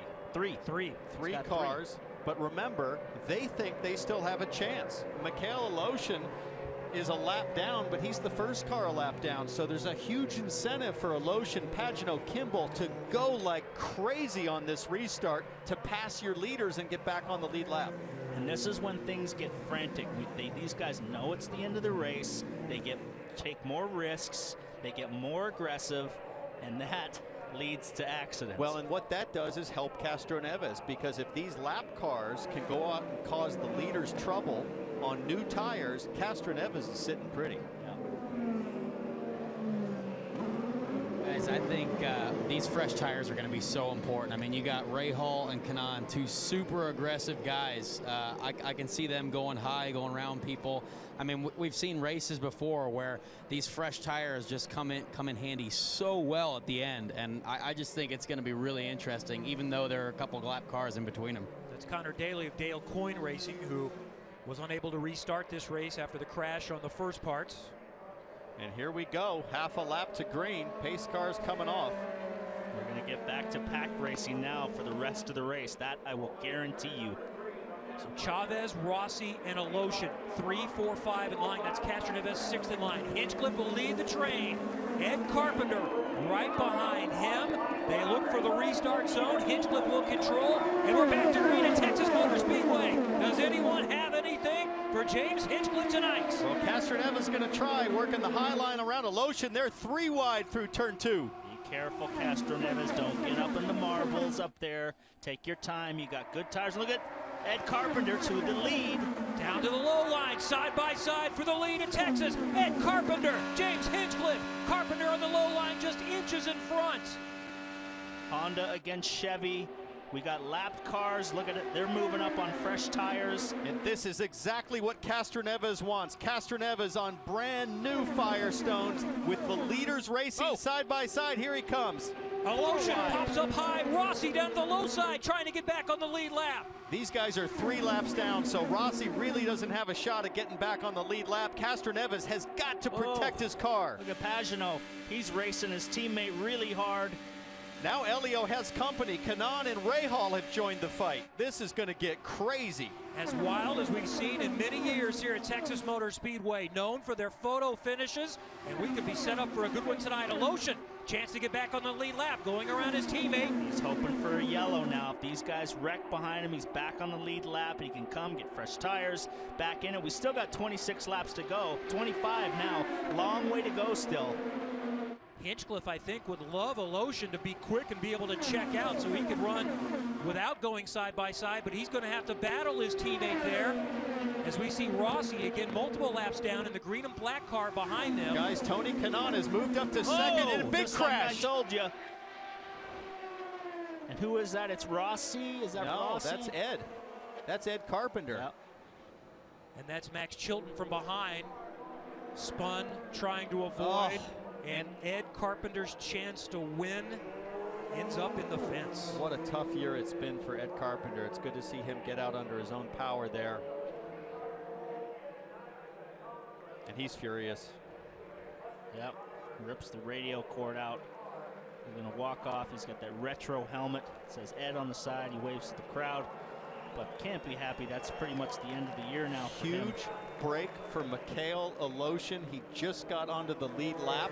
He is still on the lead lap. He'll have a chance to pit Paul for fresh tires. We could see the Russian Rocket make a late charge. What we're going to have now is I think everybody's going to take tires again. So it's going to be a pit stop.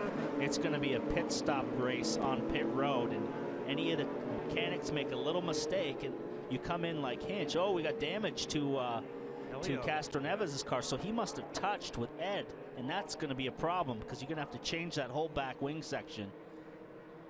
So now remember earlier, Carpenter clashed with Scott Dixon, so they may have a chance to visit before this one settles in. Let's take a look at what happened here. That's Graham Rahal on the low side. Castroneves coming up behind the Fuzzies, green and gold car. Yeah, he got loose, stepped up, and right rear went Castroneves down. Nowhere to go. The right rear for Ed Carpenter, it looks like, went down. And Elio took pretty good contact, front and rear, for Castroneves. That's on board Simon Pagano. Yeah, it's wiggling. And I wonder if the tire went down from the contact from Castroneves. But either way, Carpenter, look at the right rear, guys. It's already down there. I don't know that it would have been cut by Castroneves with the pod in the way. So. Well, it was certainly wiggling for quite a ways. It was loose. He caught it like 3 times during the corner. So possibility he could have had a puncture, was losing air pressure. Look like Castroneves, Jan, he's putting a wing on now. Yes, they're trying to change the rear section, but he obviously has damage at the front as well. They're going to change the nose here. What they can do sometimes, you can do half of the repair, then do a lap, make sure you don't go a lap down, and then continue it. They have a tether now that, of course, is 4 super speedways. That takes a little bit longer when you're making this nose change. They're looking over their shoulder, making sure the pace car isn't coming. They don't want to lose a lap, but I think that Castroneves has more than just exterior damage. It'll be a miracle if this car still handles well. So one thing I'm realizing here, guys, upper right-hand screen, 22 laps to go. This will be 20 to go for Aloshin. That's good news. 5 on the lead lap. James Hinchcliffe is in front, and another restart is coming. Here we are headed down to the wire at Texas Motor Speedway. It has been fast. It has been entertaining. For a while, it looked like James Hinchcliffe was in control of this race, in part because of pace, in part because of strategy, but a couple of late yellows have mixed things up. 5 right now on the lead lap. Hinchcliffe, Kanaan, Rahal, Aloshin, and Castroneves. And Kevin, with just under 20 laps to go, 19 laps to go right now. That means any lap cars on the restart will get shuffled to the back automatically. So I think if I'm in this top 5 group, take tires, man. Go for it. Even if I'm Hinchcliffe, I got to think about coming to pit lane and taking fresh Firestones. Not only do you got to think about the tires, but think about who you're racing. Kanaan, Rahal, and Aloshin.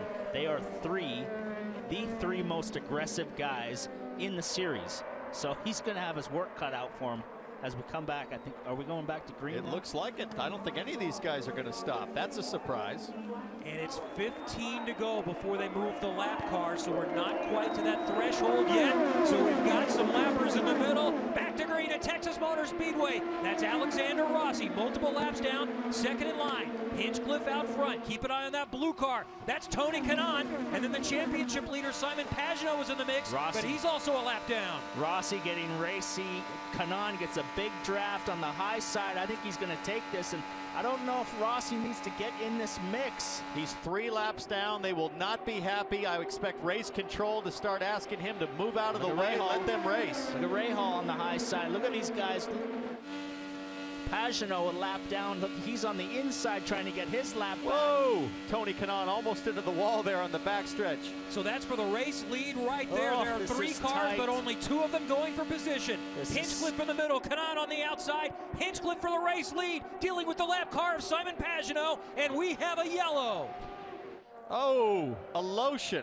And Hawksworth. Aloshin was back on the lead lap, and we wanted to see him try to make his way through, but he won't get the chance, and Max Chilton also has had to come through the grass. Max Chilton's had 2 spins through the grass, avoiding wrecks and no damage. That's good luck for him, but both of these cars are demolished. Aloshin's rear wheel is completely gone.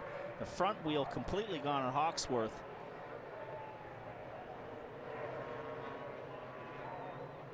And the miserable season for Jack Hawksworth continues. Void of results this year. We'll wait and see what happened out of this. And great to see Jack climbing out, and also Mikhail Aloshin looking good as he climbs out. Well, here we go. Strategy time. Do you take tires or not tires? We've only got 4 cars now on the lead lap. Hawksworth is a little bit ginger with his knee, something going on. He was slow to get out of the car, so a hard hit on the front of the car with that Johnny Rutherford retro helmet. Let's try to figure out what happened here between Hawksworth and Aloshin. Aloshin again, chance at a top 5. You see him further back, red, white, and blue car on the high side.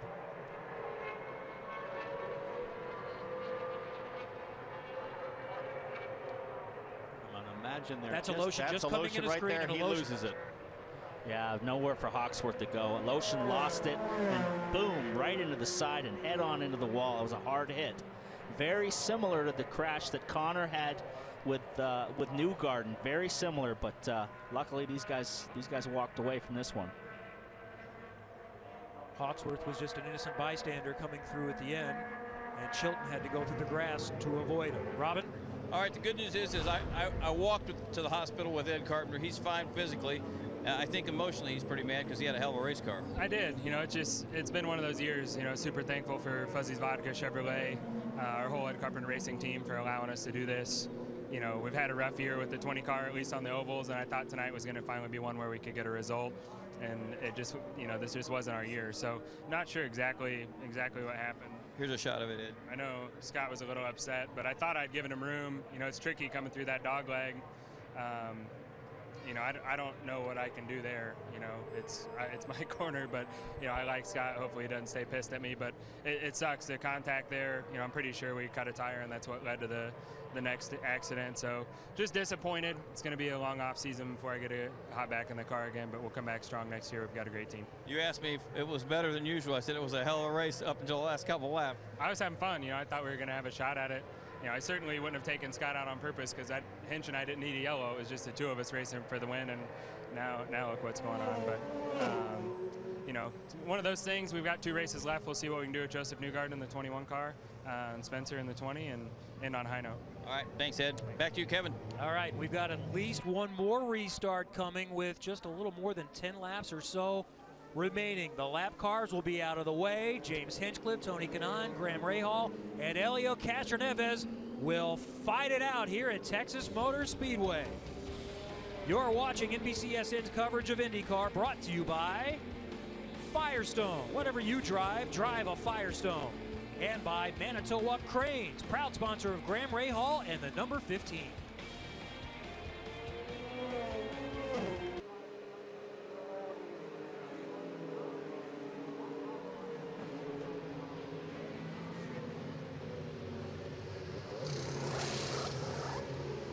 Back at Texas Motor Speedway, and a pit stop for new tires for Tony Kanaan. This could be the decision that wins him the race. There's only 4 cars on the lead lap. They will shuffle the lap cars out of the way.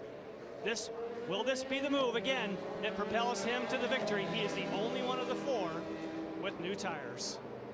A little bit of a race going out there with JPM.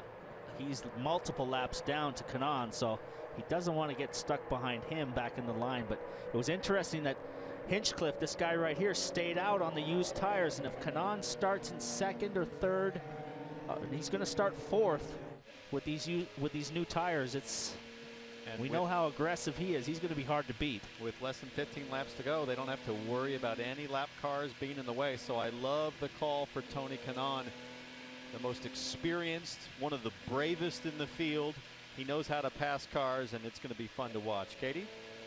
Townsend, I just talked to Hinch's strategist, and I asked him why not bring him in. He says, we think we still have the car to win. Hinch told me earlier today that his car is the best at the end of the stint. So again, they are still confident that even with these older tires, they can beat out the rest of the field, but we'll see how it goes. They were laid out, but decided not to come. And here's Kanaan. Let's hear what he says. We definitely don't want to restart all the way to the back, that's for sure, because look what keeps happening, you know. I mean, I will do whatever you guys want, man. I'm ready to go here, either or. We're going to go win this thing. So we've got several up front that it's been a little while since they've won. Kanaan, 2 years. Castroneves, 2+ years. Rahal hasn't won this year. Hinchcliffe hasn't won this year. Do you think about where James Hinchcliffe has come from? Remember, this race in 2015, he was the Grand Marshal recovering from injury. How about this, guys? Let's not forget about Mr. Simon Pagenaud, your championship point leader. The championship point leader is on fresh tires as well. He'll be right with Tony Kanaan on fresh tires as soon as the lap cars get out of the way. Pagenaud, if I'm Pagenaud right now, I wouldn't get crazy aggressive, because we've seen accidents happen, and he's got his championship rival behind him, a lap behind. So he's in no danger really of being beaten by him at this point. IndyCar sending all the lap cars through pit lane, which allows the lead lap cars to stay on the racetrack and shuffle to the front. So it's a battle of 5. Yeah, if I'm Pagenaud, I wouldn't get crazy here, because he's got his teammate a lap behind. Here's the points as they run. Obviously, the focus between Pagenaud and Power, but Castroneves is not fully out of it with double points in the final race. He's going to need some major mishaps to befall both Pagenaud and Power to get back in it, but he's still got a chance. But here the storyline is the race itself. Kanaan pulling up beside Castroneves to let him know, hey, I'm here. Castroneves' car is wounded. He will not try to battle Kanaan for position, so Kanaan's got to make a great restart here. You see him warming the tires up. Well, and Castroneves is really on fresh tires too, because he had to pit under the yellow. So I'm not sure that Castroneves has any damage based on all the work that Team Penske's done to get him fixed up. So he's going to be a competitor. Guys, this doesn't get any better. 10 laps to go at Texas. Everybody's charging hard at the front. And Townsend, I can tell you, unfortunately for Castroneves, they had to remove body pieces, so he will be wounded. So unfortunately, he won't be able to take the fight to Tony Kanaan, but obviously if he doesn't lose a lap, he'll still keep good position. But with only 8 laps needed on tires, does that make him trimmed out and potentially faster in a straight line? Graham's going to want to win here, guys. Remember, he was leading here a couple years ago when he just rushed the wall, and Justin Wilson took the win. So I think Graham is going to be super hungry here on the outside with those fresher tires. Hinchcliffe, Rahal, Castroneves, Kanaan, Pagenaud. Those are the 5 on the lead lap. Tony hanging back a little bit. He wants to get a good restart, so he's going to try and jump this thing with Pagenaud right on his tail. Pace car is pulled off.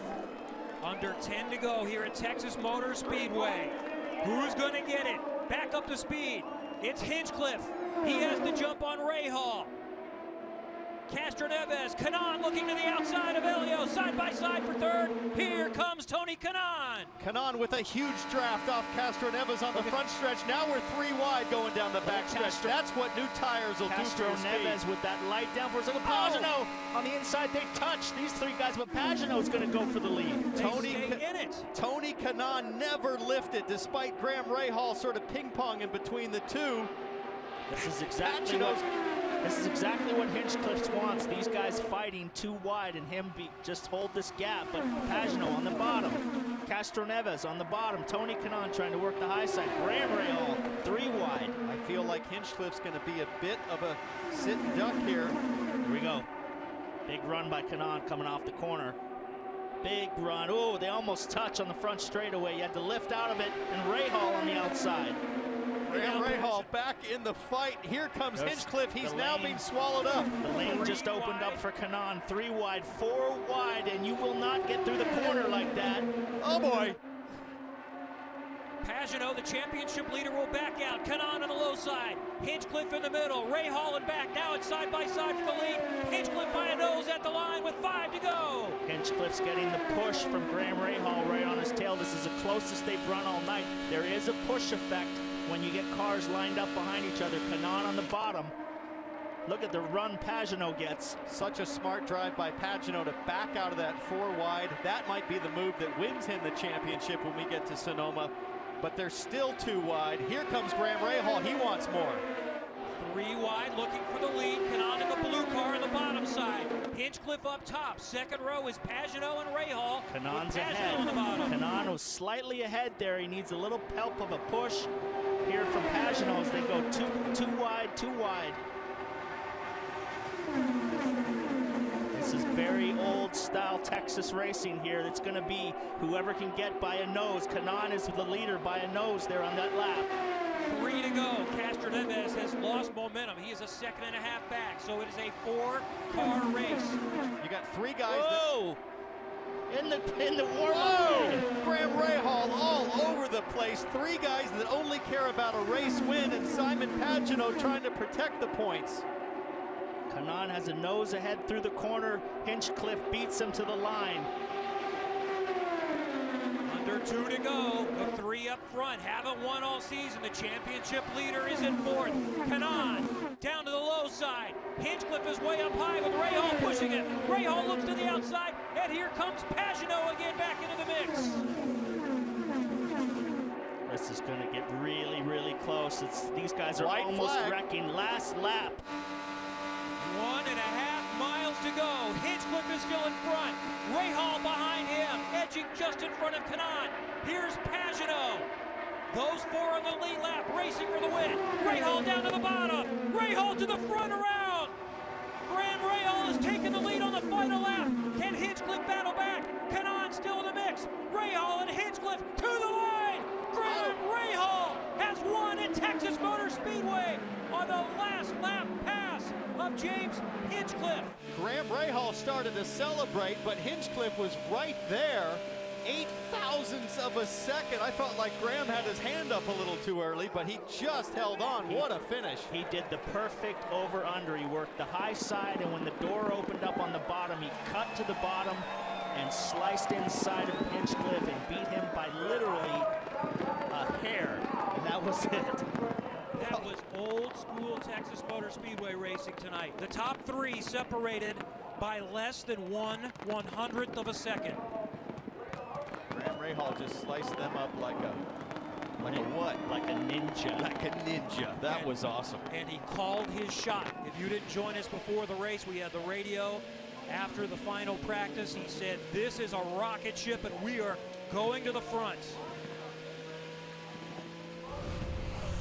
Did it right here. He did the over-under. He was on the high side right here, and as they came down the back straight, we got a big toe here, and he, instead of going for the high side, he sliced to the bottom right here, and then pushed Hinchcliffe up the track.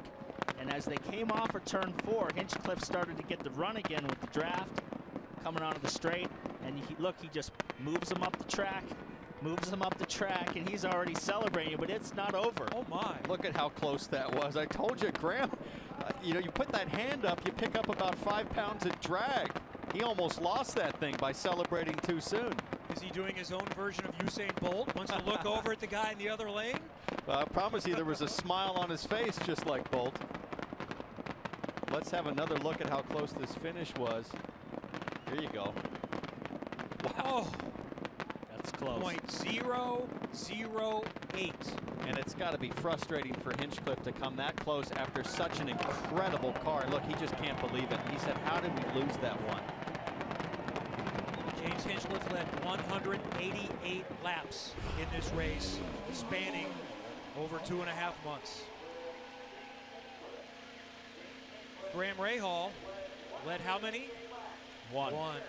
He led for literally 100 yards. Yep. Oh, you feel for Hinchcliffe. What a run for him tonight. What a show IndyCar put on. You feel good for the fans that have come back, in some cases, for the third time.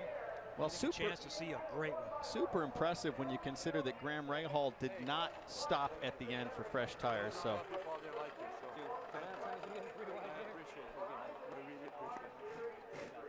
Great sportsmanship from Kanaan.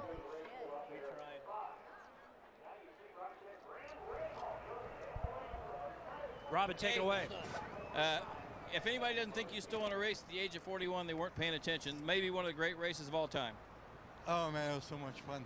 I mean, I got to thank the fans that came back. You know, we thought it was not going to be a lot of people. I think whoever didn't come, you guys missed a hell of a race. So, oh, how exciting was it at the end? I mean, you know, Rahal team up with Hinch, and you know, when you have two cars towing from each other, it's quicker. But I gave them hell.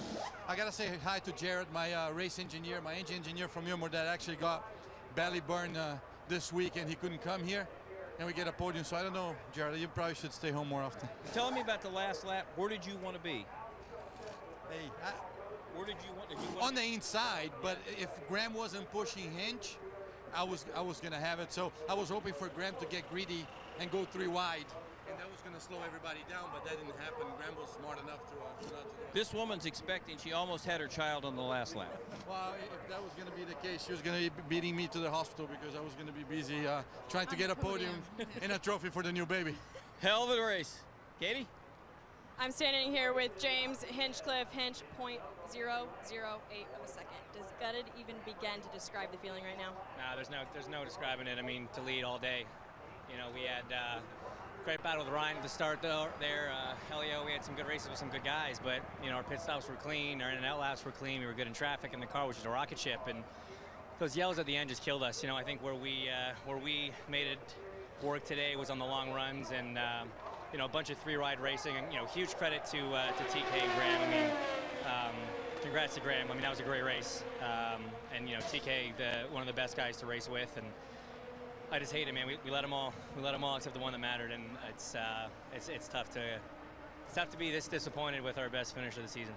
On a lighter note, your roommate, Connor Daly, said he wasn't going to clean the pool if you won. So now I think he owes you a little something. What do you think, Connor? I owe you the pool, James. Yeah, the least you could do is a pool, man. I mean, Hey, come on. This was so. Let me ask you something. Did it feel like Graham was giving you a push almost, not a bump draft, but like a virtual push? Because I thought to myself, for sure, this is Team Honda going forward. You know, there was nothing virtual about it. I mean, that was a real life shake and bake right there. He got up behind me and he gave me a good jump, and I'm surprised you don't normally bump into guys at that speed. But like I said, credit to him. I just got it for everybody in the Aero Electronics car, you know, to run up front all day long. But we proved we could do it. You know, we picked up where we left off here in June, and you know, it's nice to have put on a good show for these guys. And you know, the way it ended was a better show for the fans. You know, 3 wide there running to the checkered is going to be better than you know, a car half a straightaway in front. So got to not pick up the win, but really proud of the boys, and congrats to Graham, and hi to everybody back at the Carrick family reunion that I missed to be here.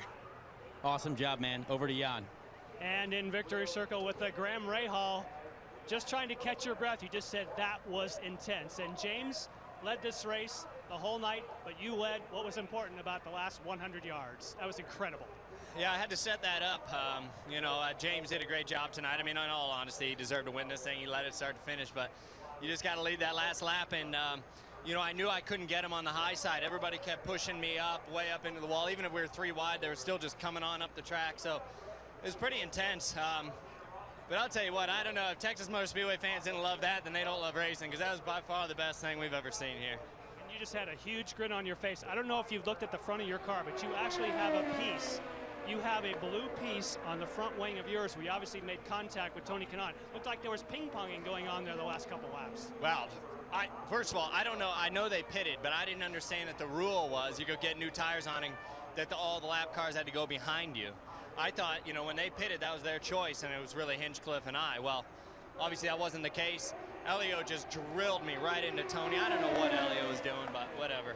That's kind of typical of Elio. So, you know, we just kept our nose clean generally and got to the end. And, you know, we had a whole, you know, underneath hinge we had to take there. And I had to set him up and get him thinking I was going high and then cut across and get under him. But I'm so proud of this Penn Grade team, Steak and Shake. Everybody that supports us means the world to me. And heck, I'm perfectly fine waiting 2 months again if it you know, turns out like this. Just quickly, is this redemption from 2012 when one slipped away after you brushed the wall? You know, this one actually, in all honesty, I was thinking obviously about Clausen just a couple weeks back, but more importantly, I was thinking about Justin, because this is Justin and I had a great battle here a few years ago, and he got me at the end, and I kept thinking about him those last few laps, definitely pushing hard for him. Missed that guy. He was a great human being and a hell of a race car driver. Thank you, Graham. It's Graham's 4th career victory, and of course, first here at the Texas Motor Speedway. 5th closest race in IndyCar history, the closest in Chicagoland in 2009. What a show tonight. Graham Rahal wins.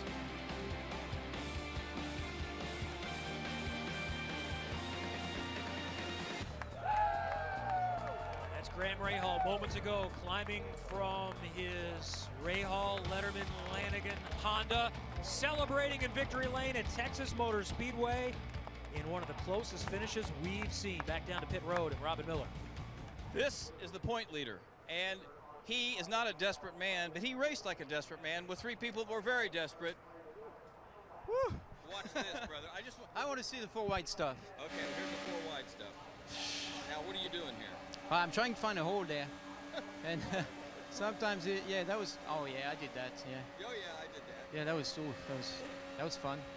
Okay, now you're knowing your situation. Here we go again. Yeah, oh, the 4 wide. So there I'm like, I got the lead, this is great. And all of a sudden, my spotter, Mike Ford, said 4 wide. I'm like, oh, that's not good.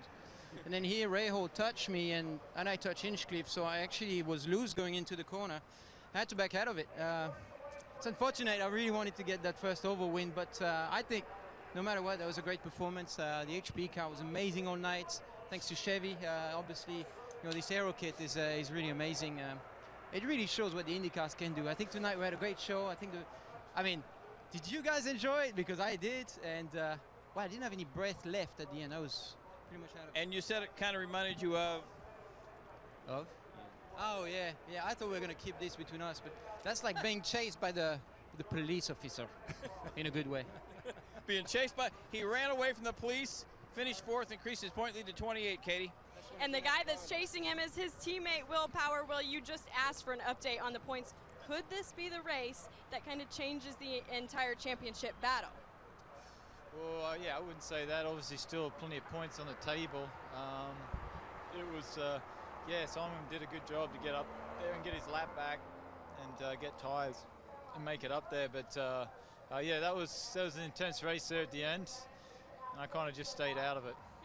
It was very intense. This is the first time since Detroit that you haven't finished 1st or 2nd. What made the difference today? You know, I think it was definitely the pit stop sequences. You know, we kept going long. That yellow kind of hurt us there at the end. And, you know, I think if we didn't get that yellow, we would have finished around Simon, maybe ahead, maybe behind, however the stint played out. But I'm much closer to him. And that was, you know, it was going to be a crazy restart at the end there. Everyone on new tires, you know, cool air. Yeah, that was something to watch. Kev, it sounds like in Will's eyes, everything's still up for grabs. Well, it certainly was tonight until the final moment of this race. That, by the way, is just the 11th time since 1956 the winner only led the final lap. The last time, James Hinchcliffe at Sao Paulo in 2013. More to come from Texas Motor Speedway.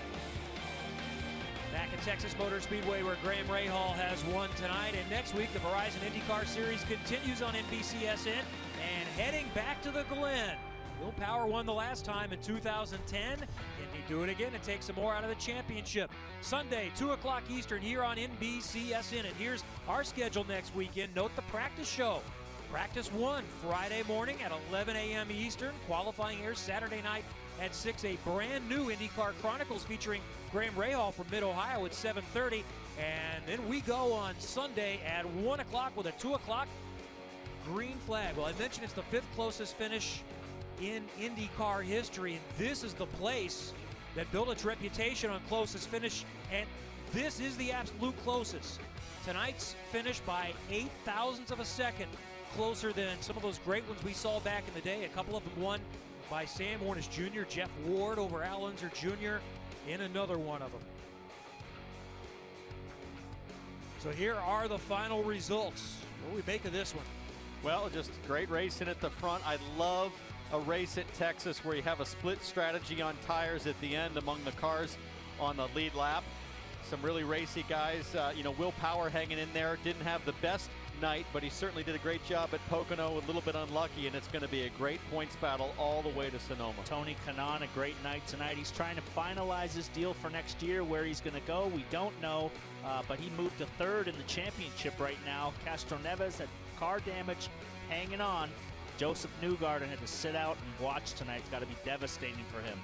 9 drivers are still mathematically alive for the championship. Watkins Glen, a weekend off, then Sonoma, still to come to decide the 2016 Verizon IndyCar champion. Well, stay with us here on NBCSN. Coming up next, it's IndyCar Chronicles featuring Marco Andretti at Road America. Be sure to join us next Sunday at 2 o'clock Eastern for the IndyCar Grand Prix at the Glen. Don't forget, Formula One, the Belgian Grand Prix tomorrow. Sprint Cup action from Michigan in the afternoon. For more on IndyCar, log on to NBCSports.com.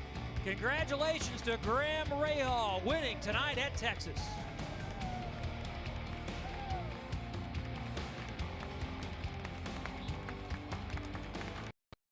The official IndyCar app, powered by NTT Data, puts the pulse-pounding action of IndyCar right at your fingertips.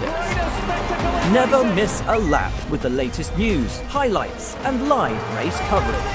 Track every move with real-time leaderboards, interactive maps, onboard cameras, and driver radio. Your all-access pass to every race, every moment, every day. Download the official IndyCar app now.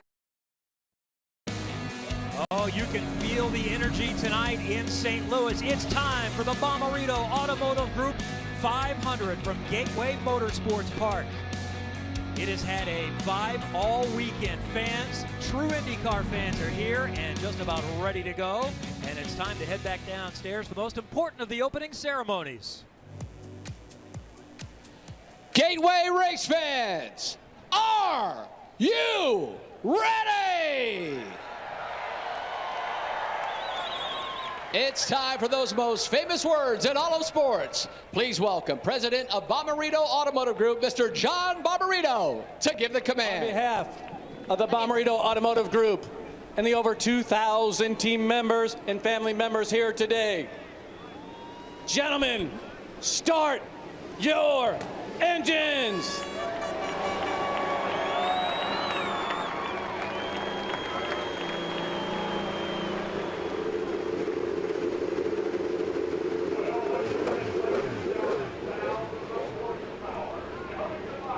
The Hondas and the Chevys are fired. We are standing by to go racing from St. Louis. We're going to see the grid roll by on the screen to find out where your favorite driver is going to start, and we're also going to catch you up on some of the many stories going on as we get set to go tonight. Down to pit road, we start with Jan Bikas. And what a great setup for the front row. Josef Newgarden, the championship point leader. He's just about ready to burn out here.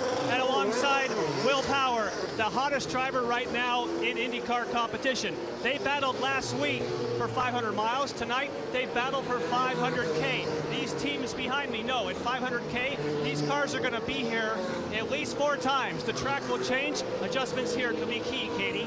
Jan, just 3 months ago, Sebastian Bourdais was laying in a hospital bed wondering when he would even walk again. Since then, in. He's hiked Yellowstone, he's mountain biked and logged countless miles inside the pool, but nothing compares to the workout he's about to get strapped into that 18 car today. It's been a long road ahead, gaining his confidence back this weekend, but he's got more than 300 miles to work on it today. Anders? Yeah, and Katie, I think one of the biggest storylines tonight could potentially be J.R. Hildebrand. Remember, he finished on the podium both at Phoenix and Iowa, two tracks that are very, very similar to here at Gateway. Also, though, look at the very, very back of pit lane there. Elio Castroneves and Ryan Hunter-Reay all the way back here of pit lane because of their qualifying crashes at Pocono. That could have big implications here, as the exit of pit lane is quite tough, and out of those pit boxes, not an easy job here, Robin. 3 years ago, Curtis Francois, who owns Gateway, went to IndyCar and said, I want to race. I want to race. He almost stalked IndyCar. They finally talked to him. They're really kind of worried about going back. It hadn't really worked at Loudon. It hadn't really worked at Pocono. Why are we going to give you a race? Because I'm going to promote it, and I want it here. Well, he showed his commitment when he repaved the track a few weeks ago, and right now, this is one of the best crowds we've seen in an oval in a decade. Other than Indy 500, and there's some electricity in the air, and there's a lot of IndyCar fans with t-shirts and hats. This is IndyCar territory right now, and you can't say enough for John Bommarito, the sponsor. If you didn't have a guy like that, you would probably have this crowd, because he's done a great job of promoting it. This should be the template for how IndyCar runs an oval track race. Kevin? Certainly great energy here tonight, and it looks like this event is going to work. And also, we were happy to see that Pocono seemed like it had an increased crowd last week as well, and that one has some momentum moving tonight as we see the crowd and we see the cars headed down the back stretch, and we're going to see them form in rows of 3 just for a parade lap. A salute to the fans, and also a salute to the heart of oval racing, the Indianapolis 500. 3 wide salute to the Indy 500. They're still lined up, Townsend, like that outside the gate trying to get in. There's still a traffic jam on the highway getting in here. As Robin Miller said, the place is filled, and it's filled with passionate IndyCar fans. So many people stopping me and Paul in the paddock, walking up in the grandstands, and there's a lot of IndyCar love in the house tonight, and it's really cool to see them honor the Indy 500 tradition here with the slow 3-wide format. There was a lot of confusion, frankly, in the drivers' meeting about exactly how that was going to work out. Remember, they'll start in 10, 11 rows of 2, so it looks like they did a pretty good job to figure it out. They are professionals, after all. We were a little skeptical, though, because it wasn't just simply in the order. They're not lined up like they would be at Indianapolis. They had a different format going on. Crowd loves it. They're going crazy out there. I can hear them in the booth here. They're all on their feet, waving, cheering. They love it.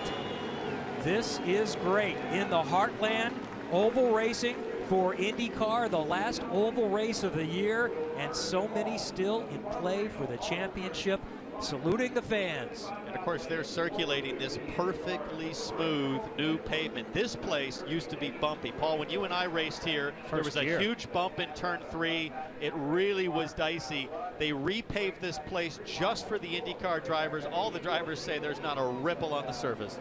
Yeah, first year it was bumpy, it was slippery, it was dust all over the track, and it was a handful, but these guys are going to be hooked up tonight and flying. If it's any indication, the lights race was an absolute barn burner of a race, 2 abreast racing. So, man, I hope these guys in the Indy cars can run like that. Well, they now start to form in rows of 2. We're going to have quite a few good looks on board, including Sebastian Saavedra.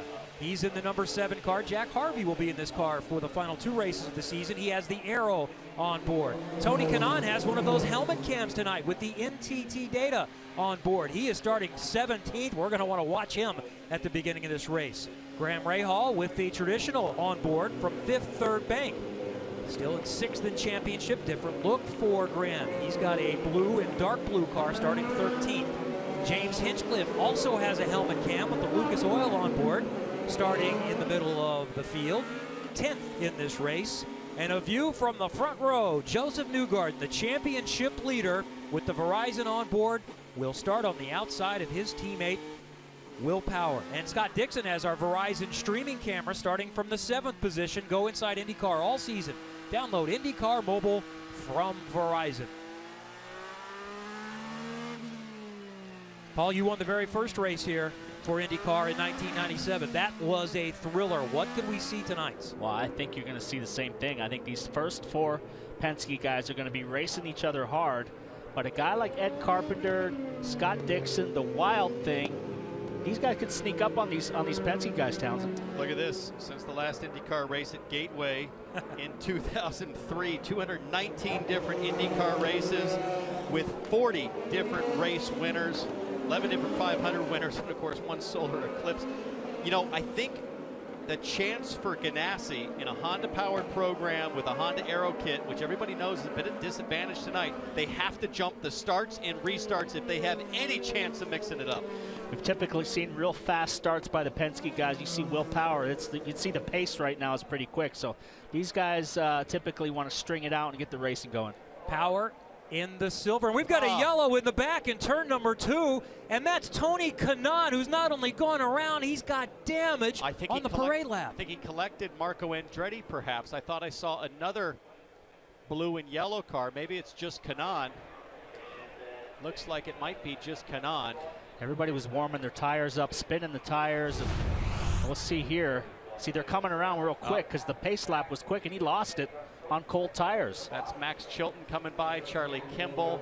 Oh, there's Marco Andretti. So he just got by all right. And that is a disaster, not only for Kanaan, but for Scott Dixon, because he needs Tony Kanaan to mix it up with the field as we ride on board. That's a big hit. That's a game ender. So, well, I don't know if it's a game ender, if it's just the back wing, but he's definitely going to go laps down. But like I said, the pace was coming around that corner pretty quick on the pace lap, and he was hustling to catch up. It looked like he got some tires maybe on the curb or the white line and lost it. Let's listen in real time.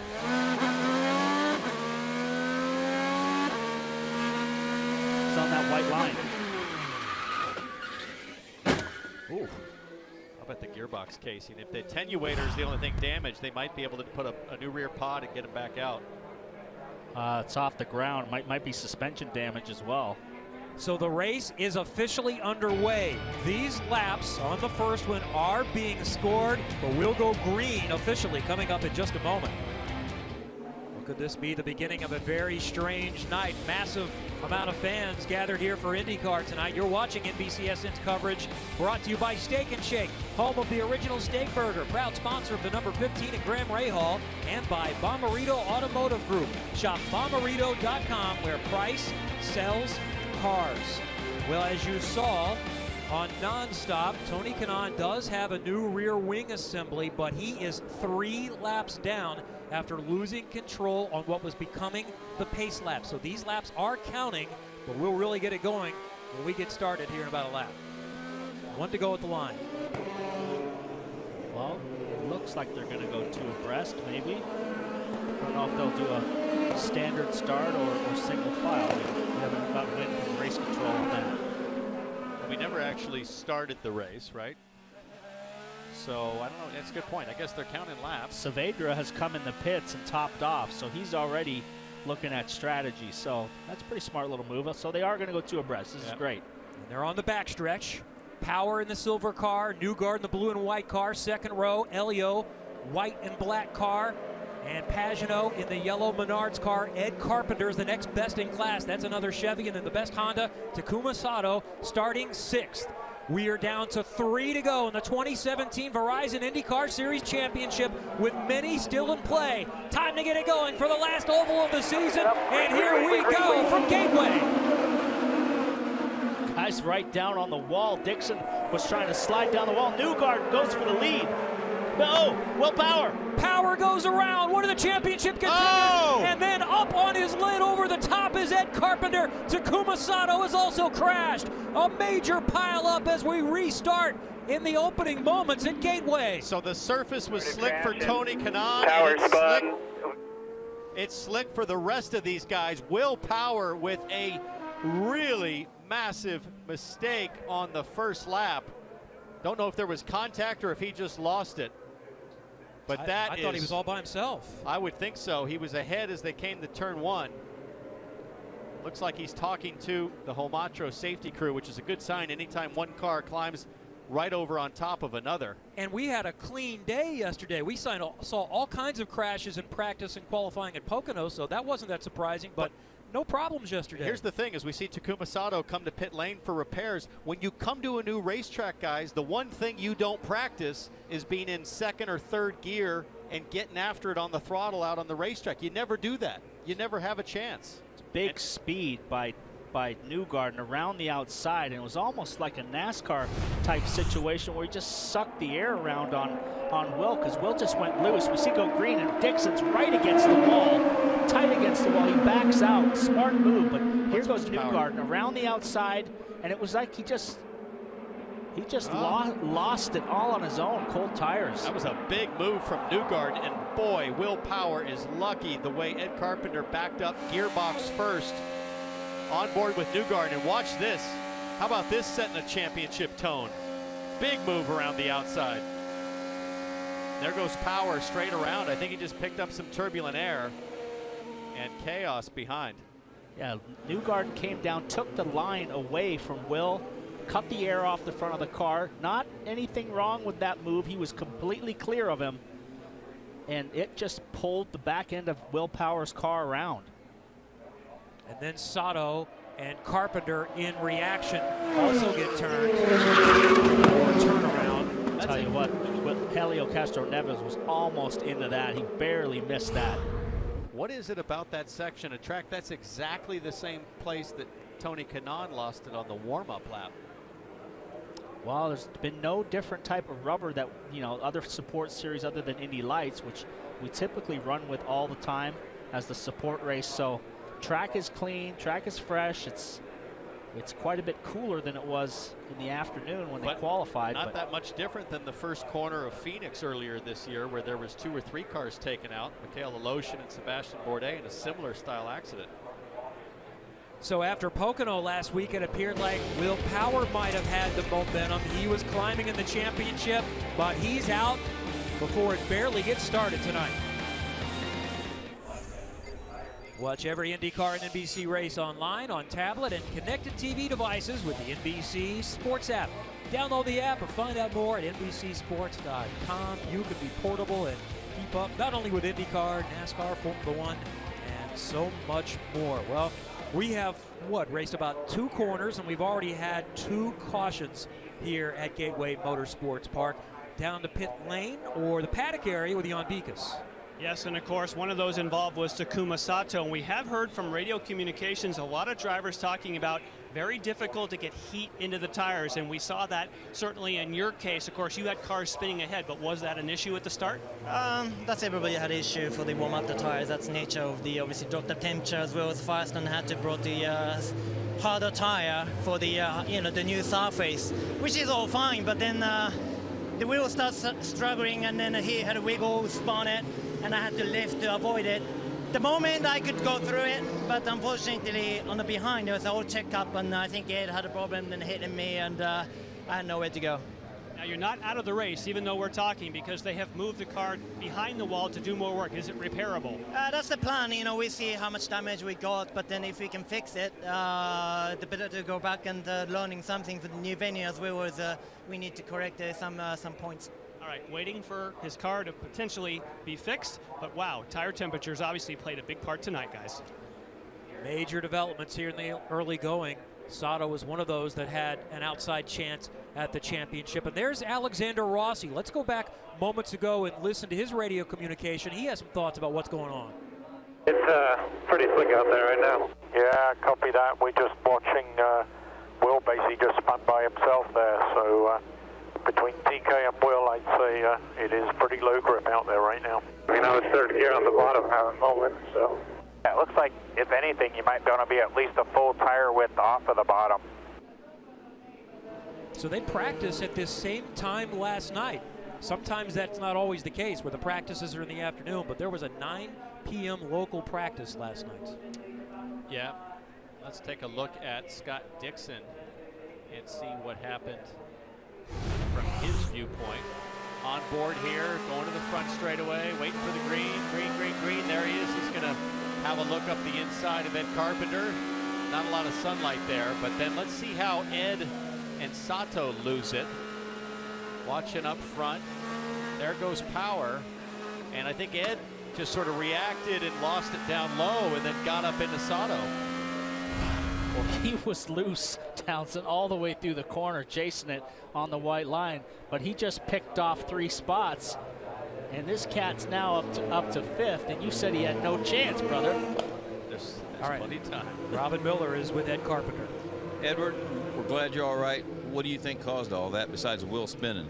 I don't know. I mean, it was slick. You know, I mean, even warming up the tires, it was slick. I think, you know, probably just a combination of the rubber from the series down before us. We really hadn't run much after lights. You know, we'd run after them a little bit, but they just ran a lot, you know. So, I mean, even warming up tires, it was hard. But it's no excuse. I'm just bummed out, man. Like, this year just did not go well. I don't know what to say. You know, 2018 can't get here fast enough.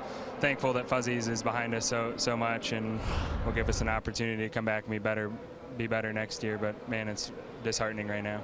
Thanks, kid. And for Ed Carpenter, this is his last race of 2017, so an even longer wait for him, probably until Phoenix. The schedule is not confirmed, but that's going to be his first chance in 2018. So, second caution. And we're seeing Tony Kanaan rolling down the pit road. He'll take the chance to top off. We'll get going again in a moment. Well, Ed Carpenter told us it was so slippery. Was it different rubber? What do you think happened? It was just slippery. It was super slippery. I wish I'd done a few more burnouts to get some temp in the rear. But I mean, the front was very slippery too going in, and Josef took my air on the exit, and then I spun. So Newgarden going around you upset you a little bit? Yeah, I just tried to get back to power. I got some dirty air, I think, and man, it just went unfortunate. Glad you're all right. Thank you, Robin. Significant development for Will Power. It came in within 41 points. As it stands now, he would be 84 back because the championship leader is in front. Josef Newgarden, single file restart. This time leads Helio Castroneves, Simon Pagenaud, so Penske still 1, 2, 3. And look at AJ Foyt's Carlos Munoz there in the ABC Supply car in fourth. Scott Dixon is fifth. Then it's the Aero car of James Hinchcliffe. Ryan Hunter-Reay in the DHL car is seventh. Back to green flag racing at Gateway Motorsports Park. And look at the run for Castroneves, trying to go around the outside. Can't get Newgarden in turn one. No guarantee that anybody has more tire temperature now, Paul, after all those yellow laps, but luckily they make it through 1 and 2. That was critical for the field to not lose it on the restart. Yes, 3 wide going into turn 3. Rossi slides down the inside of Hinchcliffe, but Helio Castroneves was aggressive on that restart, had a nice little start. He was forced to the outside by Newgarden, but Newgarden now has taken control, leads by half a second. It did surprise me a little bit to see Castroneves fairly aggressive considering what has happened. He settles in now, and look at Newgarden start to scoot away just a little bit. Penske still 1, 2, 3. Tony Kanaan getting around Marco Andretti, but Tony Kanaan is 3 laps down. Keep in mind, though, he was 2 laps down mid-race at Texas and came back to finish second. Marco Andretti actually went high on Tony Kanaan in 1 and 2, and then Kanaan came back, but Kanaan knows, hey, I'm several laps down here, 3 laps down, and I need to make something happen. If I'm going to help my teammate Scott Dixon in the championship, I need to figure out some miracle to get back on the lead lap. We're finally underway. We're 21 laps in, but this is a 300-mile race, folks, so there's a lot of racing to go and a lot of pit stops. So by no means Newgarden leading here. Whoa, big move by Connor Daly coming down the inside. I think that's Bourdais. So it's actually Ed Jones, I believe, in the 19 car for Dale Coyne Racing. The rookie's had such a great season, and Connor Daly, for this young American driver, this race is a big breath of fresh air in terms of pace. They're in the hunt, they're competitive, qualified in the top 10 or just outside the top 10. Daly did an 11th, and his teammate Carlos Munoz is up in 5th, so this is a big break for the ABC team, and with the Chevy kit, they've got a real shot tonight. Got a shot at his best finish of the year as we look at his teammate leading Ryan Hunter-Reay. He's up 6 spots, or up 8 spots already, so he's marching forward in that Andretti car. That's our Bommarito Automotive Group biggest mover since the start of the race. Once again, Ryan Hunter-Reay charging forward. Good start for Charlie Kimball. And how about Sebastian Bourdais in his first race in 3 months, picking up 5 spots right off the start. Down to pit road and Anders Krone. And guys, I'm just smiling watching Ryan Hunter-Reay here. He always makes this happen. Remember, at Iowa and Phoenix, he always makes that high line work on the opening laps, and he's a master of cold tires. So I think we're going to see Ryan Hunter-Reay here march to the front, especially after pit stops. Katie? Sebastian Bourdais shook off the nerves of getting back in the car at his test in Mid-Ohio, so he was fairly calm going into the green flag here at Gateway, but I asked him, do you have any lingering aches or pains from your crash at the Indianapolis Motor Speedway? He said, you know, really the only thing that hurts is the left side of my neck. Townsend, why is that? Well, it's sore because of the G-force. All left-hand corners, of course, you're pulling 3.5, 4 Gs in the corner on high downforce, so the left side of your neck, there's really no way to work that out. There's all kinds of machines that people have tried to come up with, Paul, through the years to work your neck. Nothing does it like a short oval, and it's got to be very fatiguing. Tell you what, look at that front wing on Pagano's car flapping up and down. We were talking about that in Pocono. Look at that front wing. If we get a zoom in on that, that sucker's really moving. He's stalking the back of his teammate as these 3 Penske cars are kind of stretching out on Hunter Ray, who got around Munoz. But Scott Dixon is somewhat keeping chase. That's him in the blue and white car in 4th. Then you have to go all the way back there to that yellow and red DHL car for Hunter Ray in 5th. Carlos Munoz is 6th. There's Alexander Rossi in the red, white, and blue car for Andretti. He is running in 7th position. James Hinchcliffe is back there in 8th. Graham Rahal in a blue and black car this weekend with Fifth Third Bank sponsorship popping down to the inside as we go on board. He's running in 9th.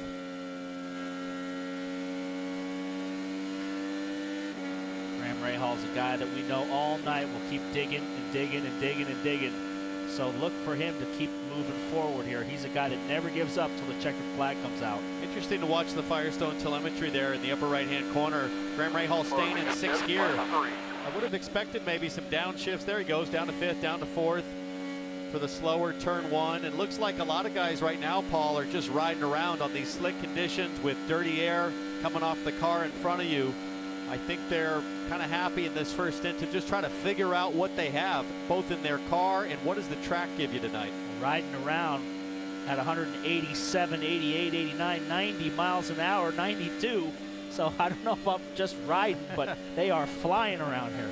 Well, as they're flying around, they are about 16 seconds, the leaders are, ahead of the last place car of Sebastian Saavedra in about another 8 laps. These 3 Penske leaders should start to come up on lap traffic, and that'll be interesting to see what happens. If Newgarden's able to just blow on by, or if it takes him a while, kind of like what we've seen in Milwaukee in years past. Josef Newgarden, by the way, is leading his 10th race of the season, tied with Will Power for the most for these last few weeks. Now, he was good to start this season, but he has looked like he is in championship form here recently. And we had a chance to sit down with team owner Roger Penske earlier today and just get his thoughts on Newgarden as Connor Daly working Graham Rahal pretty well there. He's going to make a move going to 1, not close enough. But, Paul, I thought it was really revealing how impressed Roger Penske. He hired Josef Newgarden, but now Newgarden has just gone over and above and impressed the heck out of his team owner. Well, it's like I said to him. I said, is there anybody that's come into your team that you can remember that has integrated himself so quickly and gotten into the program that is so good, fast, brave, sponsor's dream, great with the fans, gets all the sponsors in, and he said, this guy's amazing. We sent him to New York, and everybody loves him. Well, we talked about it earlier today at lunch. If you look at Josef Newgarden, I can't find one single thing to criticize, to say to Josef Newgarden, hey, this is something you need to work on. He's perfect across the board. He's fast. Or off the track. He's presentable. He works well with all the mechanics. He lives there in Charlotte. He's at the shop every day. He's enthusiastic. I mean, there's no hole in the game right now. Well, let's face it, the real reason we wanted to sit down and visit with the captain is we were trying to get Paul a ride in the Acura sports car program. Yeah? He told me I got to lose a little weight. The captain seemed to want none of that. He enjoys ribbing you. That much I did observe. There was a bit of a stinger there about the Indy 500, and Rod, I think he said, well, we both won it, but I've got the trophy. Yeah, don't bring that up anymore. Not in a good mood now. Looking back to Connor Daly, that's been a pretty good battle for 9th position. Daly, very racy. He's been looking forward to getting back to this track after a couple of good tests. That was on board with Graham Rahal. Now, with that long yellow period that we had, you may be wondering, how is that going to affect the pit strategy? It's still going to be a 4-stop race, but now you can go much farther into the race before you have to stop. We thought originally maybe lap 52 is as far as you can go. Now it looks like 62, because when you ride around in that yellow fuel map behind the pace car, you can gain yourself a lot of mileage. So they'll have a lot of time. Townsend, you were saying, and Paul, they're trying to find out what they have right now. They have plenty of time now to figure that out before the first stop. I think it's a great point, Jan, and it really helps Honda. The Honda teams were concerned about being able to do 50 laps where they thought the Chevys could go about 52, 53 laps.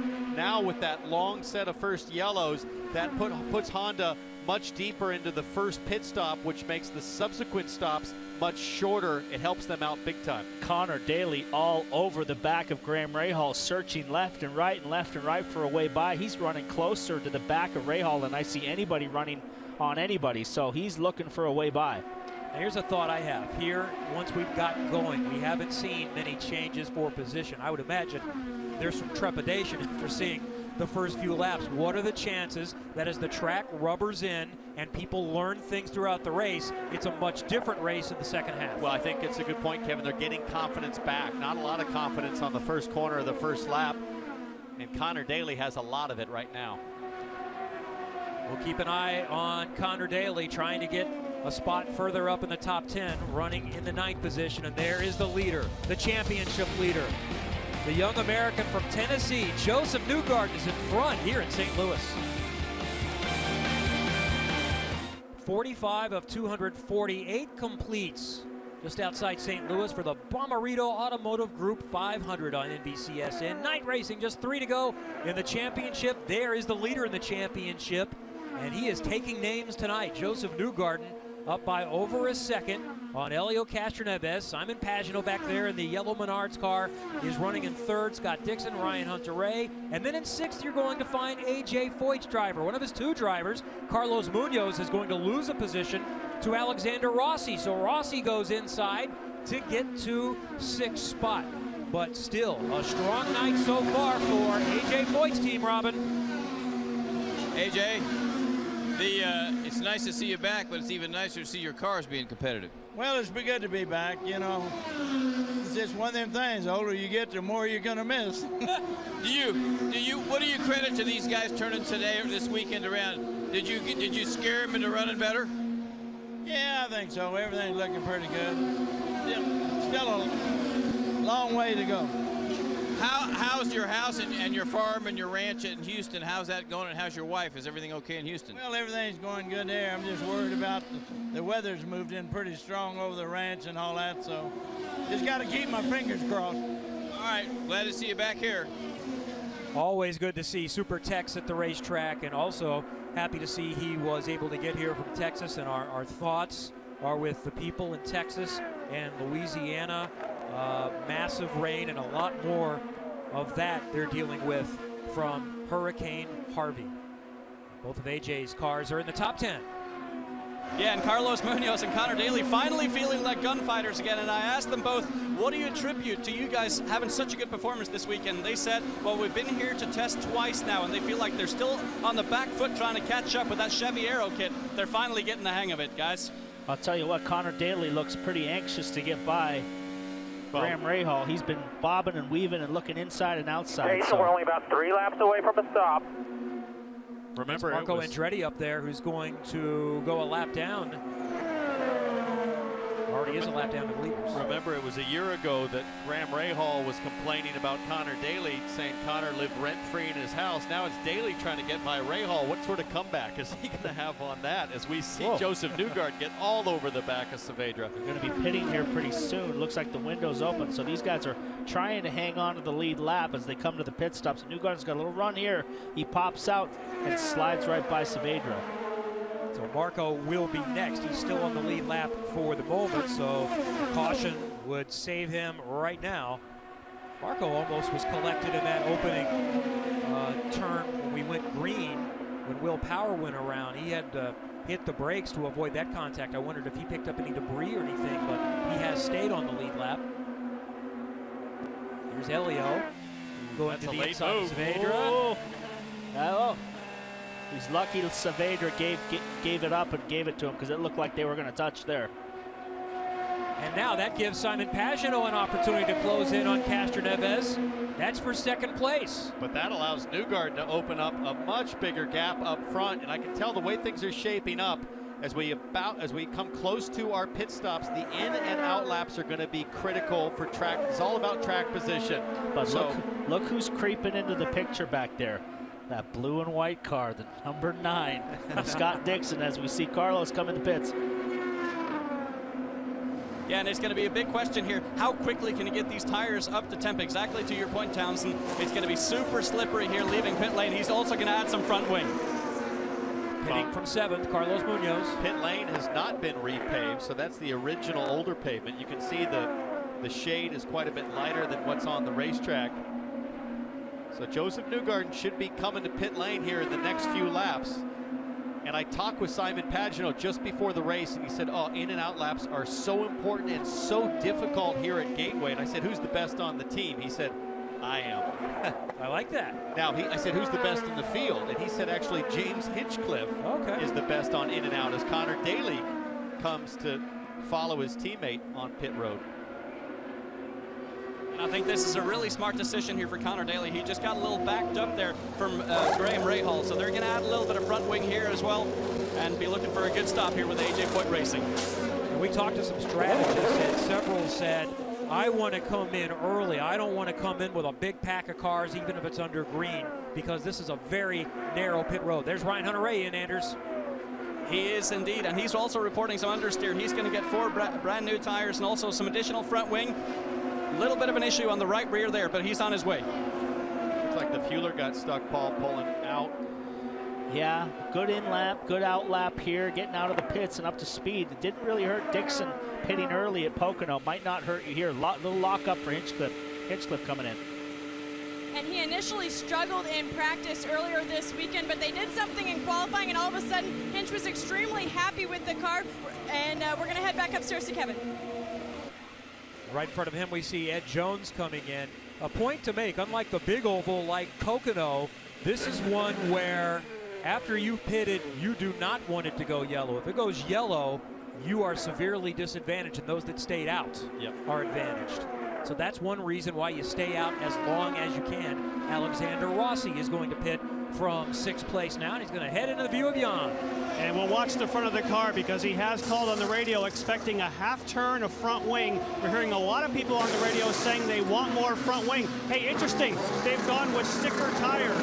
I would have thought that they would have gone with scrubs. Katie? And you see Elio Castroneves making his stop and a front wing adjustment for him, but his teammate Josef Newgarden is getting ready to make his stop. The entire field is chasing him in the Verizon IndyCar Series points as you see Scott Dixon make his stop there, putting on 4 fresh new tires for him. He said the car is feeling a little bit light, and he is also down and away. We're still waiting for Josef Newgarden to make his stop as we see him pull into his box right there. The entire field is chasing him in points. They're also chasing him on track right now as you see a quarter turn front wing. Jan? Waiting for the arrival of Simon Pagenaud. He also is called for some front wing. And I'm looking here, he's another one that's going for sticker tires, which I think will be a little harder warm-up than scrubs. And there's the front wing, Simon Pagenaud. That's 8 seconds even. All right, let's watch the blend-in now. It looks like the leader on the track that's already pitted is Elio Castroneves. He's coming down the main straightaway as Charlie Kimball releases, and Josef Newgarden easily beats him out. So through this cycle of green flag stops, Newgarden maintains the lead, and I think he may even stretched it more. Well, we had a pretty good mix, Townsend, of guys doing stickers or scuffs. I saw Helio Castroneves put on scuffs. All of his teammates put on stickers, but here's Tony Kanaan trying to get some laps back. He was topping up for fuel. So right now, he is only 3 laps down still. I'm surprised that Kanaan made it so easy there on Josef Newgarden with Scott Dixon trailing back about 5 seconds from Newgarden. That was pretty clean for Newgarden to get by. So have to see how that develops a little later as we get closer to the finish of this race. Well, Sebastian Bourdais is your leader right now on his return race. He's yet to pit.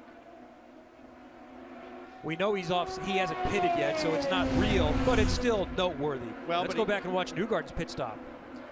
Got that hose. He almost got over that hose right there.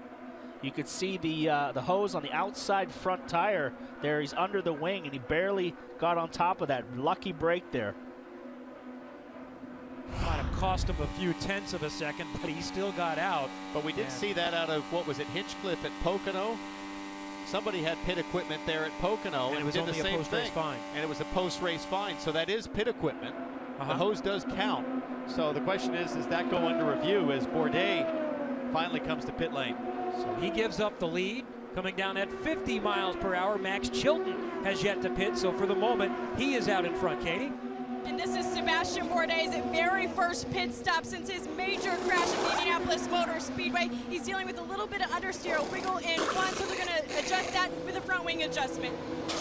I should mention Max Chilton did come in and top off during one of the yellows, so that's Bourdais. why he's still out there. So that's how, it's not that these guys are making that much better fuel mileage than everyone else. Chilton makes his stop, takes a front wing adjustment. So through the cycle of green flag stops, it's Josef Newgarden still in front, but Helio Castroneves is not that far behind. Not far at all.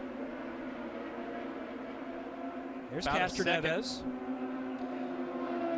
They've kind of stretched it out on Pagenaud through that pit sequence. They've got about a two and a half second lead.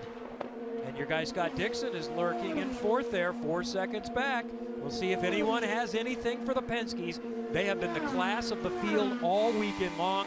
1, 2, 3, 4 in qualifying. One of those, the pole sitter, Will Power, is already out. He crashed in the opening turn, and his teammate Josef Newgarden is now in front at Gateway. You're watching NBCSN's coverage of IndyCar, brought to you by Bommarito Automotive Group. Shop Bommarito.com, where price sells cars. And by TireRack.com. Find, deliver, install smarter Tire Rack. The world-famous Gateway Arch that opened up in the mid-60s, celebrating America's expansion to the west. And look at the crowd that's come out here tonight in the St. Louis area for the return to IndyCar. This is fun, and it's been a fun weekend. Perfect weather, nighttime racing. Now let's see if anybody has anything for Josef Newgarden. It's still Penske, 1, 2, 3. You saw it on nonstop. It took them a little while to dispatch of Max Chilton and put him a lap down, so that bunched him up a little bit. Thought maybe Castroneves was going to have a chance, but now Newgarden is back up by a second. 7 seconds up the field's another Ganassi driver, Charlie Kimball. So 3 Ganassi drivers in no position to help Scott Dixon tonight. All right, let's find out what is happening throughout the field now and get you caught up on others other than Josef Newgarden. But that's where we'll start. Bommarito takes us through the field. And Kevin, the entire field has been chasing Josef Newgarden, not only in the points, but here at Gateway Motorsports Park. When I talked to him just before the race started, he was extremely calm, but he looked up and he saw the entire crowd. He said, I'm ready to put on a show today. I can feel the energy. Anders? Yeah, but Katie, I think Helio Castroneves is going to have something. He actually sat out the final 5 minutes of night practice last night because he was that happy with the car. And keep in mind, in 2003, when he won this race, he used lap traffic to make his way to the front. Jan? Now, speaking of last night, Simon Pagenaud said, hey, don't read too much into the times. I really like my car at night. And he said that the downforce level is going to be key. They added front wing at the first stop, but I don't think it's quite where he wants it at the moment. Jan, Scott Dixon is trying to remain as positive as possible. Penske qualified 1 through 4. Now he's chasing them currently in the 4th position. Remember last time Penske qualified 1 through 4, Scott Dixon ended up winning at Road America. Jan? And a very interesting fact for Alexander Rossi. He said, this track just doesn't give me the feel that I need. I feel just uncomfortable in turn 1 and 2 every time. I think I like bumpier racetracks because I can feel the back of the car a little bit better. He says, this repave actually has taken me a long time to get the feel of the car, Anders. Yeah, and Jan, Ryan Hunter-Reay was a little bit hesitant prior to the race. He said, I don't really think we have it. But look, here he is yet again, another short oval, running in the top 6, and I think he's going to make his way all the way to the front. Katie? Anders, James Hinchcliffe struggled in the very first practice of the weekend. Then the team threw some big changes at that car, and he was extremely happy with it during qualifying. So far, they've only made a tire pressure adjustment and Hinch is up 3 spots. Jan? And Graham Rahal has obviously a single car team and not the opportunity to share information. Now, he's not using that as an excuse. He says it's just going to take us longer on a brand new racetrack because we don't have as much information. He just called on the radio saying, I do have some push. I want some more front wing. Anders? Yeah, and Connor Daly has been chasing a car that's been almost a little bit understeer to oversteer, which at Townsend and Paul can talk to later is the worst feeling you have in the car. But he feels like right now they're in a nice little window, just a couple of turns, the front wing or two, and he'll be in really, really good shape. Now, shifting back to J.R. Hildebrand, he has made his way forward as well. He started 15th, excuse me, all the way up to the top 10 now, and he's trying to chase down Sebastian Saavedra and putting him another lap down. Sebastian Saavedra struggling. Let's pay attention if he can pop here into turn 1. J.R. Hildebrand making that move. Nice run here for J.R. Hildebrand. And then to the other AJ Foyt racing car of Carlos Munoz. Carlos as well, it's been such a breath of fresh air to see him run near the front again. He's had such a struggle this year, and if you look back at his career with Andretti Autosport, he was always so strong on the oval, so it's been a big frustration for him to not be able to perform at his best, but he feels, finally, I'm at the front of the field again, Katie. Ed Jones is just a rookie, and he was looking forward to this year to be able to learn from Sebastian Bourdais. Then all of a sudden his teammate was ripped from him at Indianapolis. Now that Sebastian Bourdais is back, Ed Jones is looking forward to continue to learning from him this weekend. Then guess who's right behind him? That's his teammate, Sebastian Bourdais, who is back for the first time since his major crash at the Indianapolis Motor Speedway. It's not been a very easy weekend for him, though. He said he's having a lot of trouble gaining his confidence back in the car.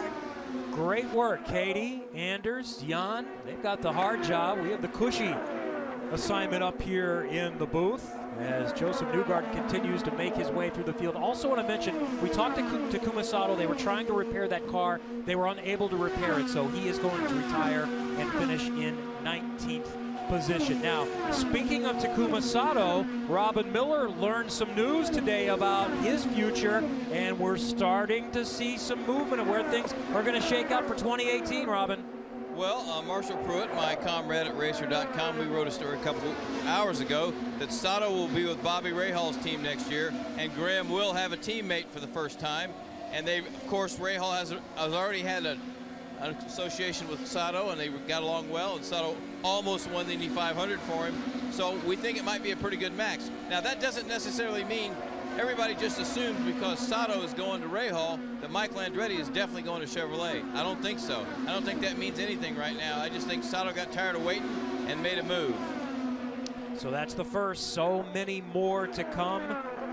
Most of the field is out of contract after this season, and there are some heavyweights as well. And as Robin mentioned, we're still waiting to hear what Michael Andretti is going to do, remain with Honda or go to Chevy. We know that guy in the blue and white car is going to be with Team Penske next year and for many years to come. Yeah, we said earlier on in the show, Roger is high on this guy.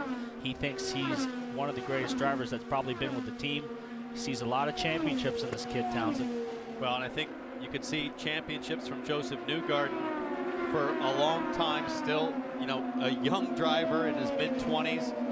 He's come up through the junior formulas, the Mazda road to Indy, through the Indy Lights Series. I think, Anders, you've done some wheel-to-wheel action with this guy.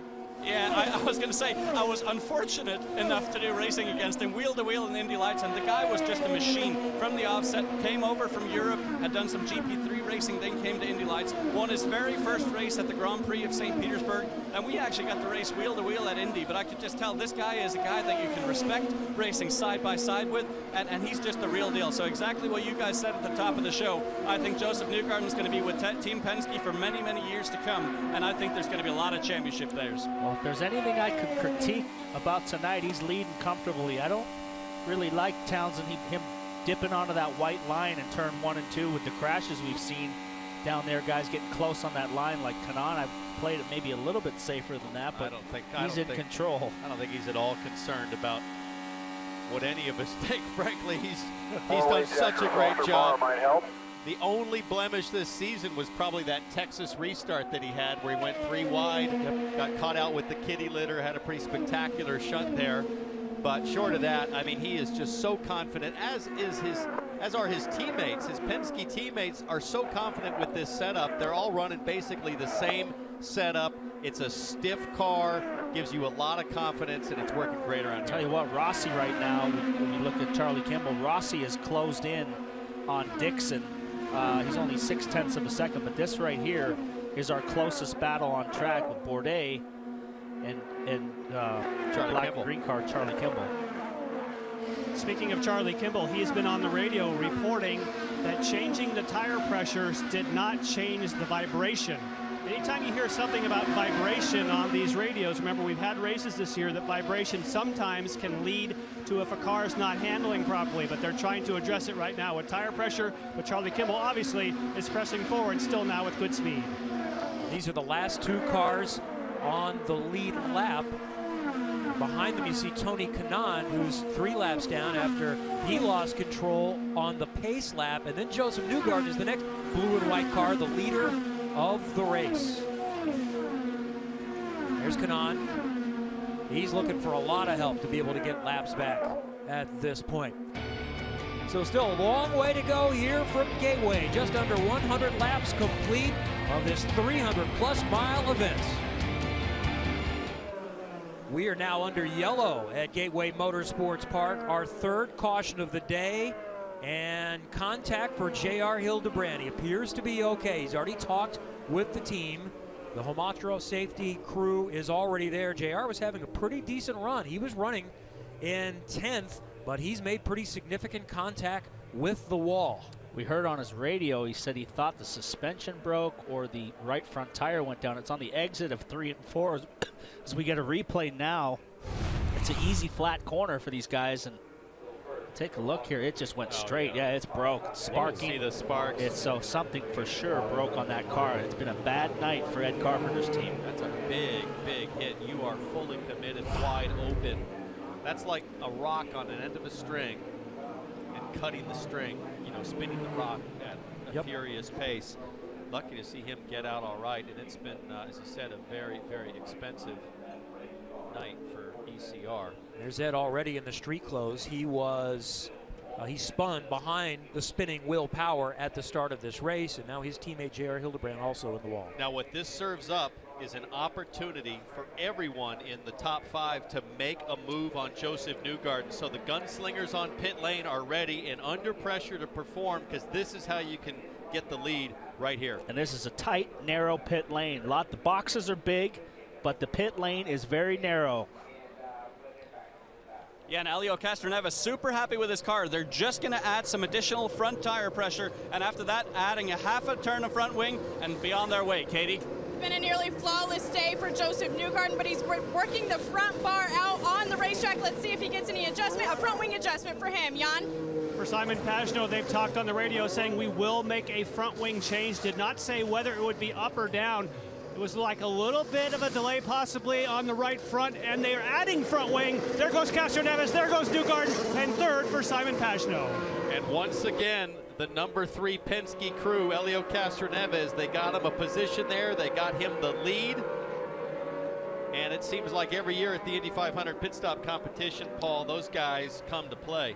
Well, Roger said Elio's my guy when we met with him today. He said, hey, I could have gone with the new guy. I could pick whoever I want on the team. But he said, Elio's my guy, and I want him to win. So he's got him out front. He's been stalking Newgarden. He's been right there with him. So they definitely beat him out on the pit stop exchange. Now, Newgarden does lose the spot, but I could see there in our triple box, I think it was his outside front tire changer that held him to avoid contact. I think this is Vance Welker on the outside front. So let's watch the end of this stop. I think they completed the service in their normal allotment of time. He makes the wing change, and he's holding him an extra second just to be safe and make sure there's not any problem this very, very narrow pit road. I'm a little surprised by that, Paul. There's 2 lanes there that they would have held him.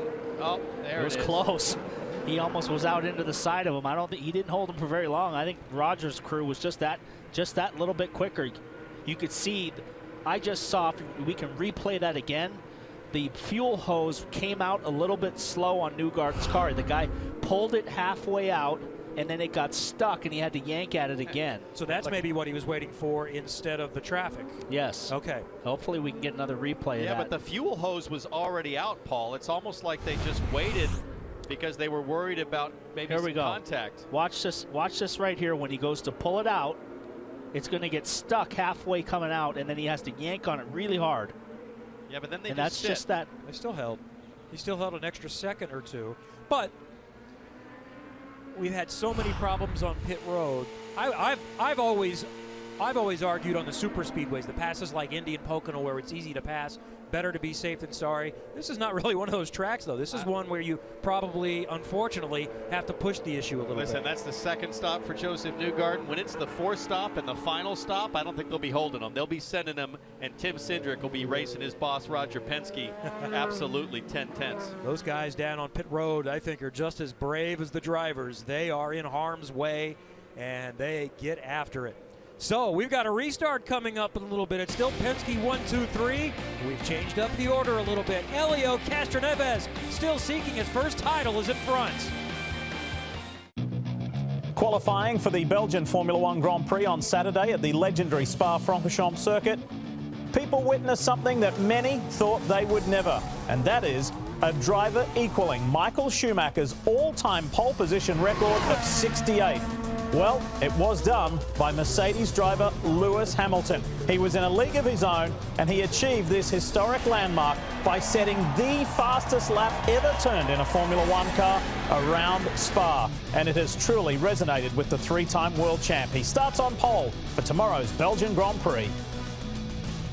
Lewis Hamilton had a great tweet today saluting Michael Schumacher today. Looking forward to that tomorrow morning with Lee Diffie and the gang, and we're looking forward to having Diff back with us next weekend in Watkins Glen. He's going to do double duty, Monza in the morning, and then somehow we're going to teleport him to Watkins Glen coming up. And look at the crowd that's here tonight to see the return of IndyCar to the St. Louis area.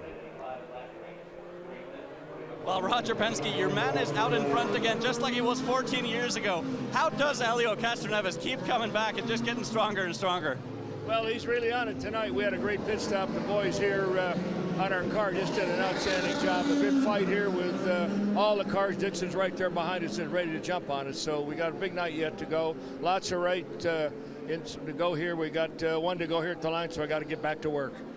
We'll let Roger get back to work here with Helio Castroneves chasing another win here. Katie? And Joseph lost one position to his teammate Helio Castroneves on pit lane. Tim, can he get it back out on the track? Yeah, I think he can. It was all down to me, really. I thought the 18 was coming across our bow, so we held him here in the pits, but it was actually the 19 car. Bourdais must have missed his pit here, but yeah, he's confident he can get it back, but it's down to me holding him here. I thought we were going to have a bit of a collision, but anyway, we'll see what happens. Also a big weekend for Tim himself. His son is making his Xfinity debut tomorrow at Road America. And he has been quick in practice. He's also running in the ARCA race, and I know Tim and Roger and others are going to be able to get to Road America for that tomorrow. So after the F1 race in the afternoon on NBC, you can watch Xfinity from Road America. Our Parker Kligerman is running in this race, and James Davison, who led laps in the Indy 500, he I think was the quickest in practice, so they'll qualify tomorrow. So it's a great motorsports weekend again here on NBC and NBCSN. All right, here we go. See if Josef Newgarden has another outside move. Nice start by Castroneves. He got a nice little jump there. Pagenaud all over the back of Josef Newgarden. He goes for the inside. Pagenaud in the yellow car in third. Newgarden in the blue and white. He jumped to the front at the start of the race, but this time he cannot get by Helio Castroneves. Castroneves retains the lead on the restart. Newgarden was putting a nice little fade on Simon Pagenaud there, Paul. Couple of fades going down the back straightaway all the way to the grass. Pagenaud told me before the race, I think I need to get going now. I need to start scoring more points than my teammates. Time's running out, so it's going to get aggressive at the front as Hinchcliffe is holding off Alexander Rossi. Will Power, who crashed in the opening corner, would be 74 back right now. And it's starting to get racy a little bit further in the back. That's Bourdais, and a big wiggle for Sebastian Saavedra, who hangs on to it. Here comes Marco Andretti now looking up the inside of Bourdais going into turn 3. It looks like Andretti will have the position. Andretti made some changes. He had a long pit stop. I think they made some wing changes, adjusted the back wing on his car, so maybe he's struggling. Maybe he'll get a little bit more racy. There's Newgarden in the blue car chasing the leader in the gold and white car. Helio Castroneves with the Shell Fuel Rewards sponsorship here today.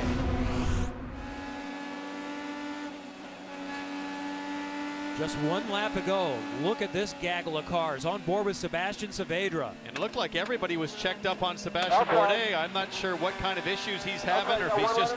Looking to the outside. Outside. And Spader had to go way down below the white line to avoid Bourdais. Paul, you figure that Bourdais just kind of trying to bed himself back into oval racing, his first race back after that massive accident, or do you think there's some issues there? Well, he was running up 13th, 12th before that last pit stop exchange and kind of closing in on his teammate Jones, so he was making ground, but he just fell back on those pit stops and then had a bad restart. Bourdais is last on the lead lap. He is running in 15th. Also of note, Carlos Munoz, who is 12th, was disadvantaged by the yellow. He had just made his pit stop and came in, so that moved him to the back of the lead lap. He is one of those that came in and topped off during that caution. Get the feeling we're going to see a lot of action from these 5 Hondas. There's Dixon, Hinchcliffe in the gold and black car, Alexander Rossi, and Graham Rahal. As we get to the later stages, these guys are looking very racy for that best of the rest title behind the 3 Penske's. Connor Daly just passed Hunter Ray for position, so he's moving forward as well. You see Alexander Rossi trying to stay in contact with James Hinchcliffe. On that last pit stop, there was some blistering of his right front tire. We saw the same thing for Simon Pagenaud, both of which had been on the radio saying they had understeer.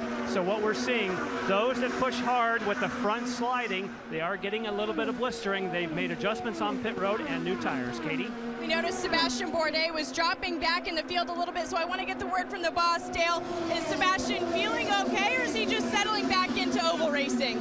He's doing better today. Yesterday, the steering was pretty hard, but today we changed it a little bit, and he's doing much better tonight.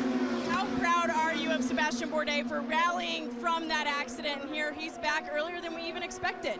Well, the surgeon told us right after the surgery he's definitely out for the year, but Sebastian wouldn't have any of that, so he worked hard to get back. So we're happy to have him back. I can tell you guys it's been all smiles from the entire 18 crew all weekend long right before Sebastian got back in the car. Lots of high fives and good luck. Be safe. Now, we had a competition meeting before the race with the series organizers at Chief Steward Brian Barnhart. I specifically said to him, have you had any tire blistering problems? He said, no, the tires are really durable. Now we have a case where we've had a couple tires blister, and that could have been Hildebrandt's problem when he went in the wall. Well, there's a big difference between practicing and qualifying and racing, because when you're racing on a short oval like these two guys, you're driving in a lot of dirty air. And when you're driving in dirty air, you're relying on the tire for more of your total grip than the aerodynamics that you have in practice. So that'll put a lot of demand, excessive demand on the tire, and that can lead to blistering. On board with Tony Kanaan, who remains 2 laps down, so he's got 1 of the laps back. And looking up ahead, we were seeing the battle to get in the top 10. Ed Jones, the rookie, holding off Charlie Kimball for the moment. There's Kimball in the green and black Novo Nordisk Tresiba car.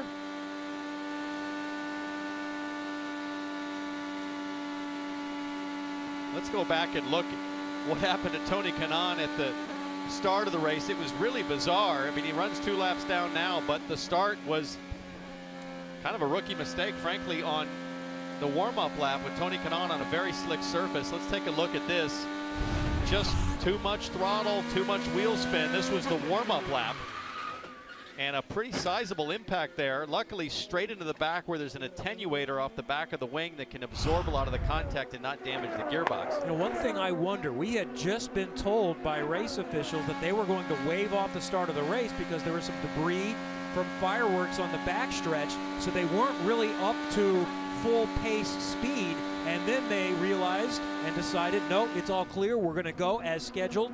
And there was a lot of hustle in the back of the field to catch up, so he was probably on it a little more than he otherwise would have been to try to catch up with the pack. It's definitely a messy pace lap and start to the race. We've got Will Power out of the race. First corner, huge disappointment for him, but everything is settled down now. We've got a nice little race up front. Castro Neves is taking the lead away from Newgarden, who looked dominant. He led 92 laps through the first sequence of green flag pit stops. Castroneves has now led 22, and also at stake the 2 bonus points for most laps led. Newgarden has not clinched that at this moment, so that is still up for grabs. Keeping an eye on Alexander Rossi, just like Pocono last weekend. It sure looks like in the second half of the tire stint that Rossi gets stronger. Don't know if that's car setup or it could be a combination of that and just more and more experience. Second year in the IndyCar Series, obviously won the Indy 500 as a rookie, but you can't accelerate oval racing experience. You just have to take the time to accumulate that. We've seen it with Will Power, we've seen it with Simon Pagenaud, and Jan, you know, just like a lot of us that have been in these cars before, it takes time.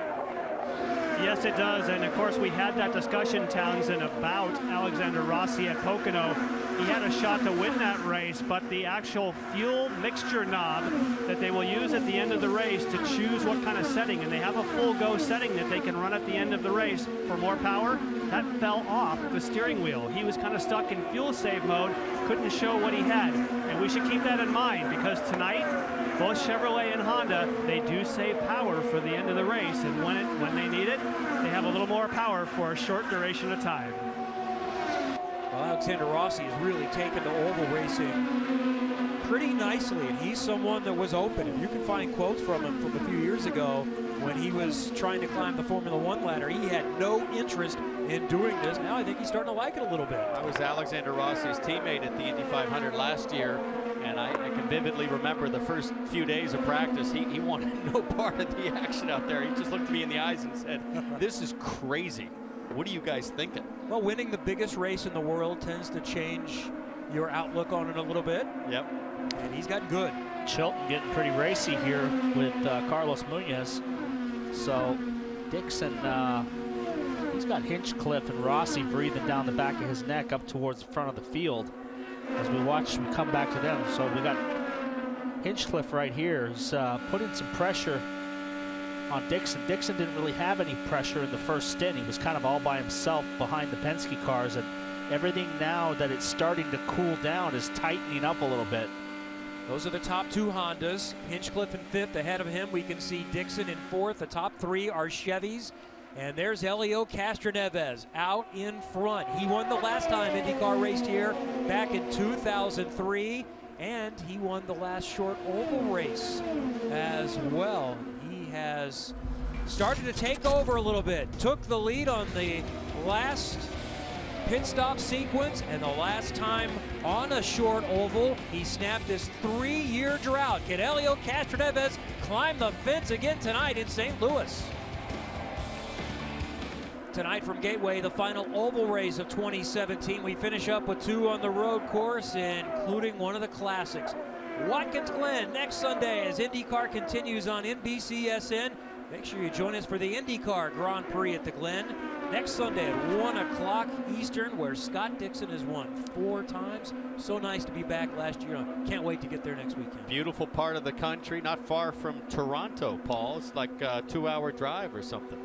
Well, it's a little further than that. I never ran there throughout most of my whole career up until the last couple years, and it was an absolute treat to go there. Love, great track, super fast, high speed, flowing corners. It's really right up Scott Dixon's alley. So he is battling tonight, 4th place, hanging on here. So no, it looks like he has a really good car. In fact, all of the Hondas running 4th, 5th, and 6th with Dixon, Hinchcliffe, Rossi, and Rahal. They seem to be able to actually follow closer to the car in front. If you look at the Penske's right now, they're a little more spread out in the Chevys. So if there's a chance for a restart, a long stint here, the Hondas might have a shot. So Castroneves is in front, but Anders, they have possibly a concern. Yeah, exactly. He just came over the radio and said, "I'm having a little bit of a right front vibration." His crew then came on the radio and said, "Just go softer on your front bar. That'll ease that load on the right front tire a little bit more." As soon as I heard that, I ran down to his pit stall and I looked at his tires from the previous pit stop, and a lot of graining on that right front tire. So that's certainly a concern for the 3 crew at the moment. So the plot thickens. At Phoenix, they had tire issues 2 years in a row.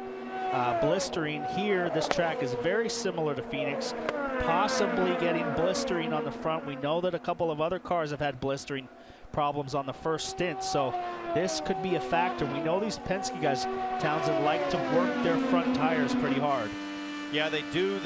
They work the setup with a lot of, well, we think right front cross weight and add a lot of wing angle to get the car to turn, a lot of front wing angle. You remember Montoya had a couple of tire issues as well on short ovals. What about Texas this year? It seemed like Penske had more of the blistering issues. We heard more reports of blistering Well, with we the Penske's than know others. for sure that Helio Castroneves had a front tire go down and he hit the wall in Texas. So there's definitely some reason to have concern and be alarmed.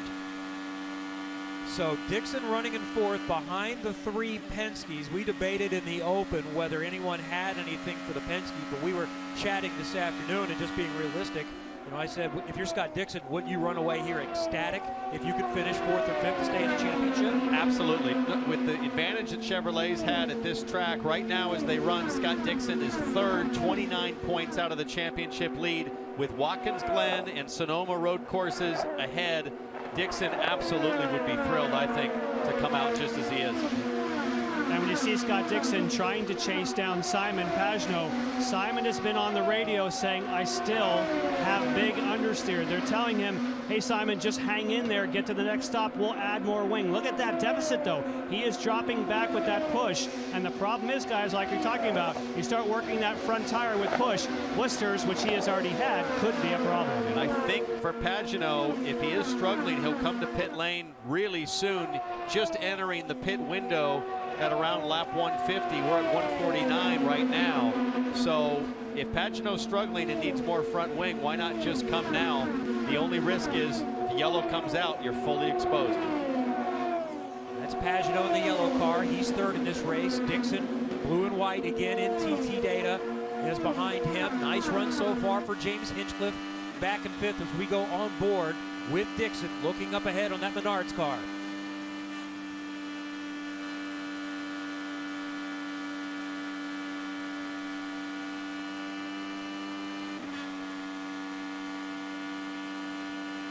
Josef Newgarden dominated the opening stages of this race. He went around Will Power at the beginning, then Power lost it, and Newgarden running second right now is the subject of our Chevy driver profile. So look at these stats for the beginning of his career. First was Sarah Fisher's team, then the combination with Sarah and Ed Carpenter Racing, then with Ed last year, and then he's already matched those number of wins in 14 races with Team Penske. I tell you what, Castroneves is complaining about front tire problems, but in the last 3 or 4 laps, he is completely checked out on Newgarden. It's now 2.5 seconds, so we don't know if Newgarden's run into a problem. Look at this gap right here. It was so close, and now, you know, Castroneves is complaining about his car, but he's leaving the rest of the field.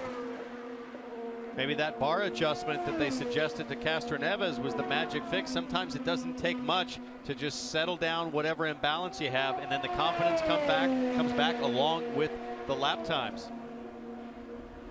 You're exactly right, Townsend, and that's exactly what he's done. He's eased off the throttle a little bit on the way into the corners, not adding so much steering input right in the middle. So that's taken a lot of strain off those tires, and I think from the longevity perspective, that's going to help him a lot, Katie. Josef isn't complaining about any vibrations, and they haven't had any blistering on his tires so far here at Gateway, but he is complaining about the rear end getting away from him a little bit. He said it needs to be much better through the corner. They're going to fix that on his next stop. Kevin? Well, Newgarden is still chasing Castroneves, but Elio is running about 1/10 of a second better each lap right now from the other leaders. There's Newgarden, who he's really lost vision of Castroneves. It's nearly 3 seconds. Pagenaud gaining a little bit, and Dixon back there in fourth is within range. There's another look at the leader. It's a big lead. 3 seconds at 195 miles an hour on the straightaway here is a big lead. It's half the front straightaway, so this is the biggest lead of the night so far. Guess what, fellas? When they had the last test here after they repaved it, Castroneves was 6/10 faster than the closest guy. Connor Daly was second, and every driver to a man said, Castroneves he's gonna wax us. We got no chance. He's gonna just check out, and that's exactly what he's doing.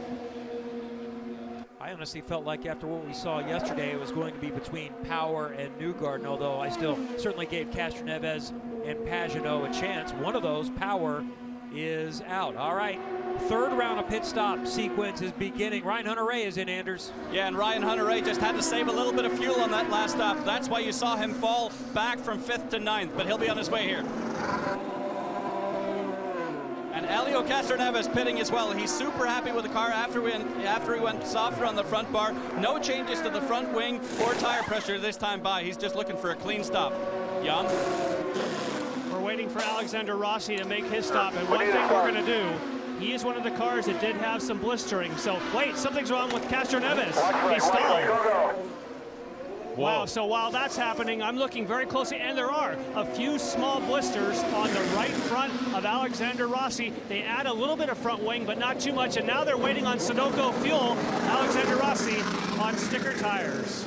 So 2 longer pit stops than wanted, and we won't find out until Newgarden and the others pit, but Castro Neves is likely to have lost the lead there. I would think so if they had to start it. He had a pretty healthy lead, almost 4 seconds, so we'll see where this shakes out here in the next lap or two, but it's going to be tight. James Hinchcliffe exiting. Graham Rahal has made his stop. They've been racing on the track, and there's Newgarden in, Katie. Tim Cindric just said, hey, buddy, we need to play a little bit of offense. Remember, Josef had a bad stop last time. Elio, a bad stop this time. Josef needs to be nice and quick. Okay, this is an opportunity for Simon Pagenaud. We're watching to see where Newgarden's about halfway down. They add some front wing, and it's going to be neck and neck. But Newgarden gets him off of the pit stop. So now the question is, where is Elio Castro Neves as Newgarden and Pagenaud get back up to speed? Well, he's not even in the picture, so he is way out of it now.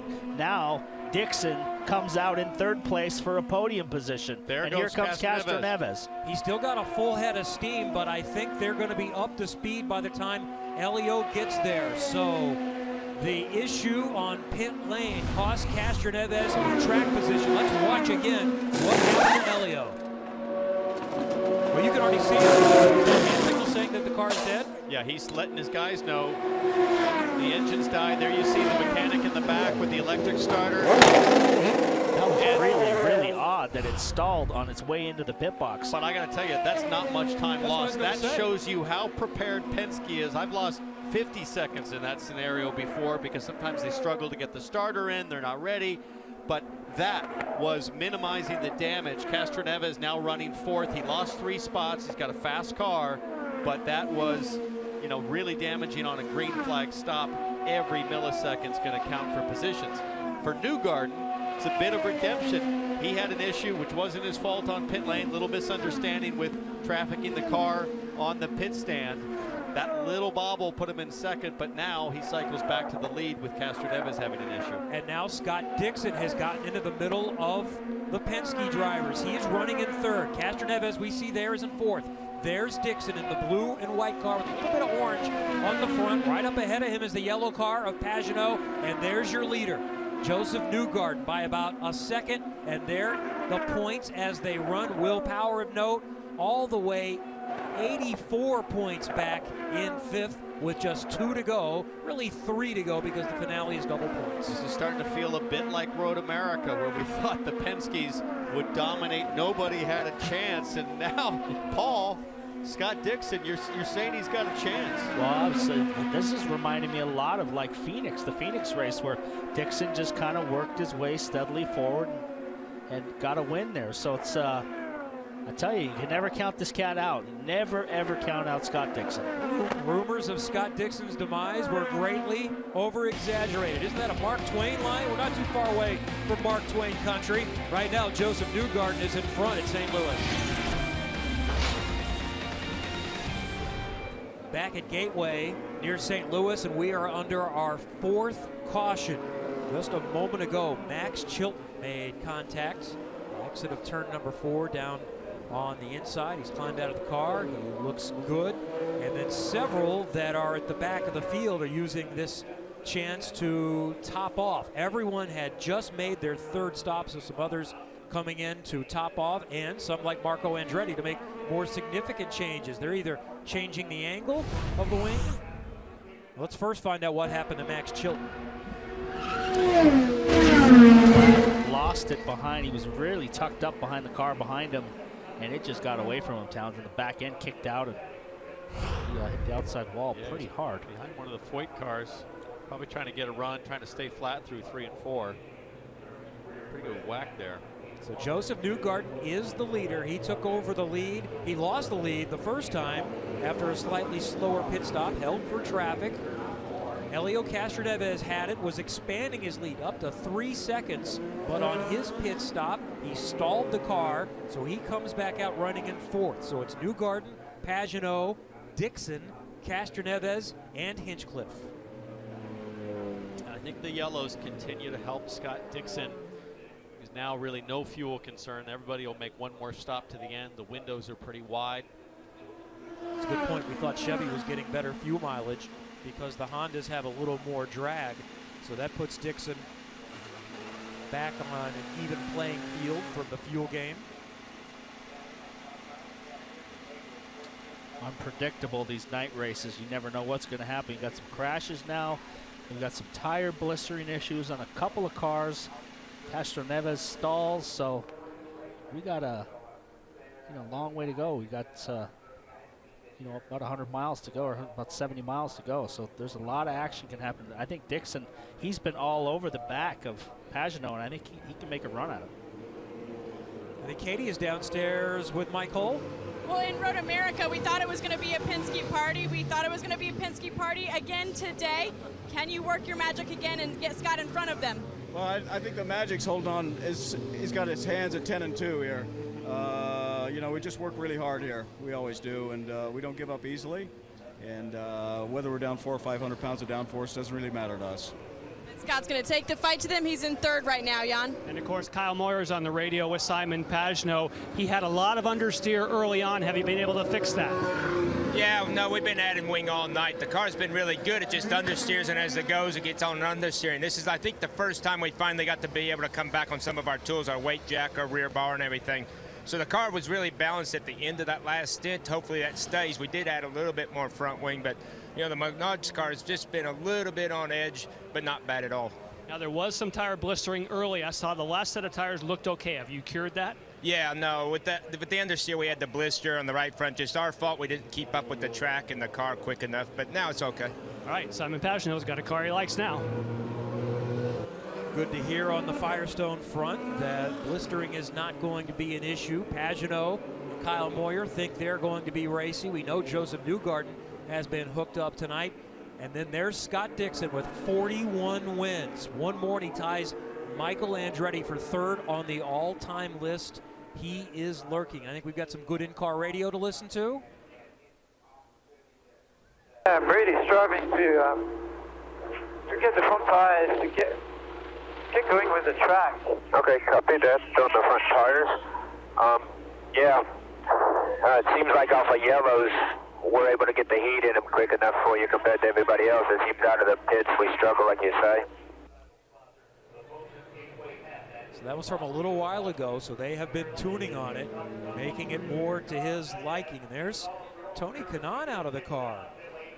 So he was just 2 laps down after that issue, losing it on the cold tires on the pace lap. Stayed in, seemed to be relatively at pace, about one of the 3 laps back, but now has retired the car 2 laps down. I wonder if there was some damage from that warm-up crash that just compounded or made it too difficult to continue. But frustrating night, and that picture there says it all. Championship points, top 4. Scott Dixon all alone with 3 Penskes. He's lone warrior. He's got to sort it out on his own. No help from Kanaan or the rest of his teammates. Can I really speculate? Max Chilton was asked to retire the car at Pocono and wasn't real happy. Maybe in this case, Kanaan was as well. All right, let's go back to 97. And our hero, Paul Tracy. Look at this, third late in the race, getting to second and then eventually to the lead. Paul Tracy wins the inaugural IndyCar race here under kart sanction for Roger Penske in 1997 in car number 3, which is one of the contenders here tonight with Helio Castroneves. Where's the video of that Indy Lights domination you had with Scott Dixon in your rear view mirror? It is under lock and key in the Bell family garage. We're cherishing that. And yeah, it was actually 2 years in a row we had good runs here, but tough track back in the day. It was dirty, Paul. You went in there with authority. Yeah, we're getting ready to go, so this is going to be a critical restart here. This might be the last one of the night. So look at Pagenaud right up the back. Pagano in second in that bright yellow car. The leader is Josef Newgarden. Watch Scott Dixon in third. Castroneves is in fourth. Back to green in Gateway. Racing on the final oval of 2017. Pagano looks to the inside. Nothing there. Dixon can't find a way around. Castroneves, Hinchcliffe, Rahal. They come through and they're side by side in the back. And somebody looked like they almost got sideways. Alexander Rossi with a bold move on Hunter Ray. Dixon, big run. Oh, he gets chopped. He had a look at the steering wheel on Scott Dixon. He's loose, but he had a big run coming off it too. He's got another one right now. He got the fade job. He's going to have to go the long way. Pagano defends, and that will get the job done. We saw Newgarden do that to do that to perfection on Newgarden. And now Castroneves. He just got checked up by in the middle of the corner. Castroneves has a run. This is going to be tight here, and he goes through. Further back, Alexander Rossi looking very racy, making a move there on Graham Rahal and his teammate Ryan Hunter-Reay. Those two had gone side by side. So all of the field knows starts, and in this case restarts, that's where you're going to make your hay, make your money tonight, because it's really tough once it fans out. That's Rossi working on Graham Rahal again. That's for sixth position. That's where Rahal runs. Not that time. Up front, it's Penske once again. 1, 2, 3. Power the early exit, crashing in the opening corner at the start of the race. So it's Newgarden, Pagano, and Castroneves leading Dixon and Hinchcliffe.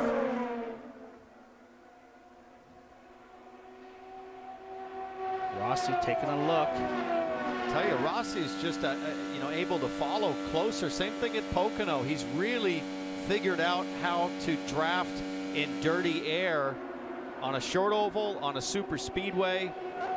And he's the only guy I've seen go side by side all the way through 1 and 2 on that restart, as Kimball is having a look on Connor Daly. Well, what happened to Connor Daly? He was running up inside the top 10 pretty comfortably, and now he's behind his teammate Munoz, who was struggling the last stint. So after the pit stop exchange, everything kind of switched around for Daly, so he's trying to make his way back inside the top 10.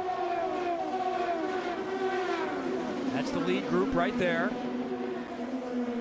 Hunter-Reay we see there, he is in 8th. Then it's Munoz in 9th, Kimball in 10th, Daly in 11th, then Ed Jones, Sebastian Saavedra, Sebastian Bourdais, the 14 on the lead lap.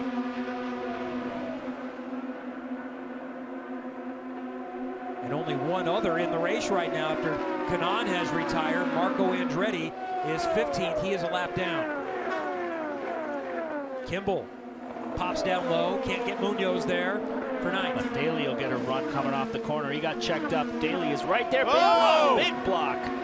That will definitely get looked at by the chief steward. So that was a huge defensive maneuver on the back straightaway. That did not appear to me to be done first. Was that? I want to see this again before I really comment, but that seemed to be Connor Daly moves. 50-50. You could make an argument that Kimball was just going right as Daly was going, but I think Kimball knew exactly when Daly was going to pop. How did he get away with that? Reactionary blocking. And what an idiot. I think the Irish, Connor Daly, by the way, the Irish American just got very Irish. Oh, look at this. Pagano coming back now. So Pagano's car's come some changes to the wing, and he's coming alive. Struggling there. He touched the curb, got a little loose, but he was struggling on cold tires. But as the tires are wearing now, he's getting better. Yes, that's exactly what we heard on the radio, because Kyle Moyer said, yes, the car is good, but then we heard Simon say, I just can't get heat in the tires after the caution, so now he has heat. But unfortunately, he made that run. Now look, he's dropping back on the clutches of Castroneves. Scott Dixon and James Hinchcliffe going at it. Dixon under pressure from Hinch. I think a lot of these guys thought it was going to just settle into single file running and sort of got caught out with the car trailing behind. Oh, Here comes more action. Another big move down the back straightaway. He got checked up. And Hinchcliffe got checked up by Dixon, and that allowed Rahal to get a run. So as the track is started to cool down, now these guys are starting to get a lot more racing. Now these 4 cars on the front straightaway. We said in the early going, while it was processional, that might not stay that way as drivers learn this track and the grip comes in a little bit. Rahal's move, there we see him. That moved him up to 5th in front of Hinchcliffe. Rossi's behind him, then Hunter-Reay. And up front, they're going at it as well. We'll keep an eye on that battle up front while we watch the mid-pack. This is the Honda Pride battle from Dixon all the way back to Hunter-Reay. Somebody wants to be best of the rest with the Penske domination.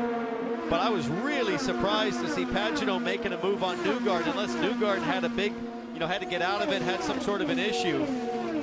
Well, I was wondering if something was going to be under review. You've got a little note in your hand? Well, it was reviewed. The action between, or the on-track incident between the 83, there we see Charlie Kimball and Connor Daly. No action will be taken. They did take a look at it. And by the way, Charlie Kimball also just set the fastest lap of the race at just over 182 miles per hour. Well, he's got Daly breathing down his neck again. Yeah. So Daly's got a quick car. If he's turned the fastest lap, look at this. He's side by side down the back straightaway on the outside this time. And Charlie starts coming back the other way on him here. That's a double fade on Connor Daly. I'm pretty sure Connor Daly, that's a red mist behind the visor there. He's going to be absolutely furious and desperate to put the move back on Charlie Kimball. And of course, Charlie Kimball pushing as hard as he can. And I can give you a quick update on his teammate, Tony Kanaan. He declined to talk to us, stormed off on the scooter and said, talk to Chip. We talked to Chip, he also declined. So I'm reading between the lines saying, I think they pulled Tony Kanaan out of that car. Anders? Yeah, looking at the guy right behind Charlie Kimball right now. Indeed, Townsend, he is seeing red mist. His team came on the radio and said, open up the fuel setting. We want to get by Charlie Kimball. That's not cool. Well, a lot of things going on at this Ganassi racing team. They parked Chilton last week. He was furious on the radio. We don't know if they did that to Kanaan, but we're not getting any indication from the team. And there have been a lot of rumors that both of those guys will not be back with the team next year. Max Chilton, there was some radio conversation on the IndyCar website and on their social media where Max made it pretty clear what his intentions are. Robin can probably fill us in on that a little bit more about Max Chilton and Tony Kanaan's future. I can promise you 3 things. Paul Tracy's not going to drive a sports car for Roger Penske. Max Chilton's not going to be driving for Chip Ganassi after a couple more races, and neither is Tony Kanaan. Take it to the bank. Not that it's a big scoop, but they ain't coming back, boys. So who might be Scott Dixon's teammates next year? We see Charlie Kimball, and you've already reported that his sponsorship is a little bit uncertain and his future is uncertain. I think a couple things, Kevin. They could be down to 2 or 3 cars, or do they want, I know they want Rossi, but I don't think he's going to leave Andretti if Michael stays with Honda, which I think he's going to. So I don't know. That's a good question, because will he have 2 cars or 3 cars, but he's going to have at least 2 new drivers. Hey, Robin, what are the chances you get back in the newspaper business? Never. So that's another one. TV's too easy. All right, I mentioned Max Chilton. Let's go back to Pocono last week. He kind of quietly retired the car. We had so much action going on. We didn't get to really follow up on that story, but here's the radio conversation. This lap. Okay, how come? We can't make up many positions with 3 laps down to everybody else. We're not quitters. What's the point in stopping? Why can't I learn? At least I'm learning out here. The first time we've had a decent car in a while. Why can't we learn? Or are we just a quitting team? What do you make of that? Well, I mean, what I make of that is, I mean, you got to judge this whole thing on Ganassi's history. You look at their 24-hour wins. They never quit, never give up. They just keep going and going and going. Something odd is going on right now in that IndyCar program. Well, especially when Max Chilton brings a truckload of sponsorship to the team. You know, why would you ask a guy who's delivering 100% of the budget to just stop, especially when he wants to continue? Usually it'll be the other way around. You're trying to psych the guy up to stay in it. So all is not well there in that relationship as Hunter-Reay continues to work on his teammate Alexander Rossi. And these Andretti cars are looking pretty strong. Still Chevy in front, 1, 2, 3, and then Honda 4, 5, 6, 7, 8. And that is Hunter-Reay in 8th right now. But you know what? Dixon, Rahal, Hinchcliffe, none of these guys are falling back behind the Penskes. It's not like there's a gap. Correct. It's just track position right now. And I think a lot of people, including myself, expected the Penskes to just pull away and go lap the field, and it's not happening. Whoa. You got a little loose coming off the corner there. I saw a little oversteer. Hey, that was nothing compared to last weekend. James Hinchcliffe with the save of a century. You see a front bar adjustment from Hinch. He stiffened the front anti-roll bar, try to help stabilize the front end of the car in the middle of 1 and 2. So Hinchcliffe there running in 6th, working on Graham Rahal, Dixon in 4th, and the Penskes are 1, 2, 3 with Josef Newgarden entertaining the fans in St. Louis tonight.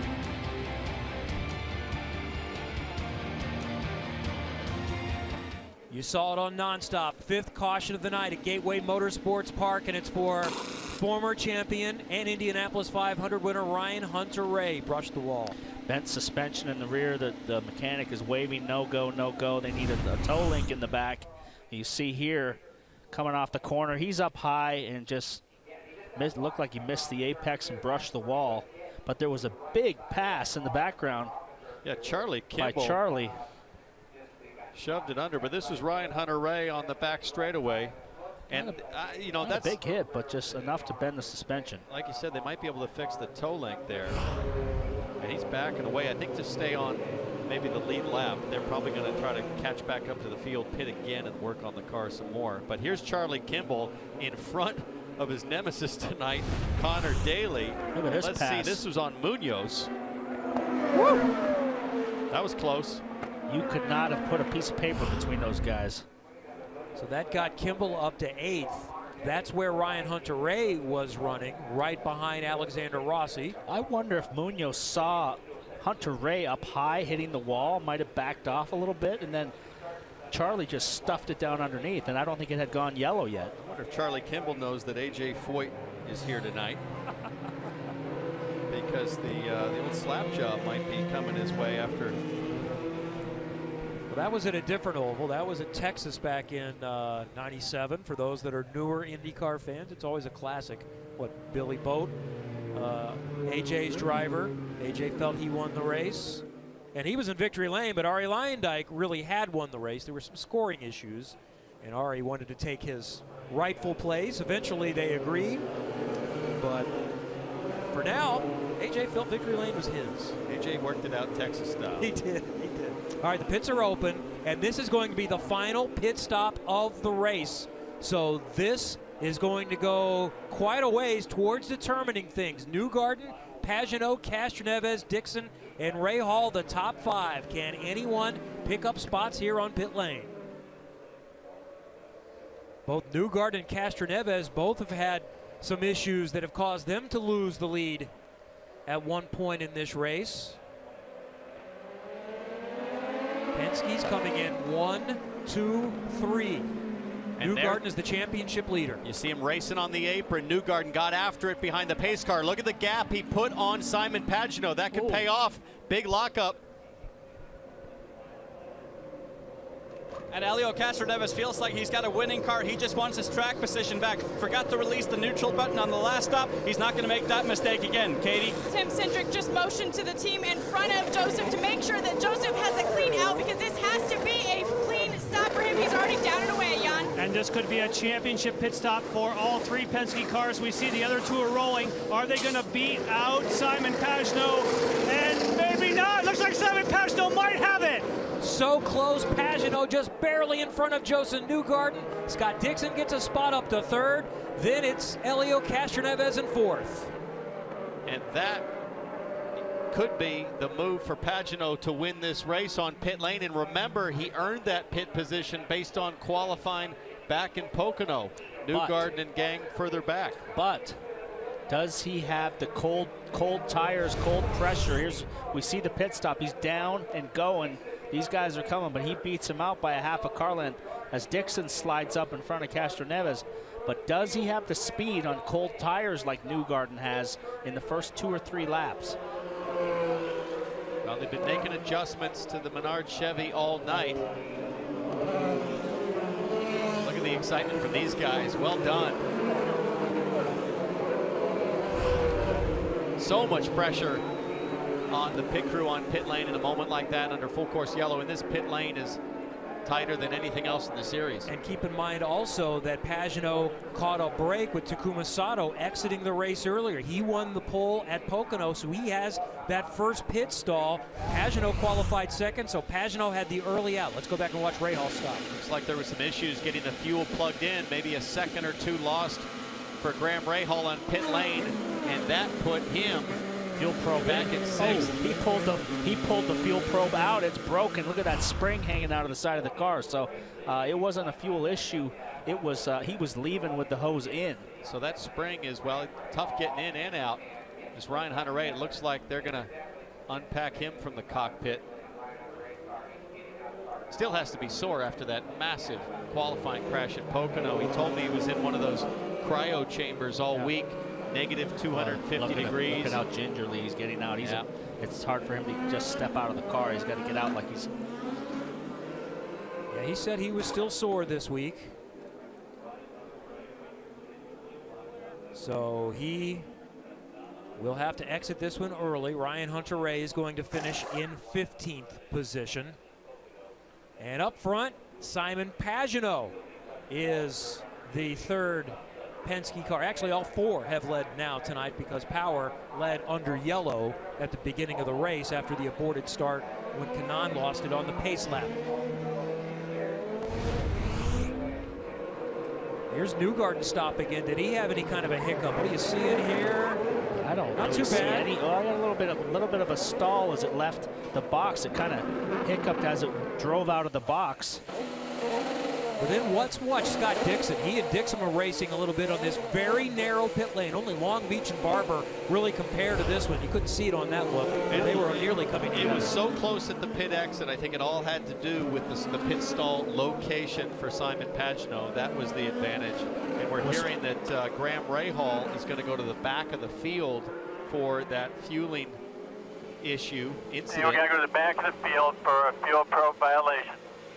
Pretty much a clean stop for Newgarden, but he's in the pack of cars getting in and out. So I think Pagenaud with that pit box out, clear exit, which was an advantage. And so Rahal now was running 6th. Now he's going to drop all the way back to 14th or 15th. Marco Andretti is now shown back on the lead lap. Well, they're going to put Graham at the very back of the pack. In front of him is Jones and Bourdais, so I guess Marco's behind Graham. All right, let's find out what happened to Ryan Hunter-Reay when he brushed the wall. Anders?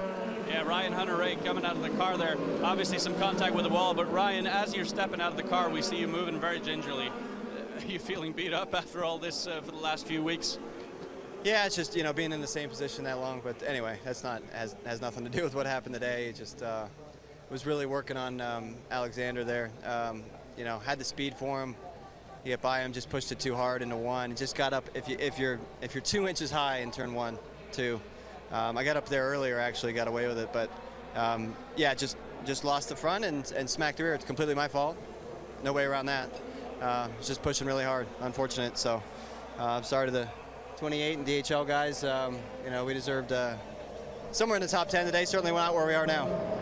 Well, still an impressive run there for Ryan Hunter-Reay, making it all the way towards the front. We will go green the next time by. Guys, we're amped up, ready to go, and we're not going green, but this restart here is going to be critical. We're coming down to the end here, so.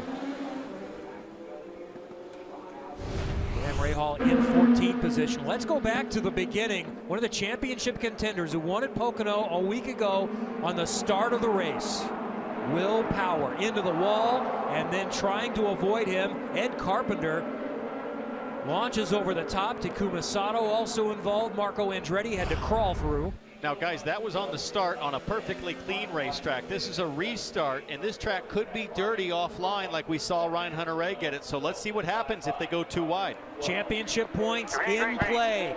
Many of the contenders up front. Back to green at Gateway. It's Pagenaud, Newgarden, teammates together on the outside. They will not make contact. Good hard racing between the Penske drivers, and Pagenaud stays in front. Rossi making a move on Connor Daly, who's moved up a couple spots. He's gotten around the guy he was fighting with. Look at that, around the outside goes Connor Daly, so he's moved up really nicely into 5th place after the pit stops. Nice brave move for Connor Daly as Castroneves is working Scott Dixon to the high side in turn 1. Tries the outside, can't do it there. Dixon hangs on to 3rd place. Castroneves runs in 4th. And behind him, what a run this is for Connor Daly. Would be the best result. He's in 5th that either of the Foyt cars have had all season. He's right there behind Castroneves, breathing down his neck now, so he is on the move right now. And up front, Josef Newgarden is right behind Simon Pagenaud. Get the sense that Josef Newgarden knows that to win this race, he might have to make his move right now. While the tires are still fresh, he's got enough grip Simon Pagenaud told us before the race, I think this is when I need to start going. This is the part of the championship. I need to outscore my teammates if I have a chance of taking my second title on the trot. Pagenaud has been in the top 5, 11 of 14 races, but just the one win. He needs to score the 50 points here tonight. Josef Newgarden can take, I wouldn't say a stranglehold on the championship, but another win is going to move him that much closer. Connor Daly right now 5th. If he finishes in the top 5, that would be like a win for him this season. It's been such a horrible season. He's been so demoralized. I spoke to his dad just before the race, and he said he was really frustrated with how qualifying went, that they missed on the setup again, but this would be almost like winning the race for him.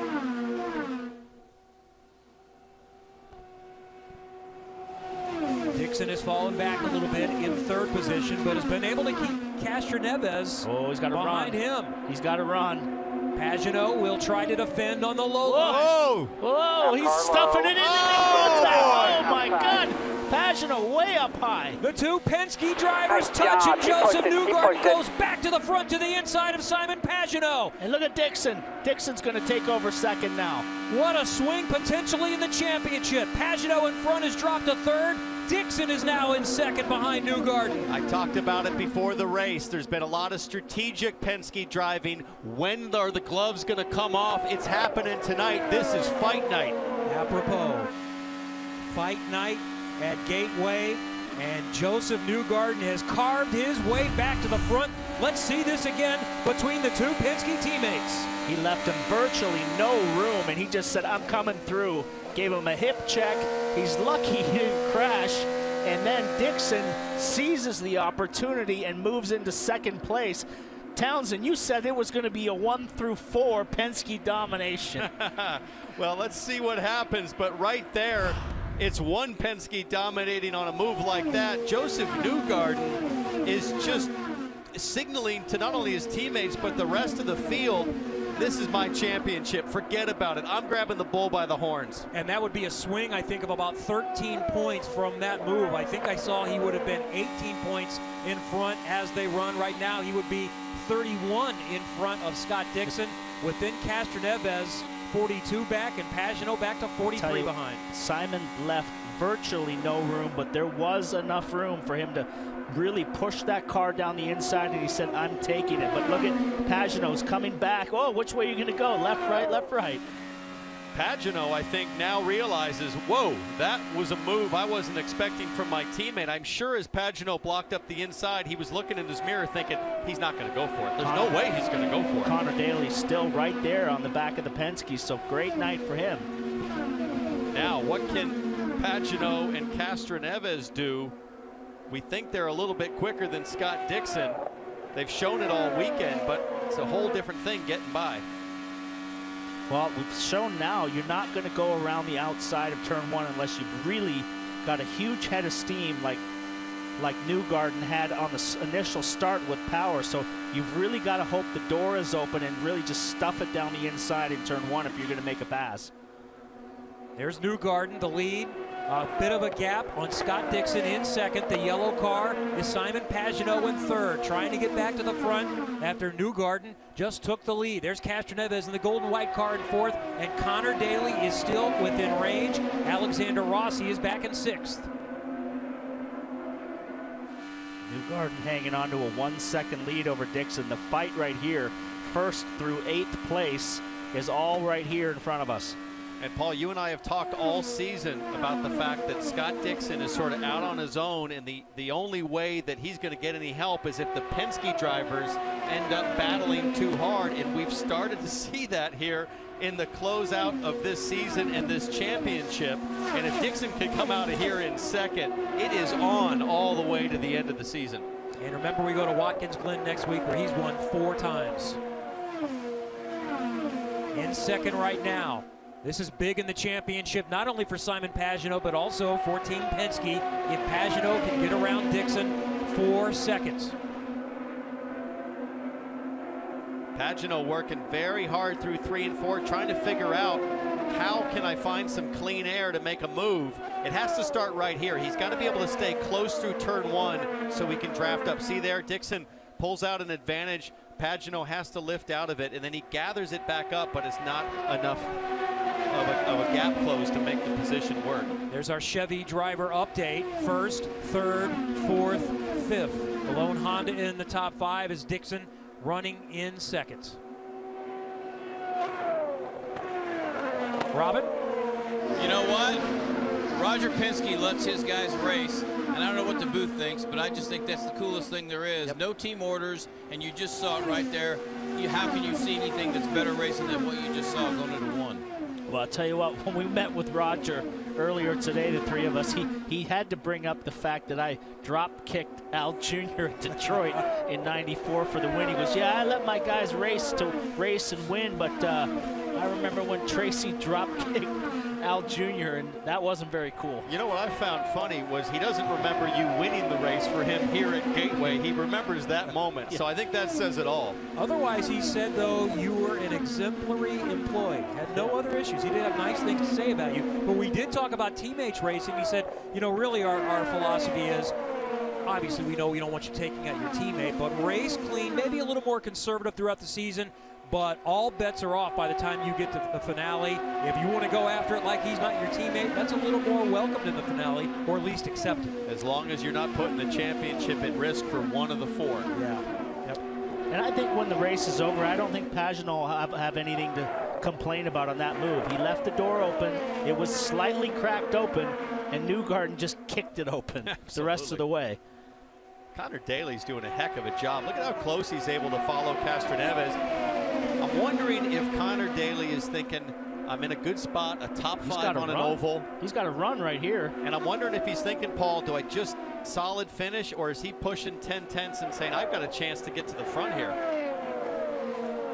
No, Townsend, he is not saving anything at all. He wants this position. He wants to show what he can do, and also he wants to fight for his future here in the Verizon IndyCar Series. He's wanting to show that I can fight it out with these guys at the front, and he's so happy with the car right now. Feels like the last couple of changes they've made on pit stops have been absolutely perfect. He's loving it, guys. Got another run. He's going to pop out here. Castroneves defends, so he's definitely got a better car than the guy who was leading the race comfortably. Castroneves at a 4-second lead at one point, and now he's got Daly breathing all over his neck. He's popping out again. So many have their future uncertain. It's very possible Connor Daly might be back with A.J. Foyt, and maybe they already know they're going to welcome him back. But when you don't know for certain, you want to make people stand up and take notice. And if you can pass the great Helio Castroneves on track, people will notice. I gotta wonder if the race control's got to start looking at those pop-outs by Castroneves. I saw Daly go to make a move, and then Castroneves reacted to it. That is for 4th right now. Castroneves running in 4th. Daly in 5th. Up front, it's still Newgarden by 1.1 seconds. The gap has stayed pretty consistent on Scott Dixon, and then another 3/10 or so back to Pagenaud. Castroneves defending against Daly lap after lap now, so Daly's just got to figure out what his move is and try to snooker him, get a big run as he comes around here in 3 and 4. He's got another run going, and just time it right. You know, Alexander Rossi was a little closer a few laps ago, but Castroneves and Daly have gapped Rossi there in the red and blue car just a little bit. And there's the lead group. Pagenaud in 3rd. There's Castroneves, not far behind.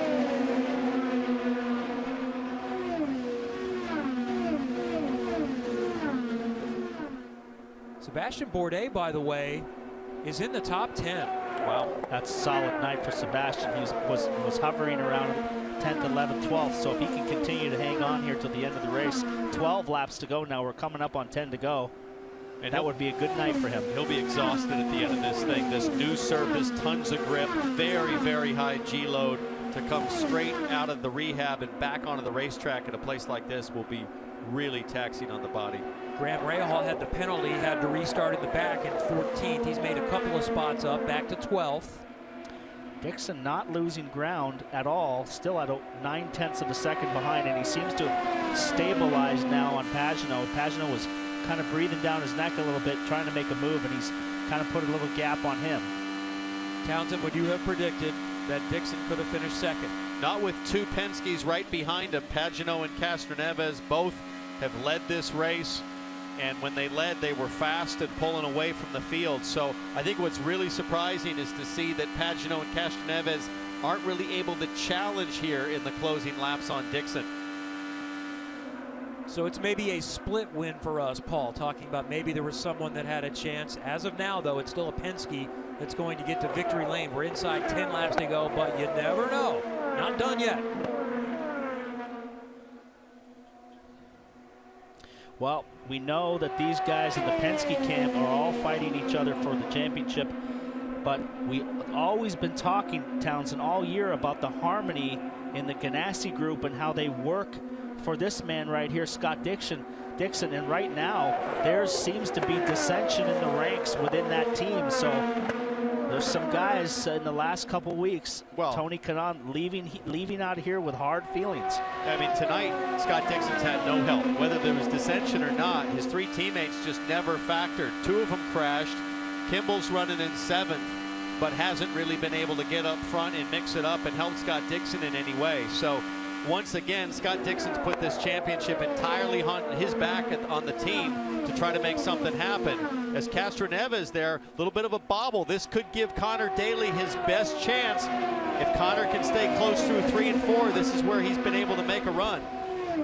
He's got another good run going here. So Castroneves has been on the defensive every lap. As you see, does the Pruitt fade down into the middle of the straight and then fades back up in front. So he's been on the defensive with Daly since the drop of the green flag from the yellow. What did Scott Pruitt ever do to you? I never raced with him much. I was always in front of him, but I heard he was tough to pass. Oh, man. Hi to the family at home, man. That's tough.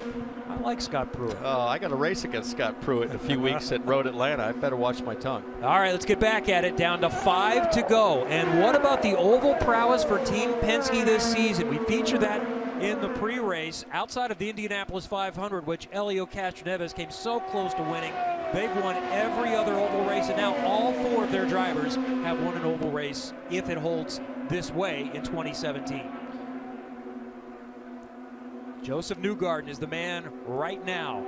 This would also be the 5th straight win for Team Penske this season. Newgarden said he wanted to get an oval win for this team. That was on the bucket list, winning on the road courses, winning at the tracks he's won before, but he wanted to get an oval win for the team this year, and it looks like he's going to get that tonight. This looks to me like the gap is closing just a little bit. Dixon and Pagenaud. Pagenaud, the last few laps, is just ever so slightly inched up.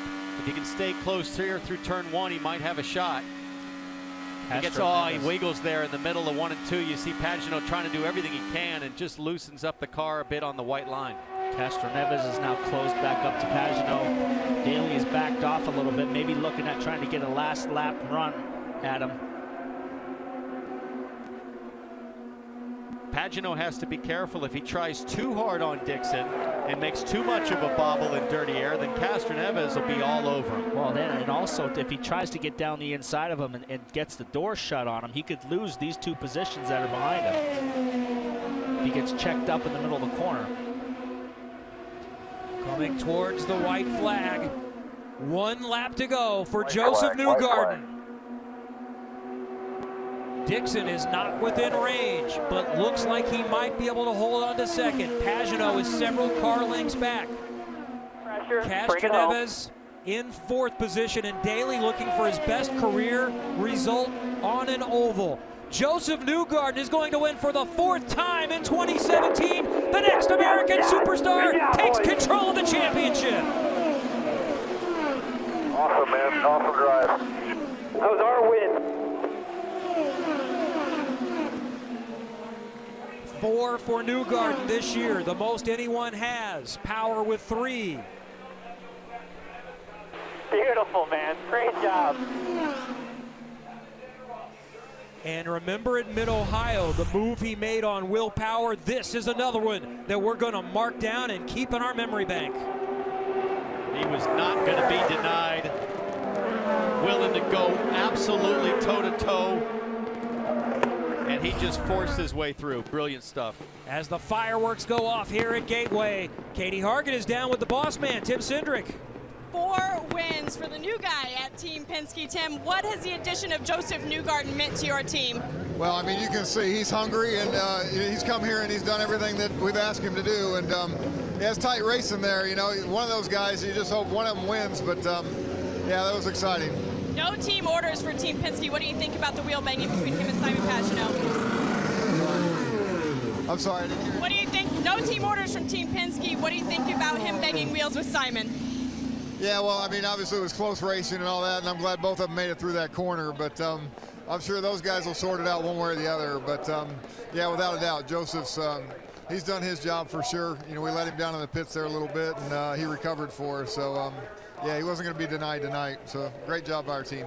We'll talk to the man in just a little bit, Kevin. And we are happy that Tim Cindric and Roger Penske let their drivers go at it. Josef Newgarden isn't going to climb the fence, but he will hop on top of the wall and celebrate Team Penske's 5th straight win. The last time that happened for a team in IndyCar racing, Newman Haas in 2005 in Kart Champ Car.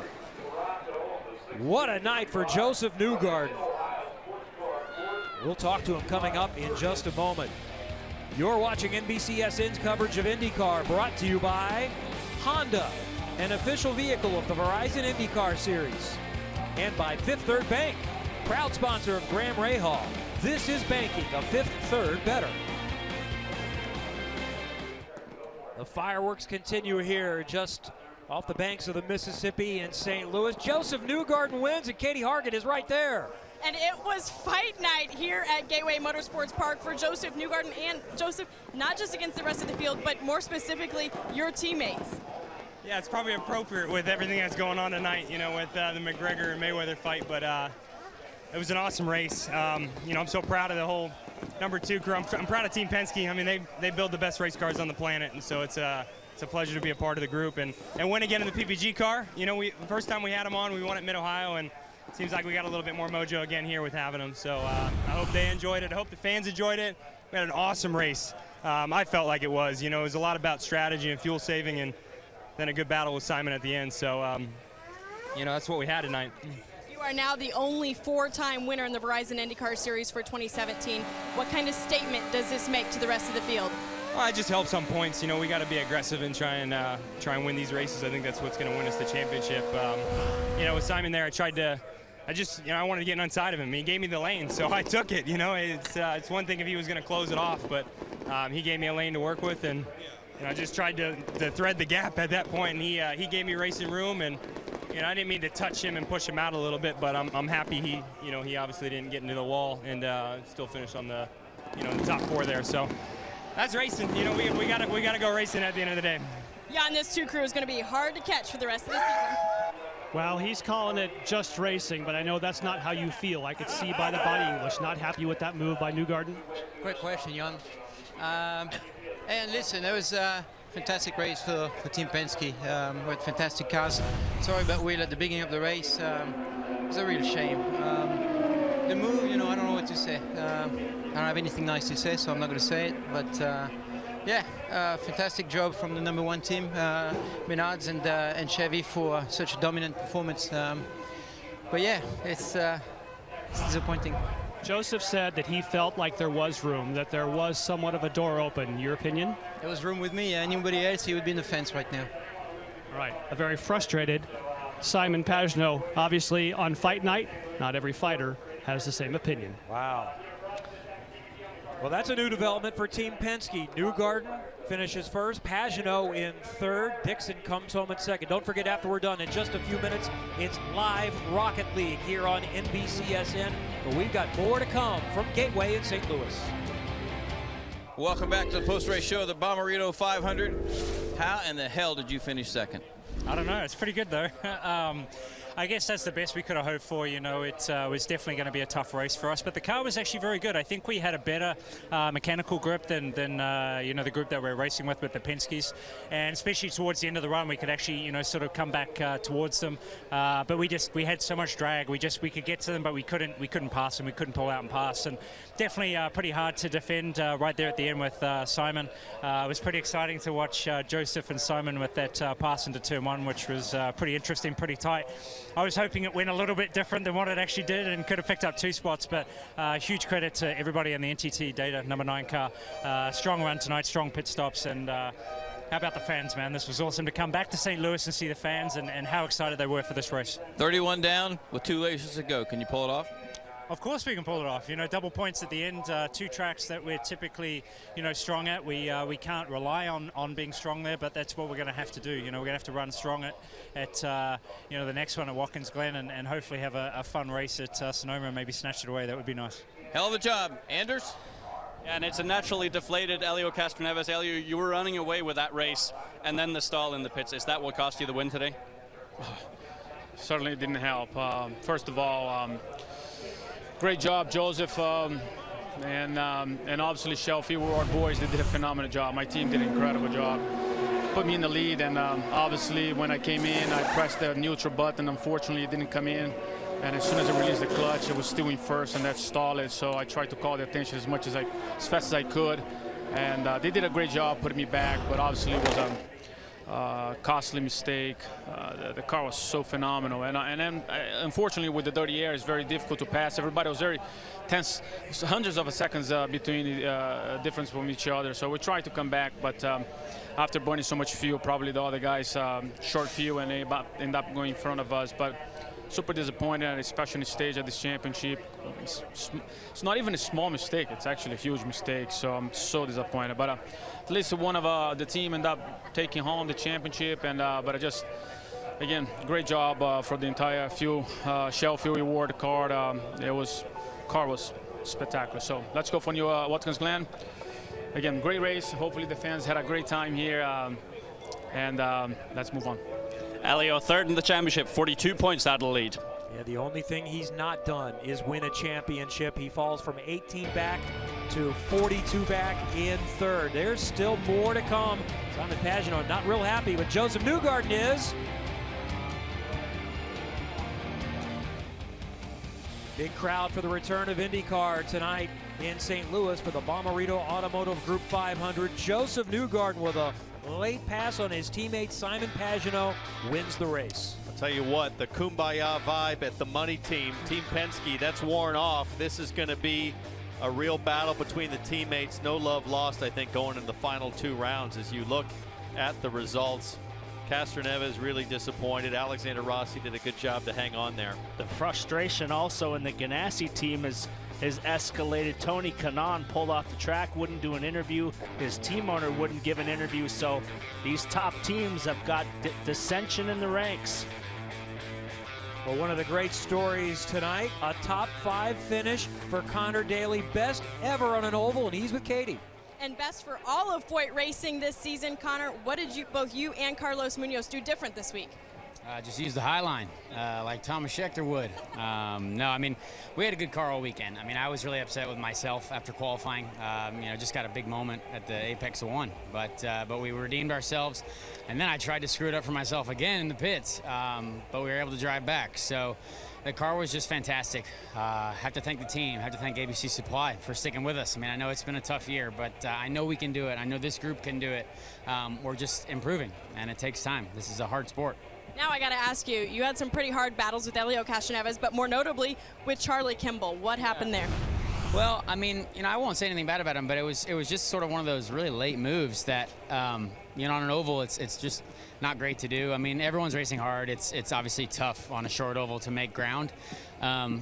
But yeah, I mean, that could have ruined my race right there. You know, I thought the wing was gone into the next corner, but it was still there. So thank you, Chevy, for making strong pieces. But yeah, I mean, in the end, I'm just happy to be here and just hope I can be here for many more races. Kevin, this could be a positive start for Connor. We're headed to Watkins Glen, where he finished 4th. No doubt, and the championship remains in play with 2 to go. And keep in mind, double points. When we go to Sonoma, it will pay 100 to win at Sonoma. Paul, you were almost right. Scott Dixon had a chance there at the end, defied the odds to be a factor in this and do absolute damage control and come out of here only 31 points back. Pagenaud and Castroneves, big disappointment in their voices, and Will Power obviously leaving here very frustrated. He might be out of it now. A really enjoyable return to the St. Louis area. Kudos to the track here at Gateway Motorsports Park and the Bommarito Auto Group. as well for getting things done and making it happen. Coming up next, it's live Universal Open Rocket League. Be sure to join us next Sunday at 1 o'clock Eastern for the IndyCar Grand Prix at the Glen. For Paul Tracy, Townsend Bell, Katie Hargett, Jan Beekes, Anders Krohn, and Robin Miller, I'm Kevin Lee. Congratulations to championship leader Josef Newgarden, who wins at Gateway.